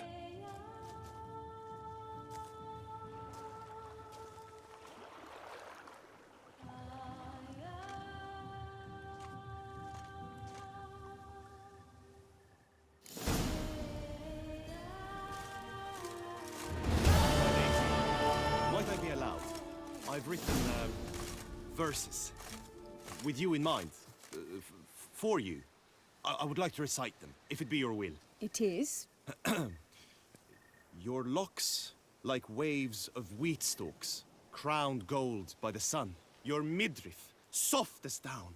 Your voice, a nightingale's trill. Oh, no. I mean, the simile, not the best. Do forgive me. I mean, no offense, but I'd rather you spoke normally. Poetry puts me to sleep, I fear. Scholarly treatises. Somehow, I've always preferred those.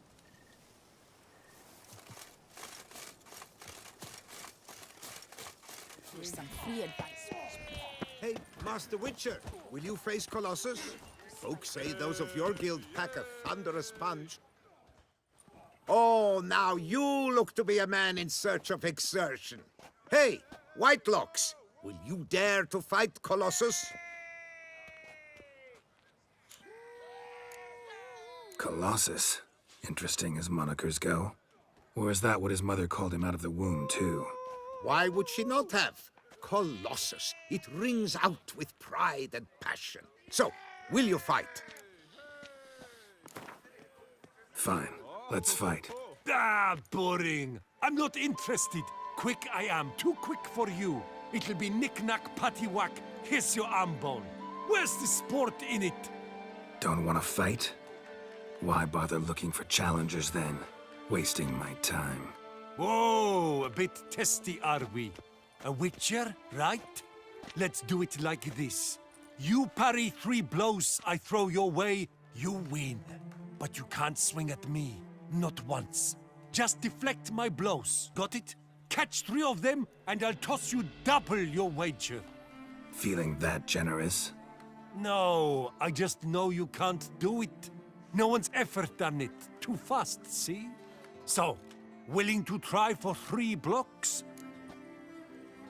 Fine. Doubt I'll have any trouble deflecting a few blows. That I get. At long last, one with a sportsman's soul. Now, listen. The rules say you're not to start your parry until I've cocked my fist.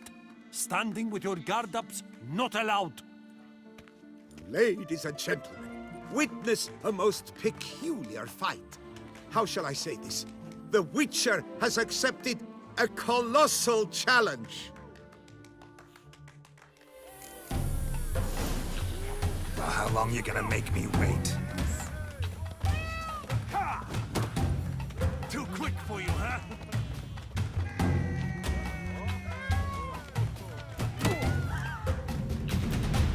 Incredible! The Witcher has parried Colossus's blows. No one's ever managed that feat. Here's your due. Thanks. Now, to face the Maestro, all you've left are rambles with Mancomb and the knight known as Still Waters. Seek out the knight in the heart of Oatville, near Mountebank Alley, whereas Mancomb loiters about the docks south of that district.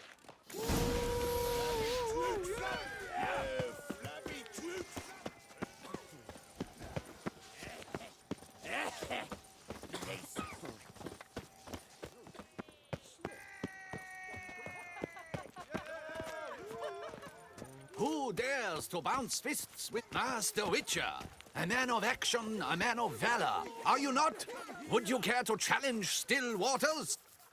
Shall you face off against Still Waters? Shall you? Shall you? Like to know who I'm punching. This knight won't reveal his name or face? Won't say anything at all, not a word? Rein in your curiosity, sir.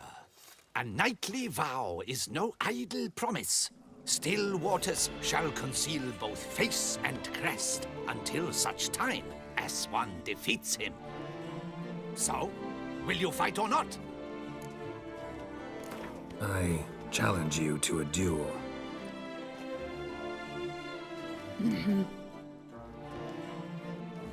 Noble lords and virtuous ladies, another fight is soon to begin.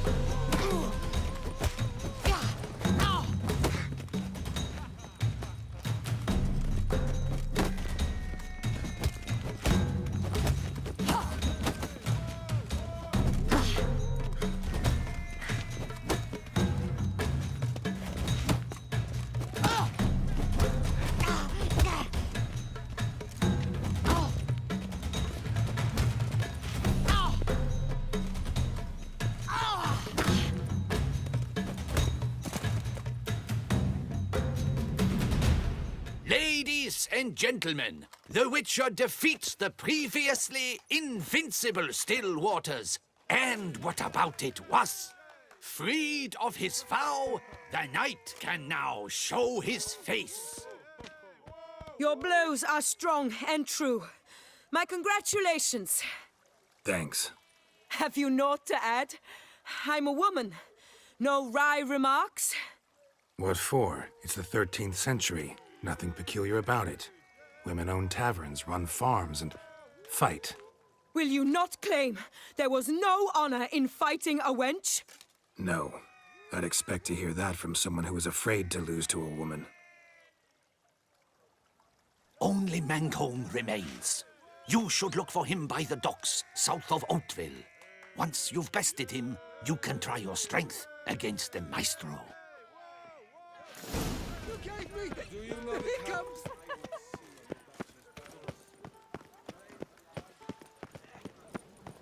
Dropping Mancomb awaits a Witcher, surely you've techniques you'd care to test and demonstrate.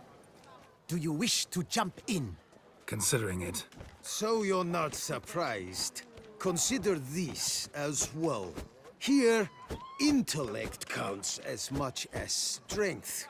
You see, Mancomb is no ordinary fighter. Mancomb? First I've ever encountered that name. One should never judge an opponent by his name. Master Mancomb is a saddler, though a valiant one at that. His blows are as fierce as his riposts are sharp. Fine, let's start. Oh, my knees quake like a carnival rattle. Let's get on with this ridiculous battle.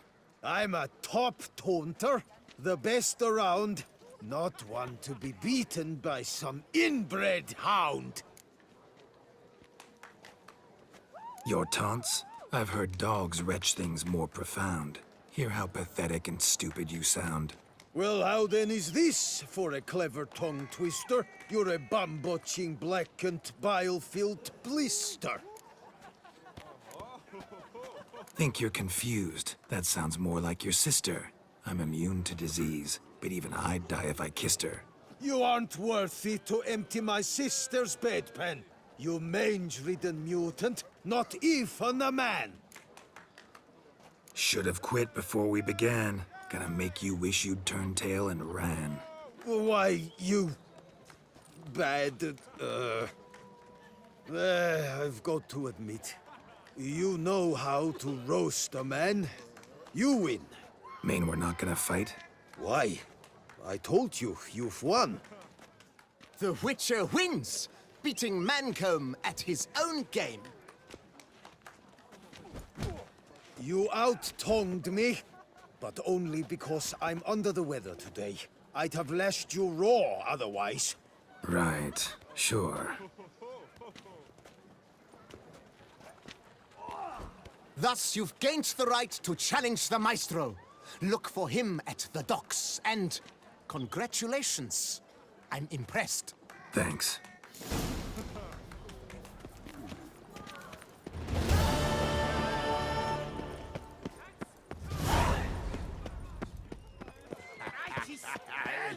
I'll take him from the left. You either drink with us or you're against us. That's what? This where I find the boxer they call the Maestro? Maestro, champ, the undefeated. Folk call him many things. You are the Witcher who dropped the 3 lesser champions?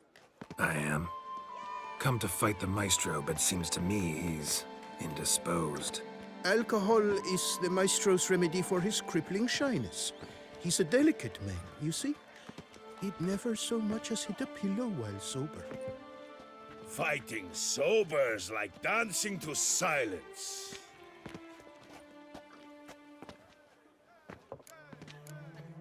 Forget fighting. Sure you can stand? You're blind drunk. Not your bum-bopping business. Ah, you cheat, you chat, while my vodka's gone flat. Will you fight, yay or nay? Let's go. I challenge you. Hold on. Whoa. I'm a man of principle. I keep to a code. I don't tinkle where I eat, and I don't fight folk who don't drink.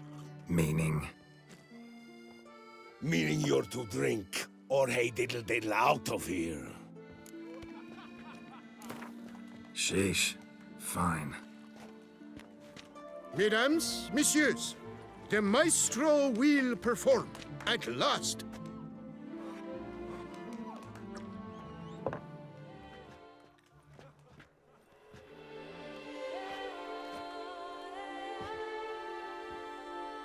Let's do this.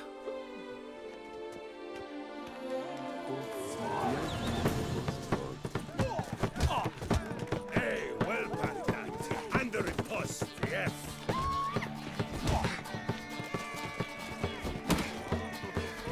When I chop. You'll never learn.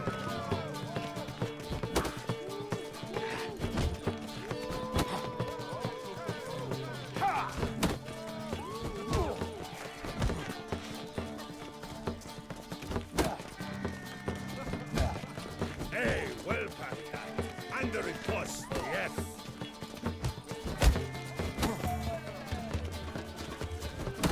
When I chop you, you bumble.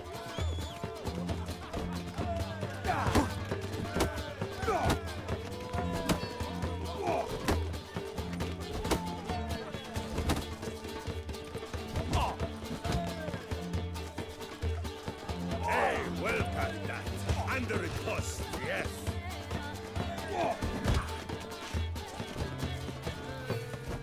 When I chop you, you bumble.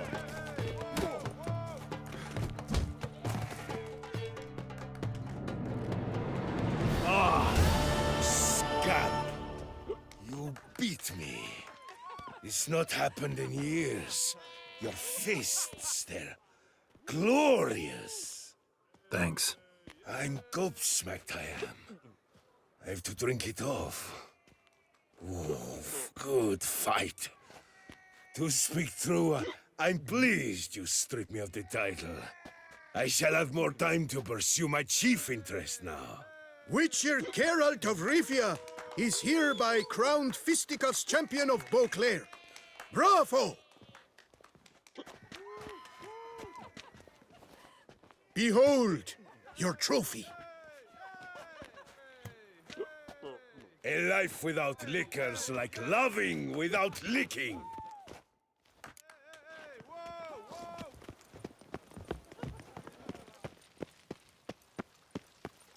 The guard brings peace to our domains. Flout its writ and rot in chains. Yes, Geralt? Wanted to talk. That is, if it's no bother, Your Grace. Why ever would it be? I'm listening. What is it? Can't help but wonder how Toussaint manages to stay out of every war. Nilfgaard's next door, yet it never comes to so much as a minor border skirmish, not to mention a full-fledged invasion. Our knights guard our borders. And my cousin, Emperor Mir Far Emrys, assured me Toussaint would remain neutral, and has kept his promise. I have oft tried to prevail upon him in no uncertain terms, to tame his belligerence, once and for all. Sadly, he has not heeded my pleas. To the world's great sorrow, I fear. Sorrow indeed, Your Grace. This tourney, quite a dose of pomp and circumstance. We cherish this tradition. My great-grandmama Adela Marta elevated it to its current status. For the longest time, she could not decide whom to wed. Meanwhile, her suitors, and there were swarms, often dueled one another. In their contests, Ademarta saw an altogether comfortable way of picking the prime apple from the bushel of potential husbands, determining who had what she valued most in men: strength, valor, and cunning. Thus, she commanded them to take part in tourneys, though in the end she chose none of them, and wed instead the youngest son of Nilfgaard's reigning emperor, whom she met on a journey south. But Beauclair's inhabitants had begun to enjoy the night's sparring. Very much so. And not only they. The year after, knights from far and wide gathered to face one another for sport and glory. And so it has remained, though the price has changed. The Duchess's hand and half the duchy are no longer in the offing. Still, Beauclair's tourneys are famed the world over. Of that we are rather proud. Don't mean to pry, Your Grace, but curious how you met Dandelion. Mind telling me about it? So long as it's not a sensitive subject, that is. Oh, ancient history.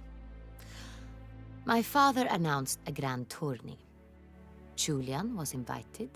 He was to compose a song about a valorous struggle in the arena. What he wrote was the most beautiful love ballad I had ever heard. Papa was furious, refused to pay him. Ballad. About you? Not overtly. I was married to Raymond at the time, after all. I get it. Thanks for sparing the time, Your Grace. Duty calls. You got it. I understand. Understand and approve.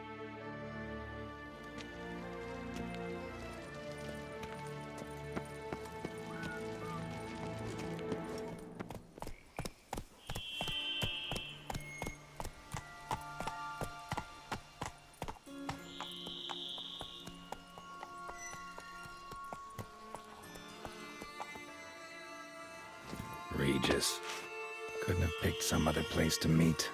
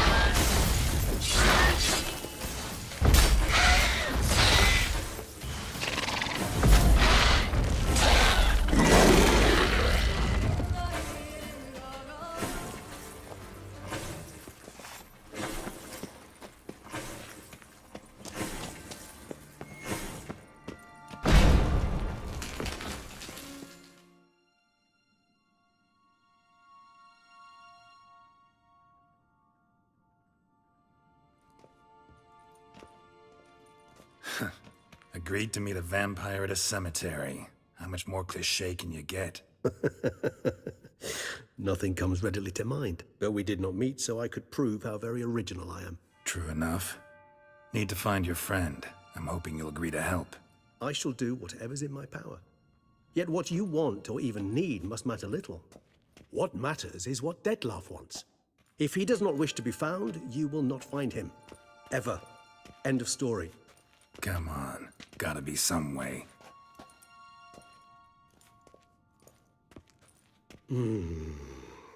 Vampires can evade detection by the senses, and no divination magic works on us. Even the most precise megascope would be useless. And this? Could this help? Wherever did you get that?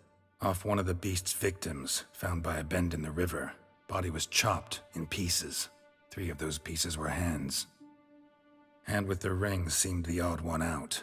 Abruxa had taken an interest in it.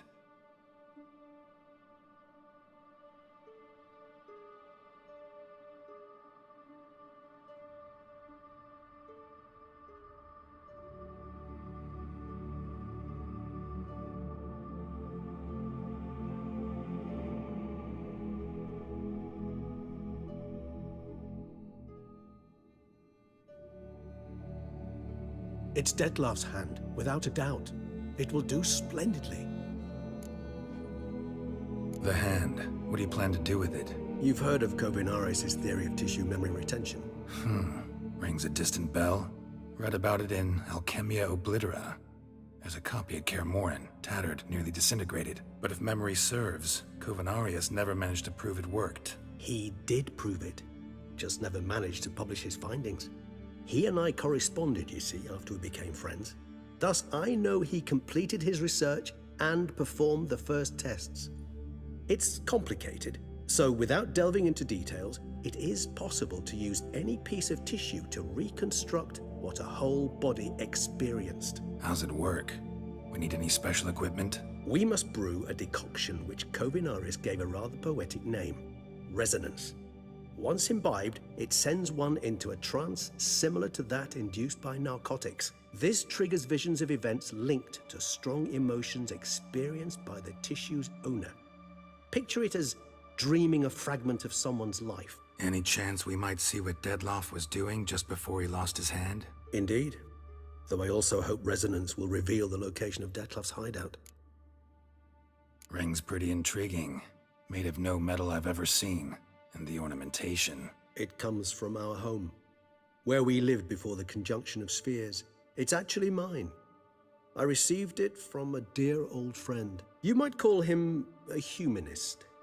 He saw us vampires as guests here, guests who owe their hosts, meaning you humans and the elder races, respect. Respect? Meaning not to treat us like cattle to be slaughtered for food? Precisely.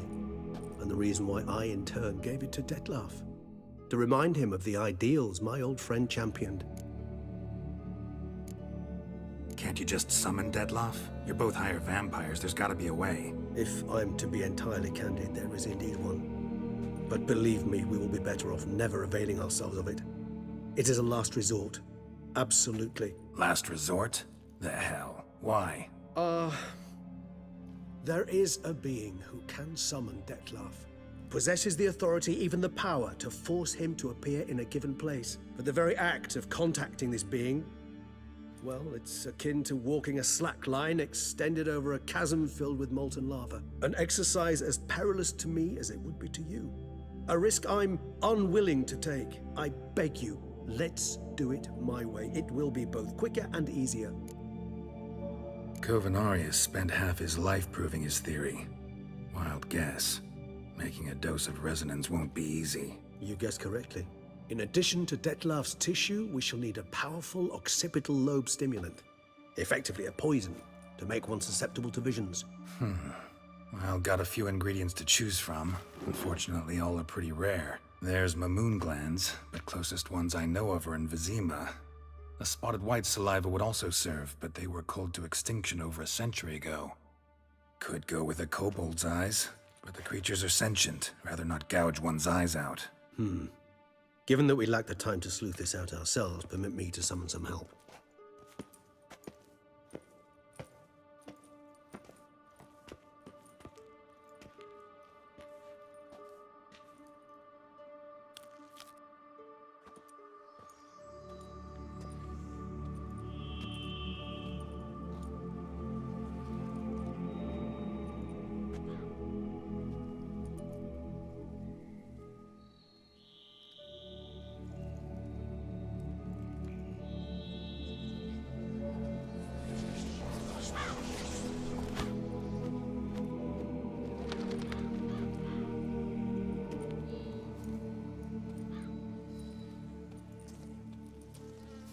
What was that? A raven? Rather a common sight at this latitude. Very intelligent fowl. I asked him to look for the creatures you mentioned. Him and his brethren. Perhaps they'll find one in the area, and I would hazard that a flock of ravens will spy any said creature faster than a solitary witcher would. With all due respect to your skills, my friend. It will take them some time, nonetheless, so perhaps you'd care for a snifter of mandrake. Rarely say no to a snifter. Sadly, this is but a weak infusion rather than a proper distillate. Even better. I remember your mandrake hooch. Made people say things they'd have rather kept to themselves. Now, what could Geralt of Rivia prefer to keep to himself? So, think you've set a nice little trap for me? Sorry. Want to get me to confess? Gonna have to try harder. I love a challenge. In that case, my ears are cocked. What must I do? How about you get the ball rolling? Reveal one of your secrets. Vampires, intriguing creatures, must lead fascinating lives. Anything in particular interest you? Always fascinated me the way vampires can regenerate. A hand growing back is one thing, but Detloff recreating you out of a wet smear? Something else entirely. A difficult and laborious process, but one that's possible, as my presence proves. But I've heard you too had quite the adventure. They say you lost your memory. For a bit, but Triss helped me get it back. Actually, pretty damn lucky I only had amnesia. Yes, you humans are rather buggered in those terms. To strip you of life is, well, it's just plain easy. I've always pitied you in that regard. We vampires are much harder nuts to crack. If a member of another race kills one of us, we can be reborn with a living higher vampire's help. However, if one of our own strikes the deadly blow, death is permanent. There can be no rebirth. One of the chief reasons why vampires long ago swore never to fight one another. Got a new life, new body. That give you a new start? Blank slate? Starting all anew is a very broad concept. What exactly do you mean? Your blood addiction, say. Wondering if your body's the same, if it still remembers. Maybe if you drank now, you wouldn't get hooked. All addictions are a form of slavery. Re-addiction's not a risk I'm willing to take, just to test a hypothesis about corporeal regeneration and whether propensities carry over. Fair enough. Curiosity, that's all. Sorry. Not to worry, Geralt. Curiosity's a natural reaction under the circumstances, apart from which I've always valued that trait in you. Gotta ask you the big question. One everyone wonders about. What happens after death? You wish me to tell you if the human belief in the gods is well-founded? Well, that I do not know. We vampires differ exceedingly from you humans. Our matter, that of which we are composed, can exist without form. We require neither a heart, nor a brain, nor air to breathe. But were you dead? As humans understand death, yes. Feel anything? Understand anything? It's rather hard to explain. I felt something very unsettling. Something I cannot even name, for I did no reasoning. Only after rebirth did I begin to understand that what I had felt was cold and unimaginable fear. If not for Detloff, I might have drowned in an eternity of icy terror. Can't have been alive then. Sheesh, experience like that must be vicious. Indeed, it's hard to compare to anything I know. Yet you are aware we don't see death as you do. The way you cling to life, we find it entirely peculiar. You are mortals, ergo it's a foregone conclusion. You will die. It's but a question of time. Thus, I often find myself wondering why you try so very hard. To die at 20 years, 40, even 100, what's the difference? They're all but the blink of an eye. Depends on your point of view. Man who's got 1,000,000 crowns to spend can't possibly understand one who's only got 20. Very true. One's outlook can indeed change much. Curious what you did after you were reborn. As I'm sure you can surmise, but first I was thoroughly absorbed with recovering. As it is, I've still not recovered completely. Yet I was so weak the first year that I could not stand nor move on my own. Detloff bore my weakness bravely, showed great patience. If not for him, I wouldn't be here, and I'd have regenerated far slower. Once I could at last stand unassisted, I set off for Bruges, for my one-time home of Dillingen. There I led the peaceful life of a rural healer and surgeon, enjoying my neighbours' respect and, in fact, constituting the exact opposite of the monstrous vampire the populace imagines. Bruges, you say? Rebirth make you sentimental? Perhaps a dash. But what of you? Where have you been? Ever find your Cirilla? Back then, yeah. But we parted again soon after. And when the time was ripe, she came back. Defeated the Wild Hunt together. Ooh. Seems I certainly missed quite a bit while I was absent. True enough. But it's a conversation we'll have another time. Need to know more about you now. All right, give you one question. What do you want to know? One question to ask one as fascinating as you, Geralt. Cruel parsimony, I'd say, but I shall do my best to make it count. If you were to die and be reborn as I was, in your new life, would you choose to be a witcher? That's what interests you most? Whether I'd like to be a witcher again? Many things interest me, but we've not much time left. Please answer. Never chose to be a witcher. Fate chose for me. Had it been my choice, I'd have picked a different profession. A profession where I wouldn't have to risk my life every minute of every day. Maybe even one that had earned me some respect. Thank you for being honest. Honesty is an attribute of the truly brave, and thus a privilege of the very few. Still no sign of your winged friend. Sure it understood what you wanted? Dead certain. Let's wait a bit longer. It'll return soon, don't doubt that for a moment.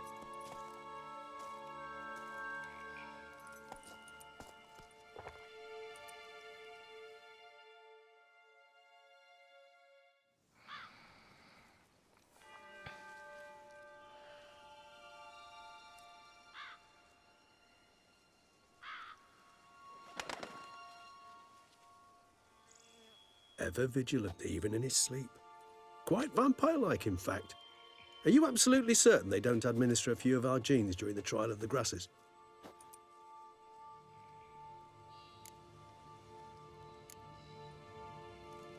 Appreciate the compliment. Got something for me? You were right. No kobolds or mamoons for miles around. Knew it. Allow me to finish. You see, there's this spotted white. It haunts an abandoned residence in the Caraberta woods. Impossible.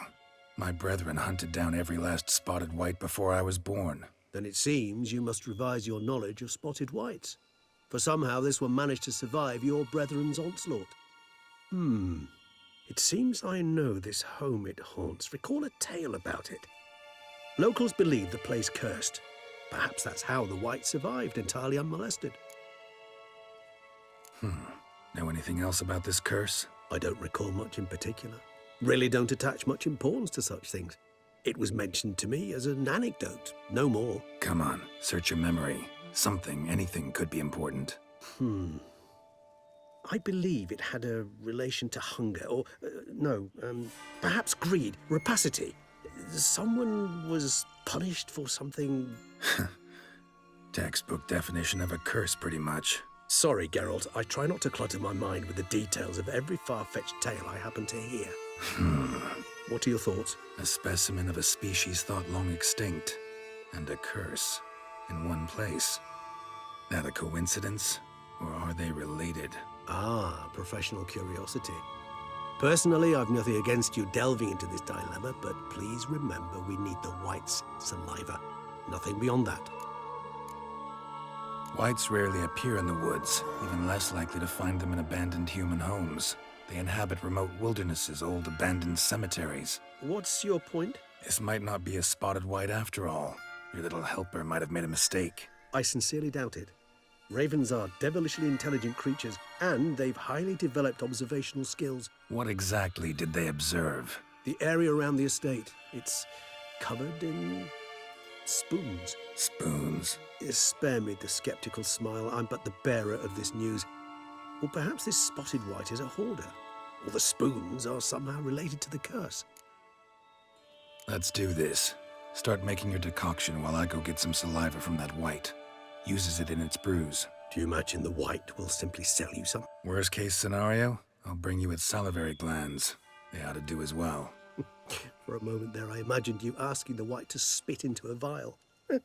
Quite amusing as a thought, but the salivary glands will do fine indeed. So, see you later.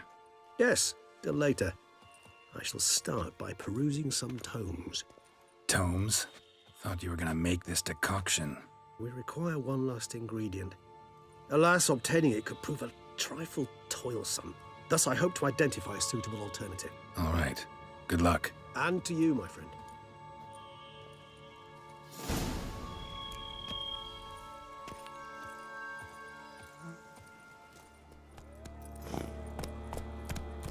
guests. Never a good omen.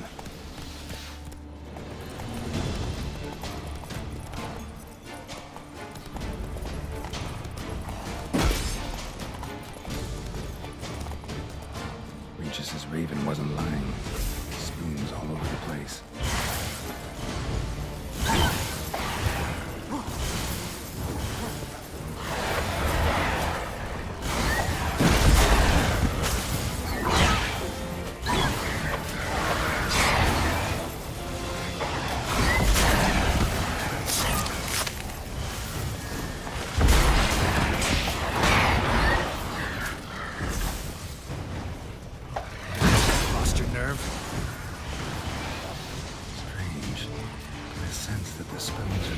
Some kind of rhythm, a message, trying to tell me something.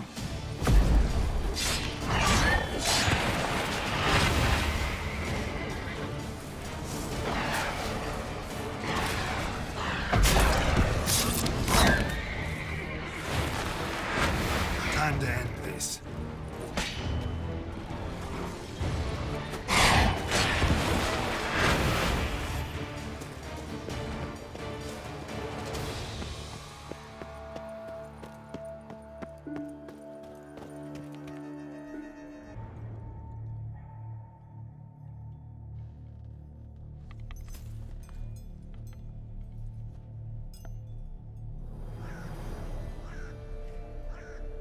None shall sit and dine with you at your table.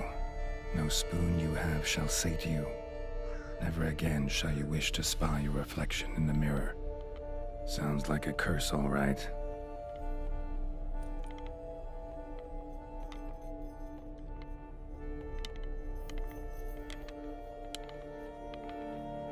Somebody's clearly obsessed. Regis mentioned the place might be cursed. Can't be a coincidence. Need to look around.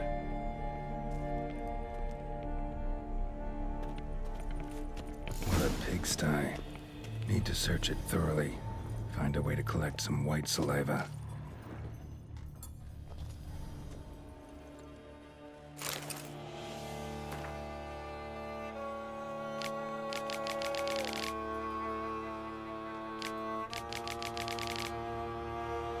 Poor girl.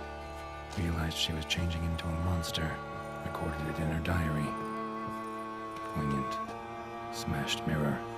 As if someone couldn't stand to look at themselves. The monster. Journal's author, maybe?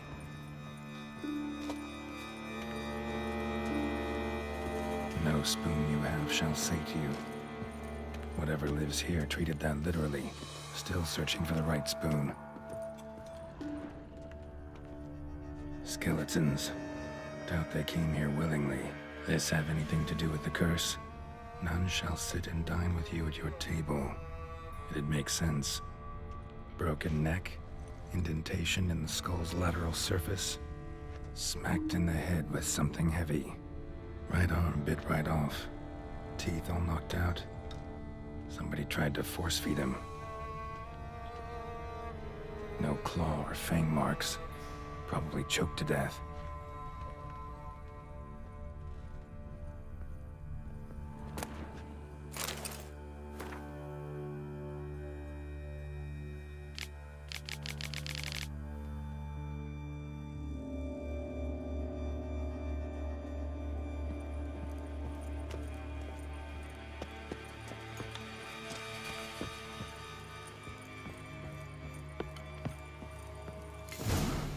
Actually does seem like a White's lair.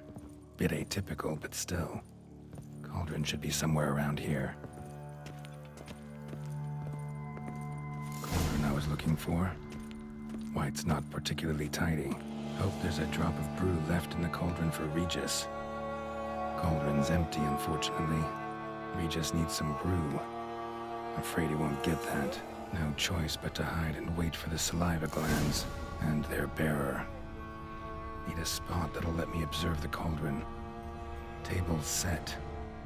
White who lives here is getting ready for some sort of feast. White that lives here, definitely afflicted by a curse, and it's been trying desperately to lift it.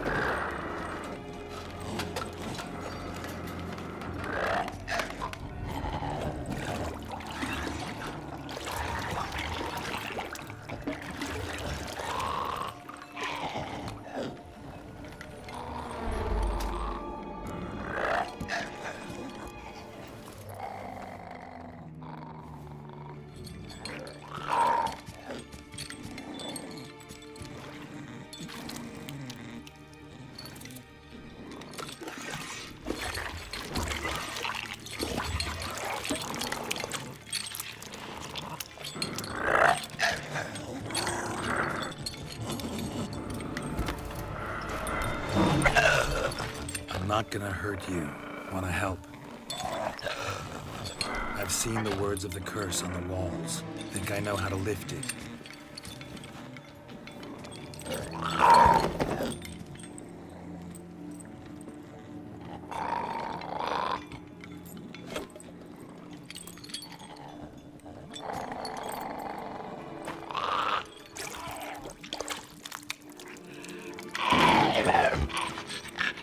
You tried to bring folk here, convince them to sit at the table with you, right?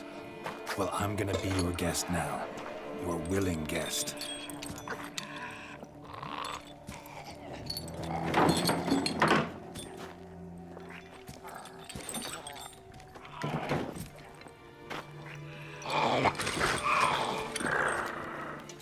Just need a bit for Regis.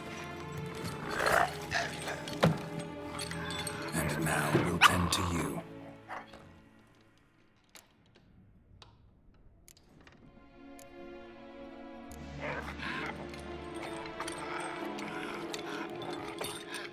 We can't use spoons.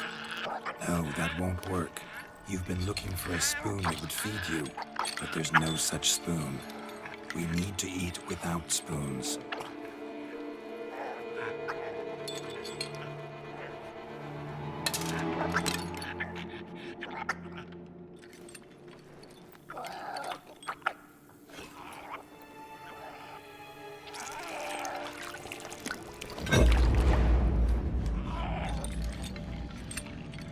Open your eyes. You need to see your likeness.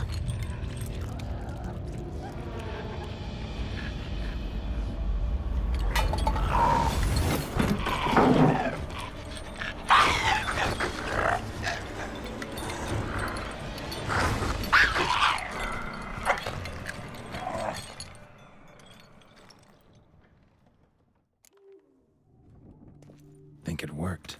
Just not quite like I expected. Need to see what happened to the white. Won't be hard to find given its stench.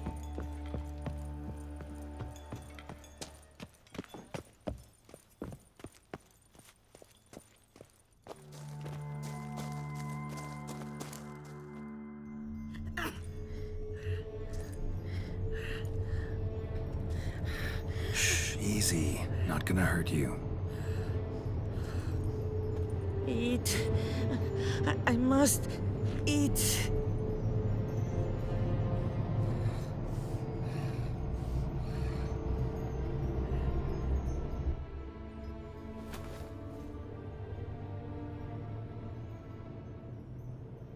I'll take you someplace safe.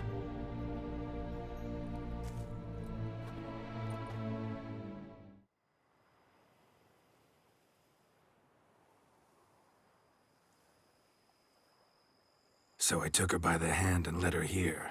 Seemed the only sensible place for her. You did the right thing, sir. She should recover quickly here. I'm deeply pleased, finally, to make your acquaintance, sir, though I do regret the specific circumstances. In all the commotion, I fear I neglected to introduce myself. I'm Barnabas Basilfolti, and by order of the Duchess, I am to serve as your major domo at Corfo Bianco. Nice to meet you, Barnabas Basil. Love to talk more, but got urgent matters to attend to. While I'm gone, please make sure she gets everything she needs. Don't worry, sir. I shall see to everything. She is safe here and in good hands. She'll soon be back on her feet. Might actually take a while. She hadn't eaten anything in over 100 years when I found her. Horrid. Whatever brought this about? Told me her story on the way here. Her name's Marlena. She was once the very beautiful and proud heiress to the Trastamara estate. One evening, when she was holding a banquet for friends, a beggar came to her gate seeking alms. He had a bowl and a spoon with him. He sat outside her fence and waited. I've heard of the custom. An ancient rite of hospitality that obliges one to give food and drink to such a guest lest he depart hungry. To neglect the custom is to bring great misfortune down upon oneself. Marlena didn't care a whit for the old customs. She drove the man off, saying she'd rather feed the leftovers from her feast to her dogs than to give the beggar anything. The beggar then broke his spoon, cast a curse. She was beautiful, so he said she'd never wish to look at herself in the mirror again, since she adored feasts. He swore no one would ever wish to sit and dine with her. And as she even refused him the crumbs from her table, he swore she'd never find a spoon in the world that would sate her hunger. A harsh punishment. I imagine lifting the curse was hardly simple. Curses are tricky. They play on irony. Always gotta figure out what the catch is. Marlena had spent decades looking for a way to lift it. Transformed into a wight, she stole spoons and lured folk into her home, trying each time to get them to dine with her. Didn't work. So what did? Someone had to sit down and share a meal with her, of their own free will. They had to eat without using spoons, and make her look at her reflection. That's it? That was all it required? Simplest solutions are sometimes the last that come to mind. Besides, when you're a wight, it's pretty damn hard to find willing human company for a feast. I imagine so. But, most importantly, it is now over. Please, don't worry. She will be in good hands here. Vineyard comes across as a place with a rich history. Know who owned it before me? Baron Rossel, who went bankrupt, forcing him to sell the estate to the Duchess. The Baron, in turn, had purchased it from Monsieur Bolius of the Headsman, a truly colorful man of Kedweni origin. He was actually a headsman? No, not him, but his great-great-great-great-grandfather. Indeed. Apparently, he was a common cut-purse who somehow secured for himself the post of ducal headsman in Beauclair. Went about his work with an exceptional penchant. They say he chopped off more heads than there are grapevines in the ducal vineyards. He never hesitated, not once. Never sliced unevenly, never botched a job. For his exemplary service, the Duke granted him a title and this estate. Monsieur Bolius, on the other hand, was an engineer in his younger years. Once retired, he settled here and took to producing wine. Sadly, misfortune struck and he lost his sense first of smell, then of taste. Additionally, he could not drink alcohol. His medic forbade it. Shame that. He gave up making wine? Not at all. He made even more of it. Began throwing wild balls to which he'd invite friends from far and wide in order to treat them to his wine and delight in the fact that at least someone could enjoy it. It's the sort of man he was, Monsieur Bolius. Mind giving me a little tour de Corvo Bianco? Not in the least. Follow me, please. I think it would be practical to begin on the hill.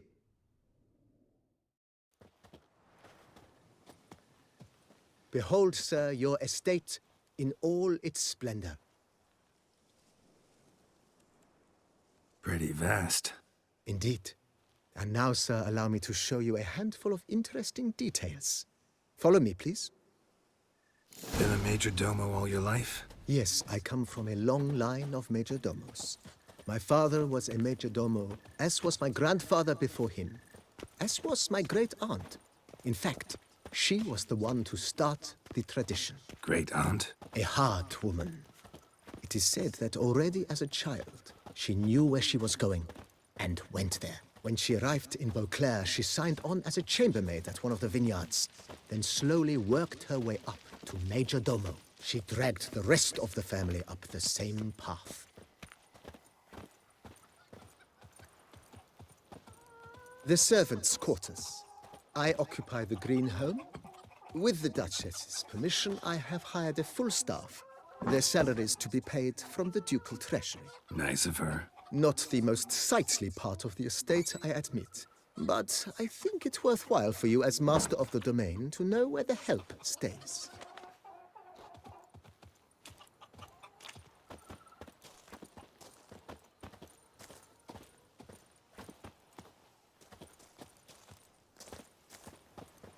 Baron Rossel ordered the vines in this part of the estate uprooted and olive groves planted in their place. They look beautiful, especially come spring. Don't look at all bad now, either.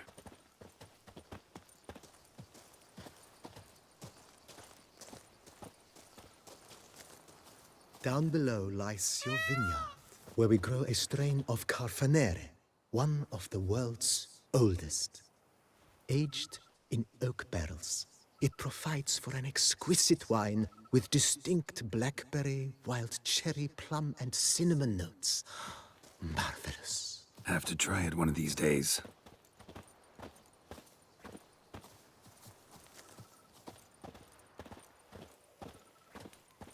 Nice well. Picturesque. Yes, though it ran dry long ago. During the raucous feasts Master Boleus held, he would order it filled with wine. There's a tale about a guest attending a Boleus ball for the first time and thus unaware of the custom. He had suffered great heartbreak and had decided to end his life by jumping into the well. The festivities were coming to a close, and the well was nearly empty when the suicidal guest finally jumped. Instead of killing himself, he merely broke his legs. To numb the pain, he drank the wine. Drank himself to death? Not at all. When found the next day, he had concluded he'd witnessed twin miracles. The water had been changed into wine, and he had survived. He retired to a monastery in the Dragon Mountains and began preaching the wisdoms of Lebioda.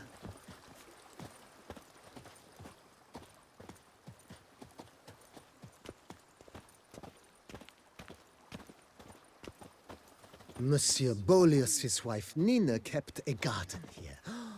A supremely lovely place it was. Bit neglected now. I agree. Yet nothing stands in the way of restoring it to its former glory, and once again planting it with herbs and other vegetation.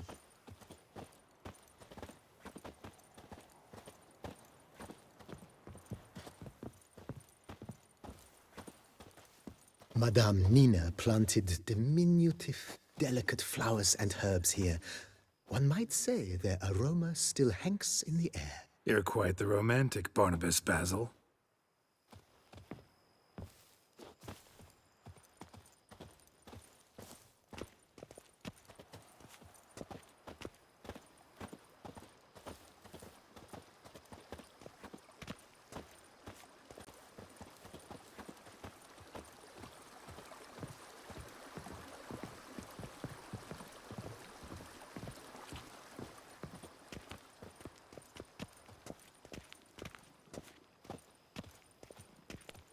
This served as an additional wine cellar in years of plentiful harvests. Bit of work, and it'll make a fine stable for Roach.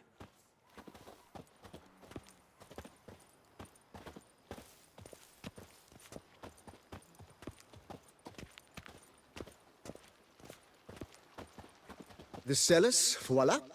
During Monsieur Boleus' time, wine was kept here, but Baron Rossel used it to store olive oil as well. I took the liberty of cleaning up the mess, which I made while fighting the Bruxa. Thanks, Barnabas Basil. Appreciate it.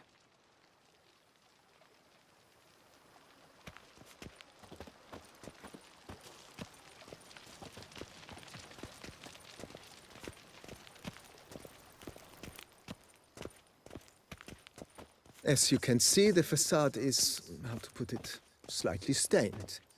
But one cannot deny it, a certain subtle southern charm. True, though it could use a bit of subtle paint.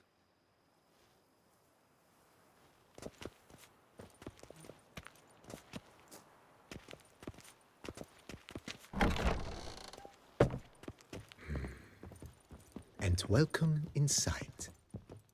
On the left is the master bedroom. On the right, the dining hall and kitchen.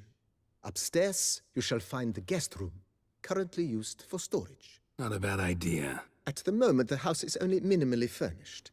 Yet I believe we will, together, devise some innovative arrangements. A few paintings, for instance, would breathe new life into the abode immediately. With that, sir, you've seen the full lay of the land. Corvo Bianco is a beautiful estate. Though one must admit, time has taken its toll. Forgive me for being forward, but if you were to choose to invest a small sum towards its beautification, consider me at your service on the matter. Think I'll take you up on that. Be sure to come and see you if I decide to do any remodeling. Mentioned the place could stand to be spruced up. Oh, most decidedly, sir. The question is where you would like to begin this rejuvenation. Been thinking about the outer walls. Maybe a fresh coat of paint or some patching. If I might dare to make a suggestion, why not start with a general renovation? I once oversaw such work at Admiral Rompelli's summer residence. The effects were simply breathtaking. Not only did the residence positively sparkle afterwards, but we also made room to display the Admiral's armor and weapons, of which he was a passionate collector. It's in your hands then. Make the place shine. I shall get to work immediately. Within a day's passing, I shall have sent for the crew which rebuffed the Admiral's residence. They are the finest specialists around. Highly skilled at what they do, it shall not take them too long, I wager. 2 days after they begin, your eyes will behold your residence in its refurbished, rejuvenated, beautified state. Is there anything else you require, sir? Got these spacious grounds. But maybe it's time to make them more... useful. Oh, yes. We certainly should. The way I see things, given your trade, sir, you would be wise to put in a grindstone and an armorer's table. A good way to start things off, don't you think? My armor needs work from time to time. You know, oil this, reinforce that. Could use a decent work table where I could do all that. Admiral Rompelli once hired a specialist who made the finest armorer's tables this side of the Yaruga. I will contact him at once. Good. Order me up a table like that. Immediately, sir. I expect it will take at most 1 day to arrive. Will you be needing anything else, sir? In my trade, my blades get dull pretty quick. Could use a grindstone, professional grade. Of course. No one would consider that an unnecessary extravagance, I would wager. Then send out for one, please. A high-quality stone to be set up in the yard. Of course. I shall send a runner to town at once. I believe you shall be grinding to your heart's content by tomorrow. Will you be needing anything else, sir? Know what? Changed my mind. Not in the mood to talk about redecoration today. But I wanted to ask you something else. I shall be glad to answer your every question, sir. Thanks. Gotta get back to my business now. See you soon.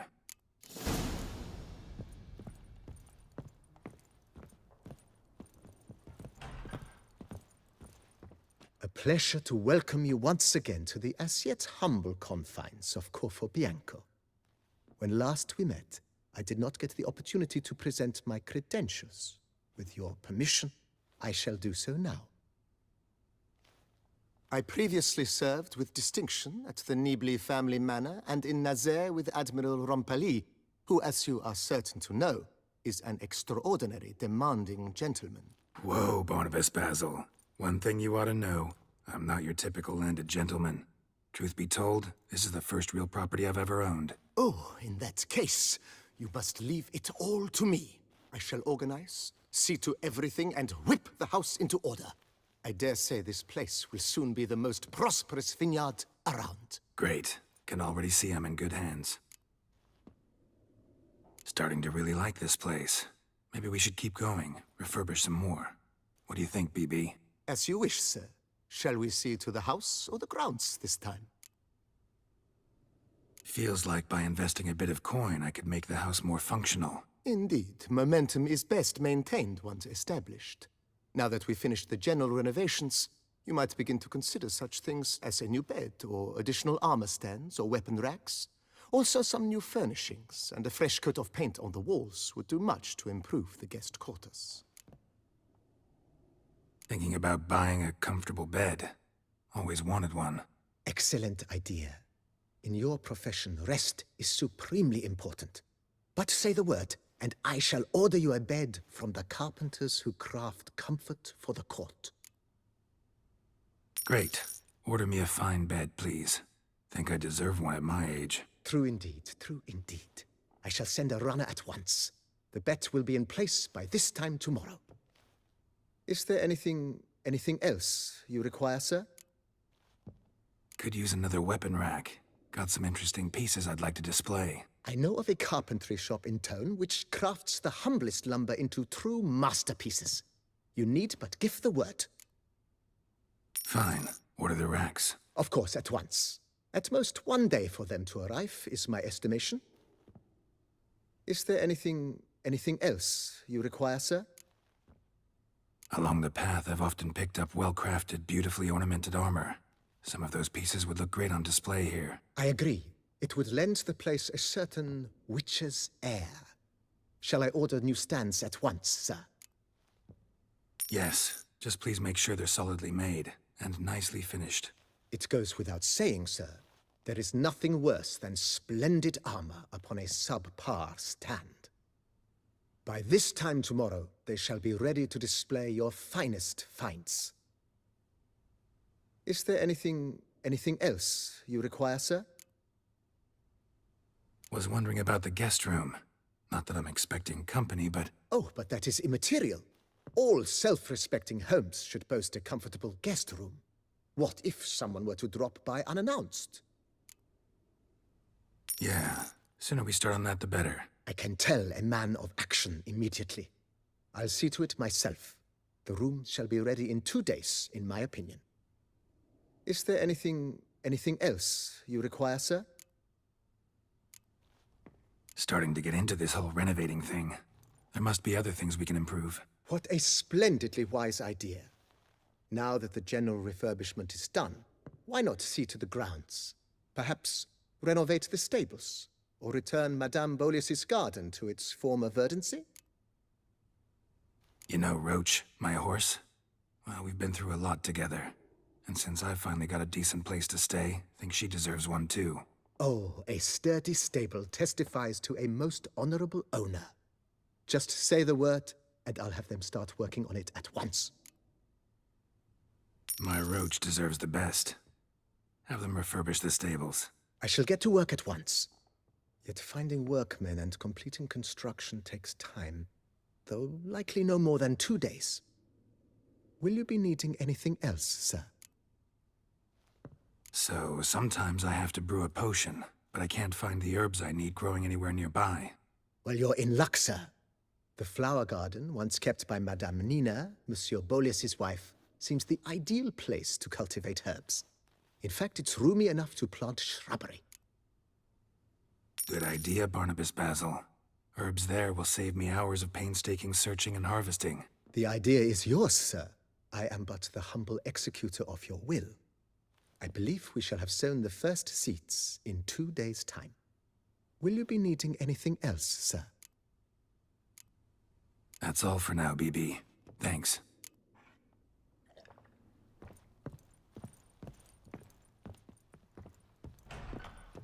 Renovations coming along all right, Barnabas Basil? Superbly, sir. General refurbishment has been completed. And I took the liberty of adding 2 racks, each upon which you might hang weapons and armor, if you've some pieces you'd like to display.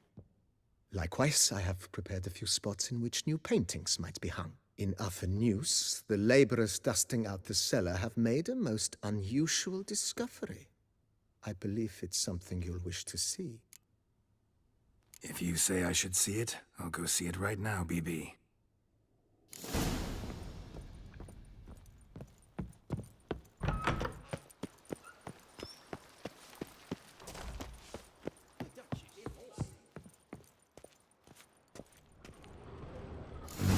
Strange. Something behind this wall, I think. A laboratory. Must have been an alchemist at one time.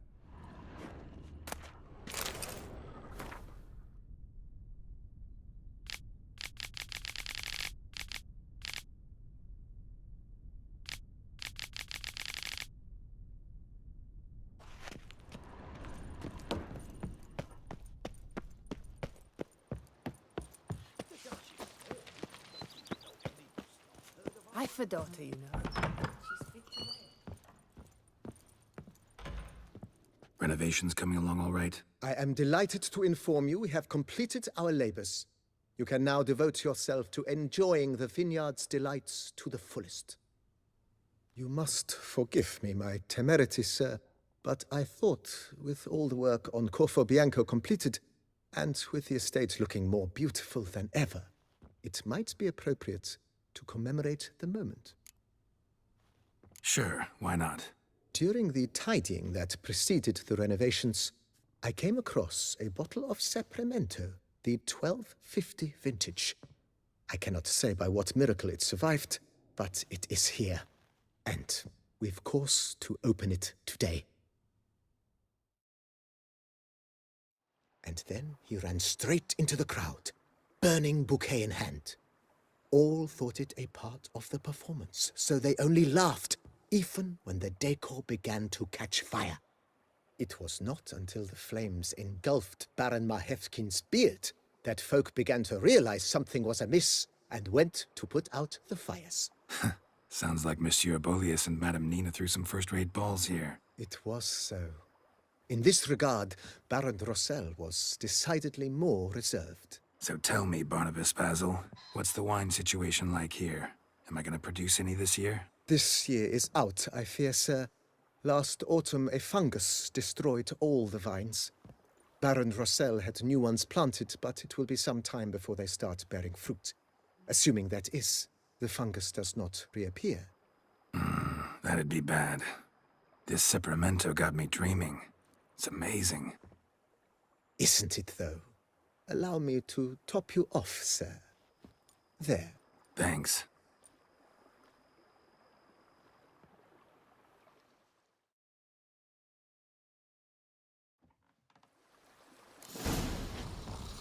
They say that Witcher...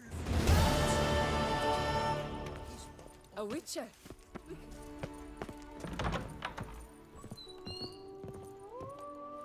I do not know how I will ever repay you, Witcher. Don't expect to be paid. Hope you're feeling better, that's all. Oh, yes, I feel my strength returning thanks chiefly to Barnabas Basil's care. Horrible ordeal you endured. Glad I cut it short. Yes, years of suffering. You know what was worse than the hunger? Watching my loved ones, my children grow old and die. All my family's long gone now.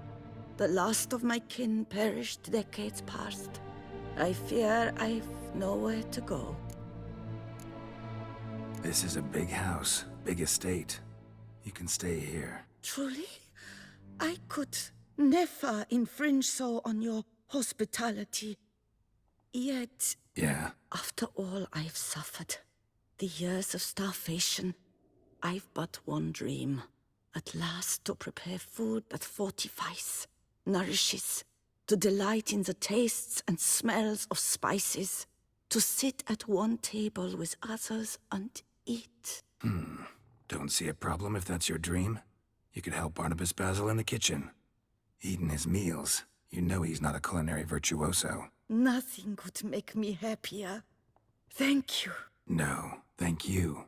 House could use a woman's touch. I've one other thing I'd like to tell you. Many years ago, my father assembled valuables for my dowry. I never wed, so they remained unclaimed. These baubles are no use to me now, but to you, well, perhaps let them be a token of my gratitude. If you wish to find them, you must go to my old home, to Trastamara.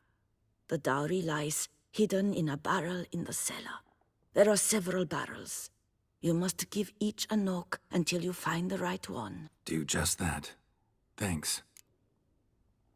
I'd never expect someone with your past to feel drawn to the kitchen. Do you fear I will cook in your home as I brewed as a white? Counting on you having slightly better taste as a human. Of that, you can be sure. I loved cooking, even as a child. My gran was a true master in the kitchen. Her spit-roasted ox was famed throughout the land. Thought you were a lady, owned an estate. Do you mean to say a woman of my rank should have had a cook? You're right, of course. And I had the best of cooks. But I devised the dishes myself. They only prepared them. You sure you don't feel lonely out here? I cannot say yet. Too little time has passed since you freed me of my thrall, but somehow, for now at least, I do not feel drawn to the city, to others. Visited others' homes as a white. Yes, but ever at night, when all were asleep, I went in search of spoons. Remember, you can always change your mind. Decide you've lived here long enough, just say the word. I'd never wish to seem ungrateful. And I'd never want you to stay against your will. See you later. Take care, Witcher. And remember, you always have warm food awaiting your return.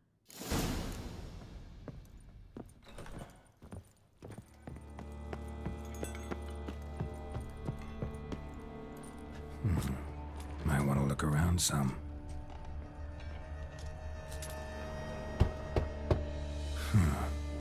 Strange. That's awful pretty. It'll look great in the house.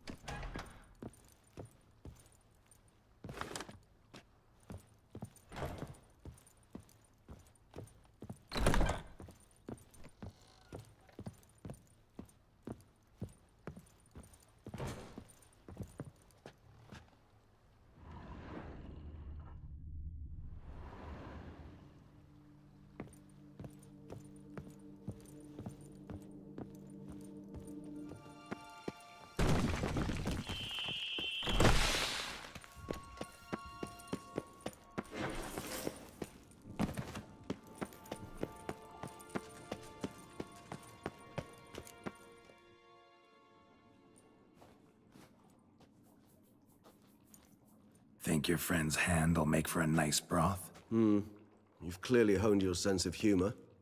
But we are not cannibals, Geralt. I took a fragment of tissue from their hand. It will suffice to prepare some resonance. What did you do with the rest? I cremated it, as our codex commands. A raven told me you'd acquired the necessary ingredient. Send your spies after me? My watchers. Were something to go wrong, I could then arrive quickly to help. Managed fine alone, but thanks for the thought. Gonna need much longer to finish brewing resonance? Mentioned a last ingredient, too. What about that? That, I fear, might prove troublesome. You see, to use the concoction to summon the memories of one, the solution must contain the blood of another specimen of the same species. Shouldn't be a problem. I happen to know a higher vampire who should be willing to help. Right, Regis? It's not that simple, I'm afraid. While you were away, I tried my damnedest to identify a replacement, but alas, none such exists. Not sure I understand what the problem is. Can't we just draw some of your blood? The blood must be in an agitated state. As I'm certain you know, higher vampires can change their corporeal shell.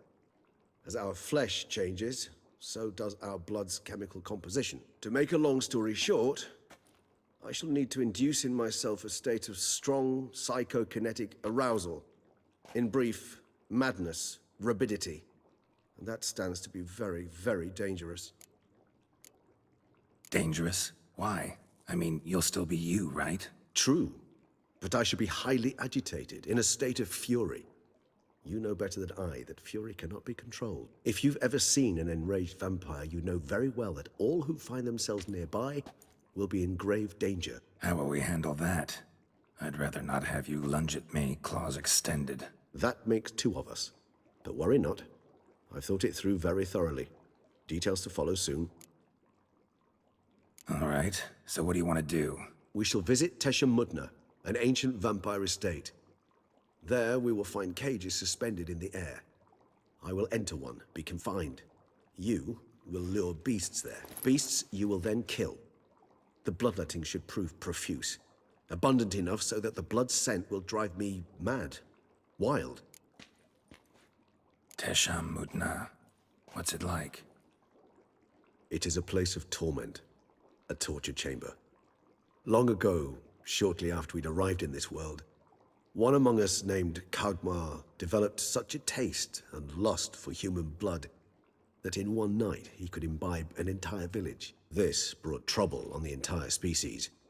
Common folk wearied quickly of living in constant fear. They began to hunt us, seek the aid of mages and witches in tracking us down. So what? Not like they could ever hope to kill you. But they were bothersome. Forgive the comparison, but when did you last enjoy mosquitoes buzzing around your head? In any case, the other vampires decided something had to be done. Kagmar had to be caught and punished. A torture chamber was thus outfitted in the dungeons of Teshem Mutna. Inside it, a cage made entirely of a special alloy of silver, dalvinite, and meteorite steel. Kagmar was captured and locked in the cage. Sat there over 2 centuries, driven to fury time after time, never able to escape. Thus I know the cage will withstand the fury to which we shall drive my humble being. See no reason to dawdle. Teshem Mutna. Take me there. In a moment. Just one last thing.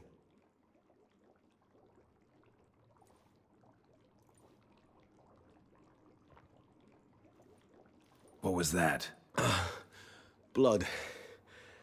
Oh, the last favor the Raven did me. I've also taken some Sancurium, a solution that sharpens one's sense of smell. 1 drop of blood shall smell like a gallon to me now. You crazy? You're a recovering addict. Your outrage warms my heart, Geralt. But you must remain calm. I had no choice.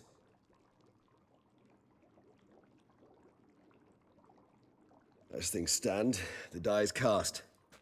High time we set off for Teshem Mutna. My head's spinning already, and you're starting to smell quite tasty. And you're starting to scare me.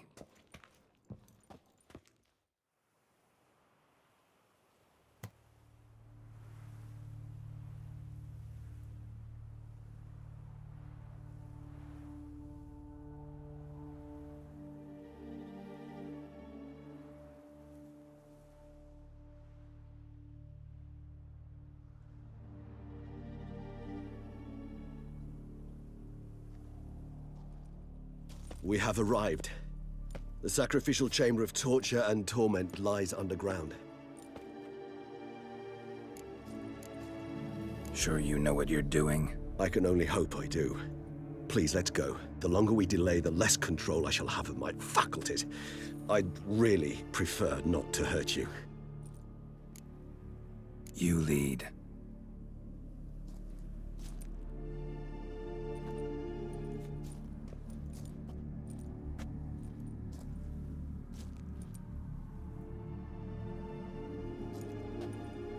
Scurvers must be getting close to their feeding ground. Correct. I told you there'd be danger.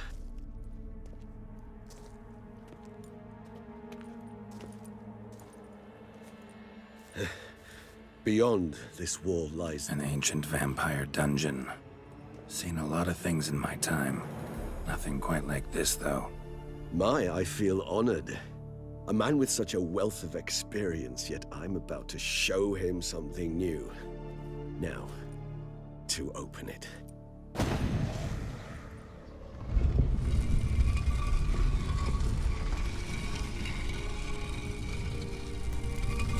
How the hell? It's an ancient form of protection against unwanted guests. The mechanism which releases the latch reacts only to a higher vampire's blood. Tricky mechanisms, a vampire hideout. Fortified, secured. Must have been important to your species once, Toussaint. It shall always be so. During the conjunction, the gate from our well into this one opened upon this land and no other. This was the first place we saw.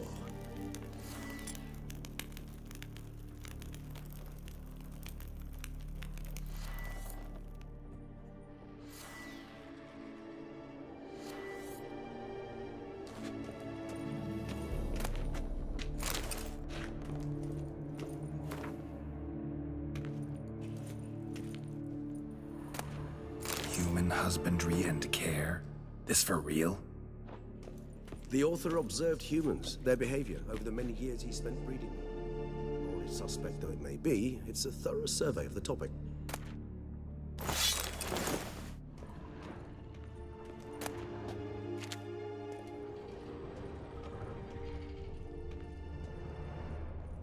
This place. There's evil here. Death hangs in the air. Yes. Great many beings have breathed their last here.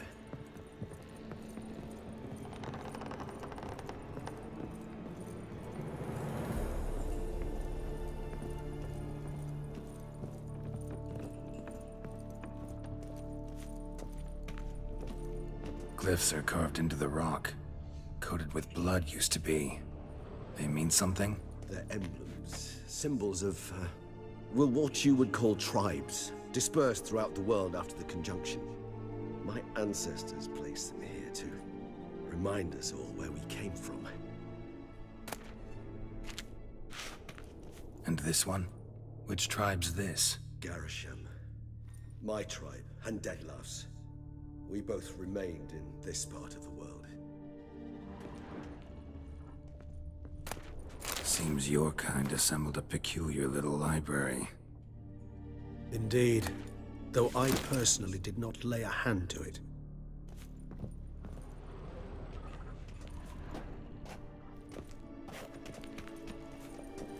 Cells? Who for? Disgraceful. Excruciating. I'd rather not summon the demons of the past if it's all right with you.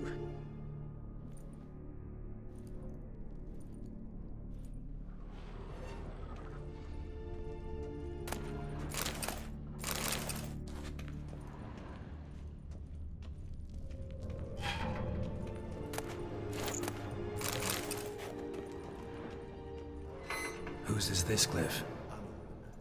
They ventured beyond the sea.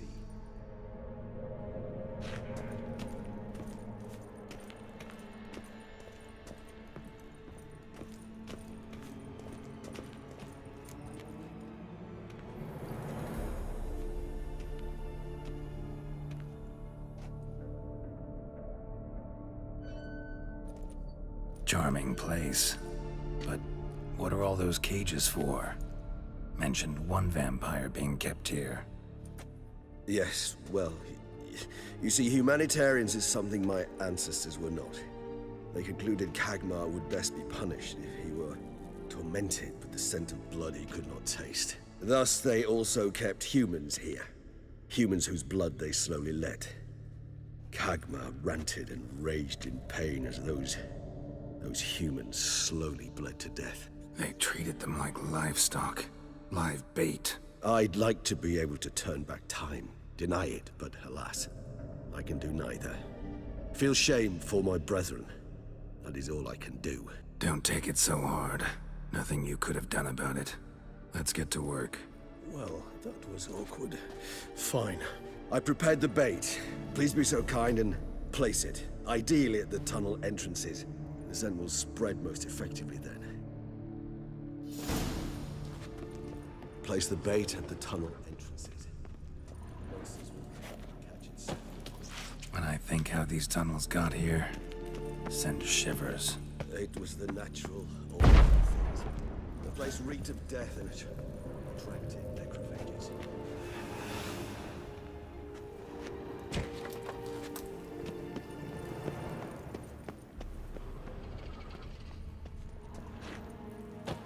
Three done. One left. Think this'll work? The meat stench is so thick, I wager it carries.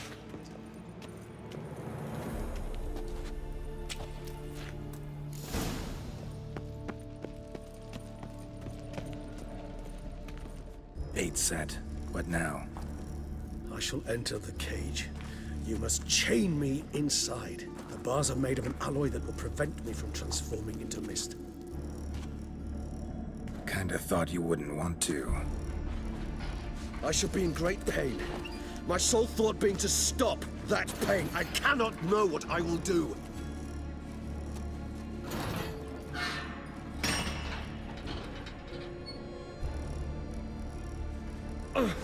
We must hurry. The beasts have caught the scent, also my head. I started spinning. That the blood? Someone who's never experienced a vampire's bloodlust does not know the true meaning of thirst.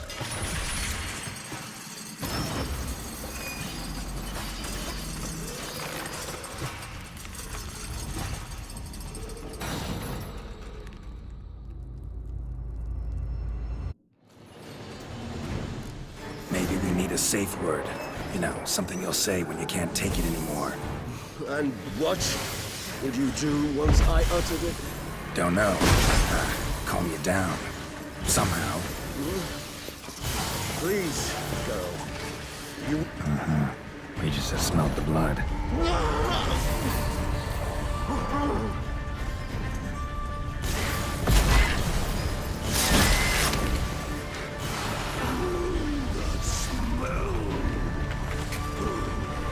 Hanging in there. It grows. Good, because I can hear more coming.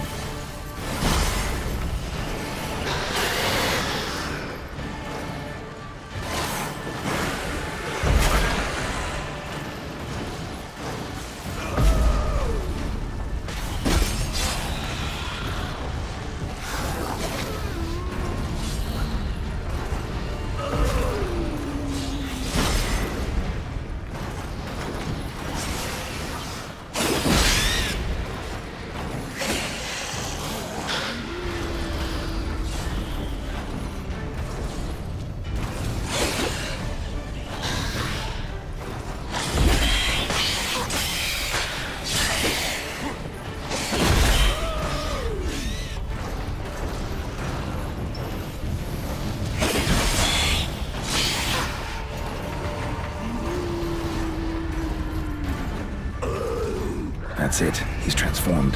Hold on. I'll let you out.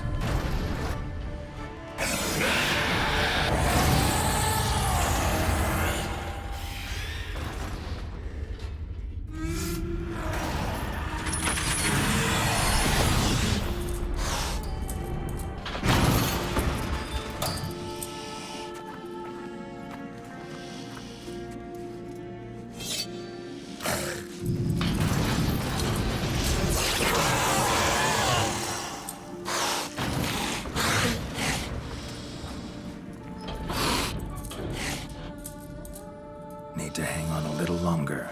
Blood'll dry in a few hours. Scent won't bother you anymore.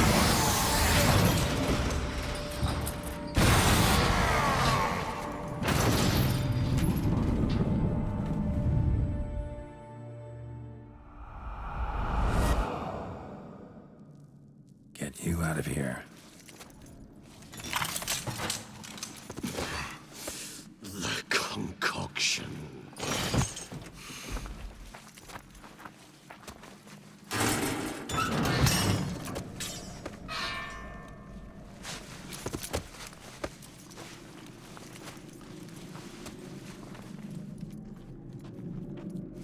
You can't finish it in this state. Tell me how. I'll help you.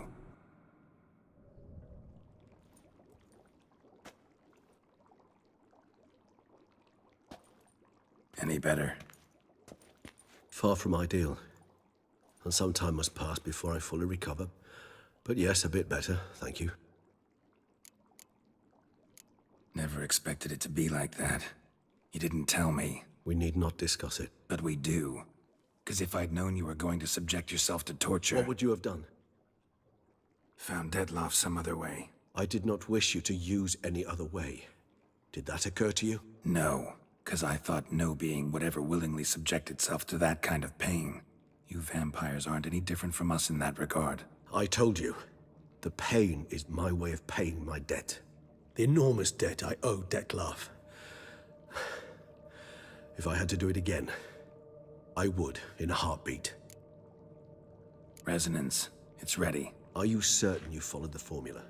The proportions were exact, the brewing time precise. This is important, Geralt. The slightest deviation could cost even a witcher dearly. Relax. Got some experience brewing potions. Very well. In that case, let's begin.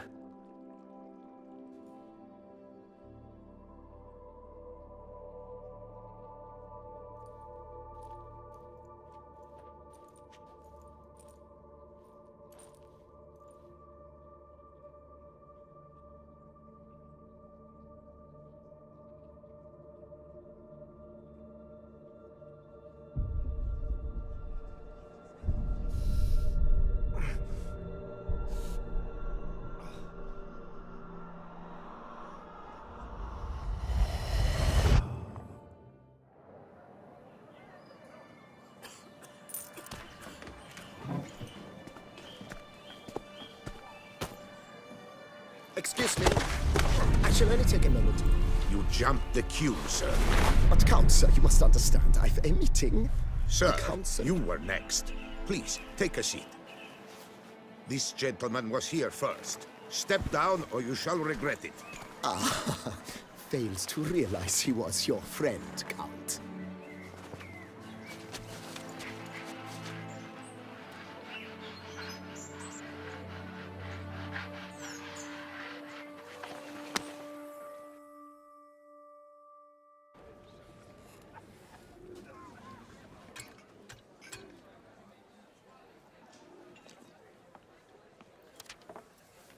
It was then I ordered him to give up his seat and step off the stand.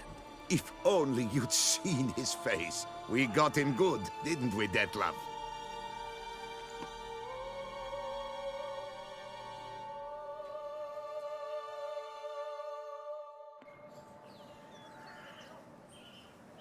And then Mother insisted we buy the mill.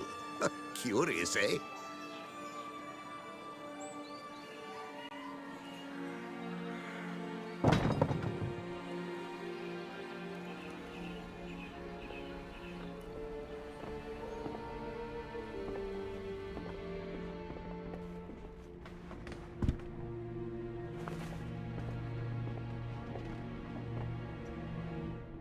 But at least I've a yarn to spin for friends and associates. Forgive me. What?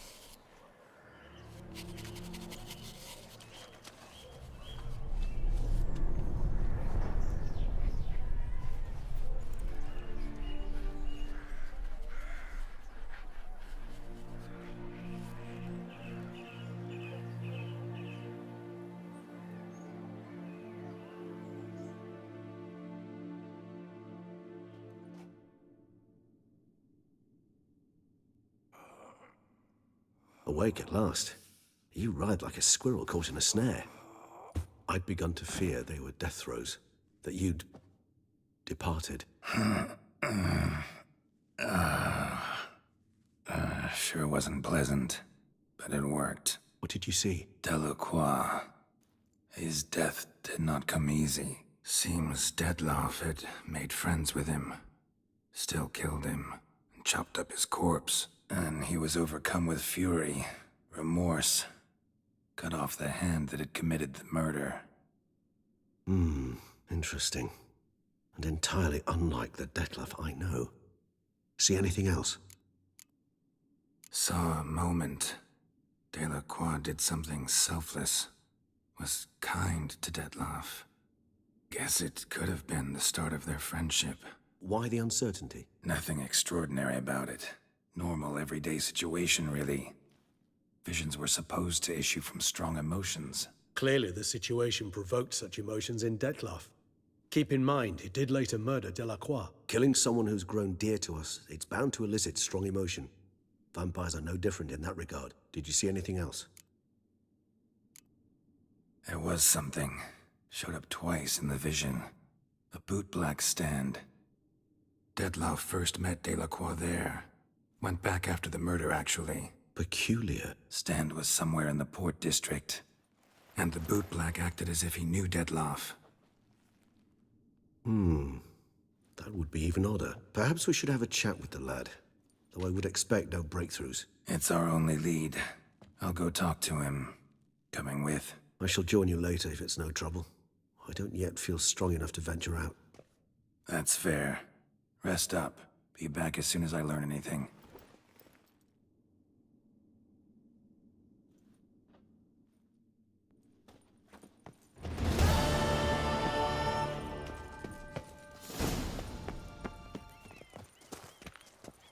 Cut you, you little fart! Whatever's the problem, kind sirs? So how would you explain it? Whether it pours for a week or the sun bakes our pates, we've always mud up to our ankles here. You can't blame me for Beauclair's fickle weather. Fickle weather! I've seen you! You empty your chamber pot in front of our shop each morn, so folks will dirty their boots, go to you to get them cleaned. A far-fetched conspiracy theory, sirs. I'll conspire to welt your bum with my belt. Come here! Leave him alone. Just who the spit are you? A witcher, and I'd advise you to go back where you came from. I thought witches defend men from monsters, not cheats from justice. Need to talk to the boy. You can chat to him all you like, after we tan his hide. So stand down. Not gonna happen. Won't it? Well, then we'll thrash you as well, which is all the same to me. Blighted barrels! We'll break your legs, vagrant! Stay together! At least try to!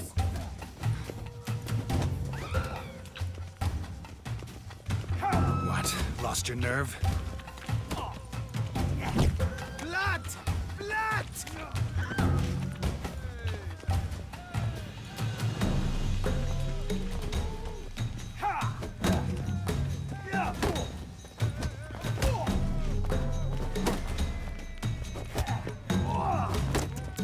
Lads, charge! Take him for a ride! Now! Now from the gate! Yeah! I'll avenge you, comrade! A billion blighted barrels!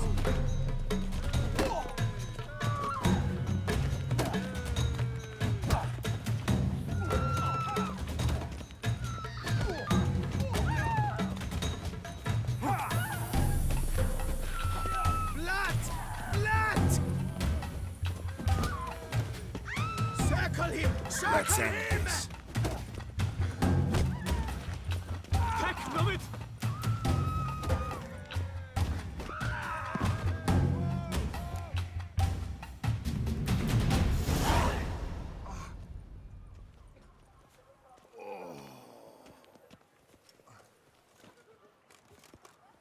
What's the meaning of this? The brawl? Who started it? I'm investigating the beast, on the Duchess's orders. Ah, yes. We've heard of you. And these men, what are they doing? Obstructing my investigation. Understood. Right. A few days in the clink ought to teach them not to impede official duchy business. Come on.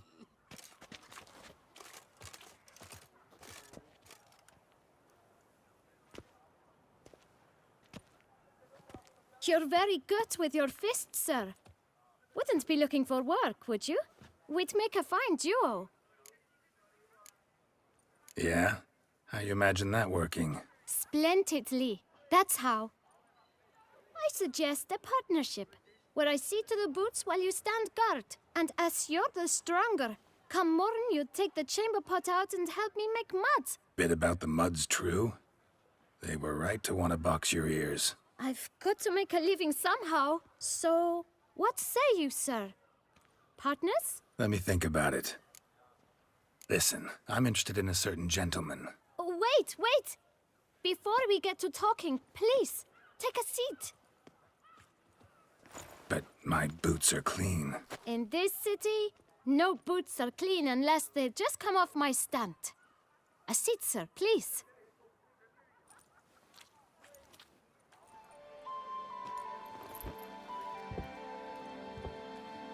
So then, who was it you wanted to ask about? One of your patrons. Tall, elegant black frock. Not from around here. An arrival? Indeed. I hear a faint bell ringing. A modest sum might make it sing out loud and clear. How much? Let's say 500 crowns. What? Gotta be kidding me. What would you even do with that kind of coin? Expand my venture. I'm sure you can imagine. Have a proper stand with a big sign. I want a new box too. New polishes, new brushes. And if I've enough coin left, I'll buy a share in a launderer's. Get wastewater for free. Got it all planned out. I should think so. Capital is all I require. All right. Let's see if we can't figure something out. Ah, see? I knew we'd clinch it. Fine. Guess I can agree to that. 1,000 thanks. I shan't forget it. Now to the matter at hand. I know the fellow you seek, though I don't know his name. A steady patron, gets his boots cleaned every few days. He's very good to me. Always pays me a premium. Know where I might find him? No, but you could wait here. Perhaps he'll stop by.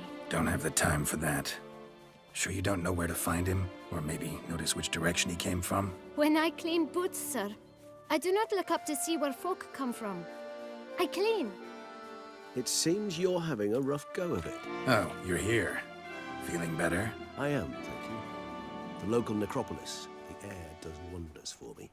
Now, if I might intercede, I dare say I've the right question to ask. Young man, you see this vial? One drop added to your boot polish will help you wipe even the most encrusted boot clean as the dome of St. Lebioda's cathedral. With it, you will serve 3 times as many patrons at a fraction of the effort, and piles more coin. I'm prepared to give you this vial if you tell me where the man we seek lives. But you won't hurt him, will you? The gentleman's art, true, but he's kind. In point of fact, he's a friend. Yet we had a falling out of sorts and would like to straighten matters out. I leave his boots at the door of a house near the port. The door is red, but I do not know if the gentleman lives there. Worth checking. Might happen on a lead. Would you let me scrape the dirt off your kickers before you go? With all due respect, sirs, your boots could stand a cleaning. Thank you. Perhaps later.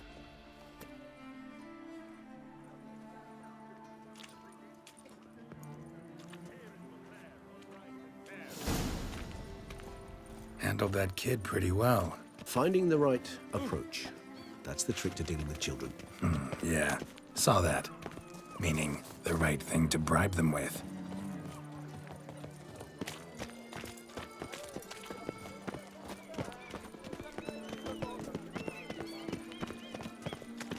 Oh!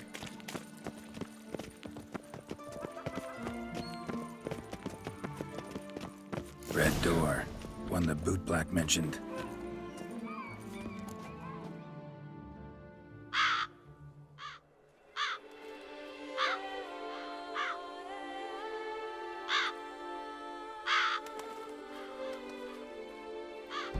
Won't budge. Gotta break it down.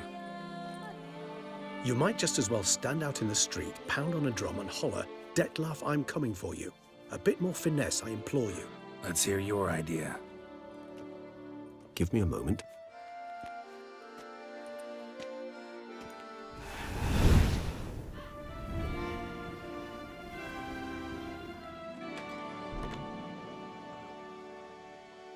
Nice.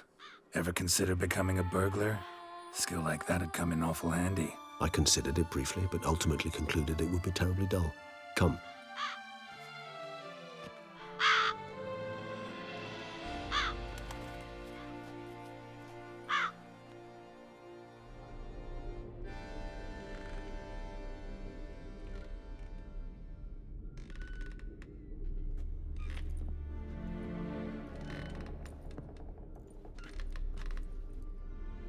He here? Sense him? No, he's not here, but he was here recently. His scent is still strong.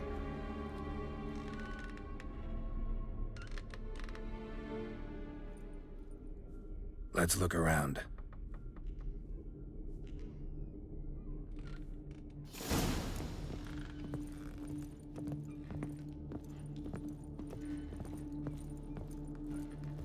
Attic. Let's go. So this is his nest. Need to look around. Woman's likeness. Bit smudged. Is his lover? I don't rightly know. Reminds me of someone. Not sure. Can't help feeling I've seen that face before, though.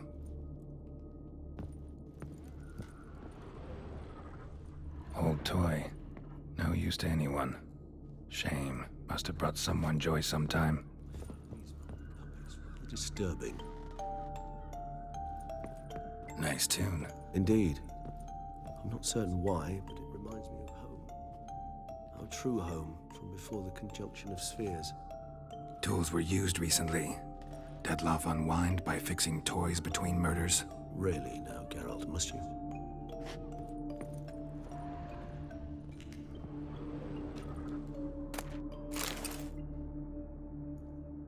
Look, slips of paper, name on each. Count Crespi, Count Dulac, Milton de Peyrac-Peyrin, Count Delacroix. Detloff's victims, one and all. But that's not his hand. All of it written using the same ink.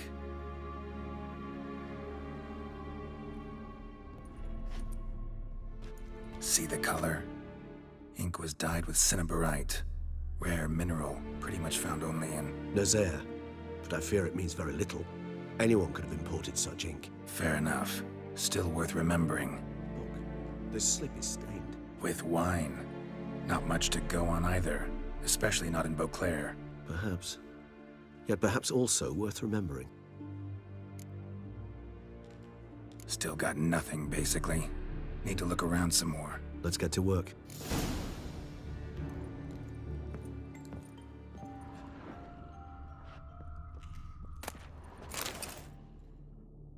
Detloff van der Eretain, you do not know us, but we know you to be a vampire.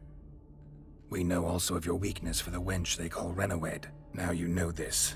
We shall chain her down and let rats feed on her. We shall flay the skin from her flesh. Yet you can save her. You need but travel to Beauclair, where you shall slay 5 men in the manner we prescribe. You must complete the killing in 3 days. Fail, and the next letter you receive will contain a memento of your failure. Your beloved's finger. There you have it. Proof positive Detloff killed not of his own accord. A blackmailer sunk his claws into him.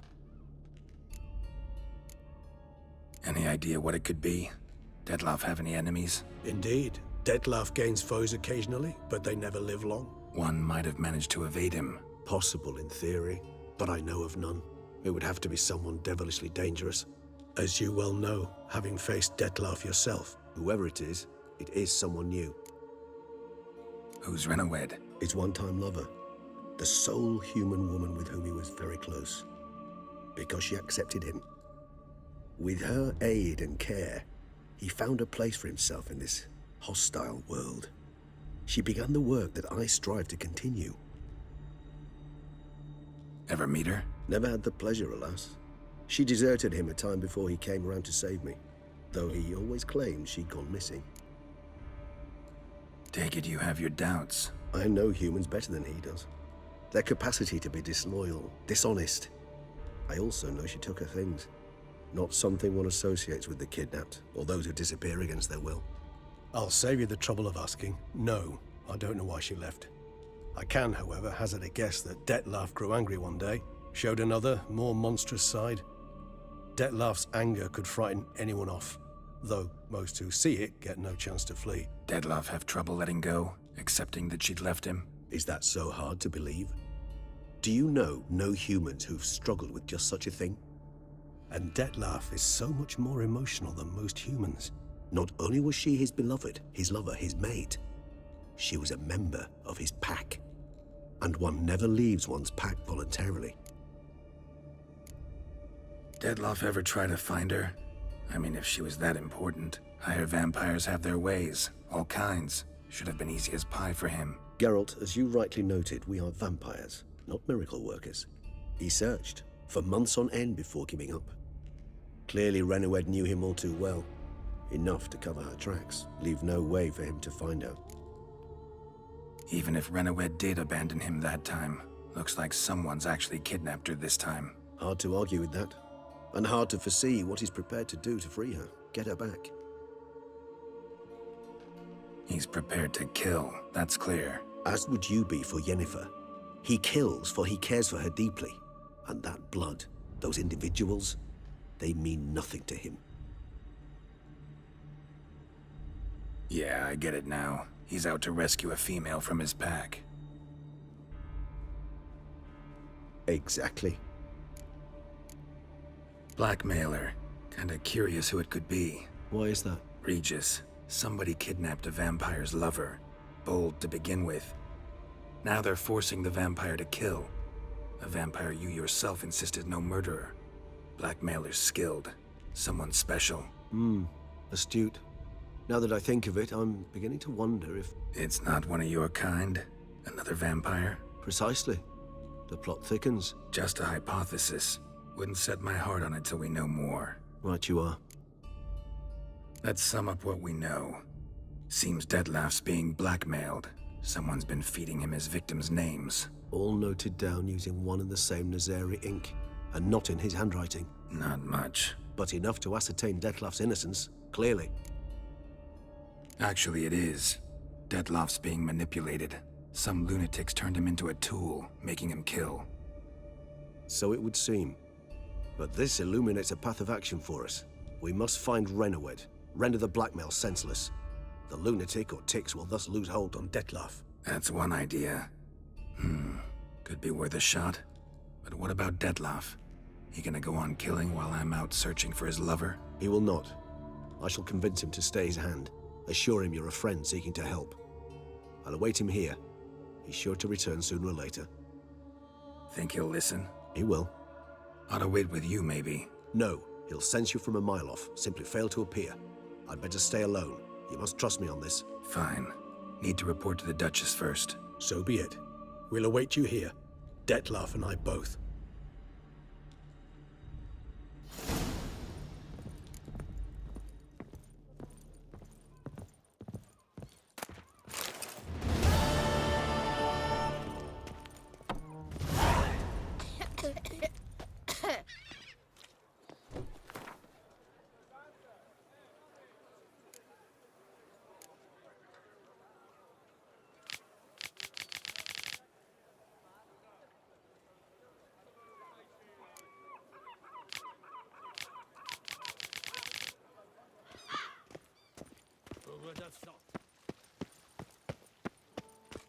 Your Grace. And what of the funeral preparations? Geralt of Rivia, Master Witcher. I was not mistaken. You arrived and trouble followed soon after. Step aside. Got a matter for the Duchess. At last, Witcher. We've been on tenterhooks. Did you catch Milton's killer? Case is more serious than we thought. The beast? I couldn't kill it. Didn't manage.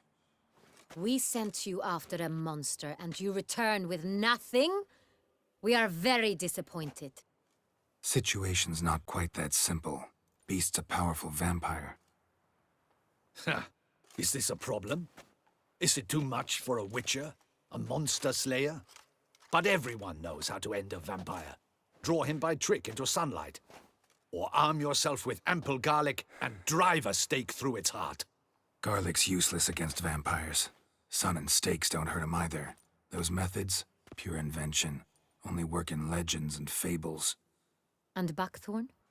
When I was a child, Grandmama Ademarta always claimed buckthorn drives off vampires.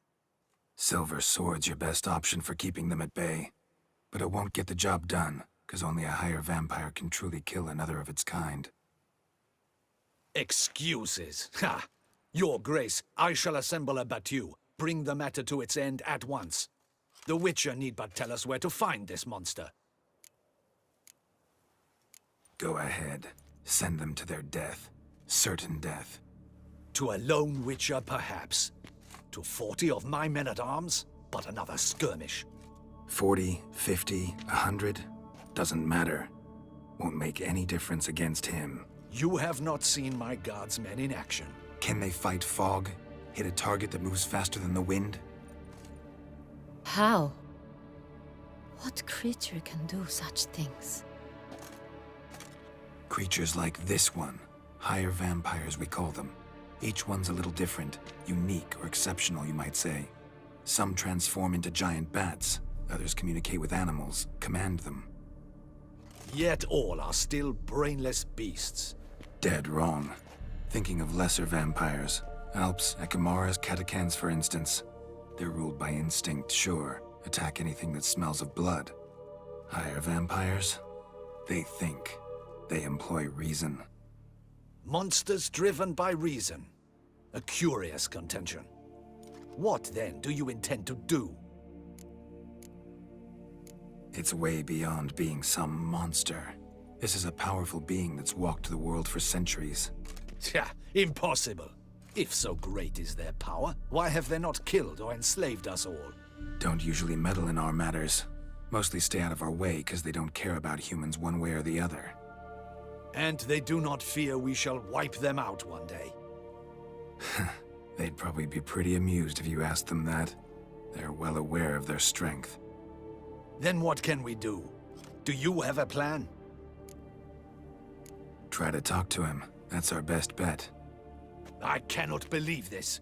Her Grace summons a witcher to kill a monster. Instead, he wishes to chat with it. Ha. Know what I'm doing. His lover was kidnapped. He's being blackmailed. Blackmailed? Be so kind as to explain how a vampire might be blackmailed. Higher vampires? They're like us, motivated by emotions, not instinct. Not only are they intelligent to an extreme, they're emotionally rich, capable of feeling many things, even love.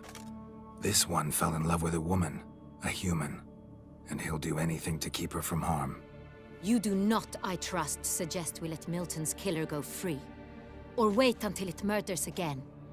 We must render it harmless as quickly as possible. Which is why that's my aim now, to prevent further attacks. Vampires only half the problem. Blackmailers at fault chiefly. Kidnapped the woman to control the vampire. And what do you propose to do? I'll find the blackmailer, free the vampire's lover. You were to destroy him, not help him. No one else should die. That's most important. Soon as the woman's safe, he'll have no more reason to kill. I admit to being swayed, Witcher. You may be right. Do you know anything about the blackmailer? Got one lead. A few scraps of paper. Blackmailer wrote the names of the vampire's victims on them. One of them stained. A drop of wine, looks like. So damn little to go on. You've no idea how wrong you are, my dear. Send for the ducal sommelier. Hop, hop! In Tucson, wine is sacred. Here there is no such thing as a drop of wine, or stains therefrom. They are stains from a drop of Est, Ervelus, Fiorano. Your Grace wished to see me? Witcher, show him the paper scrap. Benoit, can you determine which wine made this stain?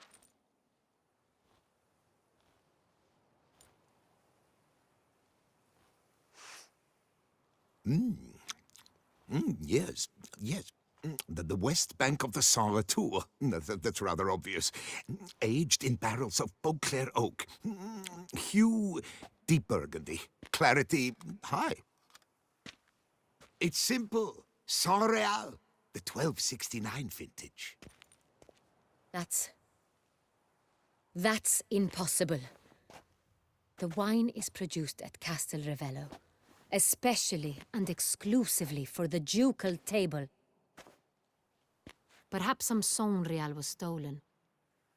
We must go to the vineyard, see if there's not been an incident. Saint-Real. Never heard of it. It's highly unlikely you've ever had a chance to partake of it. As I said, it is only ever served to the ducal family. Didn't stop it from ending up on that scrap of paper. Unless your Grace's sommelier is mistaken. In matters of wine, Benoit is never mistaken. If he says it's Saint-Real, it is Saint-Real. We must ride to Castel Ravello at once. Discover what has happened. Wait. Your Grace wants to go with me? Out of the question.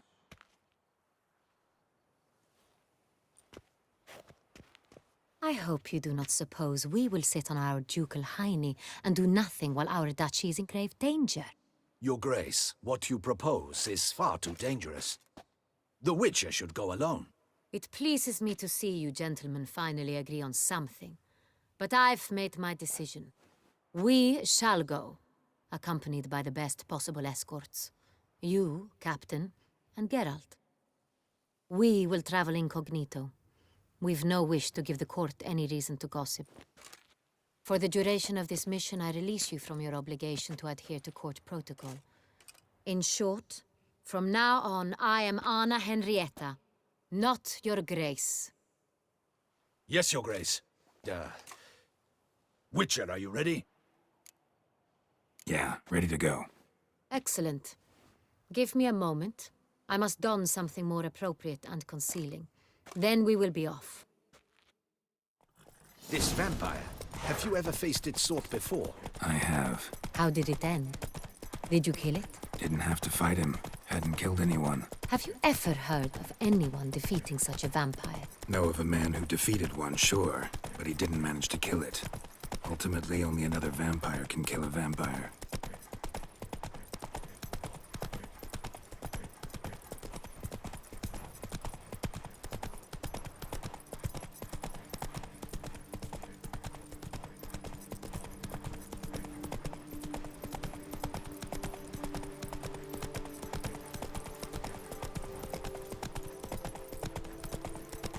Panthers have attacked the wagon!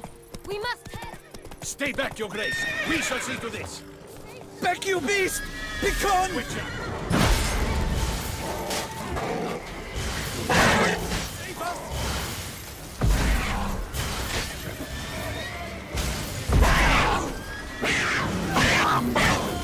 Back, you beast! Begone! Done. Time to move on. Calm down. You're safe now. If not for you, we'd have been done for. Thank you. You saved our lives. Tell me more about this vineyard. Castel Ravello. It's the best in all Toussaint. An old master of the winemaking trade runs it. Fabrizio. He trustworthy? He's held his post for years. There's never been a problem. Till now. I wish to know your thoughts, Geralt. The Sonreal stain, how did it wind up on the paper? Is someone from the vineyard blackmailing the vampire? Could be a servant. Could be the steward. Could be the wine was just stolen from the estate. We shall know when we arrive. It's not far now.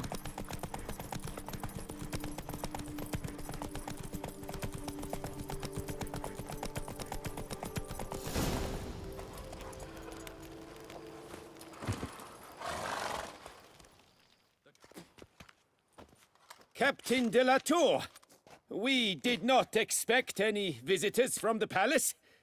How are affairs at court? Doubtless you've heard of the Beast of Beauclair. Well, we've our hands full. Especially since the rogue last attacked in the palace gardens. I trust Her Illustrious Highness was not harmed? Kind of you to ask, Master Fabrizio. I am well. Your Grace? We were not warned. I shall order the salon prepared at once. That won't be necessary. As you can see, we are not here on an official visit. Naturally. Might I ask then what has brought you to Castel Ravello? This is an inspection. We've got questions. You'll answer them. Oh, and who are you, sir, to speak to me this way? This is Geralt of Rivia, a witcher. He has come to Toussaint on my personal invitation. Which is to say... Which is to say, I expect you to treat him with the utmost respect. Of course, Your Grace. Did you hear that, Witcher? Fabrizio will be delighted to answer your every question. Want to talk about Sonreal? I am at your service. This Sonreal, how many vineyard workers have access to it? One might say only I do. Not like you make the wine all alone. At least a dozen others work here. I see you've little notion how wine is made. Grapes travel a long road before they become Sonreal. The workers assist me only to the stage of fermentation. I see to the maceration personally and let no one near the fat. Workers, again, assist me during barreling, but then I seal the aging barrels myself, each and every one. The wine lies in the cellar, gains character. Once this process is complete, it becomes Sonreal. And as it happens, only I have the key to the cellar in question. Who hauls the barrels to the palace? We've our own garrison.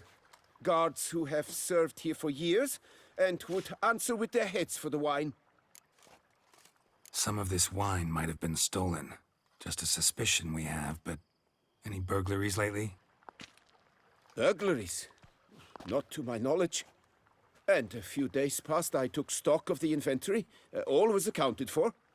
The barrels lie safely in the cellar, I assure you. We'll not get anywhere asking questions, I see. It's a waste of time. Your Grace? How am I to understand this? Master Fabricio, we have proof someone's gained access to Sonreal. Someone who should not have, which means one of two things. Either you lie to our face, or you are an idiot who has had wine stolen from under his nose and not even realized it. In either case, you shall answer for it. But... Silence! And listen. I shall inspect the barrels in person, thus giving you time to reflect. When I return, I expect to hear answers. Remind me, where is this Sonreal stored? In the main cellar, around the corner. I'll show you. I shall find it. Give me the key to the cellar and wait here. Oh, of course, Your Grace. Here it is. Come, Witcher.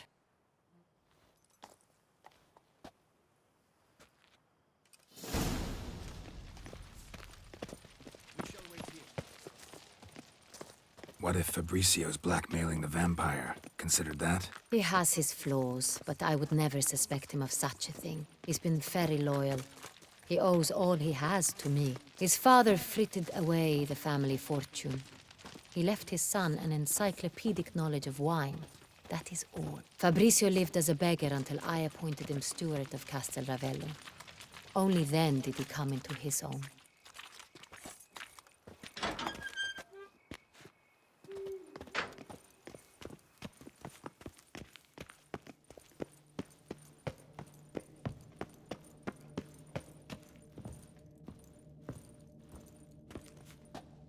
So where do we start? Let us see if all the barrels are present. Here's the inventory ledger. Vintner's log. Fermentation completed with no complications. Tapped above sediment line. Here it is. Barreling. Everything lines up at first glance. Neatly and thoroughly documented. Then we must follow our other lead. Benoit said the stain came from the 1269 vintage. Let's find it.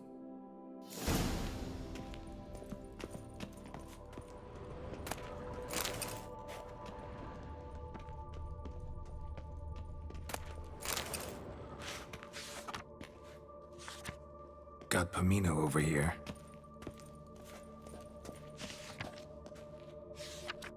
Fiorano, Dandelion's favorite, adores it. Ah, yes. That sophisticated palate of his. Est. Think everyone and their mother's heard of this wine. Among the best in the world. Castel Ravello is famous. Herveloos. I like it. Quite dry. An excellent wine. You've good taste.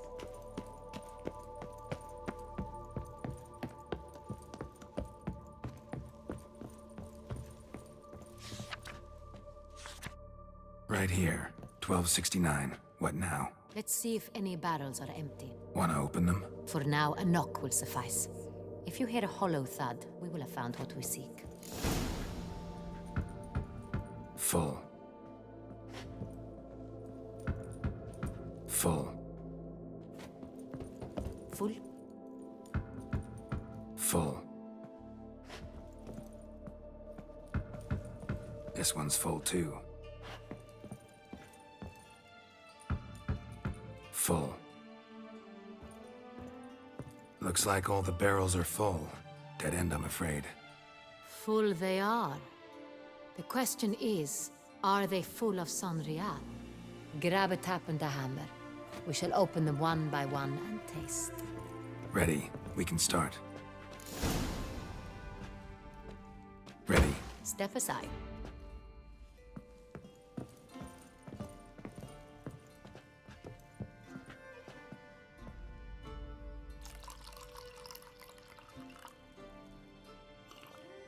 So? Slightly smoky, strongly tannic, definitely Sonreal.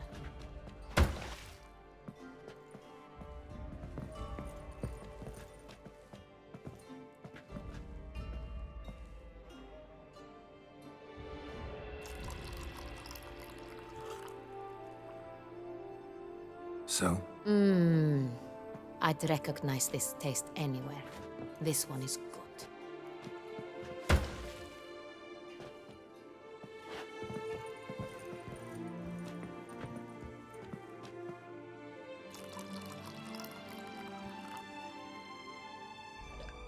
So? Those hints of spice.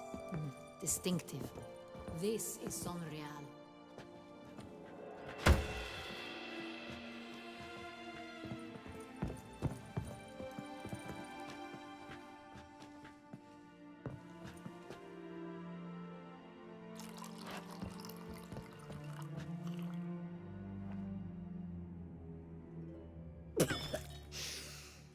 Revolting, bitter plonk. Could have gone sour while aging. Impossible. This is not wine. This is contaminated refuse that should never have made it into a barrel. The fact that it did was no accident, I'm sure. Master Fabricio. Let's see what he has to say about it.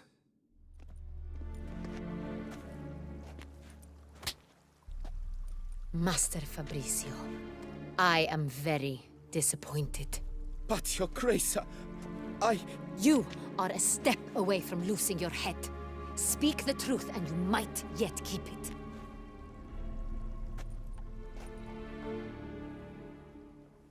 I admit it. I sold a barrel of Sonreal. I beg you to forgive me. Why did you do it? I couldn't resist. The sum they offered, it was enormous. I gave in. Is what I provide not enough? I wished to buy back my family's estate. For here, nothing is truly mine. I've a roof over my head, ample food to eat, but what is a nobleman without land of his own? I shall tell you everything, if you agree to show me mercy. Who'd you sell the wine to? A few weeks past at the pheasantry, a rich nobleman approached me. He called himself a diplomat, well connected at court. He suggested we embark on an enterprise. Some of his clients had offered dizzying sums for even a drop of Sonreal. He was to serve as intermediary. This man's name? He never revealed it. He was tall, black-haired, and spoke with a foreign lilt. He claimed to hail from Sintra. I've no Sintrian aristocrat at court. Really thought nobody'd find out. I was a fool, very foolish. I beg you, Your Grace, you must forgive me. Wine itself. How'd you hand it over? We met under the cover of darkness in the ruins of Fort Astre. A dozen or so men came to collect. Armed men. The kind that stink of trouble. I had hauled the barrel there. They transferred it to their cart, and we went our separate ways. That's it? That the last you ever saw of them? That is to say, a few days passed. A messenger arrived. He said they wished to buy another barrel and, well, I've prepared it. Have it ready to deliver. That's enough. Know all we need to know. Your Grace, I beg your forgiveness. Get out of my sight. Captain, have your men take Master Fabrizio to the dungeon. He must answer for his crime. High treason the charge. What now, Witcher? We set a trap. Need to catch the wine thieves. Sentry and Noble could be our blackmailer. Next, transport. I'll take it to Fort Astra. Damien and his soldiers will cover me. For once, I agree with you. We will do as you say. Let me know when you are ready. See no reason to wait. Let's get going. We will set out now. Position ourselves before you arrive. You take the cart and meet us there. Fine. When the handoff begins, watch for my signal.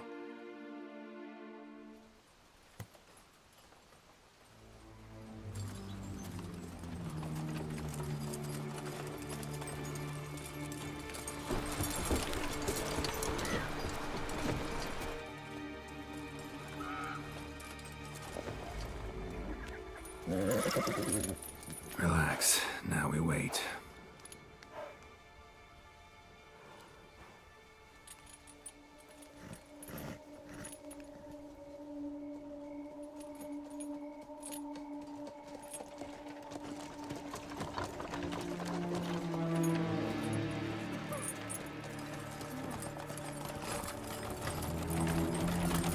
Ah, our favorite vintner.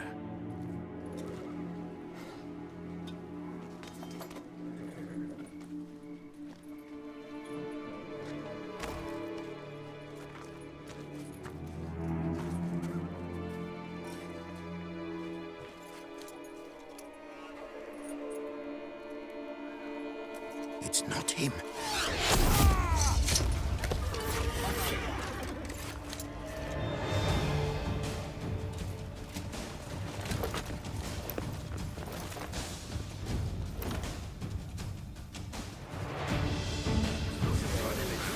Well, Witcher, together, we can do it!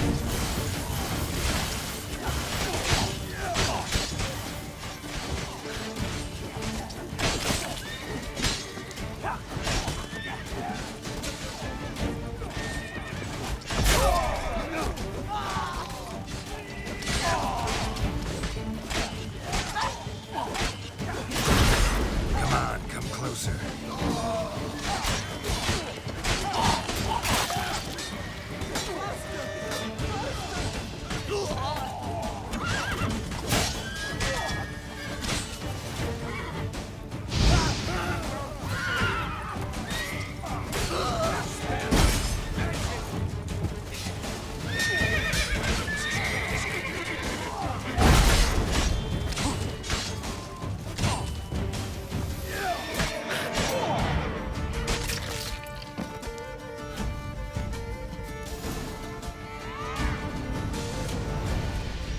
Is it just me, or did we agree you'd wait for my signal? That was the plan, but... Great shot. Good thing you reacted. Can't say how that would have ended otherwise. At your service. It was a good fight. We managed to capture one of the scoundrels. Let's ask him a few questions. Come on. Witcher, a moment. I was wrong about you. Well, had no reason to trust me, and I didn't do much to change that. True. You are not the most endearing of men. At any rate, I see the effort you put forth. And I appreciate it. Let us go to her grace. She awaits nearby.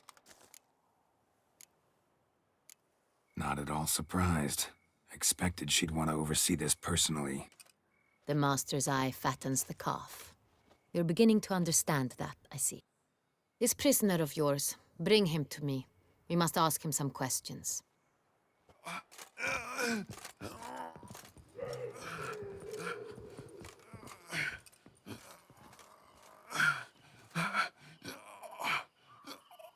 Captain, do the honors. Who sent you? His name is Dog. They say he plowed your mother. Once again, who sent you? Your nun's lover. They call him... Wait. If he doesn't wish to speak, he needn't. I can think of several other ways he can be helpful. I'm certain the Witcher will need bait to lure the beast of Beauclair. What?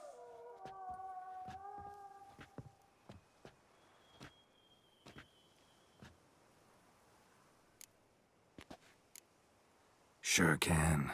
Fresh out. In that case, he is all yours. Captain, have your men find me a strong rope. Kind that won't snap when we hang this fellow from a tree. Rope?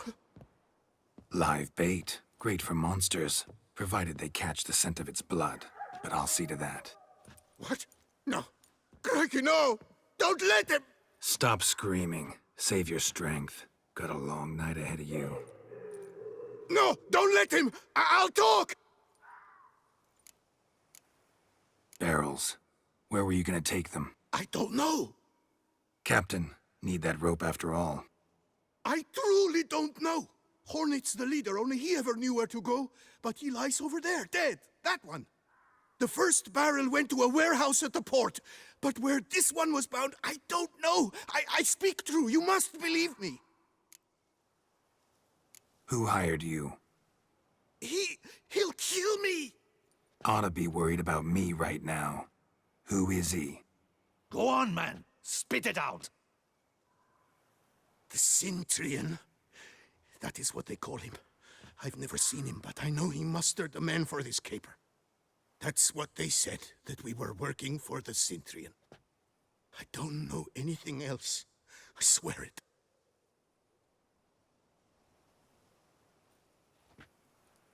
Take him away. Throw him in the dungeon. He shall await trial there. Captain, we ride to town. Gather your men and seek out the Cintrian. Someone else must have seen him, must know of him. Yes, Your Grace. I'll report to the palace as soon as I learn anything. I shan't return to the palace. Our mission has not yet ended. The Witcher and I will await you at the guard post near the port. Let's go to town.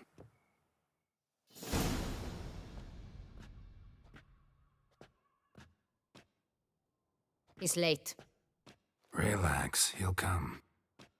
There's something I'd like to know. How can you be so damned calm? Side effect of my mutations. We Witchers rarely get the jitters. What if something has happened to him? Captain seems like a man who can take care of himself. Perhaps he can, but this Cintrian appears to be no common bandit. He managed to steal ducal wine from under my guardsman's noses. We only learned of it through a fortunate coincidence. And it was he who specified the victims for the vampire. One must be exceptionally confident to blackmail such a monster. Still don't know this Cintrian's behind the kidnapping and blackmail. Might have just handled the theft of the wine. Even if it's so, he then sold the wine to the blackmailers. As I see it, that makes him an accomplice. Need to find the Cintrian, whether or not he's responsible for the murders. Even if none of it's his doing, he could still know our blackmailer's identity. Besides, it's one thing to know who ordered the killings. Other thing entirely, and just as important, is why they... Someone's coming.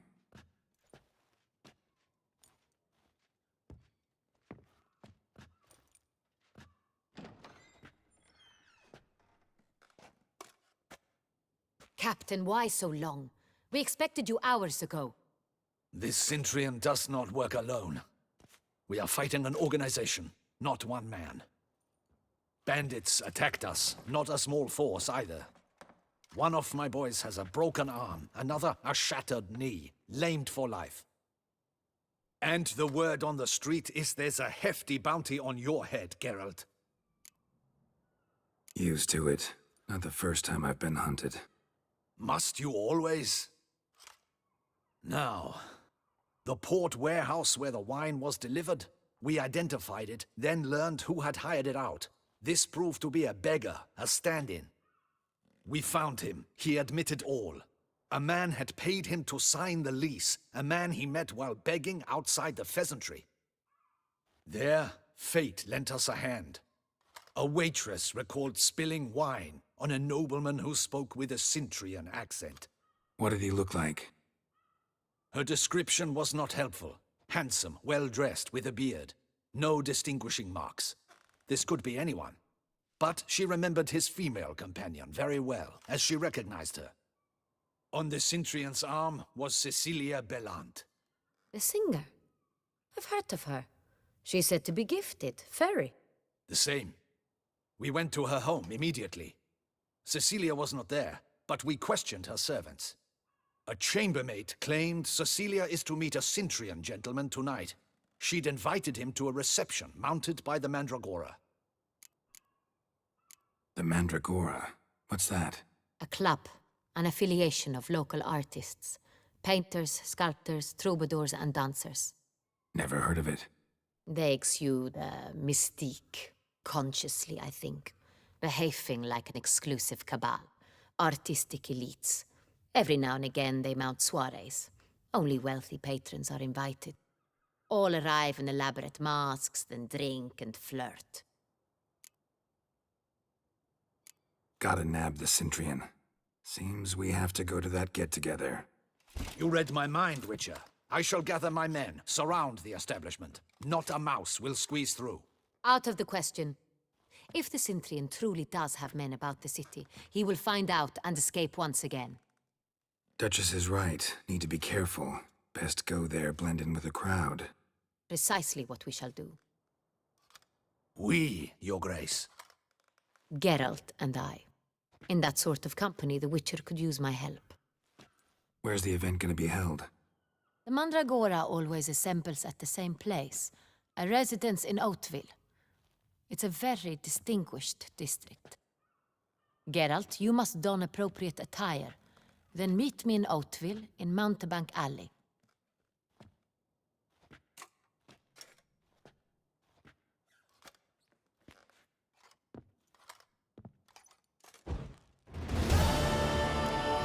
That's the Cintrian.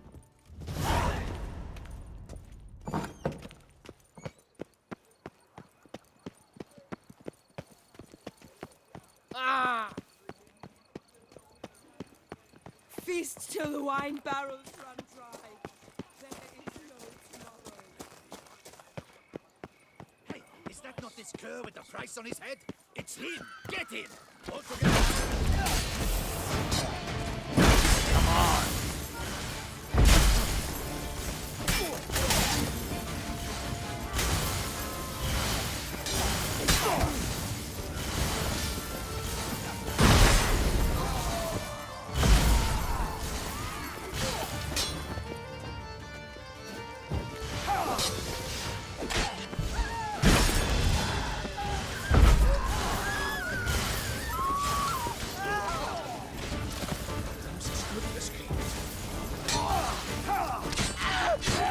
Let him gain momentum!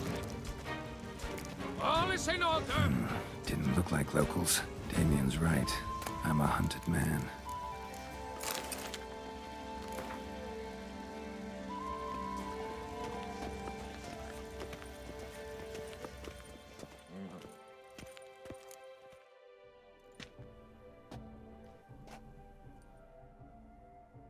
Late.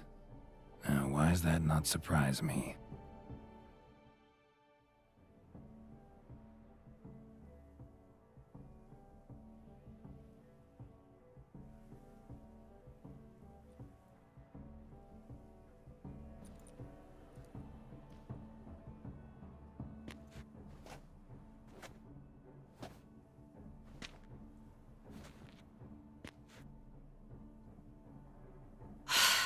Oh, Geralt, Geralt.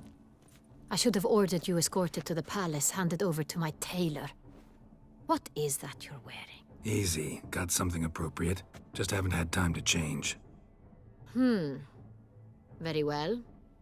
Let's see it.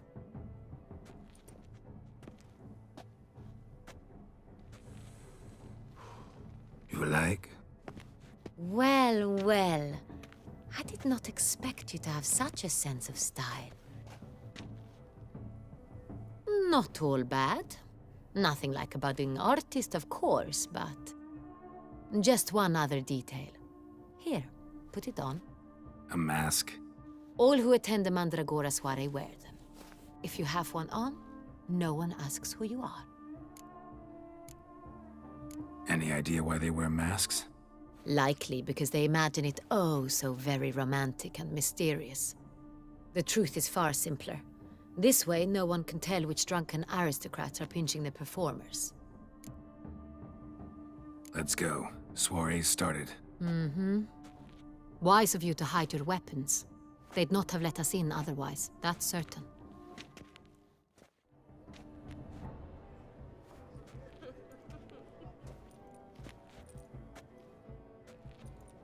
How do we find the Cintrian? Have you a plan? Key is not to spook him. Need to ask after his partner, Cecilia, first. Less likely to raise suspicions. Soon as we find her, we find him. Especially since he might be expecting us. What do you mean? Ran into some of his thugs in town. Knew who I was. Had it in for me. Right. Right you are. We must proceed with caution. Come, it's our turn. Madame, Monsieur, an extraordinary pleasure to welcome you to the Mandragora's soiree. Tonight, I particularly recommend you direct your attention to the performances prepared by artists of our community. Tell us about these performances. This evening, the Mandragora has the honor to present 3 superb displays of artistry. The first was a concert by Cecilia Belont, a singer whose voice, were it stone, would surely be a diamond. Sadly, Mademoiselle Cecilia has sung. A shame. We would have loved to hear her. Luckily, you are in time to see the great Calesti, a master of visual illusions, come to us from far off Afir. Visual illusions. Interesting. And the third artist? The third and fourth, for they are a duo, are the Tuven brothers, presenting their newest pantomime. We were really hoping to meet Cecilia Bellant. You are admirers, I surmise. I'm certain you will have ample opportunity to converse with her. It cannot be easy to identify anyone in this crowd. Perhaps you could help us find her. I don't know where she is now, but I can give you a clue. Let's hear it. Seek the Kaviri orchid. Meaning? Cecilia wears one in her hair. You shall recognize her easily by the orchid. Well, well. Dandelion's always complaining about artists being poor as temple mice. The residence belongs to none of them. They are guests here. Oriana, she owns this. Woman in the black dress. There, on the balcony. Got her. Doesn't wear a mask? It would be pointless. All would know her anyway.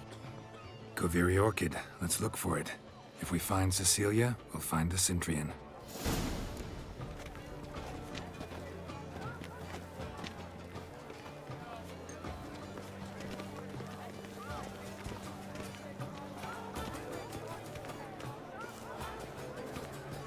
Go on, Geralt. Be bold. Show us the artist in you. An artist,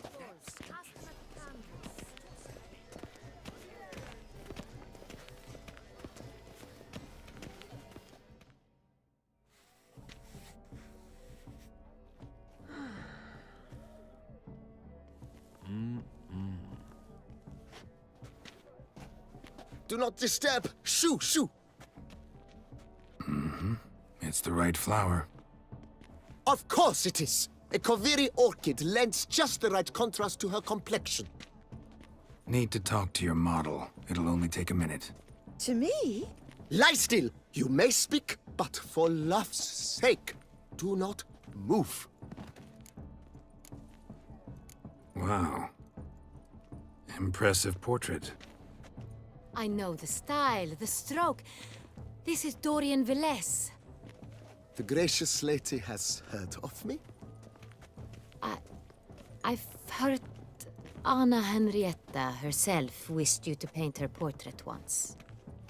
At one point, the palace chamberlain even wrote to me, but alas, ultimately refused my terms.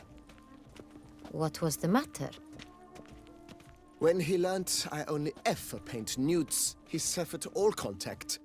He said he would not dare offend her illustrious highness with such a proposition.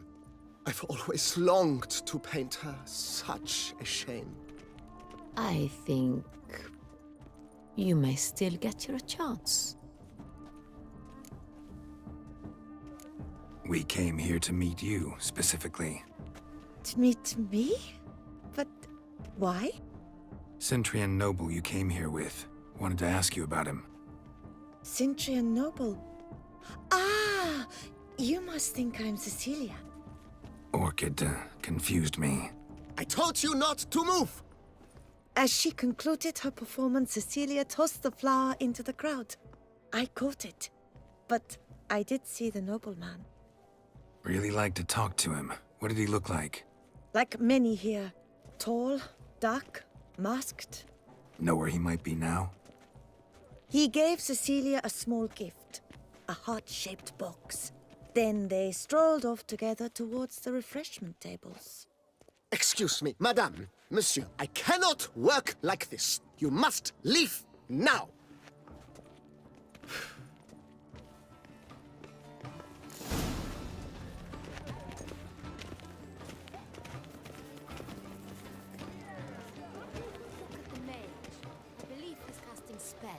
Yeah, we'll see.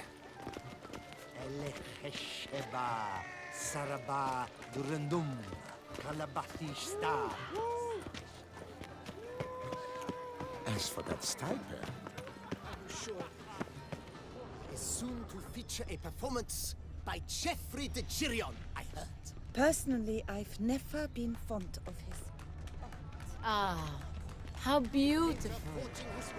Empty heart-shaped box. Cecilia must have left it behind. It looks like it's the dolphins. That is no ordinary illusion. The man is a true artist. Impressive. Someone left their loot behind. Looks a little like dandelions. This was scratched. Someone. This is definitely done. Let's go. Your boards, as you've made no effort to understand. It's a metaphor. All have the right to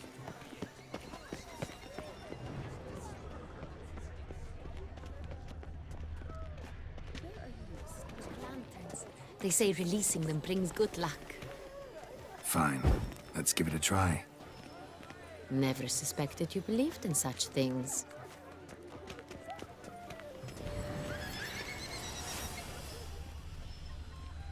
But what if he doesn't come?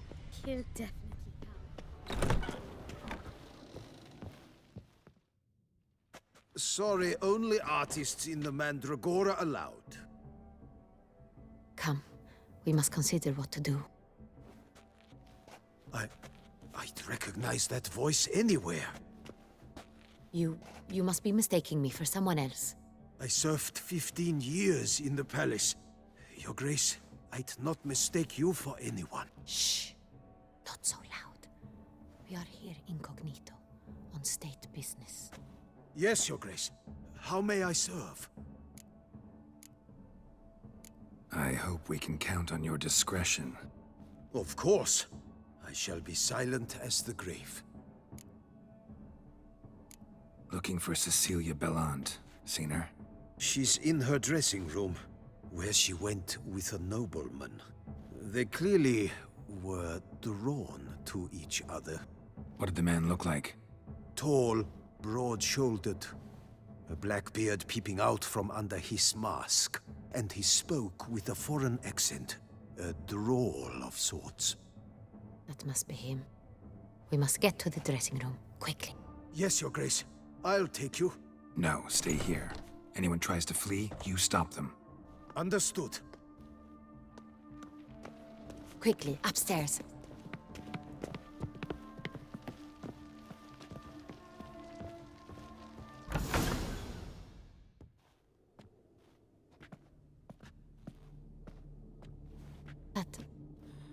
That must be Cecilia. No pulse. We're too late. He slit her throat. The brute. Didn't go out the door. Guard would have noticed. Might still be somewhere here. You must find him before he harms another. I shall alert Oriana. At once. She should bring her soirée to a close. Shouldn't split up. Geralt, I will be fine. Go after that rogue. I shall fetch help.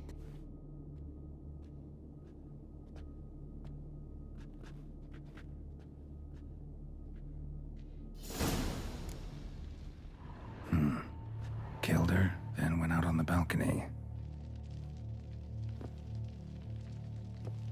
Tore down the door. Made a platform. Clever. Must be pretty strong, too. Bloody handprint. It's his.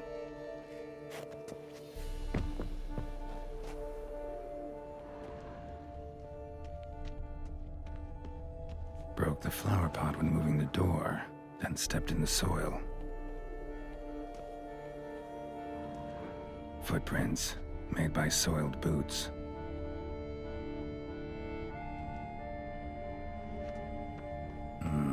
Must have climbed this ladder.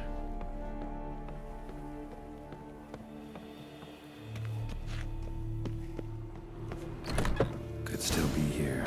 Need to stay alert. Links of a snapped chain. Jewel must have been on it. Precious stone. Bloody fingerprint on it. Thief came for this. Must have. Tiny chain links next to it. From a snapped necklace? Seems there was a struggle. Jewelry box. Lock's busted. Picked open, probably. Bloodstains.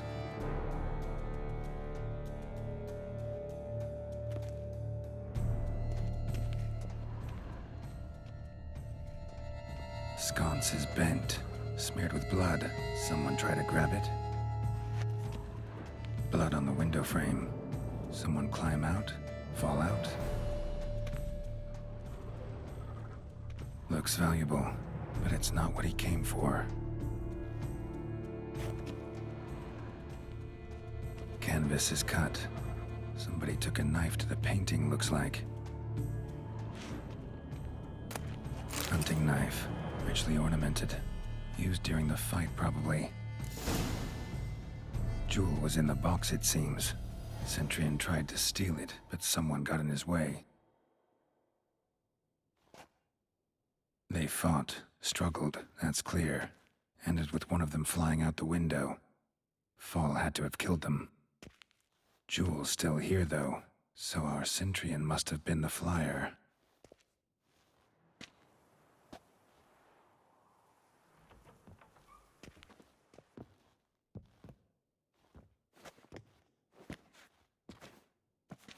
So, this is the tracker. A witcher, yes? Indeed, this is him. We found the body together. Then he set off in pursuit of the killer. And ended up here, but I've only found evidence of a fight. Seems the Centurions killed his last. Finally failed this time. Shame it happened too late for Cecilia. Poor girl. Always told her she chose her males badly. But I would never have suspected she could arrive with a murderer. I'll alert the staff. Have them see to her body at once. Meanwhile, we should sit. I will tell you everything, in full detail.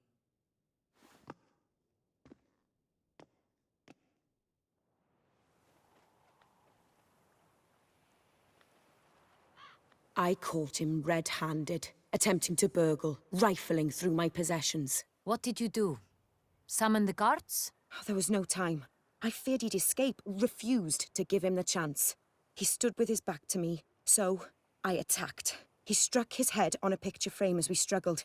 He was bleeding, dazed, and then he drew a knife. Everything happened very quickly then. I knocked the weapon out of his hand and pushed him hard. He fell out of the window. Just so. None too wise picking a fight with an armed robber. Why? Because I'm a woman, in a frock rather than plate. I can take care of myself, I assure you. A hairpin might look like mere ornament, but plunged into an eye, it can be as effective as a blade. Claim the man was trying to rob you when you walked into the room? Yes. He He stood over my dressing table, poring through my jewelry. Mm-hmm. After this is my guess. Picked it up while searching. Why, that's the heart of Toussaint. Oriana, how did you ever come to have it? I bought it, many years ago, from a young woman. Jewel seems important. Why? The heart is an heirloom. It belonged to my family for years. Then it disappeared. I didn't think we would ever recover it. Seems someone is very determined to find it. The thief left his tool bag behind. Found this drawing inside it. Look.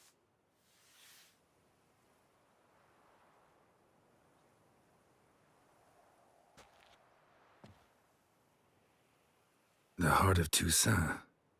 Representation's pretty faithful. Centurion must have been on a job. Got very clear instructions what to look for. So it is not him we seek, but his employer. Is this the only evidence we found? Also happened on the weapon he attacked Oriana with. Hunting knife. Used to skin game. Got an emblem on its hilt. This crest is used by the lords of Duntine. The present master of the castle is a passionate hunter. Our next lead, perhaps. Duntine. Remember the place. Abandoned ruin just a few years ago. More recently, the family's last heir, Roderick, returned to his ancestral seat and restored the castle. Know any more about this Roderick? His grandfather was an advisor to Queen Ademarta. The family received those lands as a grant for his service. Roderick is quite the recluse. He avoids society, preferring the company of a small team of knights, though the latter term is imprecise, as they seem more akin to vandals with crests on their shields. Oriana, everything we discussed here, hope you'll keep it to yourself. Counting on it, in fact. Word gets out he, failed in his attempt to steal the jewel. His employer could run. We need to proceed cautiously. Discretion is in the interest of us all. I'll not ask what this is about, just as I expect not to be troubled about it again. By anyone. Forgive me, Madam Oriana, but might I have a word? You must excuse me a moment.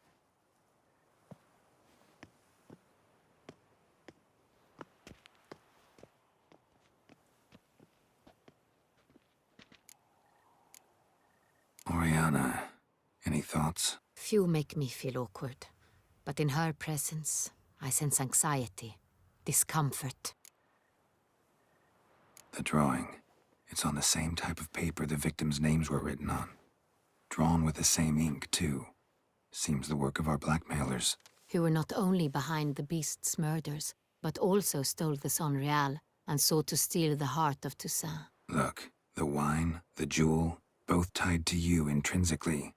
Coincidence? Not something I'm willing to believe. Worried about one thing. That somewhere at the end of this scheme, plan might call for an attempt on your life. It could be something else altogether.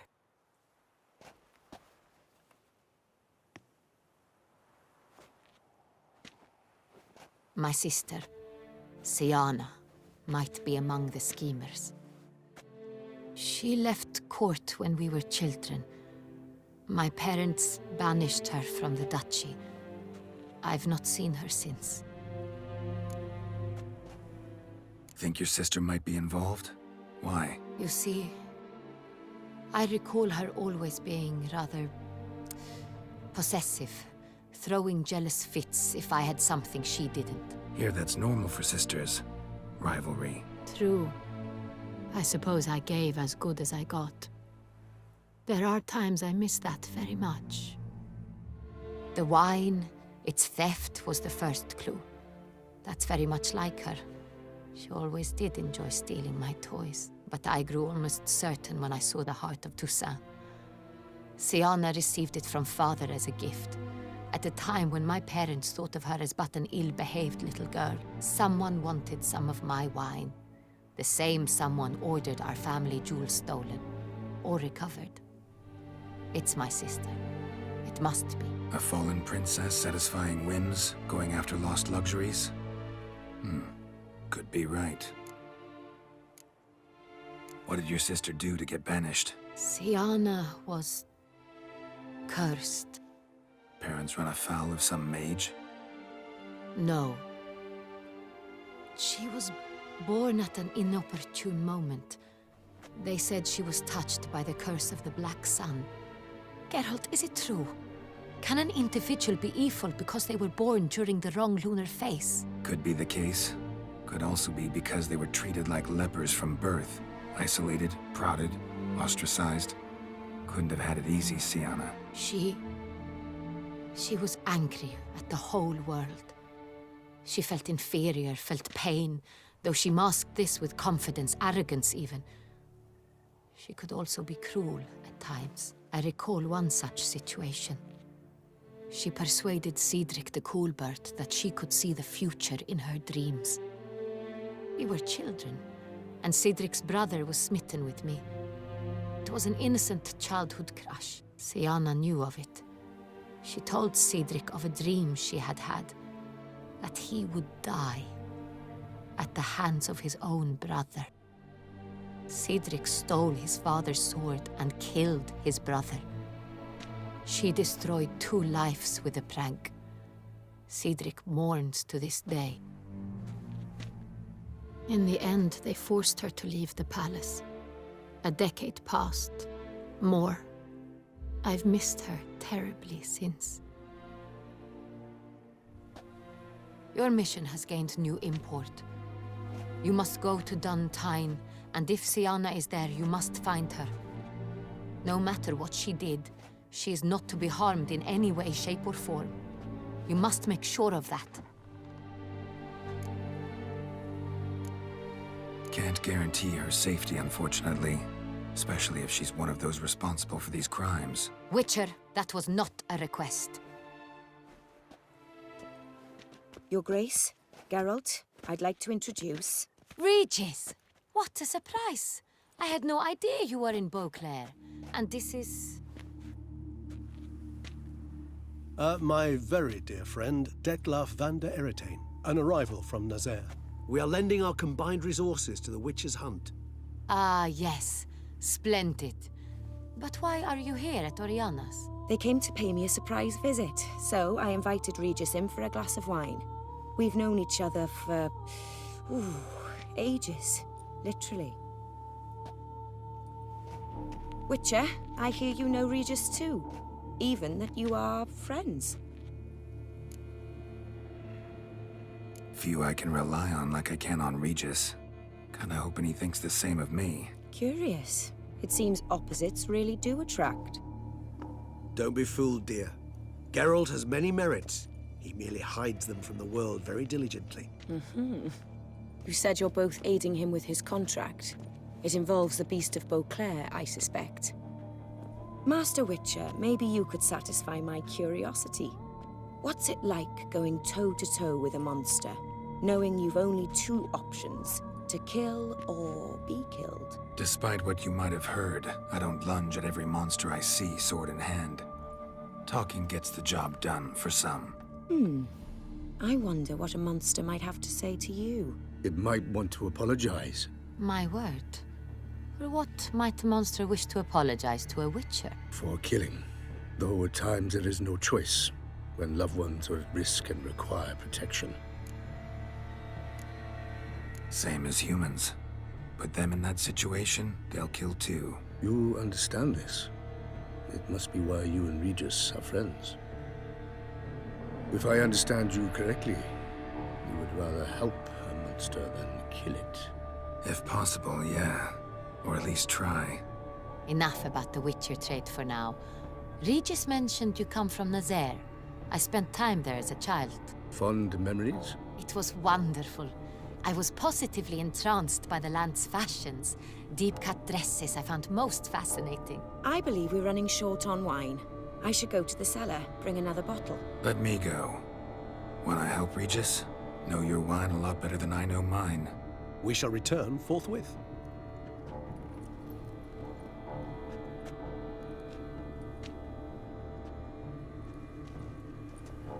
An exceptional conversation, don't you think? Vampires, a witcher, and the Duchess of Toussaint? My. Highly exceptional, Regis. Wanted to talk to you in private. You crazy bringing Detloff here? Geralt, allow me to explain. No, let me explain. He's dangerous, and you were gonna watch him. But that is precisely what I'm doing. Detloff believes you'll succeed in your task, and he'll not need to kill anymore. That is, not until he gets his hands on the men who kidnapped his Renna. Guessing it's no accident you two stopped by. It would be quite some coincidence indeed. No, a dutiful little bird told us. Mm-hmm. Oriana. She really your friend? Can she be trusted? I met her years ago, before I met you, and before she settled in Beauclair. We'd not seen one another in... I can't begin to tell you in how long. But I shall tell you all about her some other day. Now listen close. Managed to learn where the blackmailers are. They're based at Duntine Castle. That's splendid news. If they are there, Renna must be there as well. Duchess expects we'll find her long-lost sister there, too. Thing is, she might be involved. Could be behind the blackmailing. Do you mean to say your task now is to extract 2 women from the castle? Mean to say we can't breathe a word of this to Detloff, who wants revenge above all else. Geralt, you must trust me. I've got a way with... No, Regis. Can't risk it. Gotta keep Detloff here while I go to Duntine. Alone? Alone. That way I can make sure neither woman will come to any harm. I hope you know what you're doing. Fine. I shall see to Detloff. Good luck, my friend.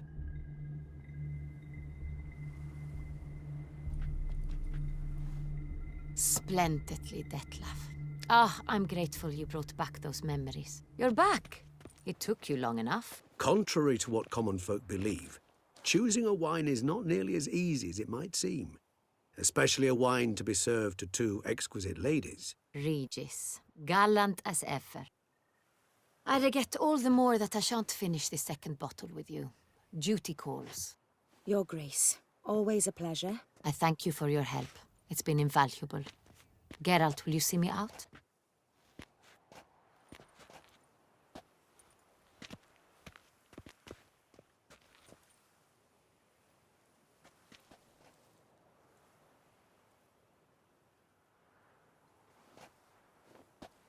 You have exceptional friends.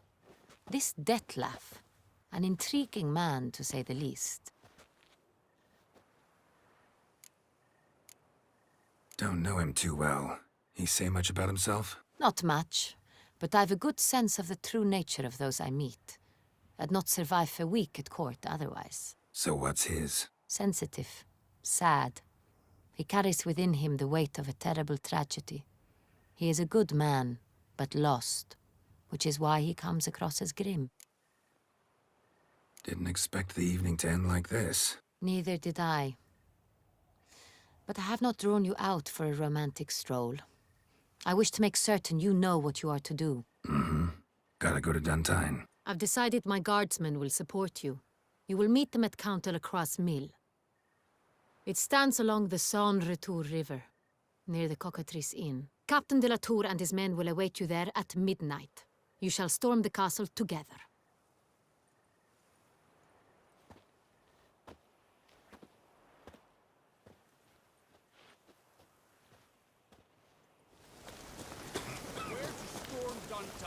Expect armed resistance. The strength of the Roderick's men are not to be underestimated. They are few, but none will surrender without a fight.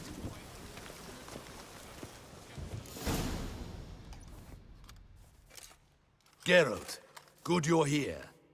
Ready to attack Duntine? See you already prepared a plan.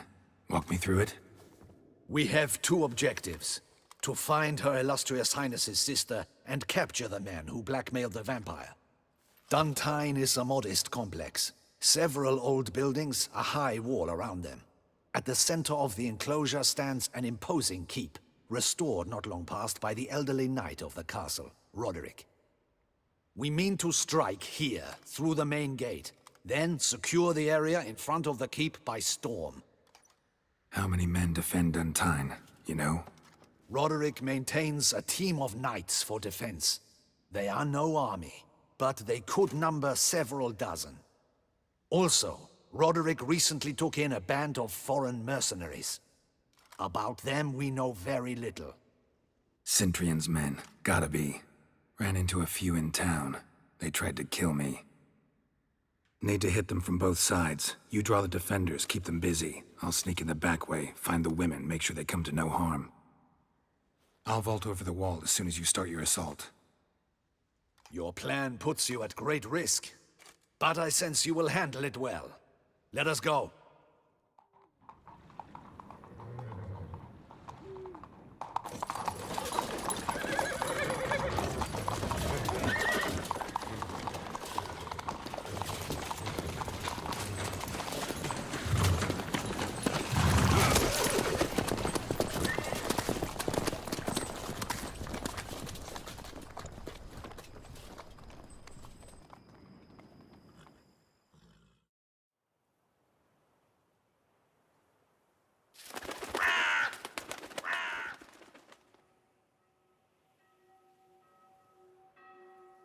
So it begins. Quick! We grab Roderick's horses and we bolt. We won't vault far if the boys out front don't hold. Not so fast. Little change of plans.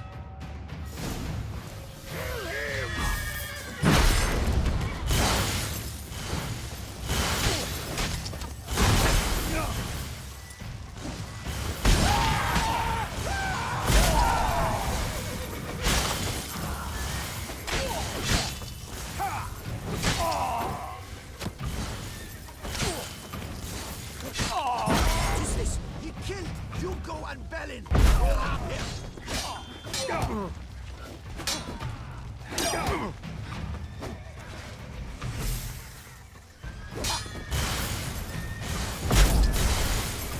Ever fight a witcher?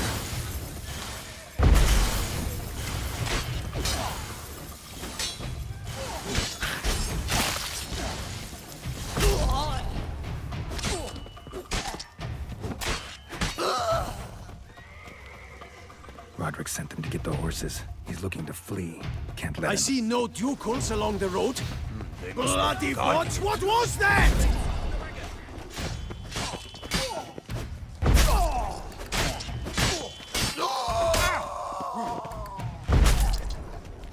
Pathetic.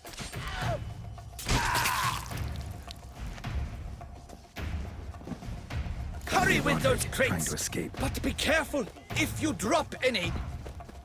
Someone's here. They've breached the back wall. Come on. Kill him!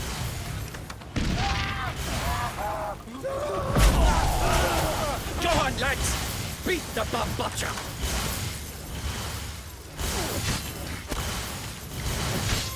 Surround him!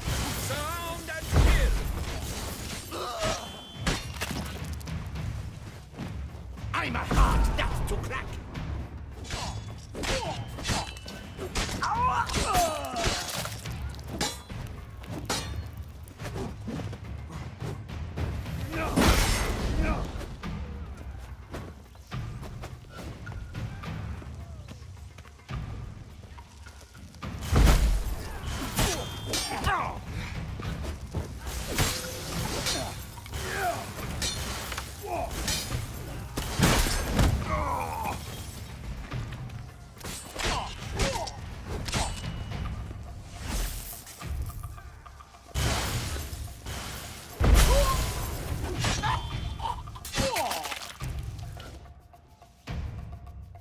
Mercy!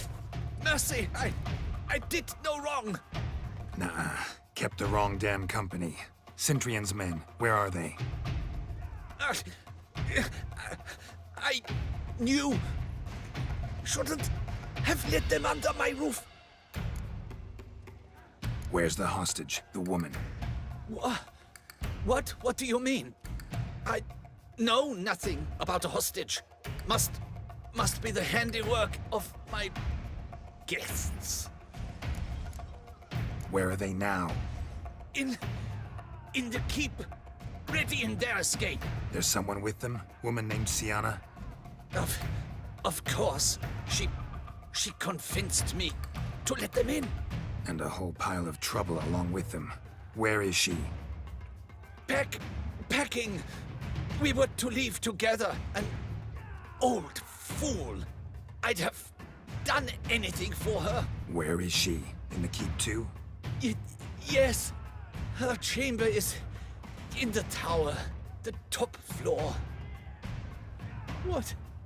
What will become of me?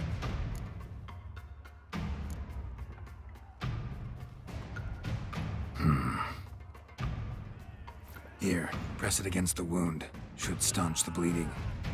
I thank you. What is happening? This one! Kill the shitleister!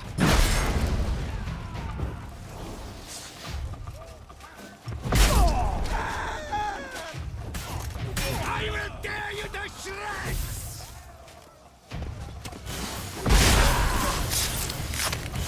You will die, you little strunter!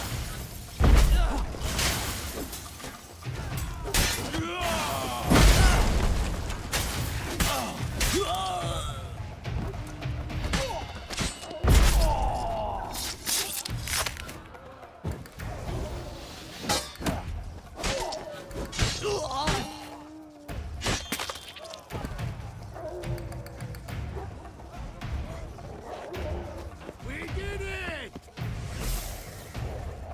Someone stay up. How did you get this? Stop.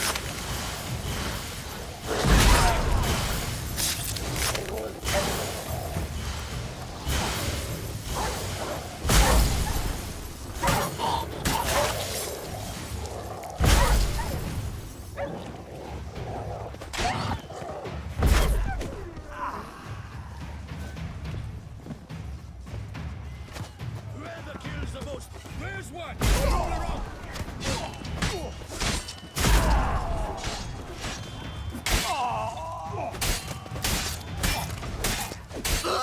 Time to end this.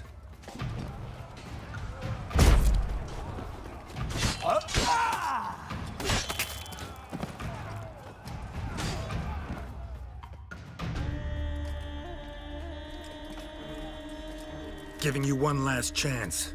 Yield. The damned harlot got us into this. Kill him! Attack!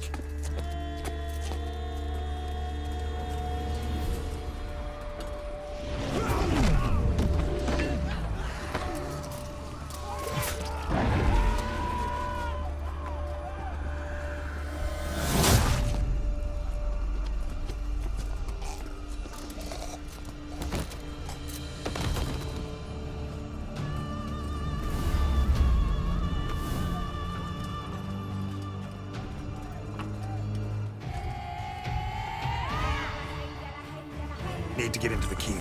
They shall pay for Monsters! Leg it! Turn back, cowards!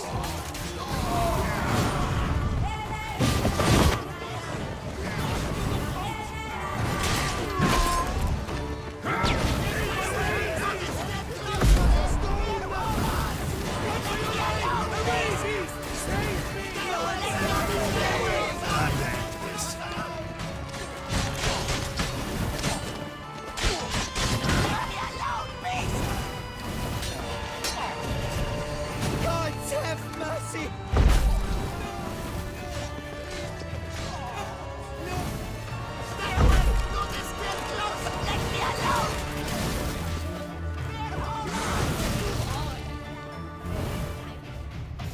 Wasn't expecting to see you two here.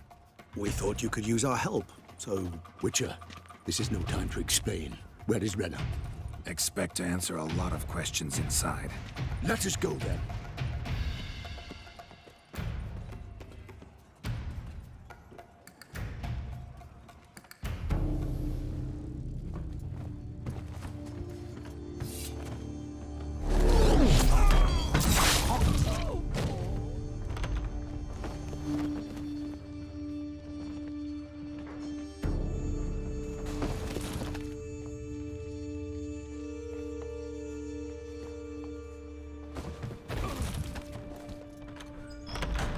Renna! Are you Are you hurt? If any of them. You know me. I'd never let them hurt me. I just waited for you to come. I didn't know where to look. They threatened to kill you. Forgive me. I failed you.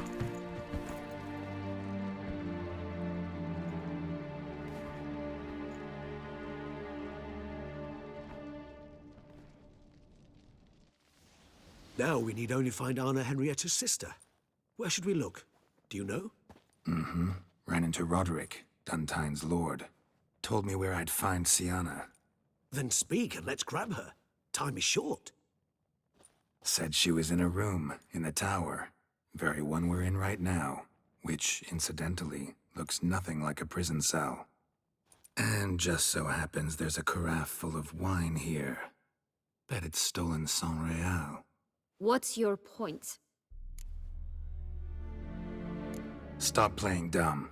I know everything. Your plan, that this was part of it. Witcher, what is this? Sorry, Dettlaff. You've been had. My friend, please. You must listen to what Geralt has to say. Renna's not her real name.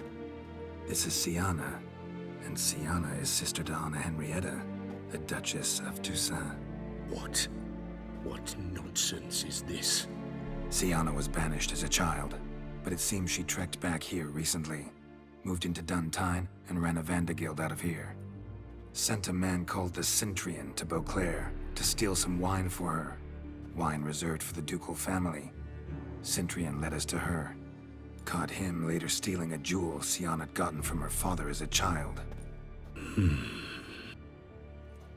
Sorry, Dettlaff. She used you. Part of her plan.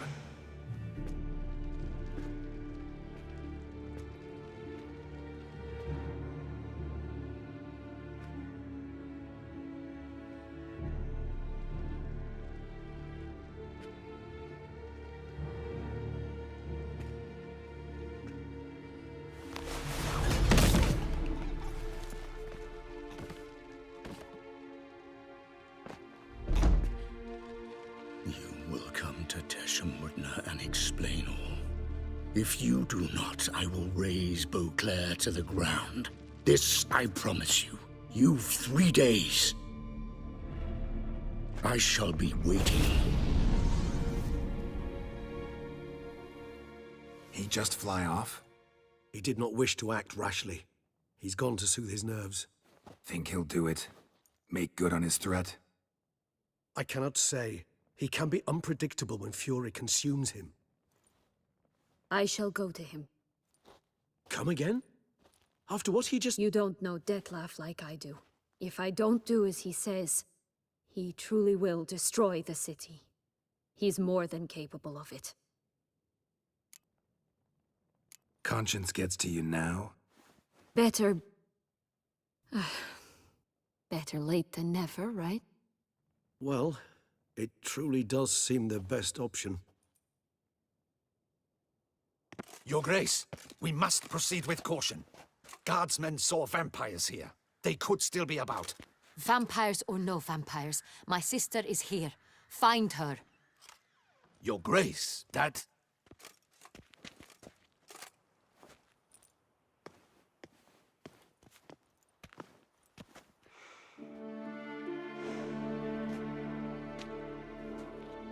Siana, it's true. It's you. Sister, dear, what have you gotten yourself into? So concerned, I'm surprised. Is there an ounce of truth to it? You feel resentment. I understand. But I promise we shall work through all the unfortunate matters of the past. We will discuss them later. Captain, escort Siana to the palace. I shall meet with her as soon as we return. As you wish, Your Grace.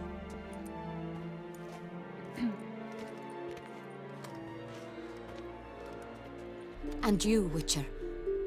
You have my thanks. I cannot believe my sister was so near the whole time. Roderick of Duntine shall answer for treason and blackmail.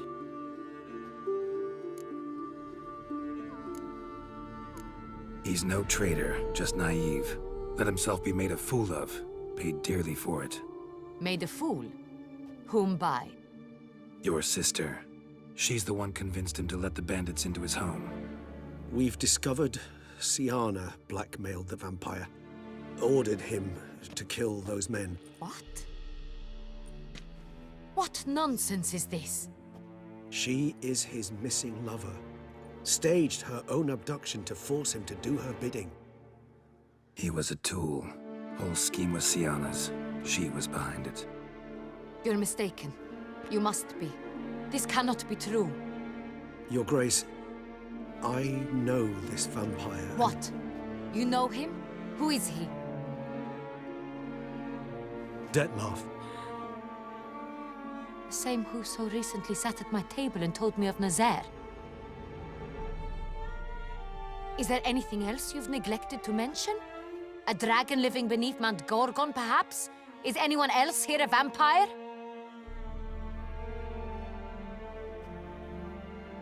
Where is he now? Waiting for Siana. If she doesn't show up to meet him by an appointed time, he'll destroy Beauclair. He dares threaten us? Your Grace, we have 3 days to bring him Siana and— Not a word. You have 3 days to bring me his head. No more secrets. No more helping vampires. I want what I'm paying for. The head of the beast.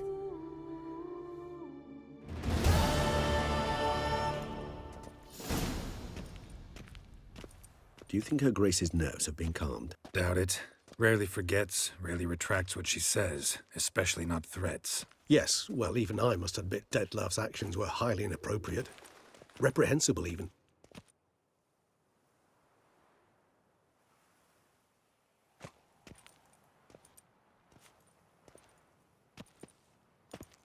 Are you upset? Why would I be? Let's see. You're returning from your hunt empty-handed. No trophy. No new lead to boast of, then pursue. Upset's just not a sensation I feel. Ever. Mutations, remember? Yes, of course. The excuse you resort to whenever you'd rather not talk about something. Observant of you. So let's change the subject. How do your employers customarily react when you fail to meet their expectations? Depends. Peasants cuss me out. Merchants demand I refund their deposit, whereas nobles mostly just release their hounds. And rulers? Usually threaten me with the gallows. Her most illustrious grace awaits the gentleman.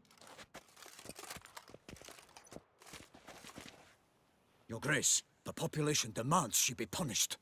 Siana's committed terrible crimes. Spilt so much blood. Another word, Palmerin, and I shall spill even more blood. Yours. I repeat for the last time. Siana is responsible for the death of many, true. But she is also my sister. We are bound by blood and by a shared childhood. I shall not allow her to be lynched. Your Grace, I fear the masses might rise. Storm the prison, pitchforks and torches in hand. Let them storm. They will not find her there. Siana is hidden away in a safe place. She shall await trial there until we have rid ourselves of this accursed vampire. Which, to judge by your means, has not yet come to pass. Did what we could, but— My patience is at an end, Geralt. Where is he? Where is Dettlaff? Don't know. I lost his trail. Is this all you have to say? I respect your grace. All I can say is the truth. At times, I hunt foxes. Do you know how it works? The ducal huntsman releases the hounds. They catch the fox's scent, chase the animal down, and lead the battue to it. All within an hour. You, Witcher, have had a week. The aid of my most excellent knights. Yet, you have tracked absolutely nothing down. I've begun to suspect my beagles might have done a better job. We'll catch him, your grace. sooner or later. I should hope so, Witcher. For the sake of all Beauclair and yours. But to the matter at hand. Have you managed to establish anything? Your Grace, it seems Siana tricked Detlaf, used him to murder the knights who escorted her into exile. We have reason to believe that...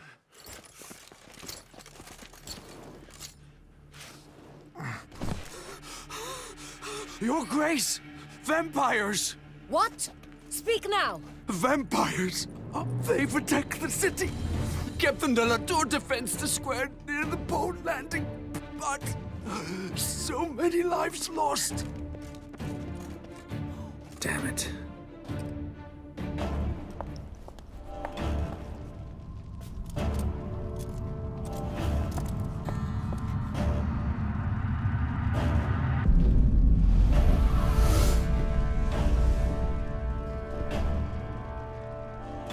If it's war this Detlaf wants, it's war he shall have.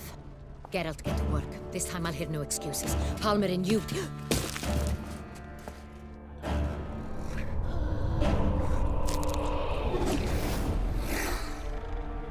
Get her out of here.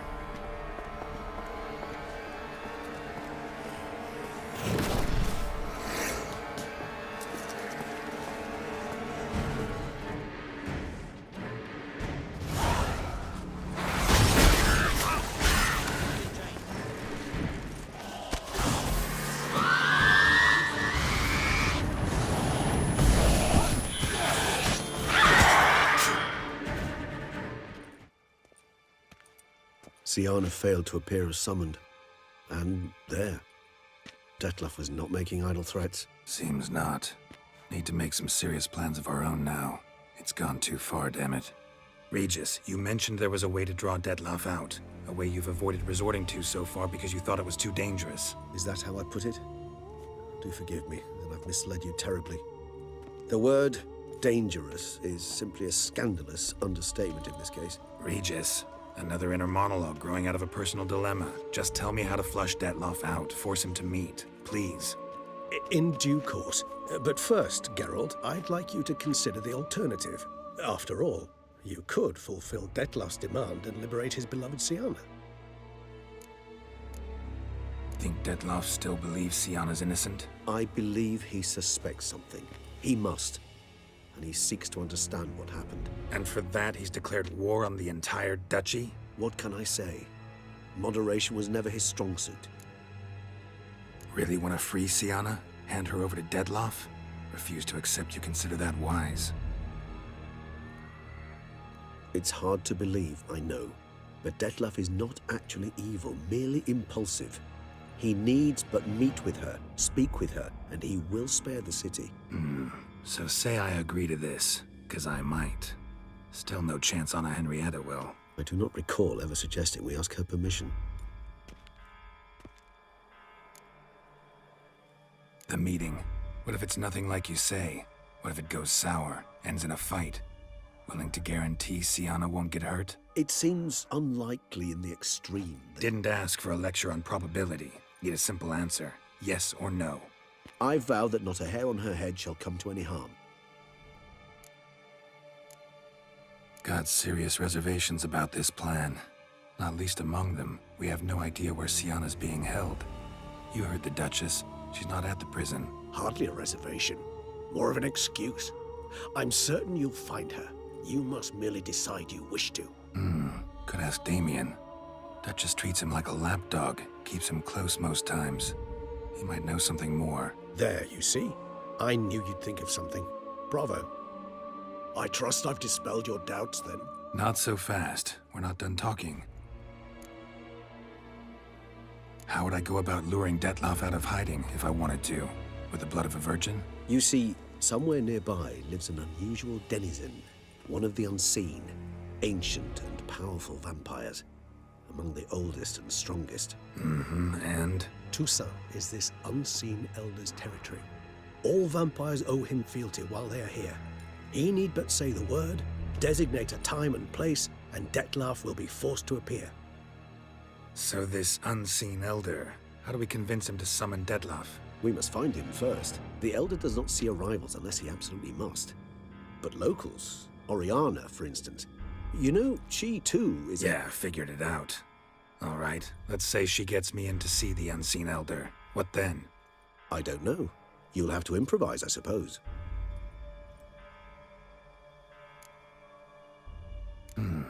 So I'm basically stuck. Either gotta give in to a blackmailer, or fight him. You know what I would opt for? Should we free Siana and arrange for her to meet with Dettlaff, there's a good chance we'll all survive this ordeal. Dettlaff included. Regis, don't mean to put you on the spot, but I gotta know. Say I do decide to fight Dettlaff. Who'll you stand with? Should you decide your sword is the sole solution, I shall not stand in your way. Appreciate it. Certainly hope so. Now, please tell me, what is it you intend to do? Sorry, Regis, but folk have died. Got no time to lose. Especially not on some kind of peculiar therapy for bizarre couples. I see. Alas, you know what to do. You must see Oriana, ask her to introduce you to the unseen Elder. She might agree. What'll you do? Now? Whatever I can to limit the number of human victims to a minimum. Should you learn where the Elder dwells, do whisper a word to the Ravens. I'll come and help. Even though that could mean you'll fight Dettlaff? Even though. Good luck, Geralt.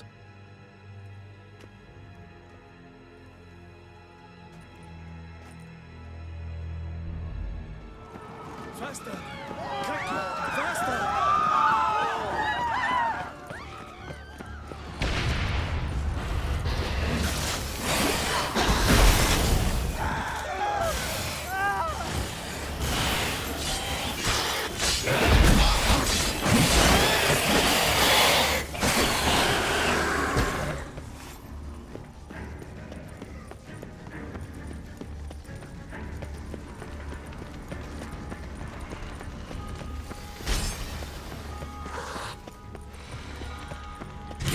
Choice.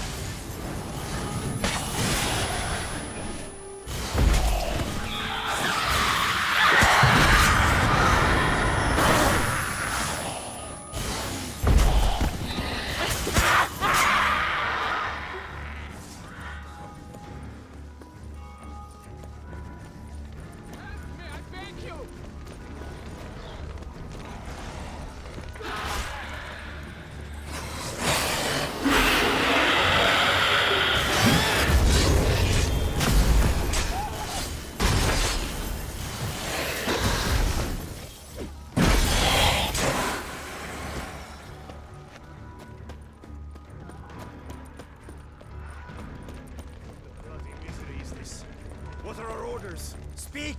I don't know. It's a slaughter. Clement soon finished. Cosma is dead.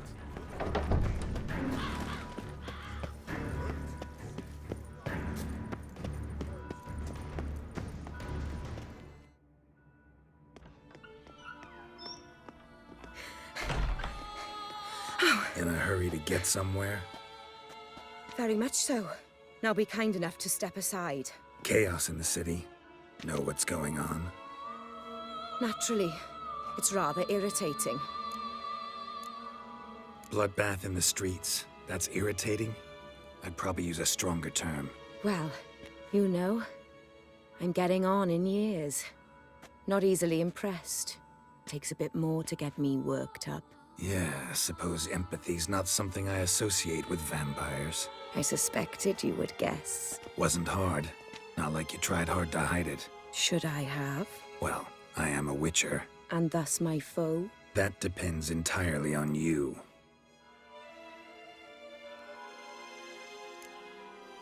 Need to, see you're unseen. Convince him to stop Dettlaff. Heard you could help me with that. My. It seems my dear Regis needs to be reprimanded. He's become rather indiscreet. And you, there are simpler ways to commit suicide. A number of bridges you could jump off, for instance. Just want to talk to him. Talk. Lovely. He'll rend your head from your neck. Make shreds of you before you can open your mouth. Let me worry about that. Willing to do it or not? I too would prefer a city calmed, but to reveal so dear a secret to a witcher. Know what? Come with me. I must tend to a certain matter. Then we'll talk.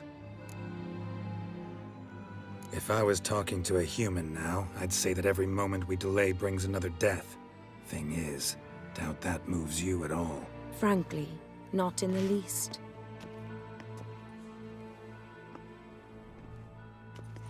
Where are we going? Not far. You see, I maintain a kind of shelter just outside Beauclair. An orphanage, to be precise. I've heard the birds whisper. They claim a terrible thing's happened there. Under the present circumstances, I must treat this seriously. I'm sure you understand. Perfectly. Let's go.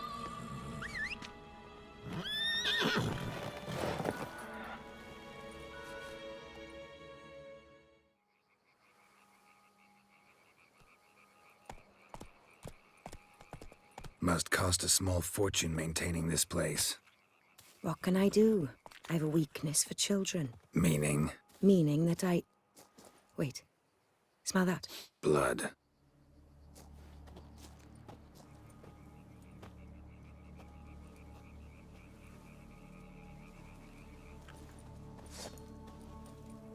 Arno! Arno!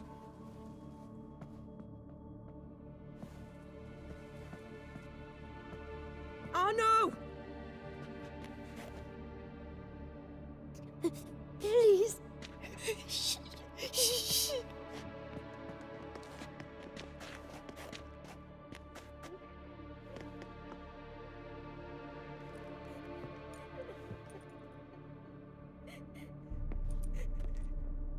What happened? Where's Arno? Speak. Shh. Oh, the monster will come.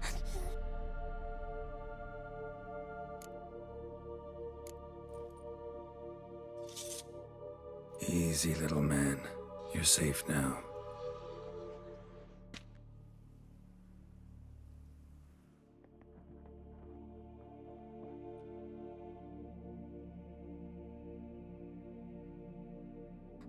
I was so scared.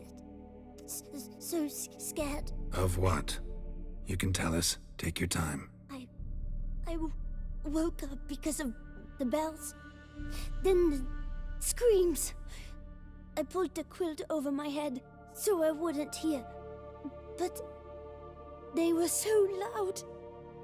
And something began pounding on the roof. Boom, boom, louder and louder.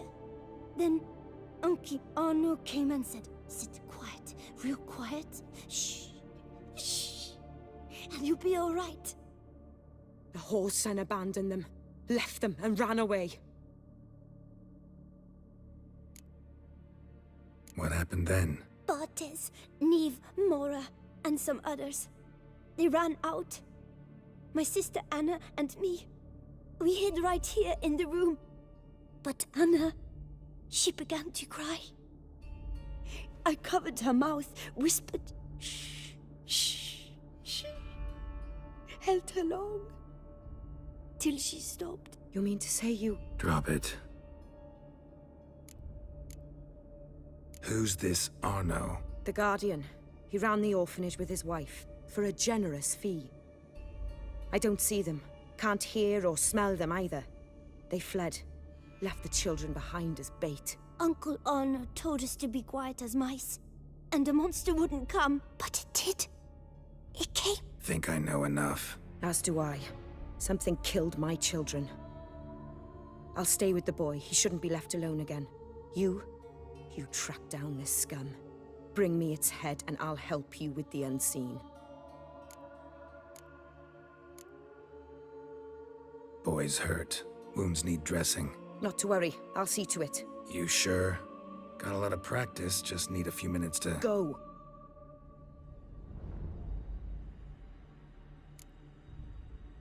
Fine.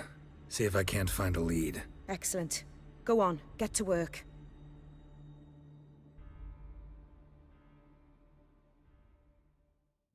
Come, little one. I'll sing to you.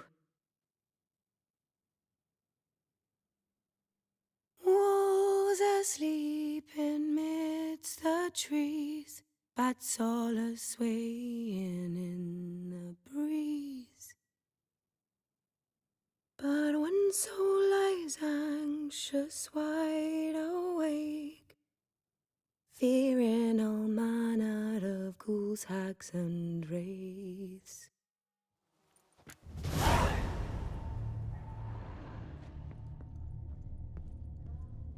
Stomach wall cut open in 3 places.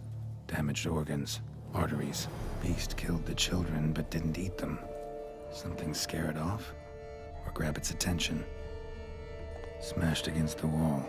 Skull cracked. Died immediately.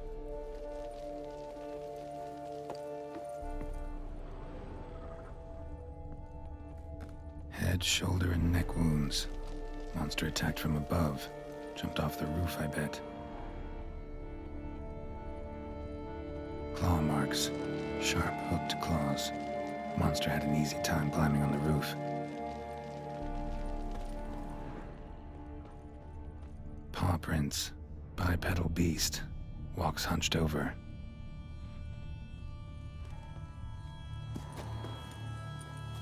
Wounds are smooth-edged. Claws cut through cleanly. Young, thin bones offered little resistance. Sliced aorta.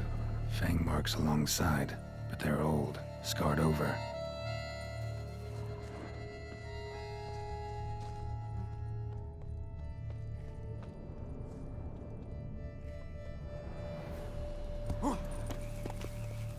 Gunk. Is that venom? Narrows the list of suspects. Venom glands, long claws, a bloodsucker. Must be a Garcane, a pack leader, an alpha. For Garcane's killing's a pleasure.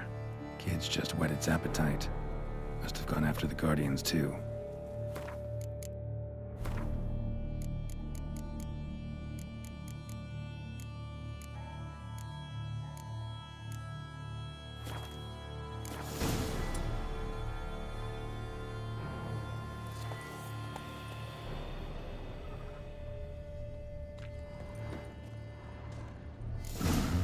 Garcane and wagon tracks merge.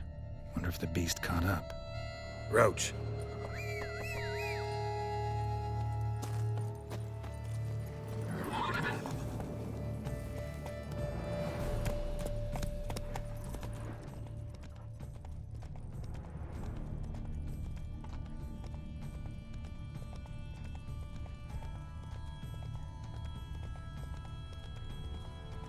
Drove off the road. Horses must have gotten spooked.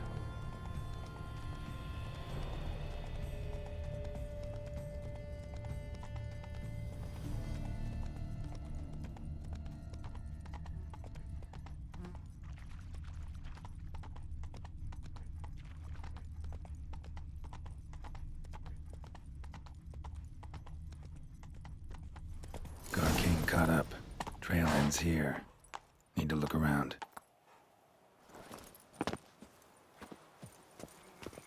Wounds are bad. At least it didn't suffer long.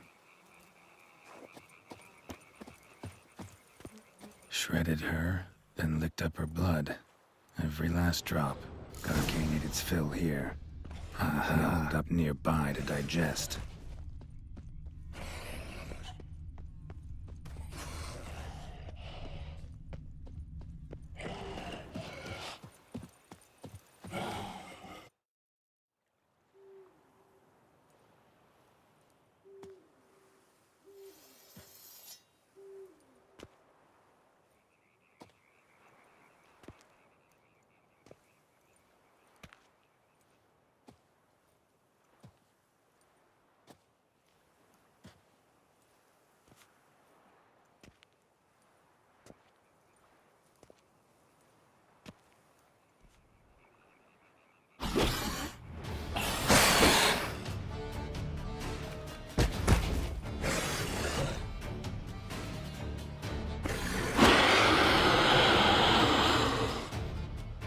Gonna hang your head from my saddle, bastard.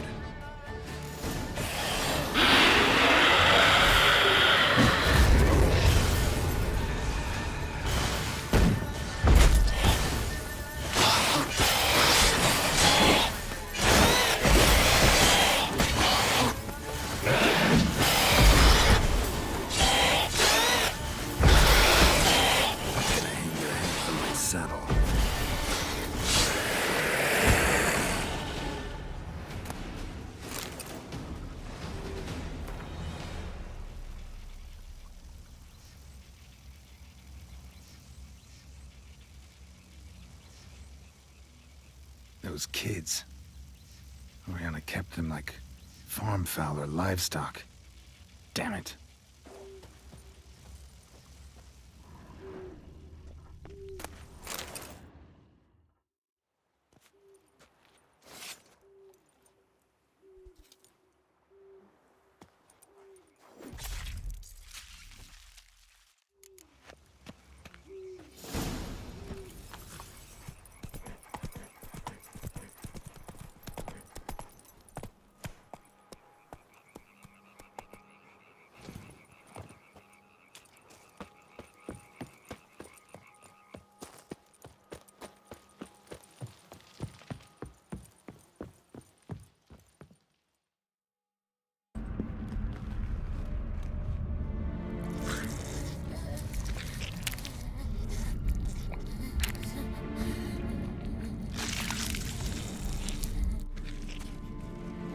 Oriana?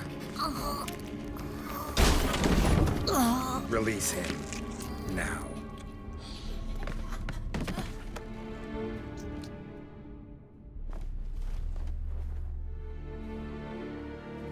I thought it would take you longer. It will. Still not done. Got one more thing to tend to. You. The orphanage. Your wine cellar, right? A larder for blood. I never said I helped these children out of the kindness of my heart. Go outside, little man, and lock the door behind you. No, don't hurt her. Lady Oriana took care of us. She took us off the street, brought us sweets, sang to us.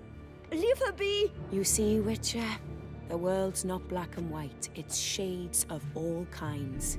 I drank from the children, true, but never so much as to kill. And I gave them a great deal in return. I run into dilemmas all the time. Situations where it's hard to judge, hard to know what's right, make a decision. This is not one of them. You disgust me and deserve to die. But? I'm in a hurry and you're hiding behind a child. So you'll live this time. I'm letting you. Did what you asked. Children's slaughter's the work of a Garcane, one of those summoned by Dettlaff. Probably supposed to attack the city. Children's scent lured it here. Yes, it carries quite a way. Its sweetness teases the nose, gets the mouth watering. Unseen Elder. Where'll I find him? Talk. His lair lies west of the city, across the lake. Look for a cave near the shoreline, and this stone will open a hidden door. Not gonna take me there? I visit the Elder only when I absolutely must. You'll know why once you meet him.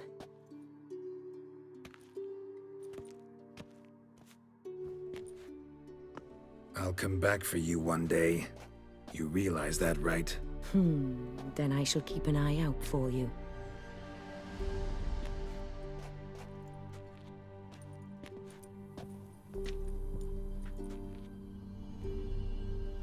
Time to summon Regis.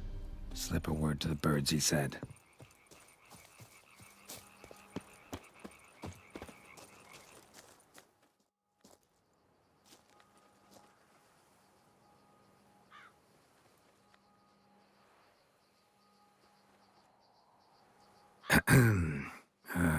So, I'll be at the boat landing near the palace, waiting for Regis there. Mind telling him?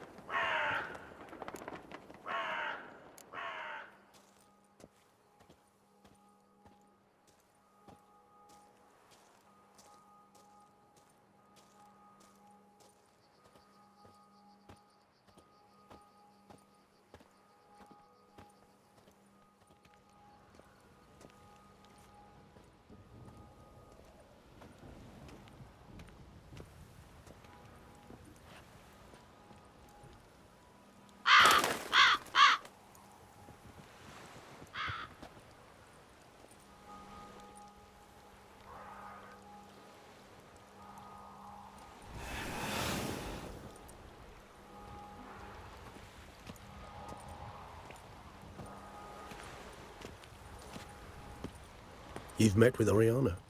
How did it go? Not well. Oh. Did she not divulge where you might find the unseen? No, she did. Also divulged her hunger for the blood of small children. Oh, I admit I'd heard rumors, but preferred to lend them no credence. Rather not talk about it. Caves west of town, other side of the lake. That's where we need to go. I see. Well, I'm prepared to set out at any time, but... Yeah, I know. You'd still prefer to free Sienna, for Dettlaff's sake. For the sake of you both. Oh, please.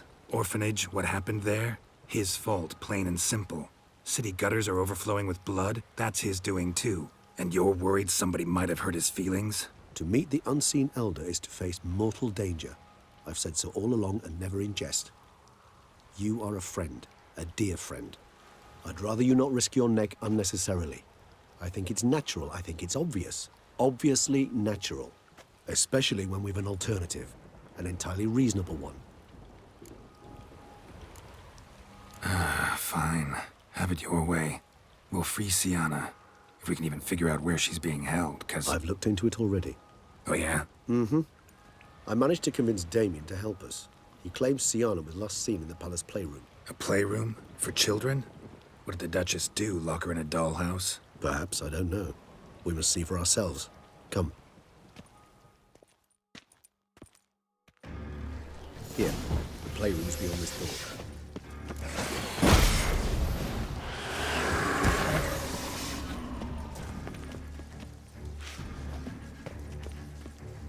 Shit.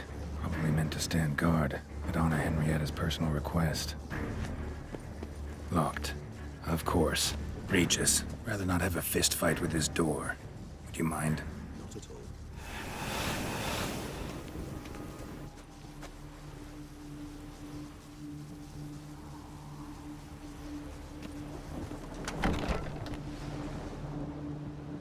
Thanks. At your service.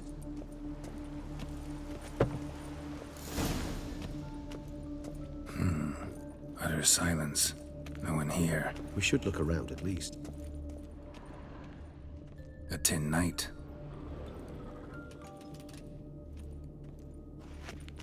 Well, well. A key tucked behind a picture. A rocking horse. Rather worn. I suppose it wasn't much of use. Miniature tableware. And plush toys. Cute. Nice tune. Indeed. Pleasant. It's a shame the mechanism's damaged. Mirror, mirror on the wall. I despise these things. Nothing under the carpet. Did you expect something? Apart from the dust swept under there by a lazy chambermaid.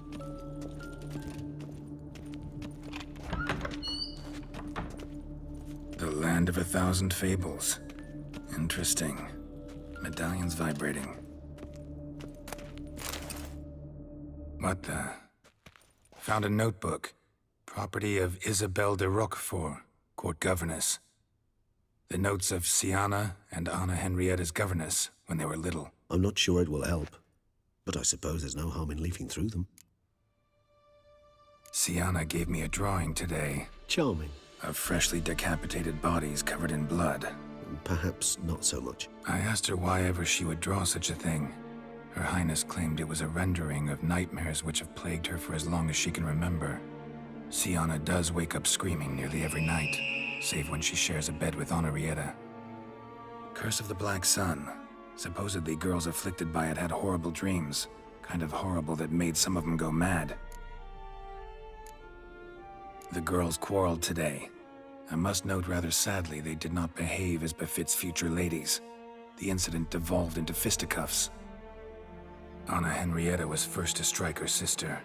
Sienna gave back as good as she'd gotten. By the time I separated them, Henrietta had lost 2 teeth. She ran off to complain to her parents. His Grace the Duke refused to believe my version of events. He laid all the blame on Sienna and vowed to punish the little one harshly. Henrietta did her best to have her sister's sentence commuted, but the Duke and Duchess proved unbending. Once you're labeled a black sheep, it's so hard to shed that reputation. Today I accompanied the girls for the first time to the Land of 1,000 Fables. We spent half the day there. First we played with Thumbelina, then with Barbarossa. who proved quite the charmer for a brigand and pirate. I'm beginning to suspect Isabel de Roquefort wrote in her diary after taking a powerful hallucinogenic. Cannabis rudelaris, for instance, or... Shh, don't interrupt. I tip my cap to Master Artorius Figo for his achievement. He has proved he has no equal in the arcane arts. Wait, Artorius was the court mage here, a specialist in illusions, which means... Regis, last warning. Stop interrupting or I'll seat you in the corner. The girls told me if I ever wish to visit alone, I need but crack open the Land of 1,000 Fables and utter out loud the incantation Expecto Ludum. A book as the key to an illusion. My, this grows more interesting by the minute. Mages sent by the Conclave arrived today. They came to examine Siana. I cannot know what conclusions they drew, but His Grace now seems clearly upset. Curse of the Black Sun. There's no doubt then that she was diagnosed with the syndrome symptoms. Or had that label planted on her. It goes on. I dared ask the Duke what would become of the girl. He did not reply. I tutored the girls in Nilfgaardian today. Siana applies herself so, though she has great difficulty memorizing new vocabulary. Lady Henrietta seems more gifted in this regard, yet also prone to impish behavior. When she thought me out of earshot, she called me a blood accuser. She and Siana laughed so hard they almost choked. Blooda is damned, or cursed. What's Cusa? In the melodious tongue of our none-too-friendly neighbors to the south, the word describes the many-petaled flower that blooms in that place we so unmelodiously call the crotch.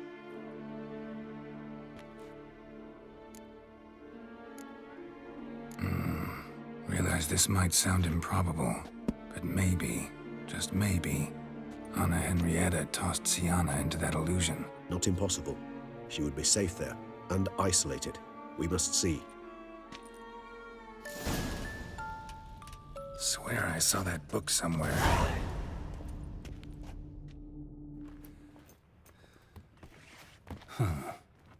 This it? Let's see.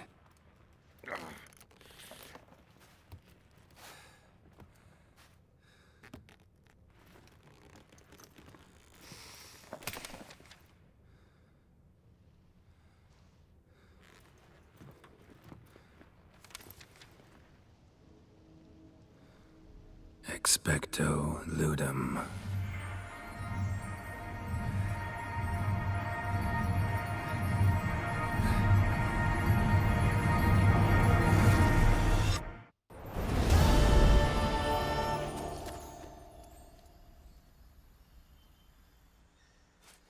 Regis? Regis!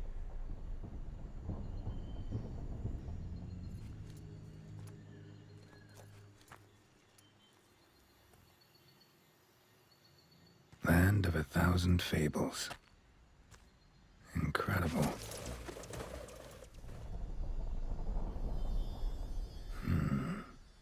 Let's see where this road takes me.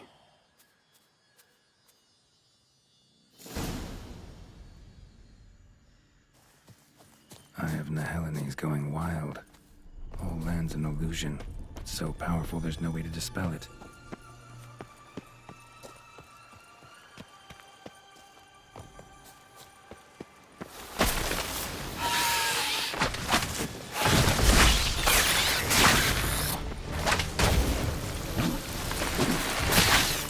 Bad.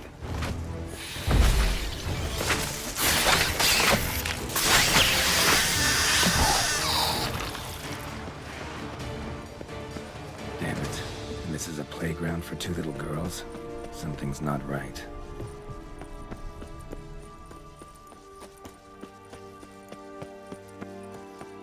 Bloody hell, let him out! Voices. He gobbled up my gingerbread.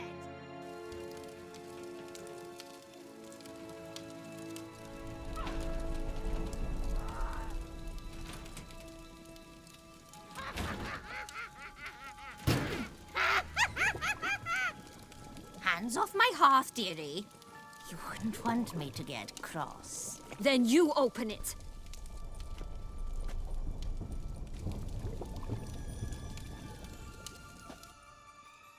No, Now, who's this? A lost traveler? You're not supposed to be here, sweetie. Why, you're old. Old and pale. But never worry. A bit of butter, a bit of spice, and you'll make a tasty morsel. Just as soon as I catch you.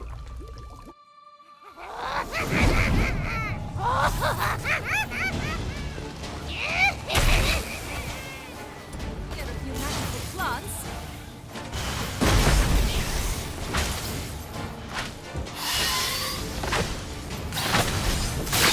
What now, piece of filth?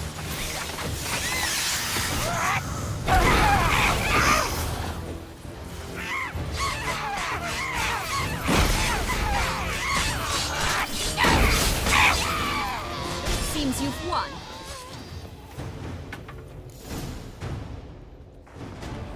What the hell was that? The Wicked Witch. You've heard of her, haven't you? Now, where did you put that key? Listen, how'd you come by a weapon? It's Prince Charming's. He no longer needs it. Here it is.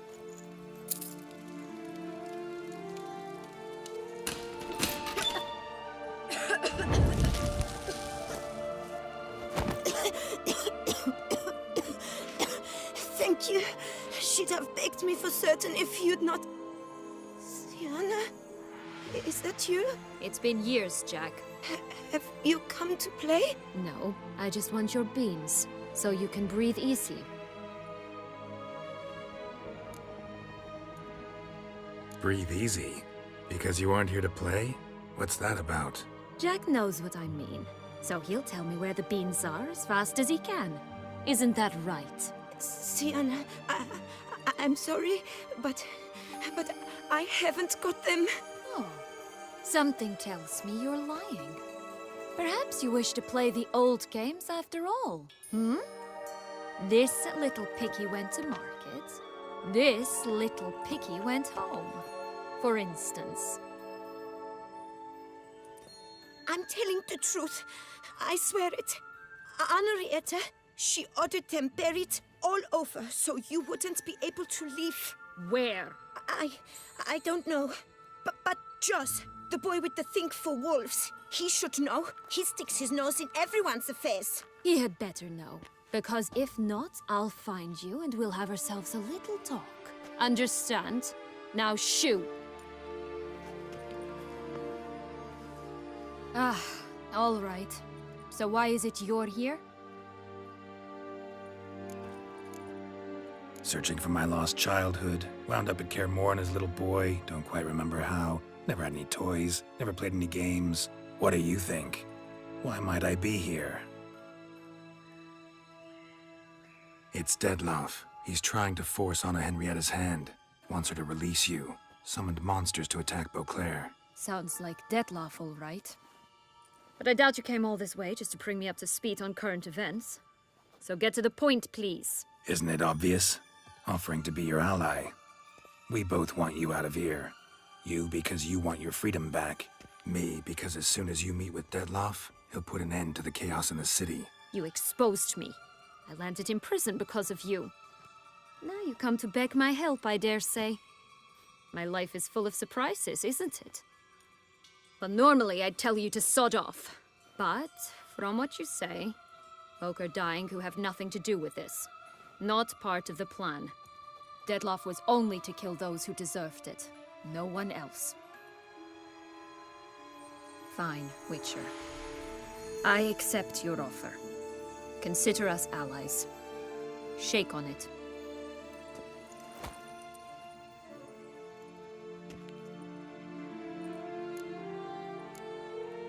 Curse of the Black Sun. That's why you were banished, right? Mm-hmm. Twisted princesses, mutants. I'm certain you've heard of us. Even met one of you. Renfrey of Craden. And? Was she truly monstrous? She was cruel, that's certain. But what caused it? The curse or what she went through? Asking myself to this day. You killed her, didn't you? Had no choice. Funny. Mum said the same when she tossed me out of the house. Since you brought it up, the knights Detloff killed. What exactly did they do to you? Crespi, Dulac, Lacroix, Peyrac Bayron? Not a memory I enjoy revisiting, but I suppose you deserve to know. When my parents disowned me, they ordered those very knights to escort me beyond the duchy's borders. All did so without uttering a single word in my defense. Like you said, they had their orders. But Crespi was not ordered to beat me unconscious with a horsewhip after my first attempt at escape. And Dulac had no instructions to deny me food and abuse me. I learned something then. Knights are not so chivalrous when no one's watching. That explains a lot. Shocked, aren't you? You must have thought you had me pegged. Before bothering to hear my side. Everyone does that. This place. Tell me something more. It's an illusion, right? Yes, created by Arturius Vigo.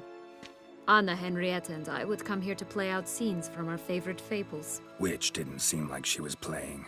Magical entropy. Without maintenance, the spell gradually disintegrates over time.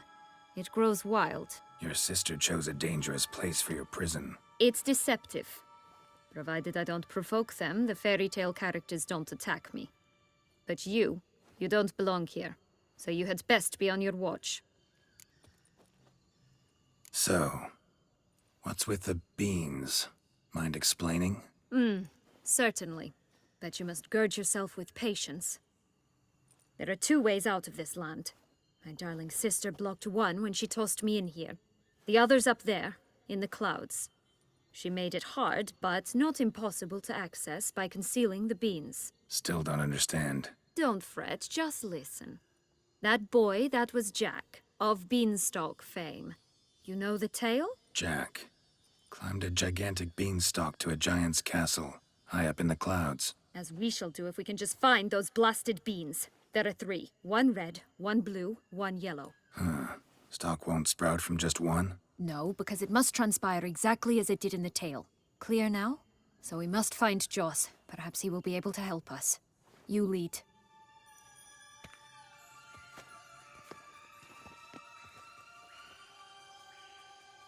Joss can usually be found wandering the glade at the foot of the mount. It's some distance from here, past the witch's house to the right. So, what exactly is happening in the city? Bloodshed, a massacre, which is why we gotta hurry. It flows differently in the Fable Sphere. We can stay here a week, yet outside mere minutes will have passed.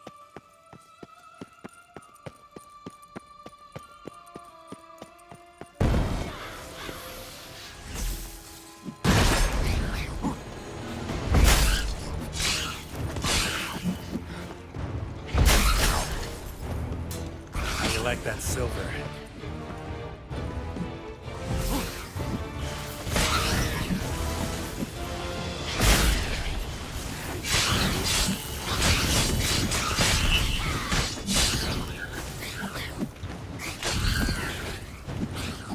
Die.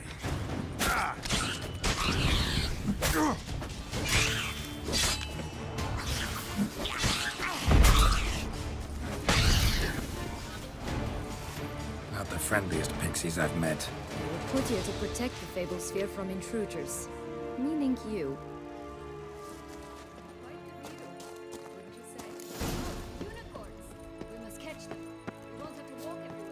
I call the pink one. Exciting, isn't it? Reminds me of my childhood. Reminds me of something altogether different. Care to elaborate? Rather not.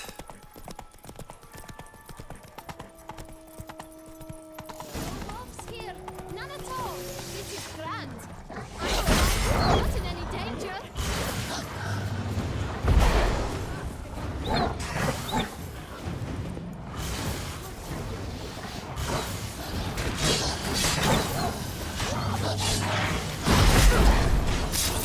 Time to end this.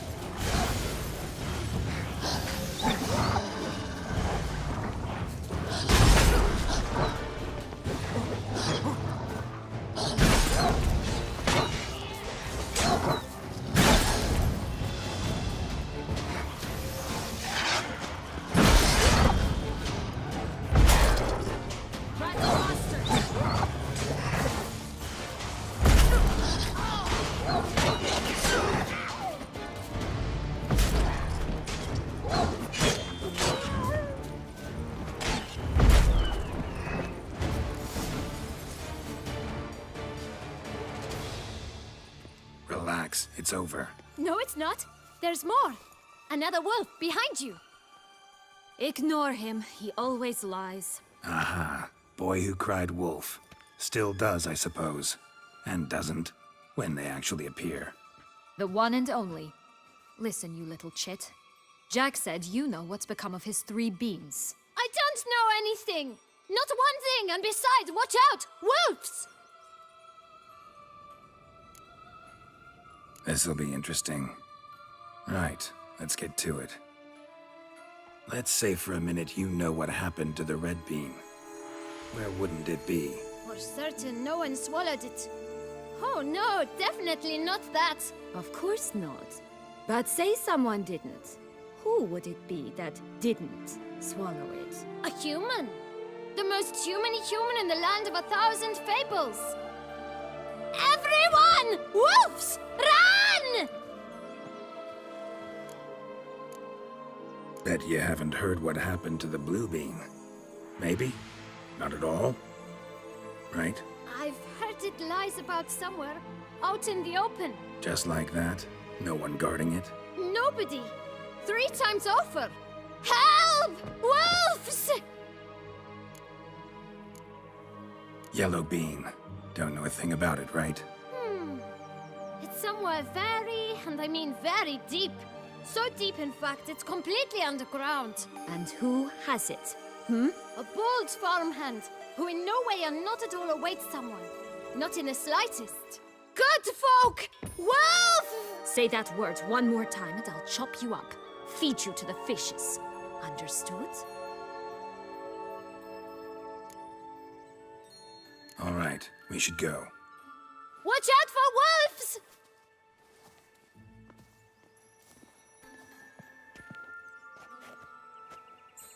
Tough to talk to, that one. Was it, though? You need merely remember he always lies. Or more precisely, reverses the truth. Where to now? I'm not sure. We should visit some of the other fables. The meaty ones, that is. Perhaps then Joss's hints will make more sense. It's just a few. Red Riding Hood, piglets and bears, 3 of each. And Goldilocks, of course. Then Longlocks, and a little lass who sells flint. Ah, fine. Let's get to work.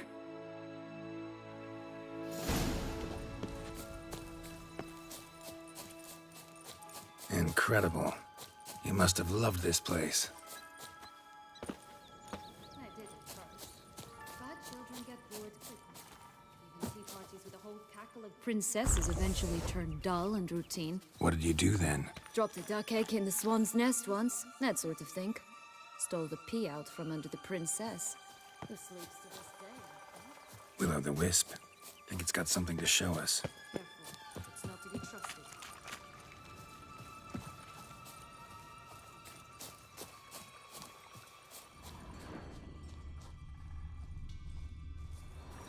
Night's strange. Doesn't look like he's out of any fairy tale I know. Wonder how he got here. In past times, Henriette and I would occasionally run into them here. You see, knights errant far outnumber princesses in the real world, so some knights would sneak into the playroom, then into this land, in search of their fairy tale damsels. That's all. Only to be shredded to bits by a swarm of pixies. Irony's delicious.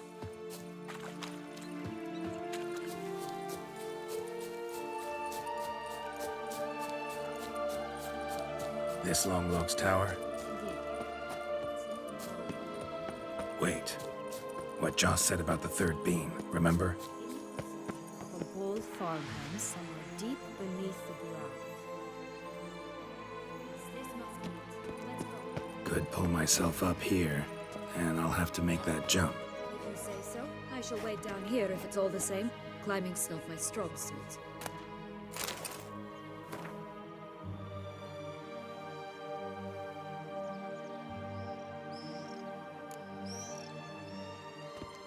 Prince's corpse. Tried to free Longlocks, but fell and broke his neck.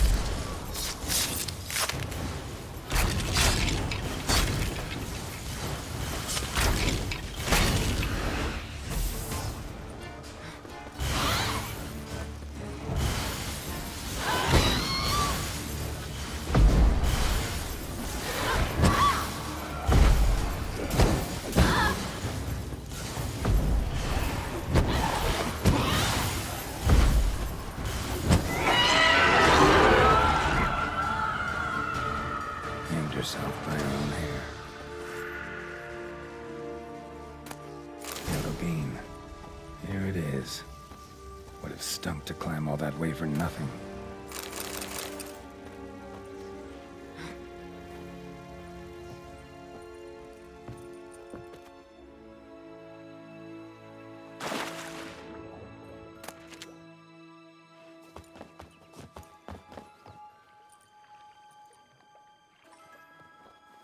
So? Got the bean, but long logs. Seems she got sick of waiting for a knight in shining armor. Can you blame her? Men these days, dandies and fops all. That why you cozied up to a vampire? Detlef was a tool, and only a tool. Too bad he didn't know that. I trust no one. Learned that long ago. Now it's his turn.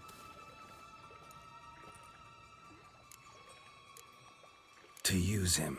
Was that your plan from the start? No. At first, I was simply intrigued.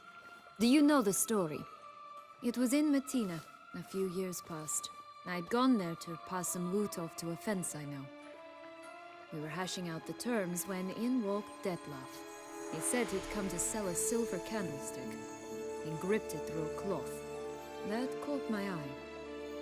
I followed him out, observed him from a distance, but he caught on quickly. Yeah, superhuman senses will do that. He turned down a blind alley. I followed.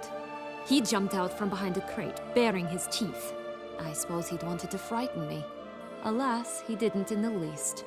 After all, I'm a monster too, am I not?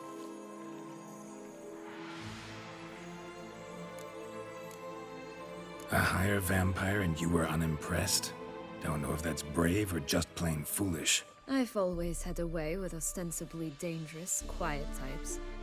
That's supposed to be about me too? Oh, bother, I hate to disappoint you, Geralt, but your belly button is not the center of the known world. Though, they do remind me of him a bit. Stifling all emotions inside you. Ever feigning indifference. You see, when I met Detlef, somehow I knew, call it intuition, that he meant me no harm. That he was trying to frighten me off, for he too was scared. Now do you understand? I guess. What happened then? We talked, then met up once, twice, 3 times. Enough that he became infatuated. I truly enjoyed it at first, but only at first. He did not love like a man, but like an animal, madly, deeply, unconditionally, wildly.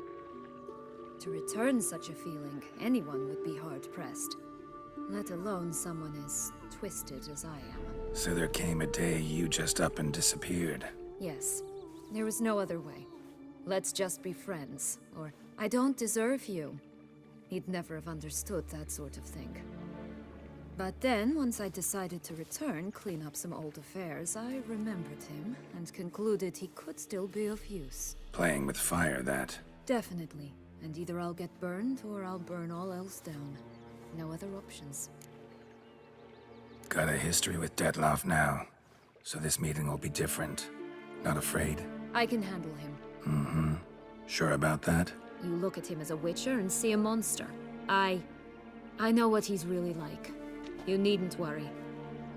It's time to go. Just a bit more work and we'll be able to say sod off to this fecking fable sphere.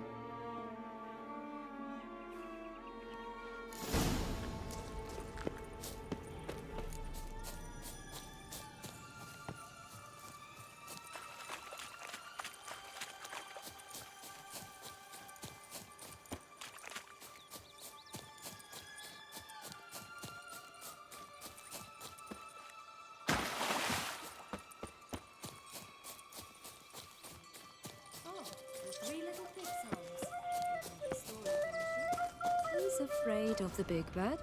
Looks like Big Bad's already blown down the houses of straw and sticks. Brick's the only one left. We should look inside. Remember Joss's words? One being lies out in the open, guarded by 3 nobodies. Yeah, could be it. Oh, Plumboch, they didn't like that!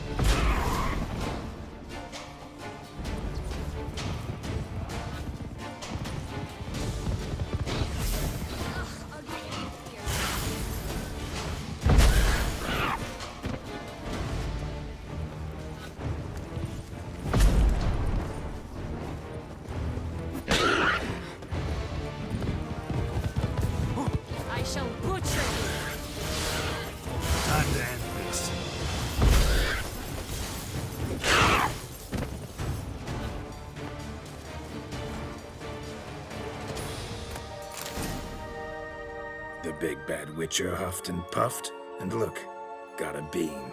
It cannot be. What cannot be? You actually have a sense of humor. Why so shocked? Well, when you arrived, all you did was pout and mumble things in that graphily monotone. And now this. A jest. And a good one at that. But here we are chatting away when there's work to do. We must keep looking.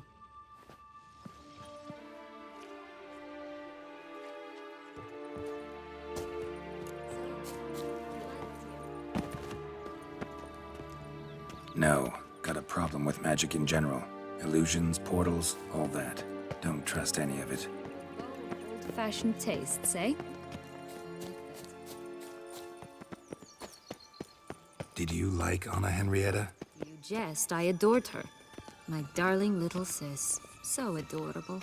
So sweet. Yet when they banished me from the palace, she didn't so much as peek out of the window. She might not have known.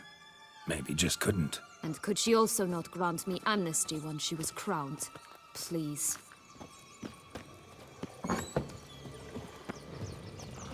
I need peace and quiet.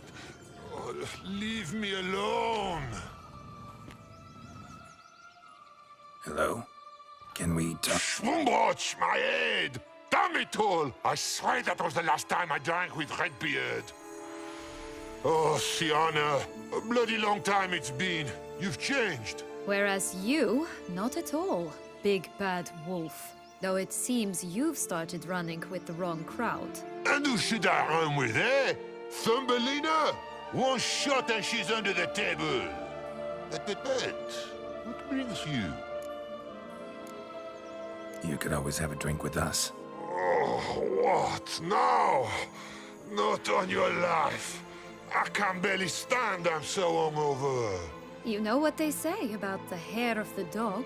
Out of the question. And why must you drink? Do you wish to drown some sorrow? And I don't mean to pry, but you don't look much like a young duchess to me. They stripped me of my title and birthright, then banished me. A family spat, let's say. Listen, looking for magic beans. Seen any? I was given one for safekeeping, but... Where is it? Talk! Shh, not so loud. Oh, I can be much louder than this. And resort to other means of persuasion. Right there, the threats.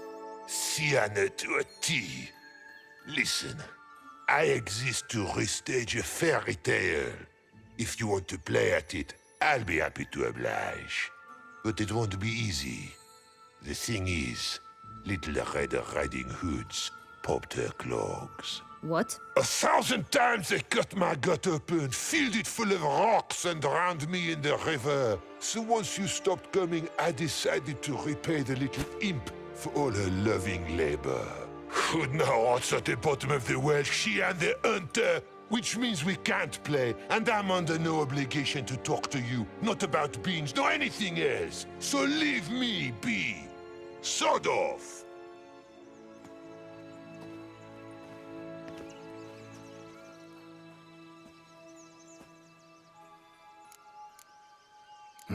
Wolf's pretty cranky. Surprised? Think about it. He was cast in the role of the Nemesis without ever asking for it. It's a dog's life, I tell you. So, what now? Don't worry. I'll play with him. Or rather, play him. I just need that little red hood. The piece of apparel, that is. Not the poor girl's corpse. That's a relief. You wish to help me? Here's your chance. Jump in the well and fish it out. Well, chop chop.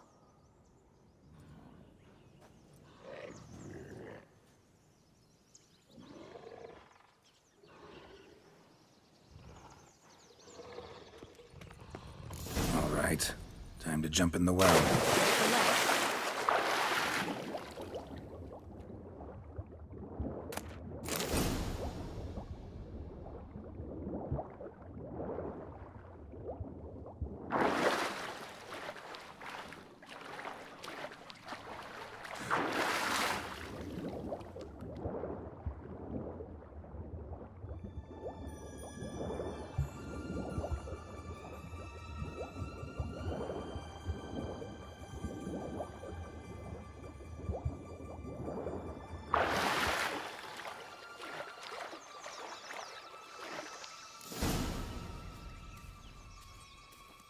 Any luck? Yep, look what I got. That would never fit you. Give it to me. How do I look?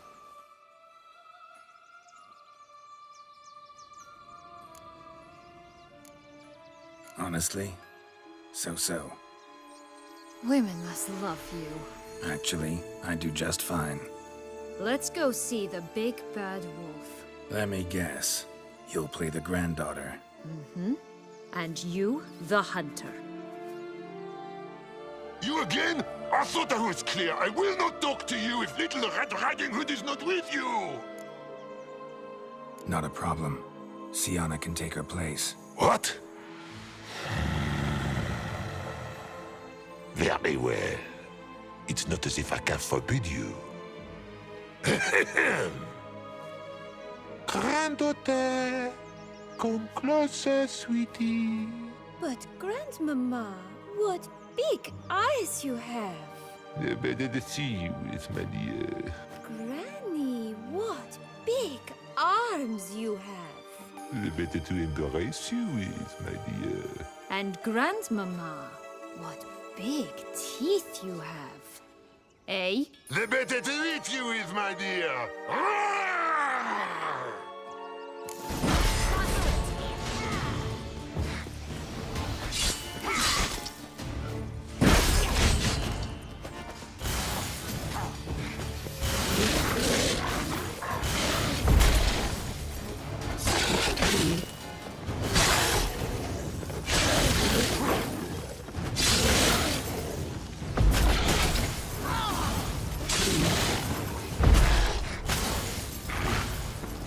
Die.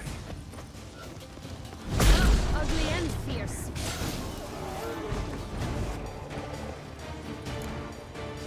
Remember what Joss said about the red bean. A human has it, and he definitely didn't swallow it. Mm-hmm. Gotta open his belly. Bottle caps, fake teeth, a corkscrew.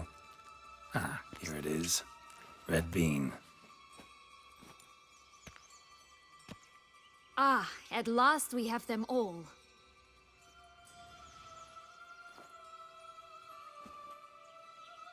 What? Now, I find myself wondering if you're just horribly discreet, or if those mutations completely scrubbed away your curiosity. Are you really not interested in what happened? In what became of me after they cast me out? Well, since you brought it up, I'd gladly hear the rest. Let's see. They had escorted you out of the duchy. Yes, and the noble knights of Toussaint, I didn't stop until we reached the Ketdu wilderness. They left me there alone, without a copper, in a torn lace dress, right when the frosts were setting in.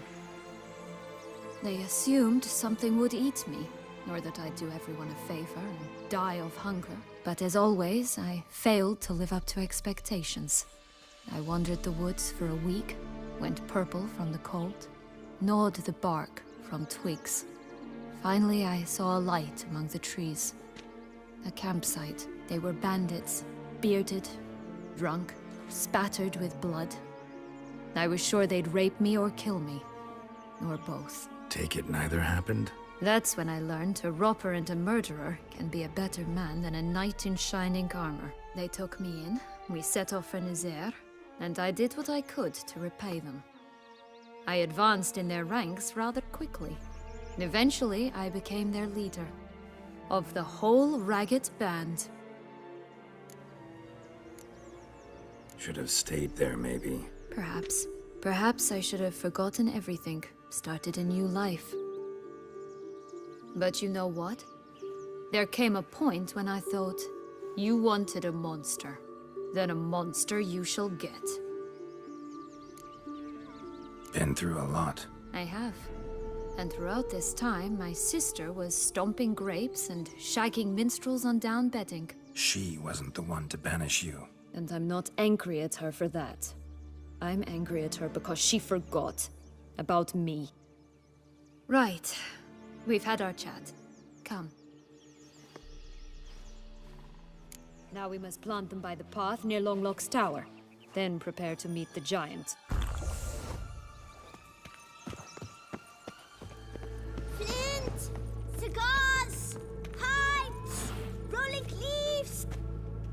care for a cigarillo?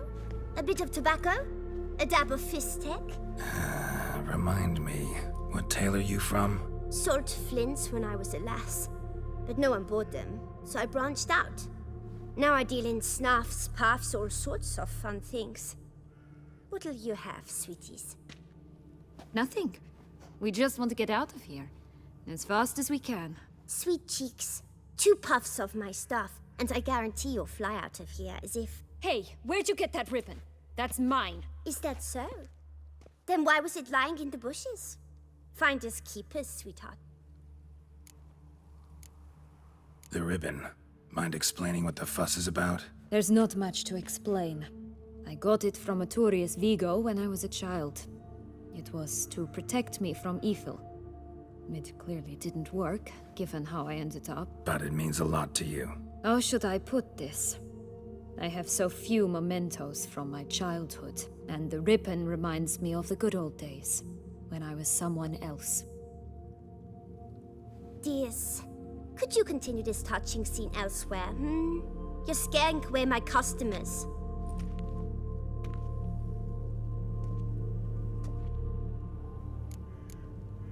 Wasting time here, Sienna. Let's go.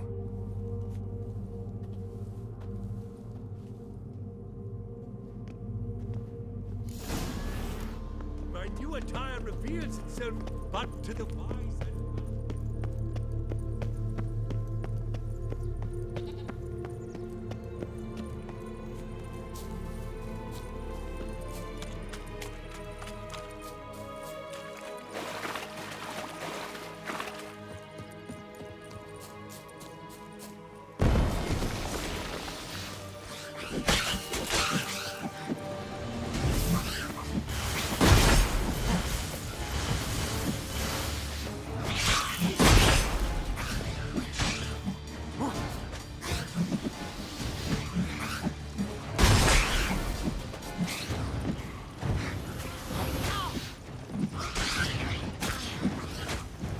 Come on.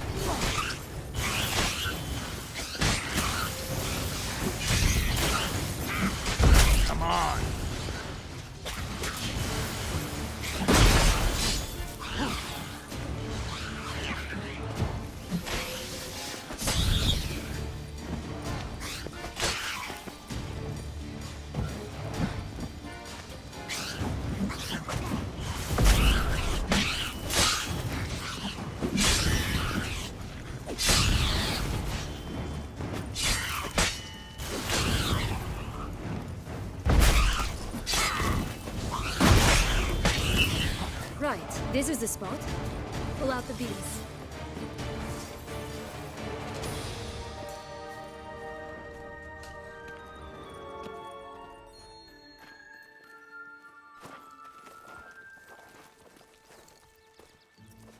Wait! Why? The stalk will sprout abruptly. Very abruptly. We must be careful.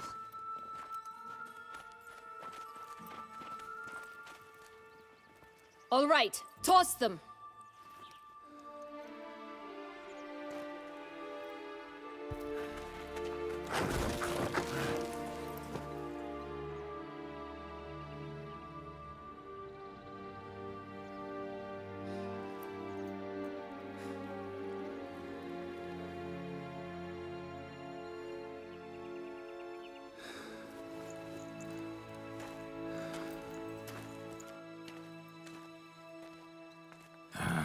Something's always gotta go wrong.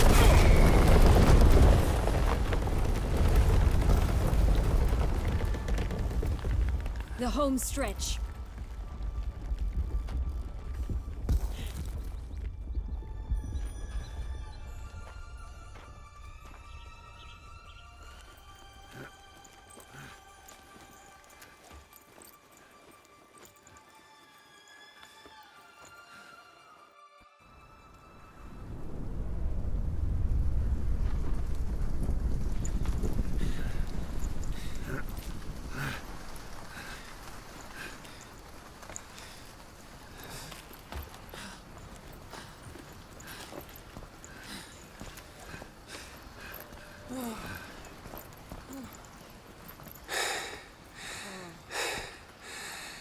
Incredible.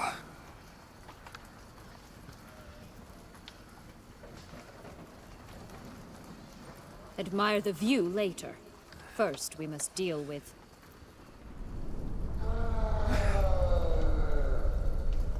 him.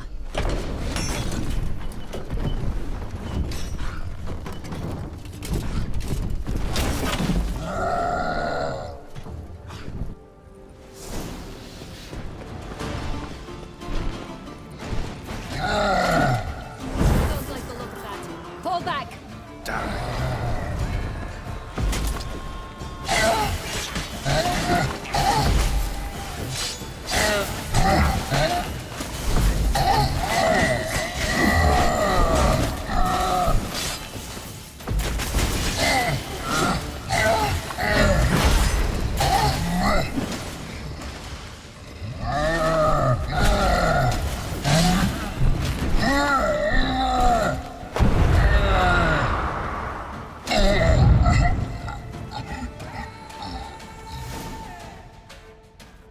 For a fairy tale creature, that was one tough son of a wench.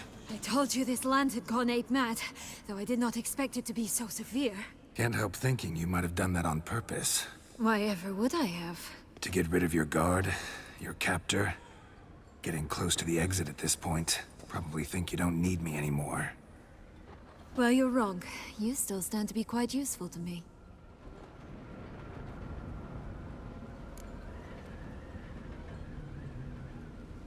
That so?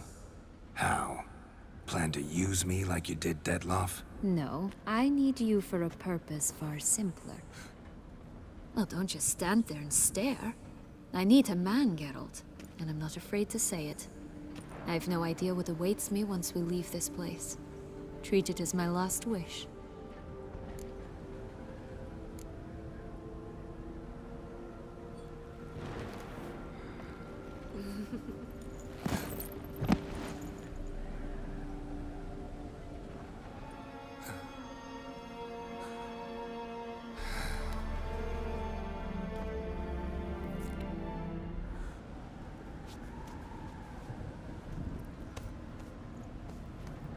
Just gonna go our separate ways?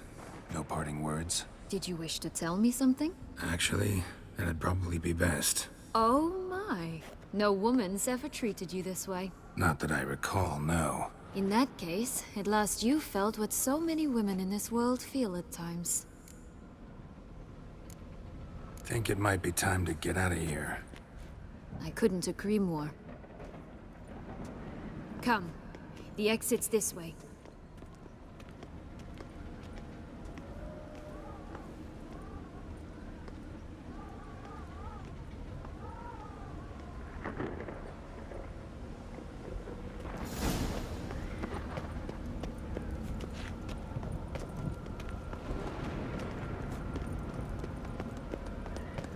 Another will-o'-the-wisp.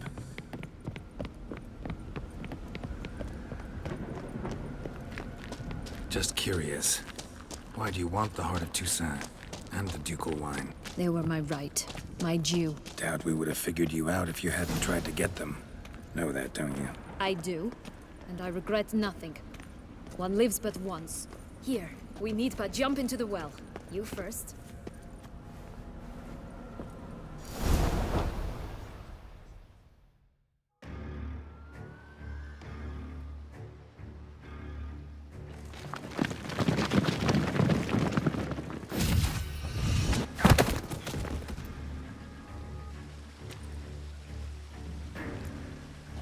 portals in a fountain?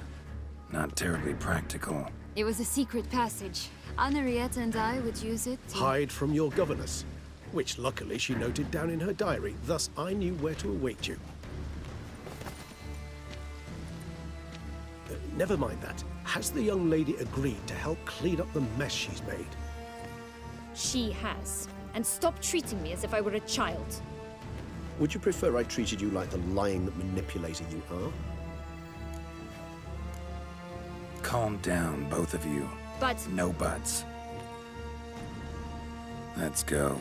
Really want to be done with this.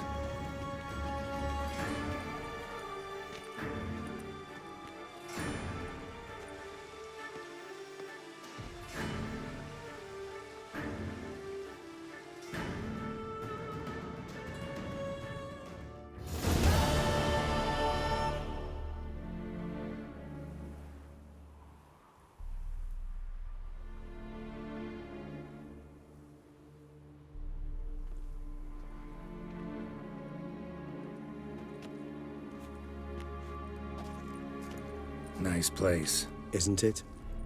Offers a lovely view of the valley. On a clear day, you can see the outlines of Duntine.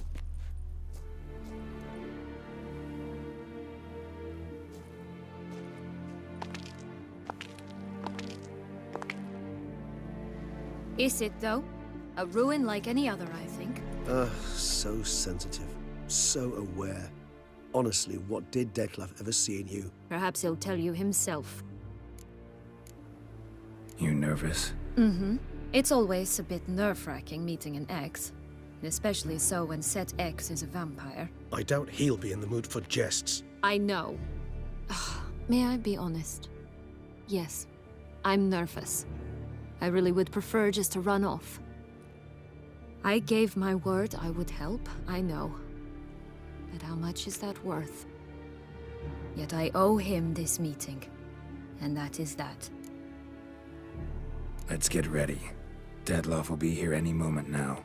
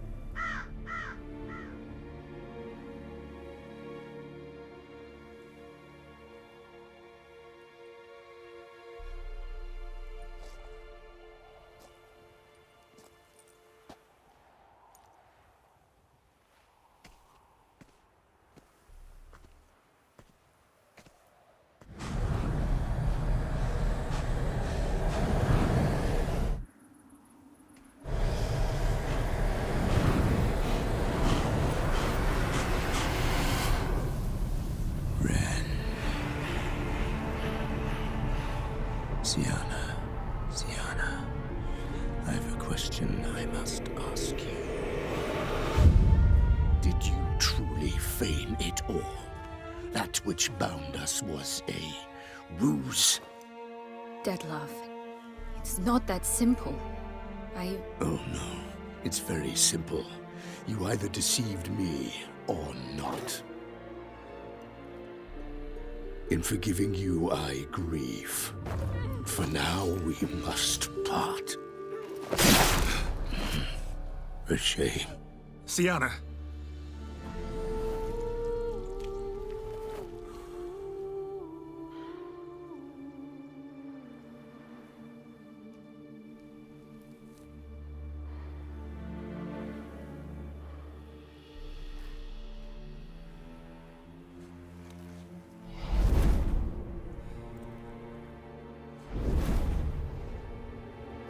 You do what I had to do.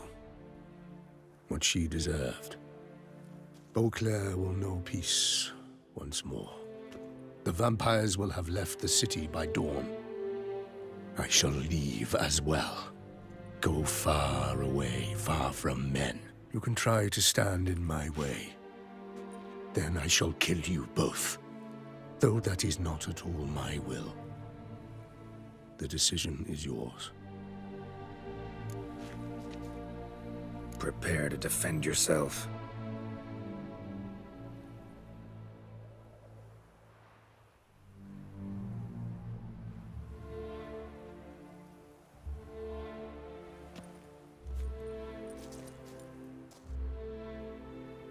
No chance. I prefer to attack.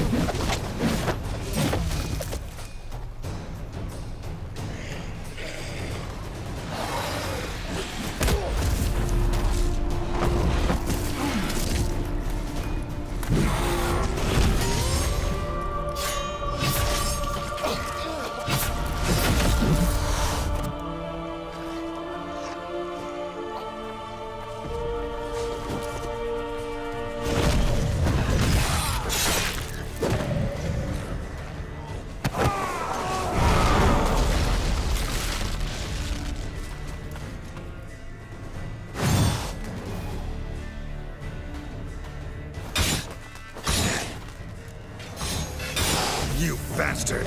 You should not have meddled!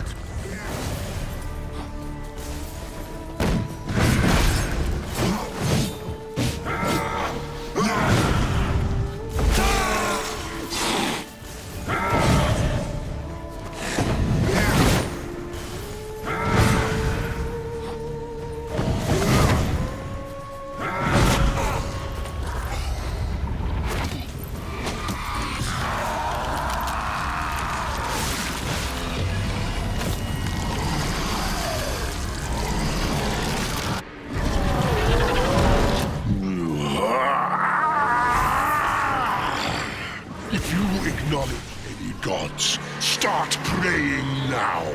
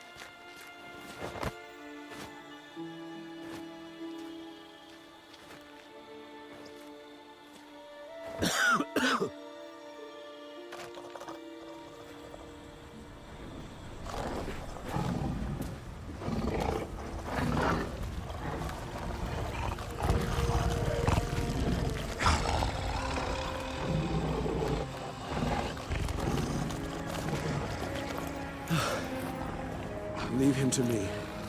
Be gone. I can't let... I insist.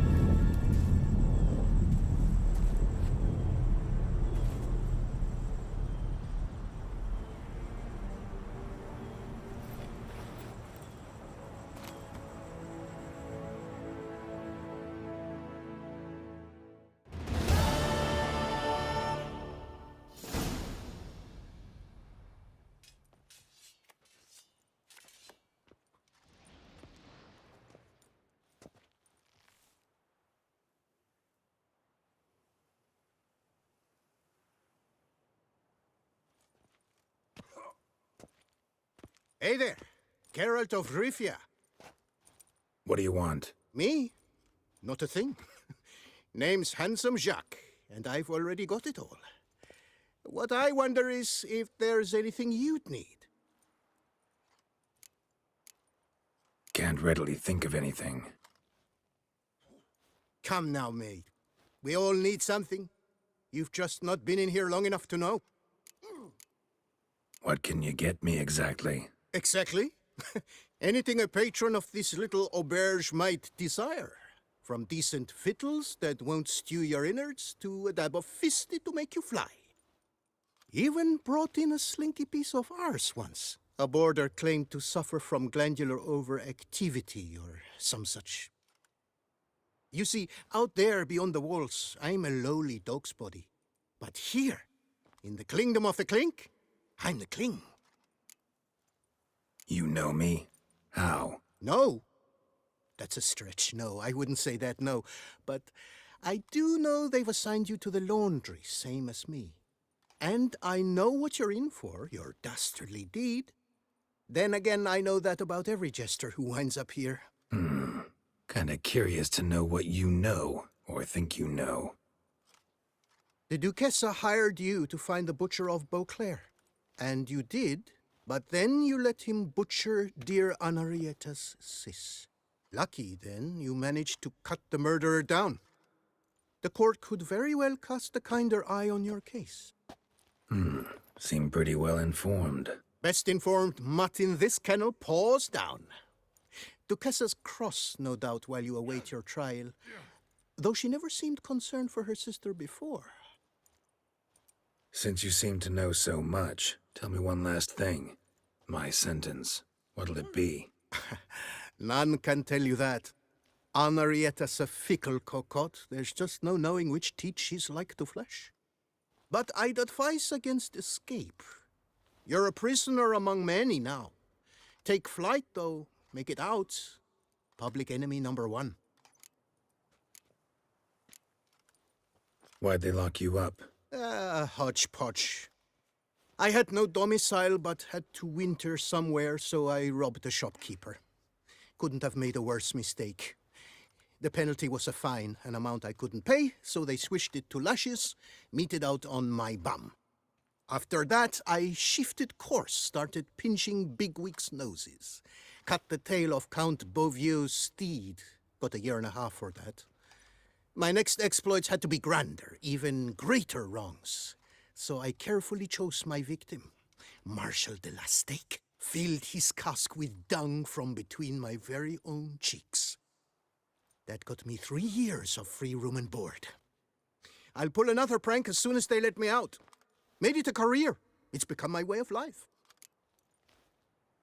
We gonna report for this laundry duty? Rather get it over with. Away we go. Personally, I'm pleased we're assigned to it. Those rags stink like sick in the sun, but you get used to it. And when you're working, you get more bread. I've no clue, but we're better off chomping grass, the way that canteen reeks.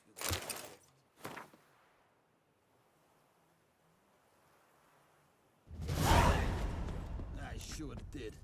I haven't had a speck of trouble with that sausage snapper since. Learned his lesson. Well done. I can't stand that. Well-aged meat. That's all it was. Your aged meathead. Not terrible. Might look nice on my wall.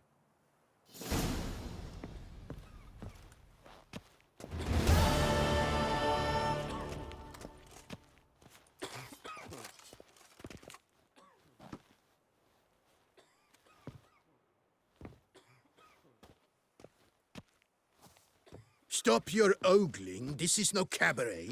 Will you play or not? What's the stake? Look at this. Not 2 fleece to his name, and he asks about stakes. You can bet those racks you're wearing. What'll I get if I win? Bread. I put some aside for Stefan, but it won't kill him to go hungry. Who's Stefan? None of your rotten business. A rat. So, playing? Why not? Lay them out, then.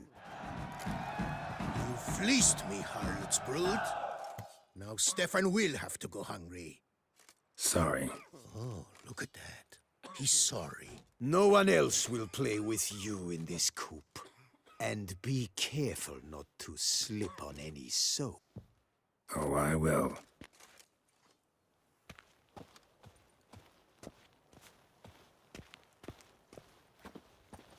Laundry's the most important corner of this coop. Take it away, remove it, we'll be no different from the rest.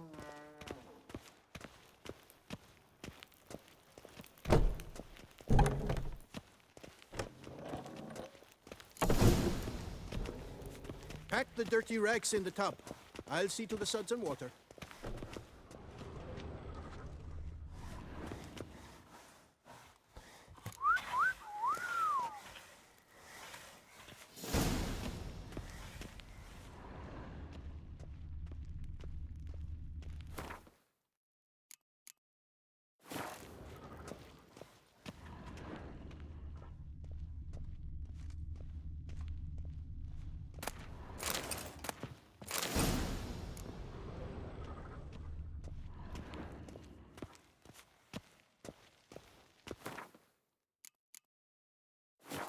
Take the stick and stir the rags. Water's almost boiled.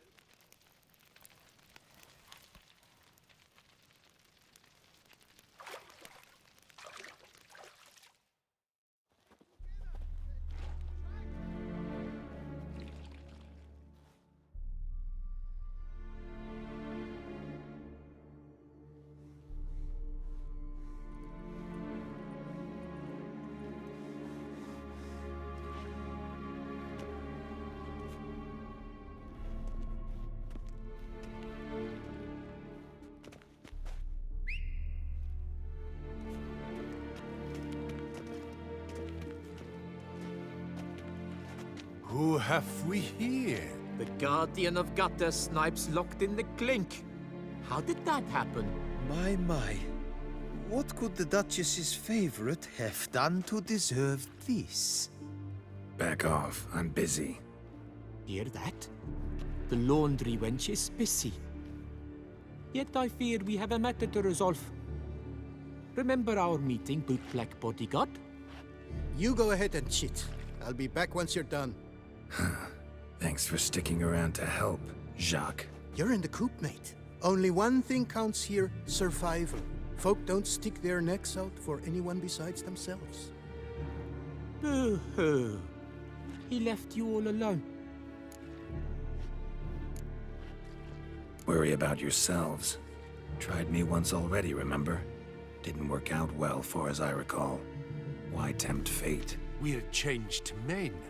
Prison does that to you. And you're the one who put us here. Oh, we've been dreaming of this. A miracle by which you would land in here. And voila! Sometimes dreams do come true. Seems fools never learn. Let's get this over with. Grab your washboards, boys! Let's show this skid who does the scrubbing around here! It's not allowed. That kind of beating feast is Lads, over. charge! Take him for a ride! Stay together. At least try to.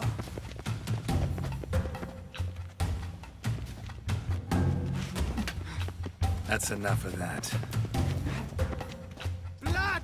Blood! Oh, Mumsy!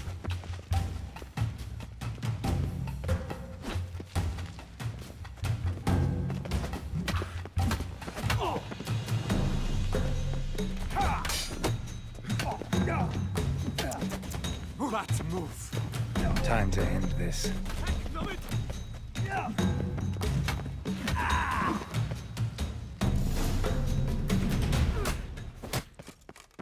What is going on here?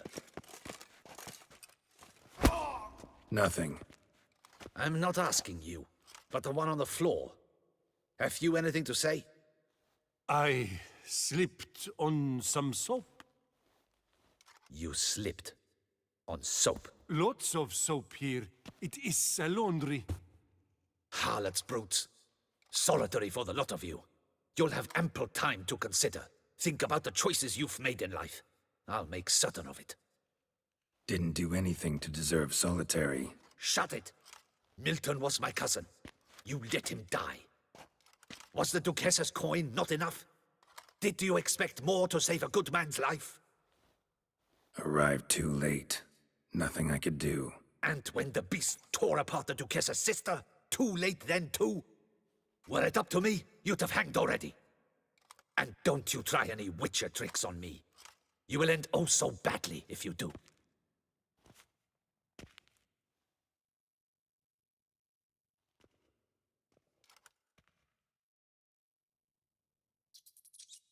Here of your own free will, Stefan? Or did they lock you up too? Bet you're thinking about food. What you'll eat once you're free. Mutton leg. That's what I'm dreaming of. Well roasted on the outside, nice and juicy in the middle. Are you the lout from Rivia? Yep, I'm that lout. Come with me. You're to be sentenced. To what? To shut it. What am I, the town crier? Hands behind your back.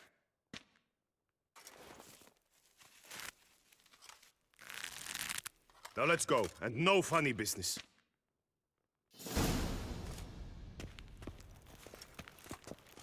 Get ready. Soon all your problems will be solved. Once and for all. Do you know where this leads? No. Hope it's the exit, though. You guessed it. The thing is, there are different kinds of exits. Some walk this path to freedom. Others walk it straight into eternity. Which am I headed for? I don't know.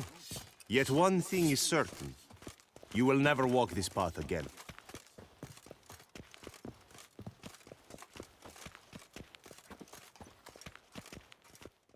Mark Dubois, you are hereby judged guilty of trampling Alice Valref, the cupbearer's wife, while on horseback. The woman's condition is critical. It was an accident.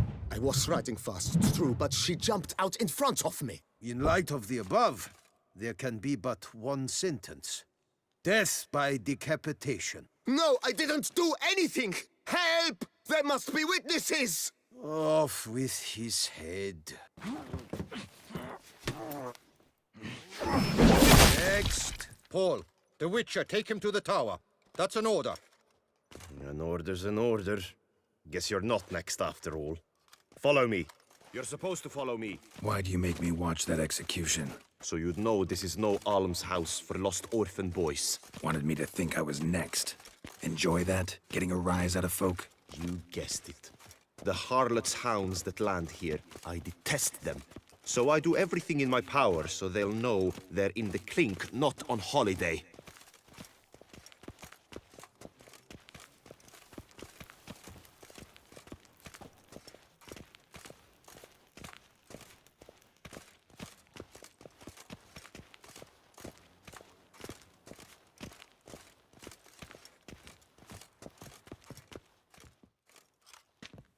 I've brought the prisoner, sir. Unbind him and leave us. Greetings, Witcher. Your face doesn't look good. What happened? The city was overrun, and I had no intention of hiding beneath my bed and waiting things out. But my scars pale in comparison to the fate Syanna met with. The fate that was your doing. I trusted you. And how did you repay me? Consider it, Witcher. Why do you think the Duchessa had Syanna hidden away to start with? Can you guess? I'm sorry. Might not believe me, but couldn't have predicted that turn of events. Certainly never wanted that. Enough. We shall speak of it no more. Guess there's been a decision in my case. Truly, is that all you care about? Your own hide?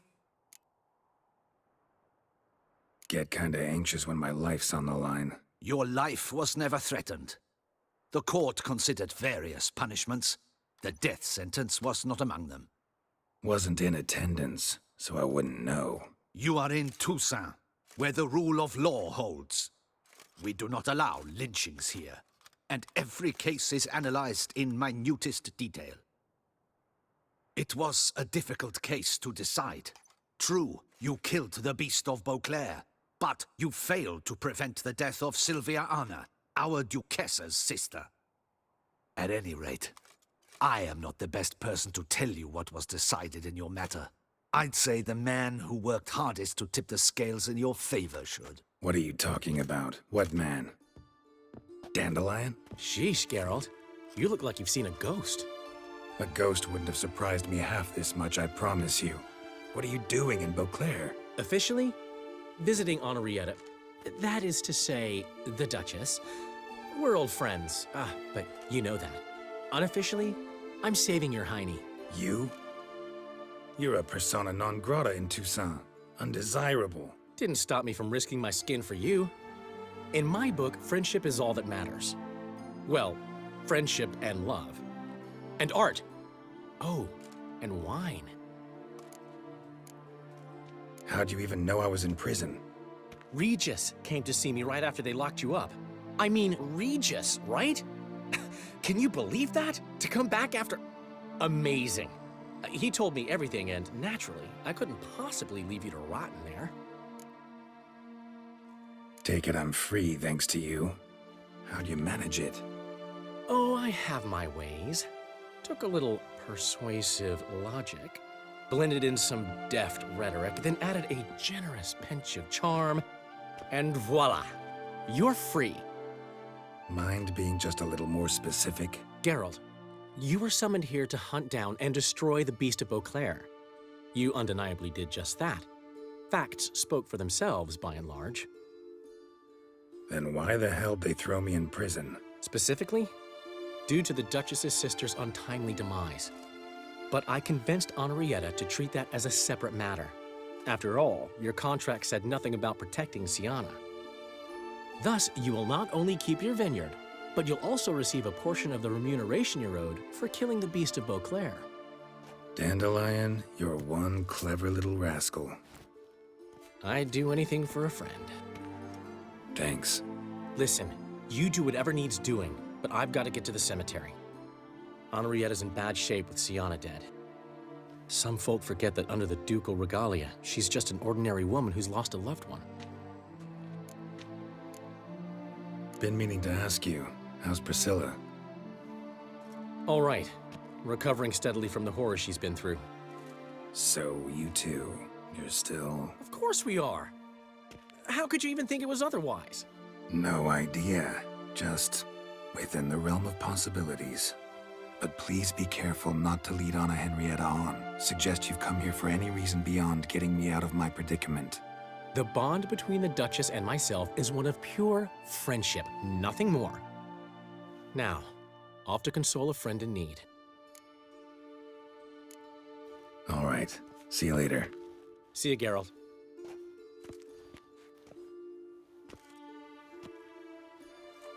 Off we go.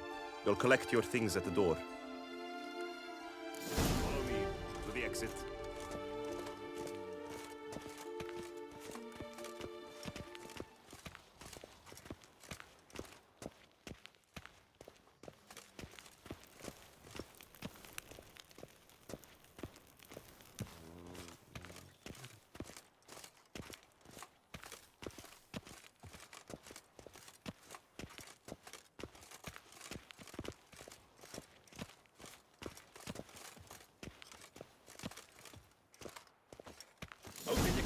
Your things are past the first gate. Take them, leave them. I don't really give a fig.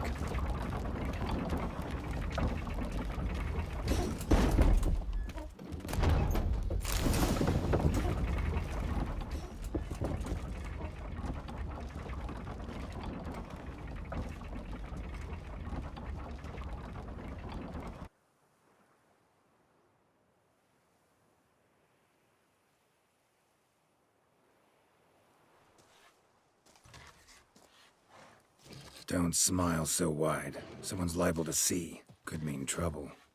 I can't help myself. Just so glad to see you. Glad to see you too, my vampire friend.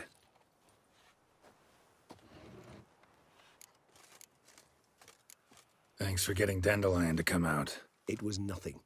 True, he was not at first terribly eager to face the Duchess, but I managed to persuade him his person was indispensable. Well played.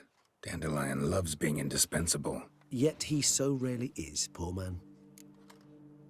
What did you do while While you vegetated in that correctional facility, I used the time to think. Wish to know what I thought about? Of course. The relationship between two numbers. Dettlaff's 4 victims and the 5 chivalric virtues. As you've no doubt noted, there's a difference of 1. Mean to tell me, after all we've figured out, that you now believe in the whole 5 virtues punished theory? Belief's got nothing to do with it. It's cold logic, deduction. Syanna went to great lengths to make folk believe the beast was punishing those who betrayed the virtues. Were I in her shoes, I'd make sure the number of victims matched. Are you not at all curious who was meant to be the 5th? If I say yes, what then? Then you'll come with me for another chat with the bootblack. You see, I've learned he delivered the notes to Dettlaff. Our search starts with him. Fine, see what he has to say. Could use a good walk, work out the kinks if nothing else. Come then.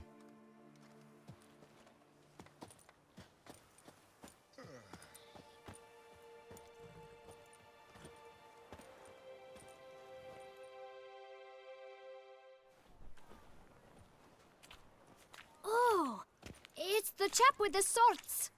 Sir, you look like some beast ate you up then spat you out. Are you here for a spiffing?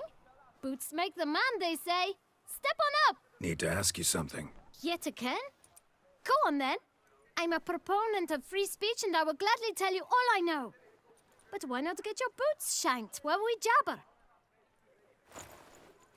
Guess they could use a spit and polish. Then I shall take advantage as well.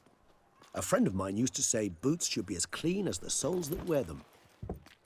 Clean boots, clean soles. A fine slogan.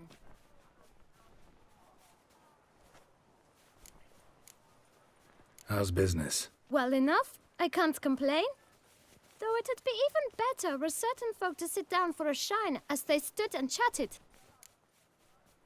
Man in the frock coat.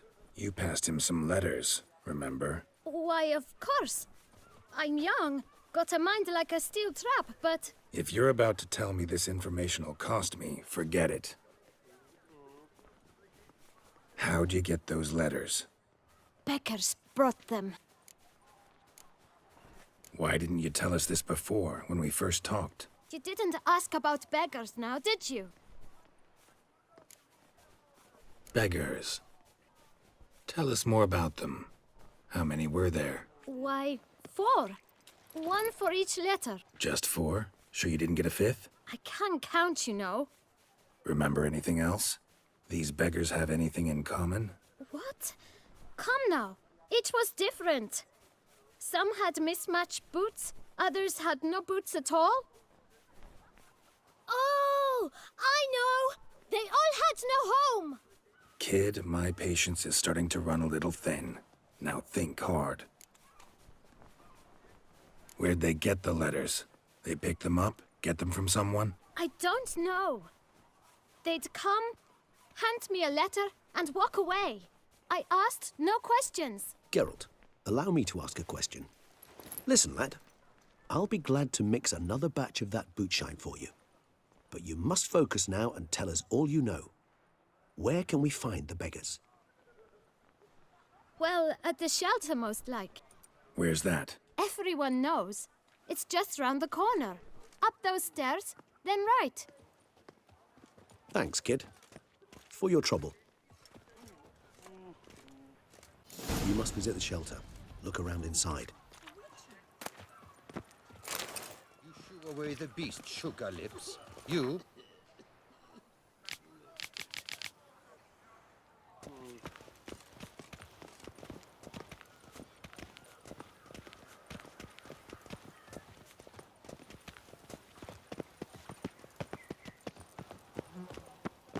You've to move your little camp elsewhere, got it?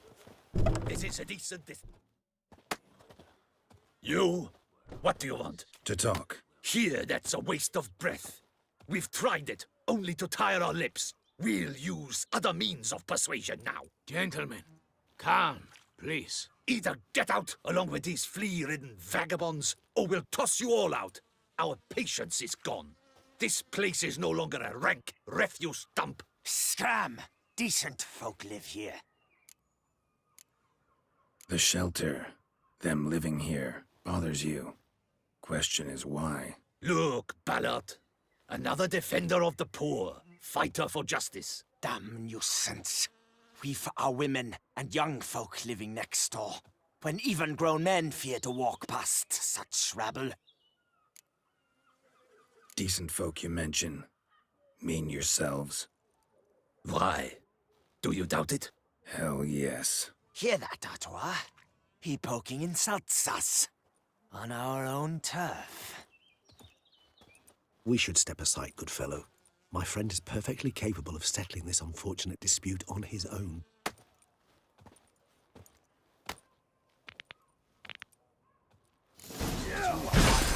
Squib. No!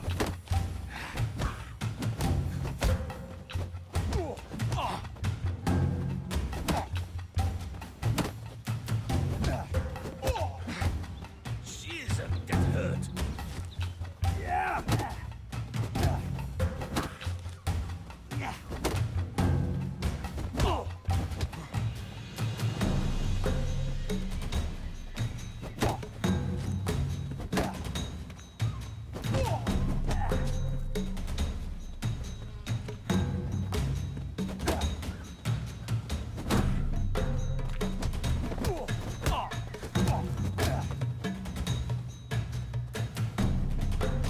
That's enough of that.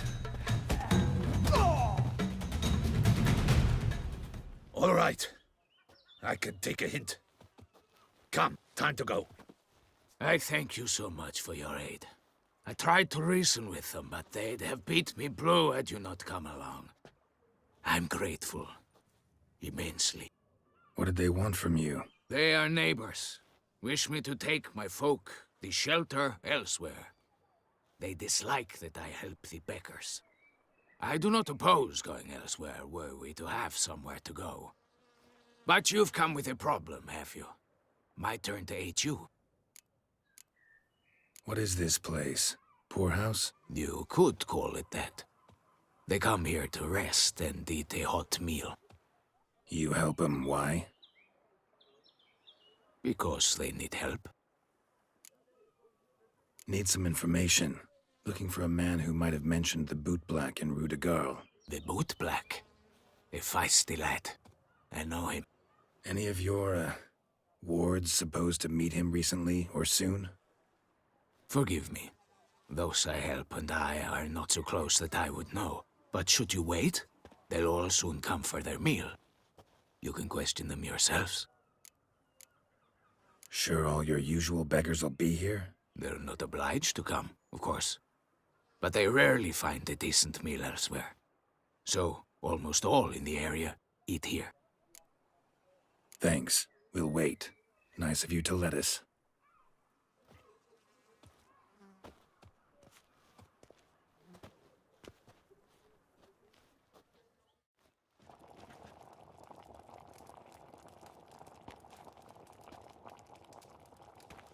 My dears, I've a matter to address before I serve the soup. These two gentlemen have some questions of you. Pay attention. Answer in brief. For if you draw it out, your soup will go cold, and we wouldn't want that, would we? Recently, 4 of you delivered sealed letters to the bootblack. I know this. Does anyone know what the gentleman means? Go on, speak up. Romain? Why should I squeal? We were all told not to mention the letters. We all swore. You can tell me, Romain. You were given a letter and you delivered it, right? Good work, Romain. Thank you. Who else? I got one too. Gave it to the bootblack. And Freshie, he got one. But he can't tell you, as he's not here. I still have mine. I'm to deliver it 2 days after the Feast of St. Barnabas. It's a matter of importance to the Duchy. Hand it over, or I'll take it from you, plain and simple. But I was to deliver it personally. Let no one else see it. That is what she said, and she was frightening. You ought to heed folk who are kind and honest. These men helped me a short while ago, helped all of us. If this individual threatened you, you need not keep the promise you made. All right, take it. I didn't want to see the bootblack anyways. It's always muddy there.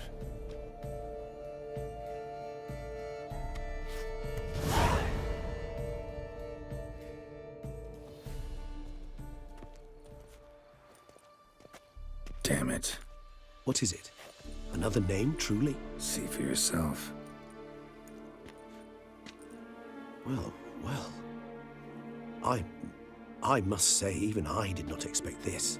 This time you will see to our Duchessa. It seems we underestimated Siana rather grossly. Judging by this, Detloff was literally supposed to tear her heart out. Yet first you must snap her neck. Puzzling. Puzzle complete now? Alas, the matter's ceased to be a tantalizing brain tease and has turned incredibly grave. We've proof of a plot to assassinate Toussaint's ruler. We've proof of a coup d'etat. Duchess was to be Detloff's last victim. Siana planned it from the start. Indeed. The logical conclusion, Geralt. 4 seemingly random victims to start. The virtue's their only link. Enough to get folk talking about a righteous, vengeful beast. Obscured the victims' links to Siana, even as she had those she despised killed off one by one, leaving the Duchess for last. Had she managed to fulfill her plan, none would have questioned the reasons. Most would have thought Anna Henrietta had died for her sins. She was known to show a hard heart on many occasions. Ample proof of a lack of compassion. Why would Siana murder her own sister? Out of envy? To take power? From an inborn penchant for evil? Yes, and yes. All those make sense, and none are mutually exclusive. Can only guess what drove Siana. Luckily, Anna Henrietta's safe now. I believe we may dare to assume so. Siana's death was also the death of the Duchess's only natural rival. She is in no danger, for now. Pretty rare thing for a ruler. What do we do now? Now we drink. Unless, that is, you feel a witcherly duty to see the Duchess and tell her what we just learned. Let's go. Haven't had a drink in weeks. Besides, doubt that information would do the Duchess any good. Why not admit you're simply afraid of her reaction? She already locked me up once. Can you blame me? I cannot. At times one must abandon grand politics for a bit of simple pleasure. I believe this is one of those times. Met a whole rogues gallery. All interesting folk in prison. Can't say I'm eager to ever see any of my cellmates again, though. Of all the places to wind up behind bars, Toussaint was a good choice. No other ruler I know would change their mind so quickly. Especially given it wasn't about just anyone, but the Duchess's very own sister. As you know, I had little sympathy for Sienna. Nonetheless, I very much regret I could not keep her safe. To you, her ultimate fate, does it still bring on the occasional pang of regret? Yep. Still. Well then, drink up.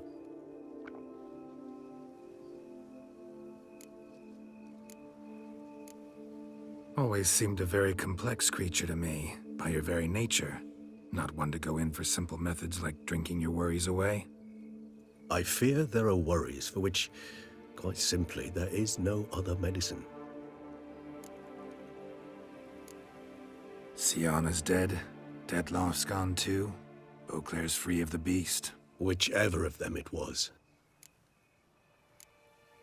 Whatever you say about Sienna, you gotta admit, she was unbending. That she was. I do admit it.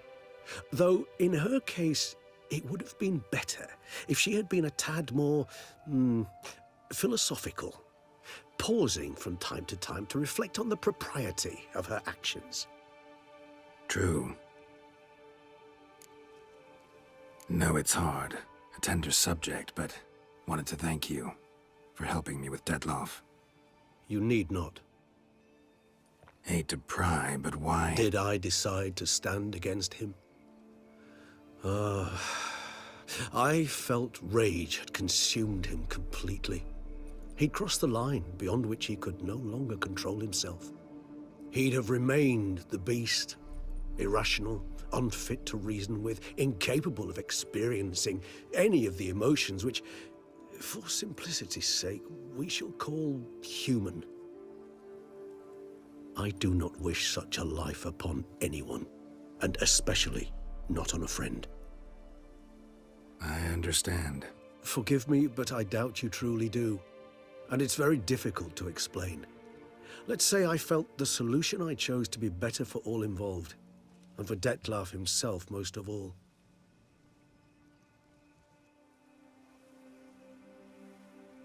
How do you find my personal brew?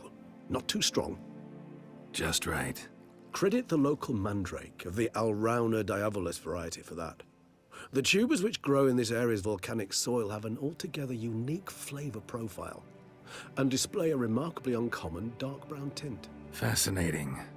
All I can say is this batch turned out excellent. Indeed.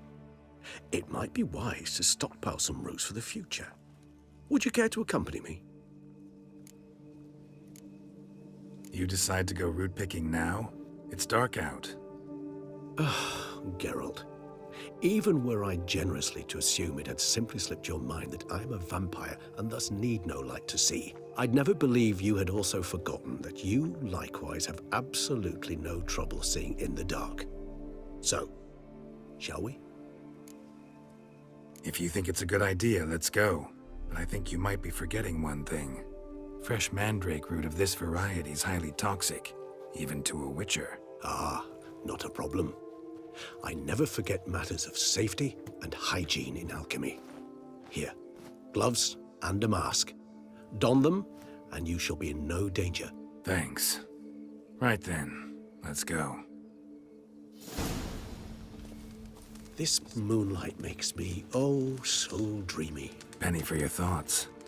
Let me guess. Succubus twins? No, I was thinking about, how anything can look interesting when properly lit. Even an old necrophage corpse? You've not an ounce of refinement in you, have you?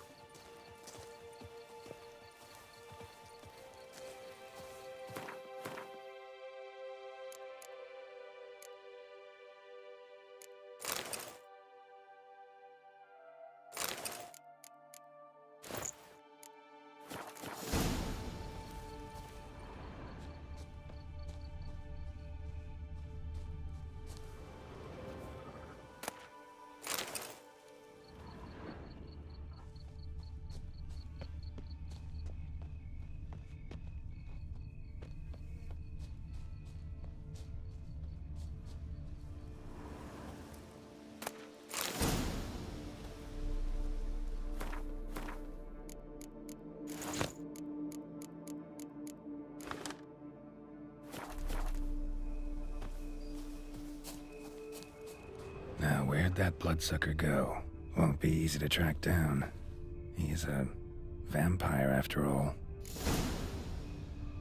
Damn it, where'd you go?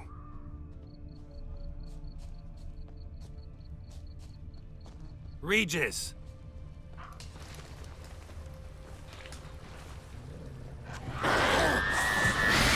Damn it, where'd you go? You raise your hand against the vampire! You shall die for that! I did what I had to do!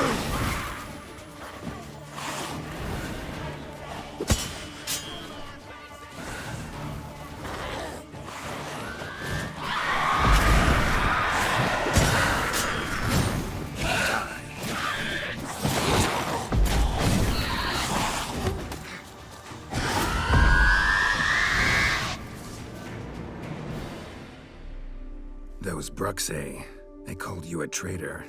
Alas, we've a very simple code of honor, we vampires. So simple you might call it trivial. Either one is with us, unconditionally, regardless of the circumstances, or... Won't let it go, will they? They will not. Fortunately, we've another rule, an unwritten one, and just as trivial as the first. It is neatly summarized in the saying, out of sight, out of mind. That is why I must leave Toussaint.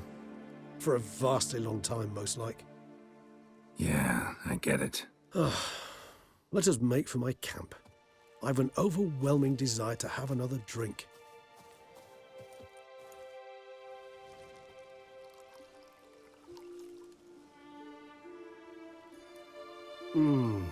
Supreme bouquet. Firm, defined beginning, then develops gently, rising to a startling finish. Don't you think? Not much of a connoisseur. Then it is high time you started your education. After all, the Corvo Bianco vineyard is now yours. By the way, I left a gift for you at your new home, on the nightstand. Thanks. Mind telling me what it is? A trifle. That will nonetheless be useful should you need mutagens. Incidentally, have you thought about what you'll do with your prize? Shall you hang your swords over the mantle and take to pruning vines? Don't really know yet. Might find the life of a hard-working vintner too tempting one day. Or maybe I'll just stick to the path, go on roaming, staring up at the stars after laying my bedroll at the roadside. Ah, roadsides, bedrolls, and the sky above. I sense some poetry coming on, which of course brings to mind Dandelion.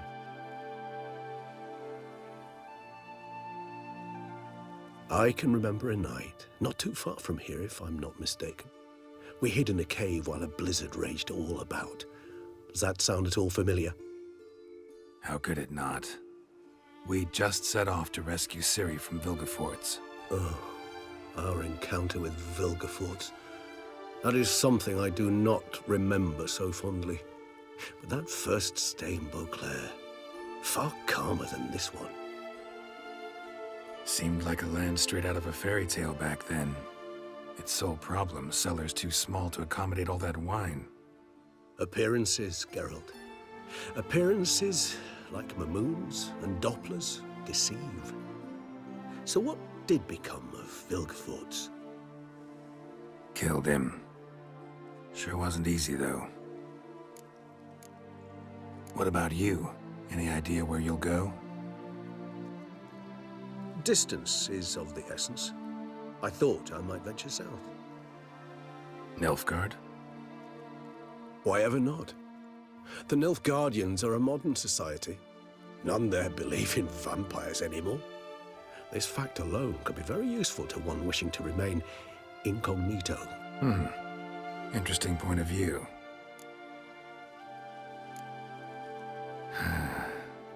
I so don't feel like going anywhere. Sit here a while longer? So we shall, my friend.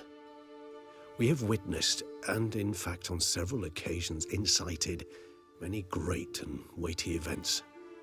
After all that toil, I believe we deserve a bit of a rest. That we do.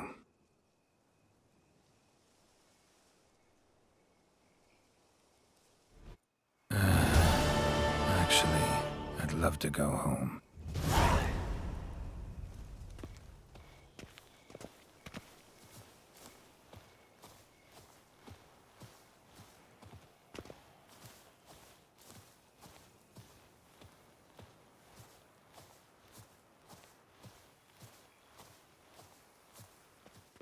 I'm not at all fond of that chain you wear. It clashes horribly with my dress. But it's my dynastic crest. I don't like it. Very well, darling. I shall put it away. Greetings, Witcher. You're well? Everything seem in order? We are, and it is. I thank you again, Geralt. Noticed any changes? Anything strange on your body? Troubling symptoms? How shall I put this? I've grown some feathers. Well, down, to be precise. Whereabouts? Why mention it? It's such a minor problem. Personally, I like it.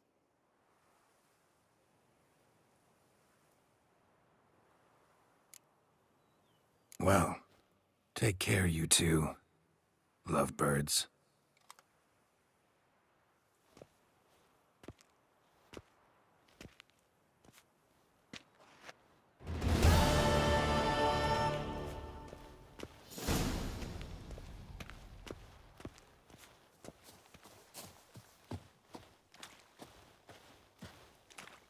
I'm walking on water.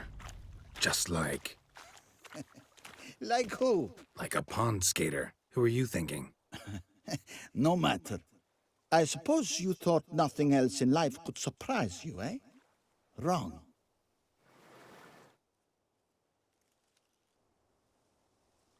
Hey, happen to know how the hell I can walk on that water? Naturally, I know. Since time immemorial have I dwelt in solitude on this shore, and I can testify to the extraordinary nature of the lake. What's so extraordinary about it? I mean, besides the fact that you can walk on its surface. A sword, most wondrous, lies in its depths. I watch over it. The blade may be grasped solely by one who possesses the 5 chivalric virtues. Folk call me a lot of things, but virtuous? I don't know. Yet I do know, for I know who you are. You have proven yourself capable of great sympathy. You are a man of honor, as many can attest. Of humble means yourself. You show generosity to others. Your valor is the stuff of legends. Reason guides your actions, as it does those of all who are wise. You have proven the 5 chivalric virtues dwell in your heart. Mean the sword's mine? I can dive in and take it? The sword deserves the hand of a master. You must prove your skills are worthy through combat atop the water's surface. Are you ready? Anytime. Then draw your blade.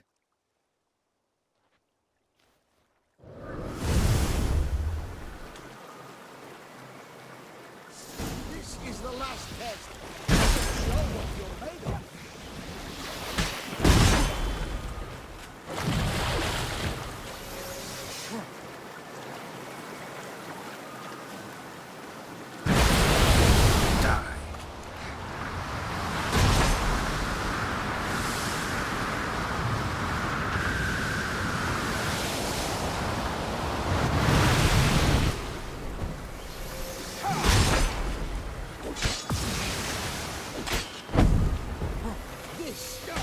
This, my favorite part of the test.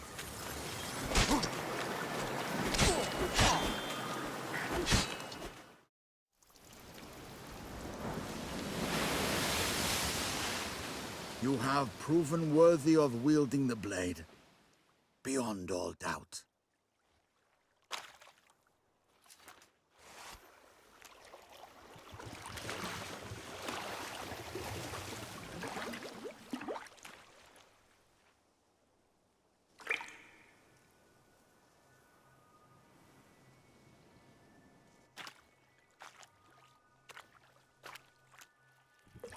Behold, your Arendite.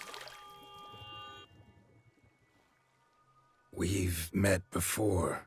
Certainly. The hermit admitted he knew you, remember? The Lady of the Lake. It is I. Forget not that you are a man right and honorable, devoted to doing good. And for these reasons you received the blade. Now bear it. And I trust this time you shall not lose it.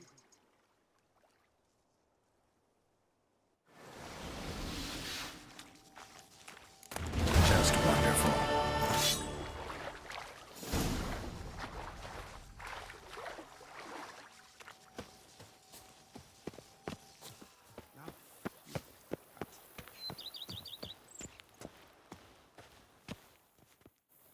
Master Witcher, some unknown individual barged into the residence. I resisted as best I could, but to no avail. Who is it? Alas, they did not do me the basic courtesy of introducing themselves.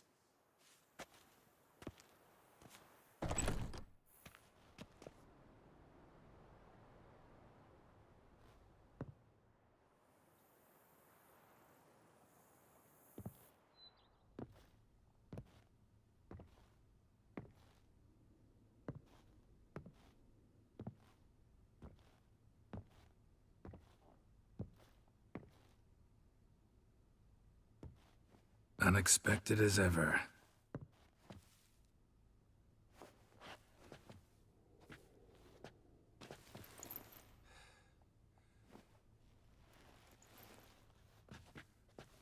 And beautiful as ever.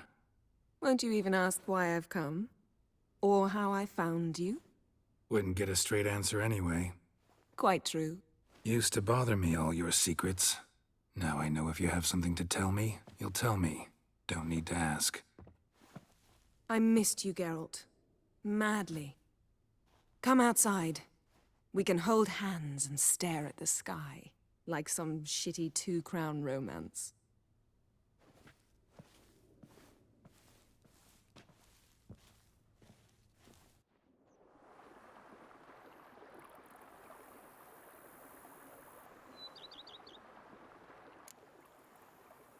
Brought quite a few books. Let me guess. Working on a new spell? Not at all. These aren't grimoires, just pleasure reading. The Name of the Orchid. A widower for half a year. Huh. Always thought you too busy to make time for something as impractical as pleasure reading. Because I was. But now I'm not. A few weeks ago, I awoke to the realization that I know not what to do next. I have no plan. I have no goal. And you know what? I like that. Finally, I can stop thinking about politics and focus on what's important to me. Which is why I came here.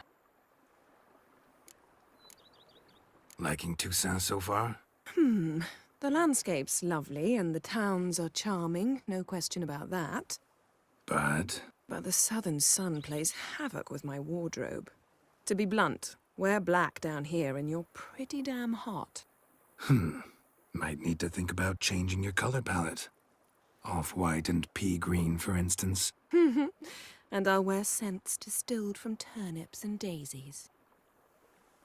I think I shall simply stay in the shade. And you'll bring me cool drinks. At regular intervals. Bring you whatever you want. You know, feels kinda strange having a home. I must say I never pictured you owning real estate. Was something of an accident, but I'm not about to complain. Yen, back then, before we fought the hunt, said you wanted to run away with me to the world's end. This vineyard, good enough? Yes, although there's one thing missing. Namely? I shall give you a hint. It's large, white, has 4 legs, category taxidermy. Oh yeah, the unicorn. Fine, you can bring it down here. I knew you'd see things my way. Ever thought this day would come? Me and you, peace and quiet. Bees buzzing, birds chirping. I almost regret delaying so long before coming to you. I was quite the silly goose. You have doubts? Though I imagine it might have been hard coming after me. Always were proud as a peacock. Please, Geralt. I'm not like other sorceresses to feel that following someone means my wings have been clipped. Ooh, watch what you say about your colleagues. Remember, it's an ill bird that fouls its own nest. Well said, Witcher. You're not only handsome, but wise, too.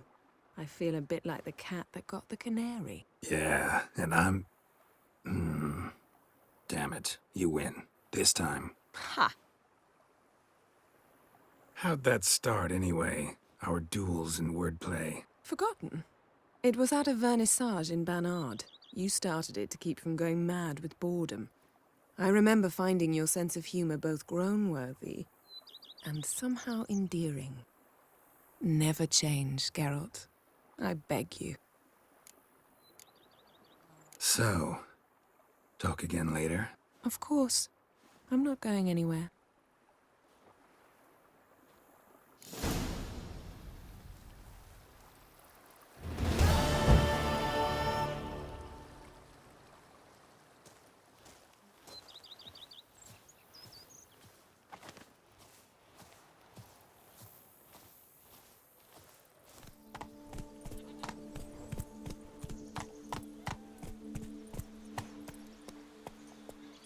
Give me peace, please.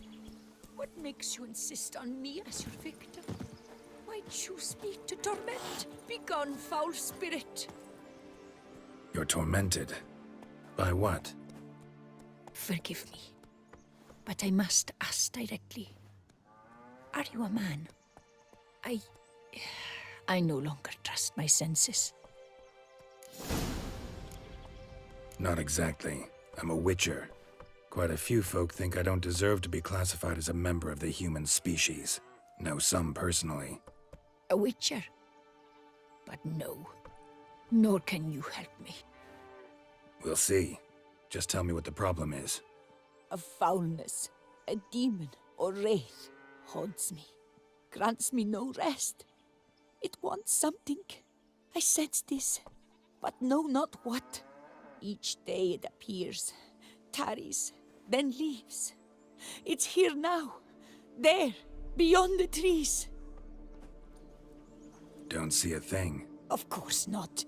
It cannot be seen. Yet you see it? Only when I drink the brew, which brings a pain to my head, nausea. But I endured these to keep an eye on the wraith, my tormentor. This demon of yours, can you describe it? It is an enormous horse, its hoofbeats pounding in the dark. It gallops to me, stops, stares, then runs on. Sure it's not just a wild horse, run-of-the-mill? The creature is not of this world. When it gazes at me, a terrible chill pervades my soul. It is evil condensed, its eyes black, void. Each time it comes, terror grips me. I cease what I'm doing, still my breath and heart. What's your brew made of? Gotta wonder what's causing such strong visions. You drop in some mushroom, jumper tub, dancing dewlap? Close. The common grey top. I see you know your herbs. Grey top? Variety's extinct if I recall correctly. Nearly, but not quite. I was able to grow a few from dried spores. I'd hoped a brew of grey top would reveal this nightmare. I was not wrong. Far as I know, grey top produces some powerful side effects. Though it can, in fact, reveal the hidden, the immaterial. Yes, I see the evil. Better that than to know it is there, but not know where. Need to talk about how much I'll get paid first. Is it gold you want? Orens or Novigrad crowns. Florins will work too. I've none of any coin. I've nothing, in fact. Just potatoes in the cellar. A good crop this year. Tend to this quickly, completely, and several sacks will be yours. Agreed? Don't have a choice, I guess. Potatoes it is, but how many? Agreed. That many I can spare. Fine. You seem sure something's out there. I'll see what I can do. Start by taking a look around.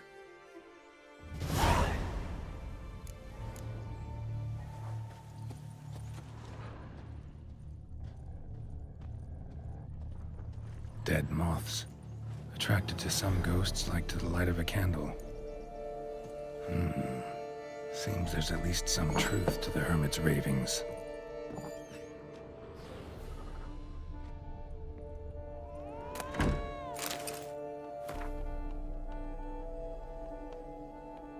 Common gray top. Strong hallucinogen. Thought extinct. Don't often get to see that. Drops of blood on the pillow. Trail of them leading to the window. Shutters closed tight. Need to check the other side, see if the trail continues.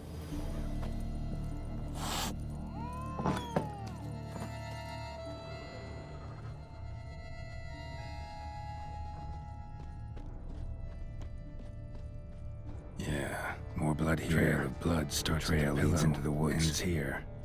Medallion's still vibrating.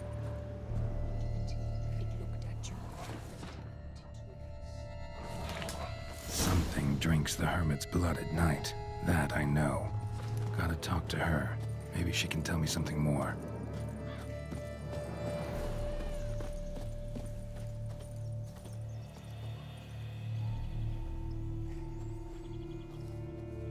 Witcher. Heard flagellants whip themselves to atone for all humankind's wrongs. To appease the gods, gain their forgiveness. That why you do it? We've each our own reasons. I seek to atone for the suffering of a living being, which once fell victim to another's vanity. I care not for humankind, preferring instead the company of animals.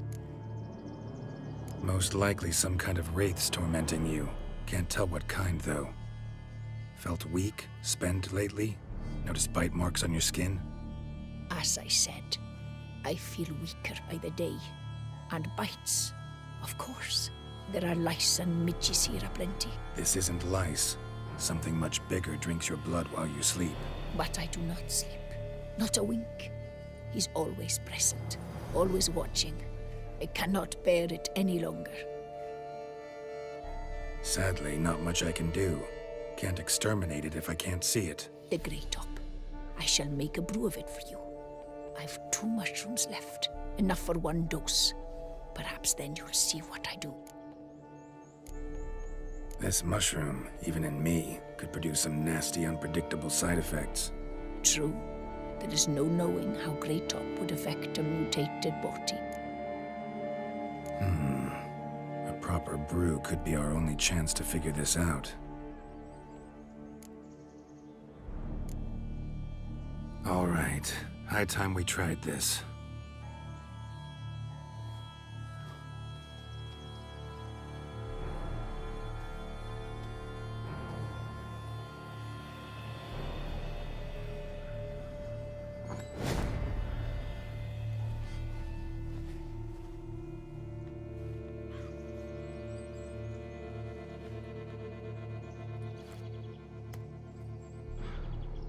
If I start muttering something about unicorns or sorceresses, ignore it.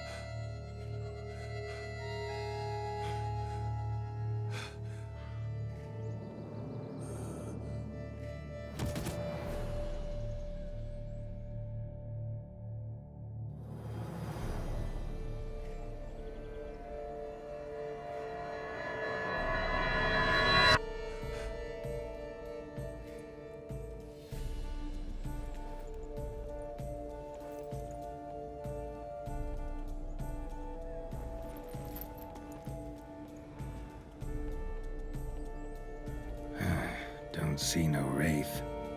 Wow, this clover's amazing. Now that's what I call a bouquet. Who said that? Oh, you're awake. Had me worried. You were out way too long.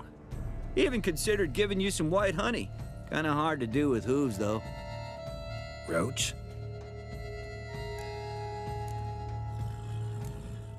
Your voice. It's, interesting. Gotta say, I expected a young mare to sound, girlish. Based on what? Your vast experience with talking animals? Far as I know, I'm your first. Good point. Must be the brew that did this. Interesting side effect. Great, isn't it? You should take this stuff more often. Got so many pointers I could give you. Can't, sadly. Drinking this too often could prove fatal. Hey, know how you always show up when I whistle? How's that work exactly? Well, you're my human. Gotta be there when you need me. Yes, I'll be there for you, ooh, as the world falls down. Still kinda strange. How you cross the ocean when I call sometimes, but then get hung up on the tiniest fence. What's that about? What can I say? Everyone's got limits. Listen, got this contract I need to finish before the brew wears off. Right. Monster won't slay itself. Let me see. First up, I need to know what we're dealing with. Follow me, and try not to trample any plants or small animals.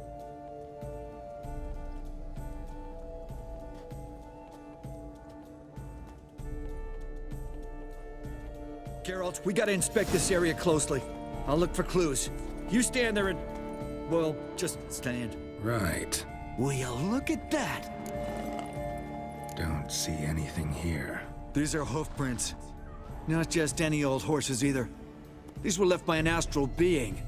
Otherworldly. We gotta follow them.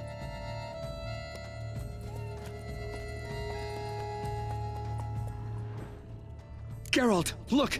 This here's definitely a clue!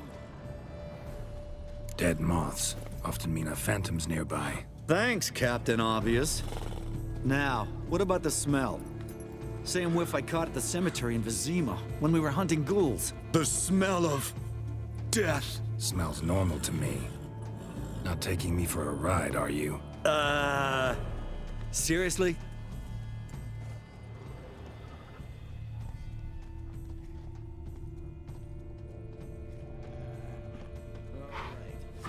Know what we're up against. Clever man, is that it? Fuck off. So, the morning after, is it? Ophir, have you beaten her? In need of a song, Sir Knight? Or an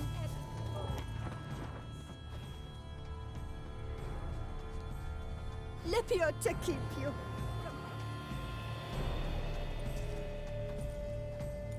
Right, Geralt.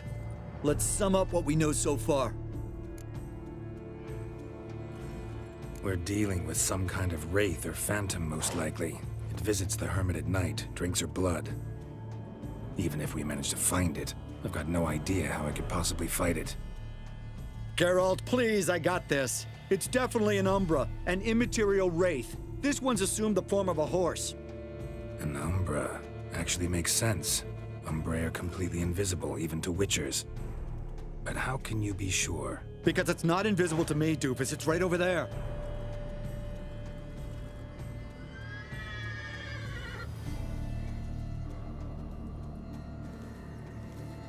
It's getting away! Come on, Witcher! Hop in the saddle! Gotta catch it! Go, go! There's the Umbra! Let's go, Geralt! After it! Hey! Gotta save my strength a bit. No telling how long we're gonna need to keep running.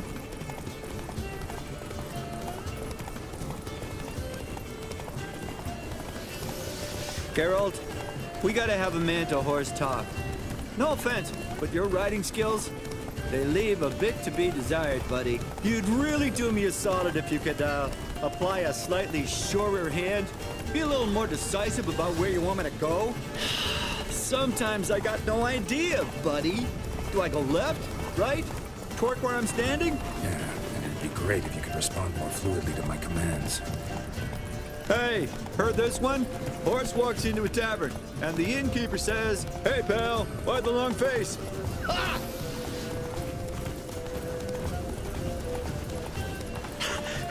Let's not lose sight of that Umbra.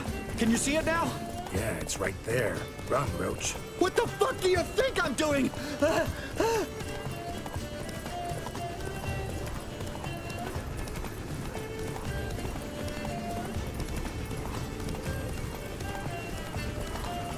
long as we're being candid, I gotta ask. Why do you sometimes buck me off in the middle of a fight? First I've heard. I don't recall that ever happening. Of course you don't.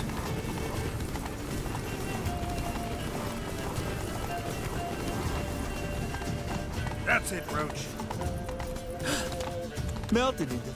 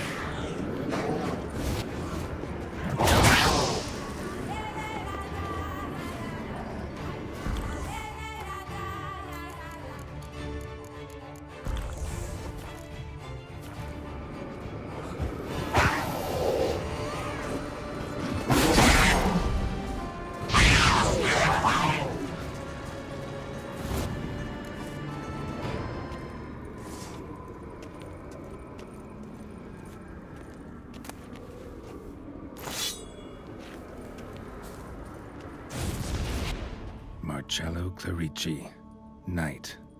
Died last year. Was more or less the same age as our hermit. Seems his spirit's become a horse-shaped umbra that's tormenting Penastri. Why are you telling me this? I can read and draw my own conclusions. Thinking aloud, that's all. Helps me focus.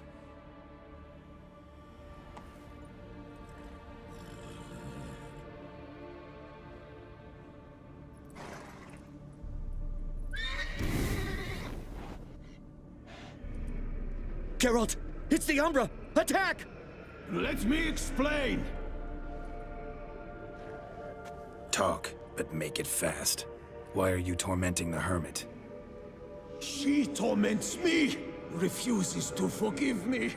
I'm denied peace in the afterlife, and it's all her doing. Each day I come and beg her for clemency. Beg her for clemency? You drink her blood, drive her mad with fear. I don't know how to explain it, but yes, A monstrous force takes me. Though I also know I'll not have peace till the day Pinastri forgives me.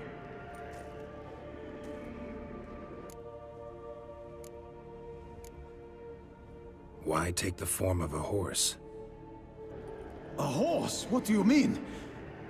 Each day since I died, a power lifts me from my grave and makes me run. Then I return with blood in my mouth. I don't know what this is, how it comes to pass, but I do know the torment will continue until she forgives me.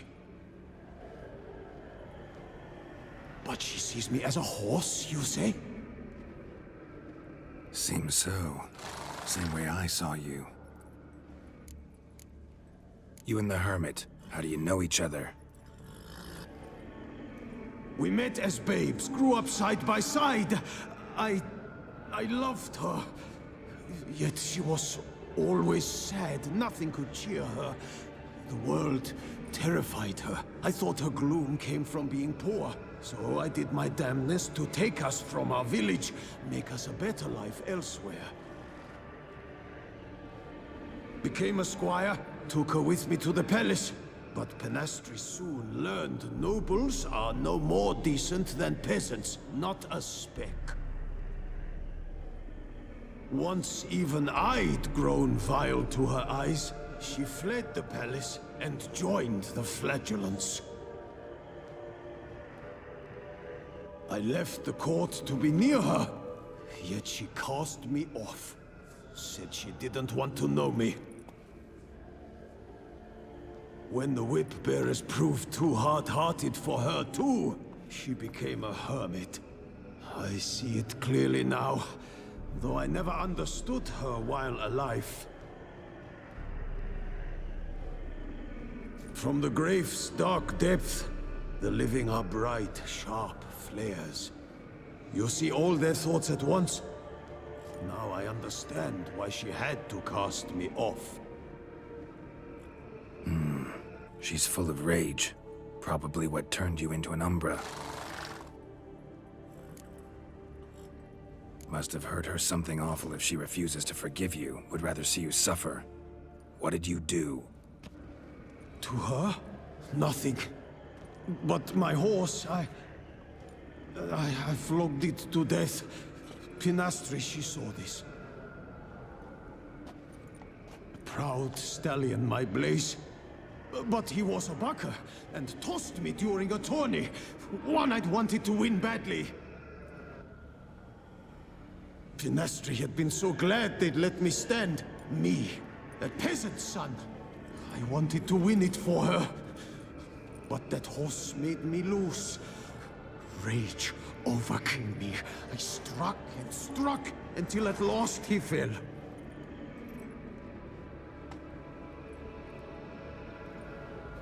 Oh, the regret. I beg you, forgive me. Absolve me in Blaze's very name.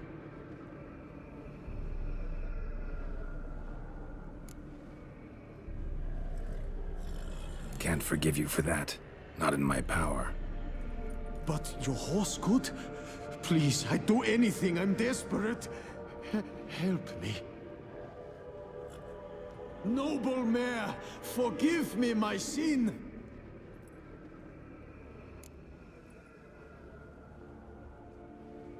Could free his spirit, pardoning him on behalf of his horse. But you shouldn't do it if you don't think he deserves forgiveness. Did a rotten thing. Got no excuse. Your horse was loyal. Did the best damn job he could. 'Cause that's how we horses are. True. I know I deserved what befell me. But we aren't vengeful, don't hold grudges, don't dwell on being left in monster-infested woods. So, in your poor Blaze's name, I forgive you. Oh, thank you. I feel it's incredible. Such relief, such lightness.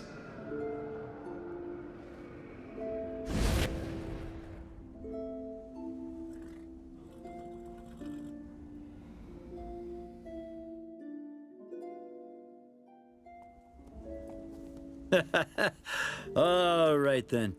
Guess we might as well head back. Penastri's nights ought to be ghost-free from now on. Anything to add, Geralt? Nope. Let's go see her.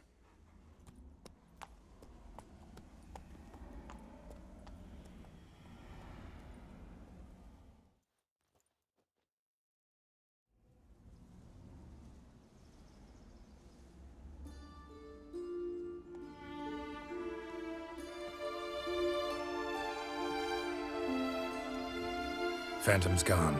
Shouldn't torment you ever again. I felt a change. I did. As if I'd been released from a cramped, dank cellar.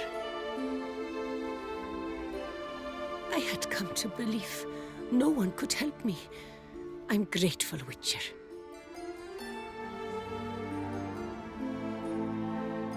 As agreed, your reward. With my thanks. Ought to thank my horse, actually. Phantom's departure, mostly Roach's doing. Then I thank you too, noble creature. Gotta admit, easy peasy with our powers combined. So, what now? We hit the path? Ride to the nearest notice board? Rustle up another contract? Exactly. Though, effects of the bruise waning. I can feel it. Won't be able to understand you soon. Ah, that's horseshit. I mean, I got so much more I want to tell you, and...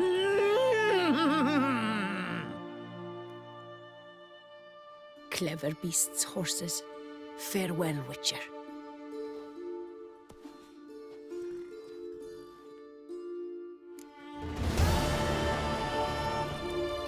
Faster.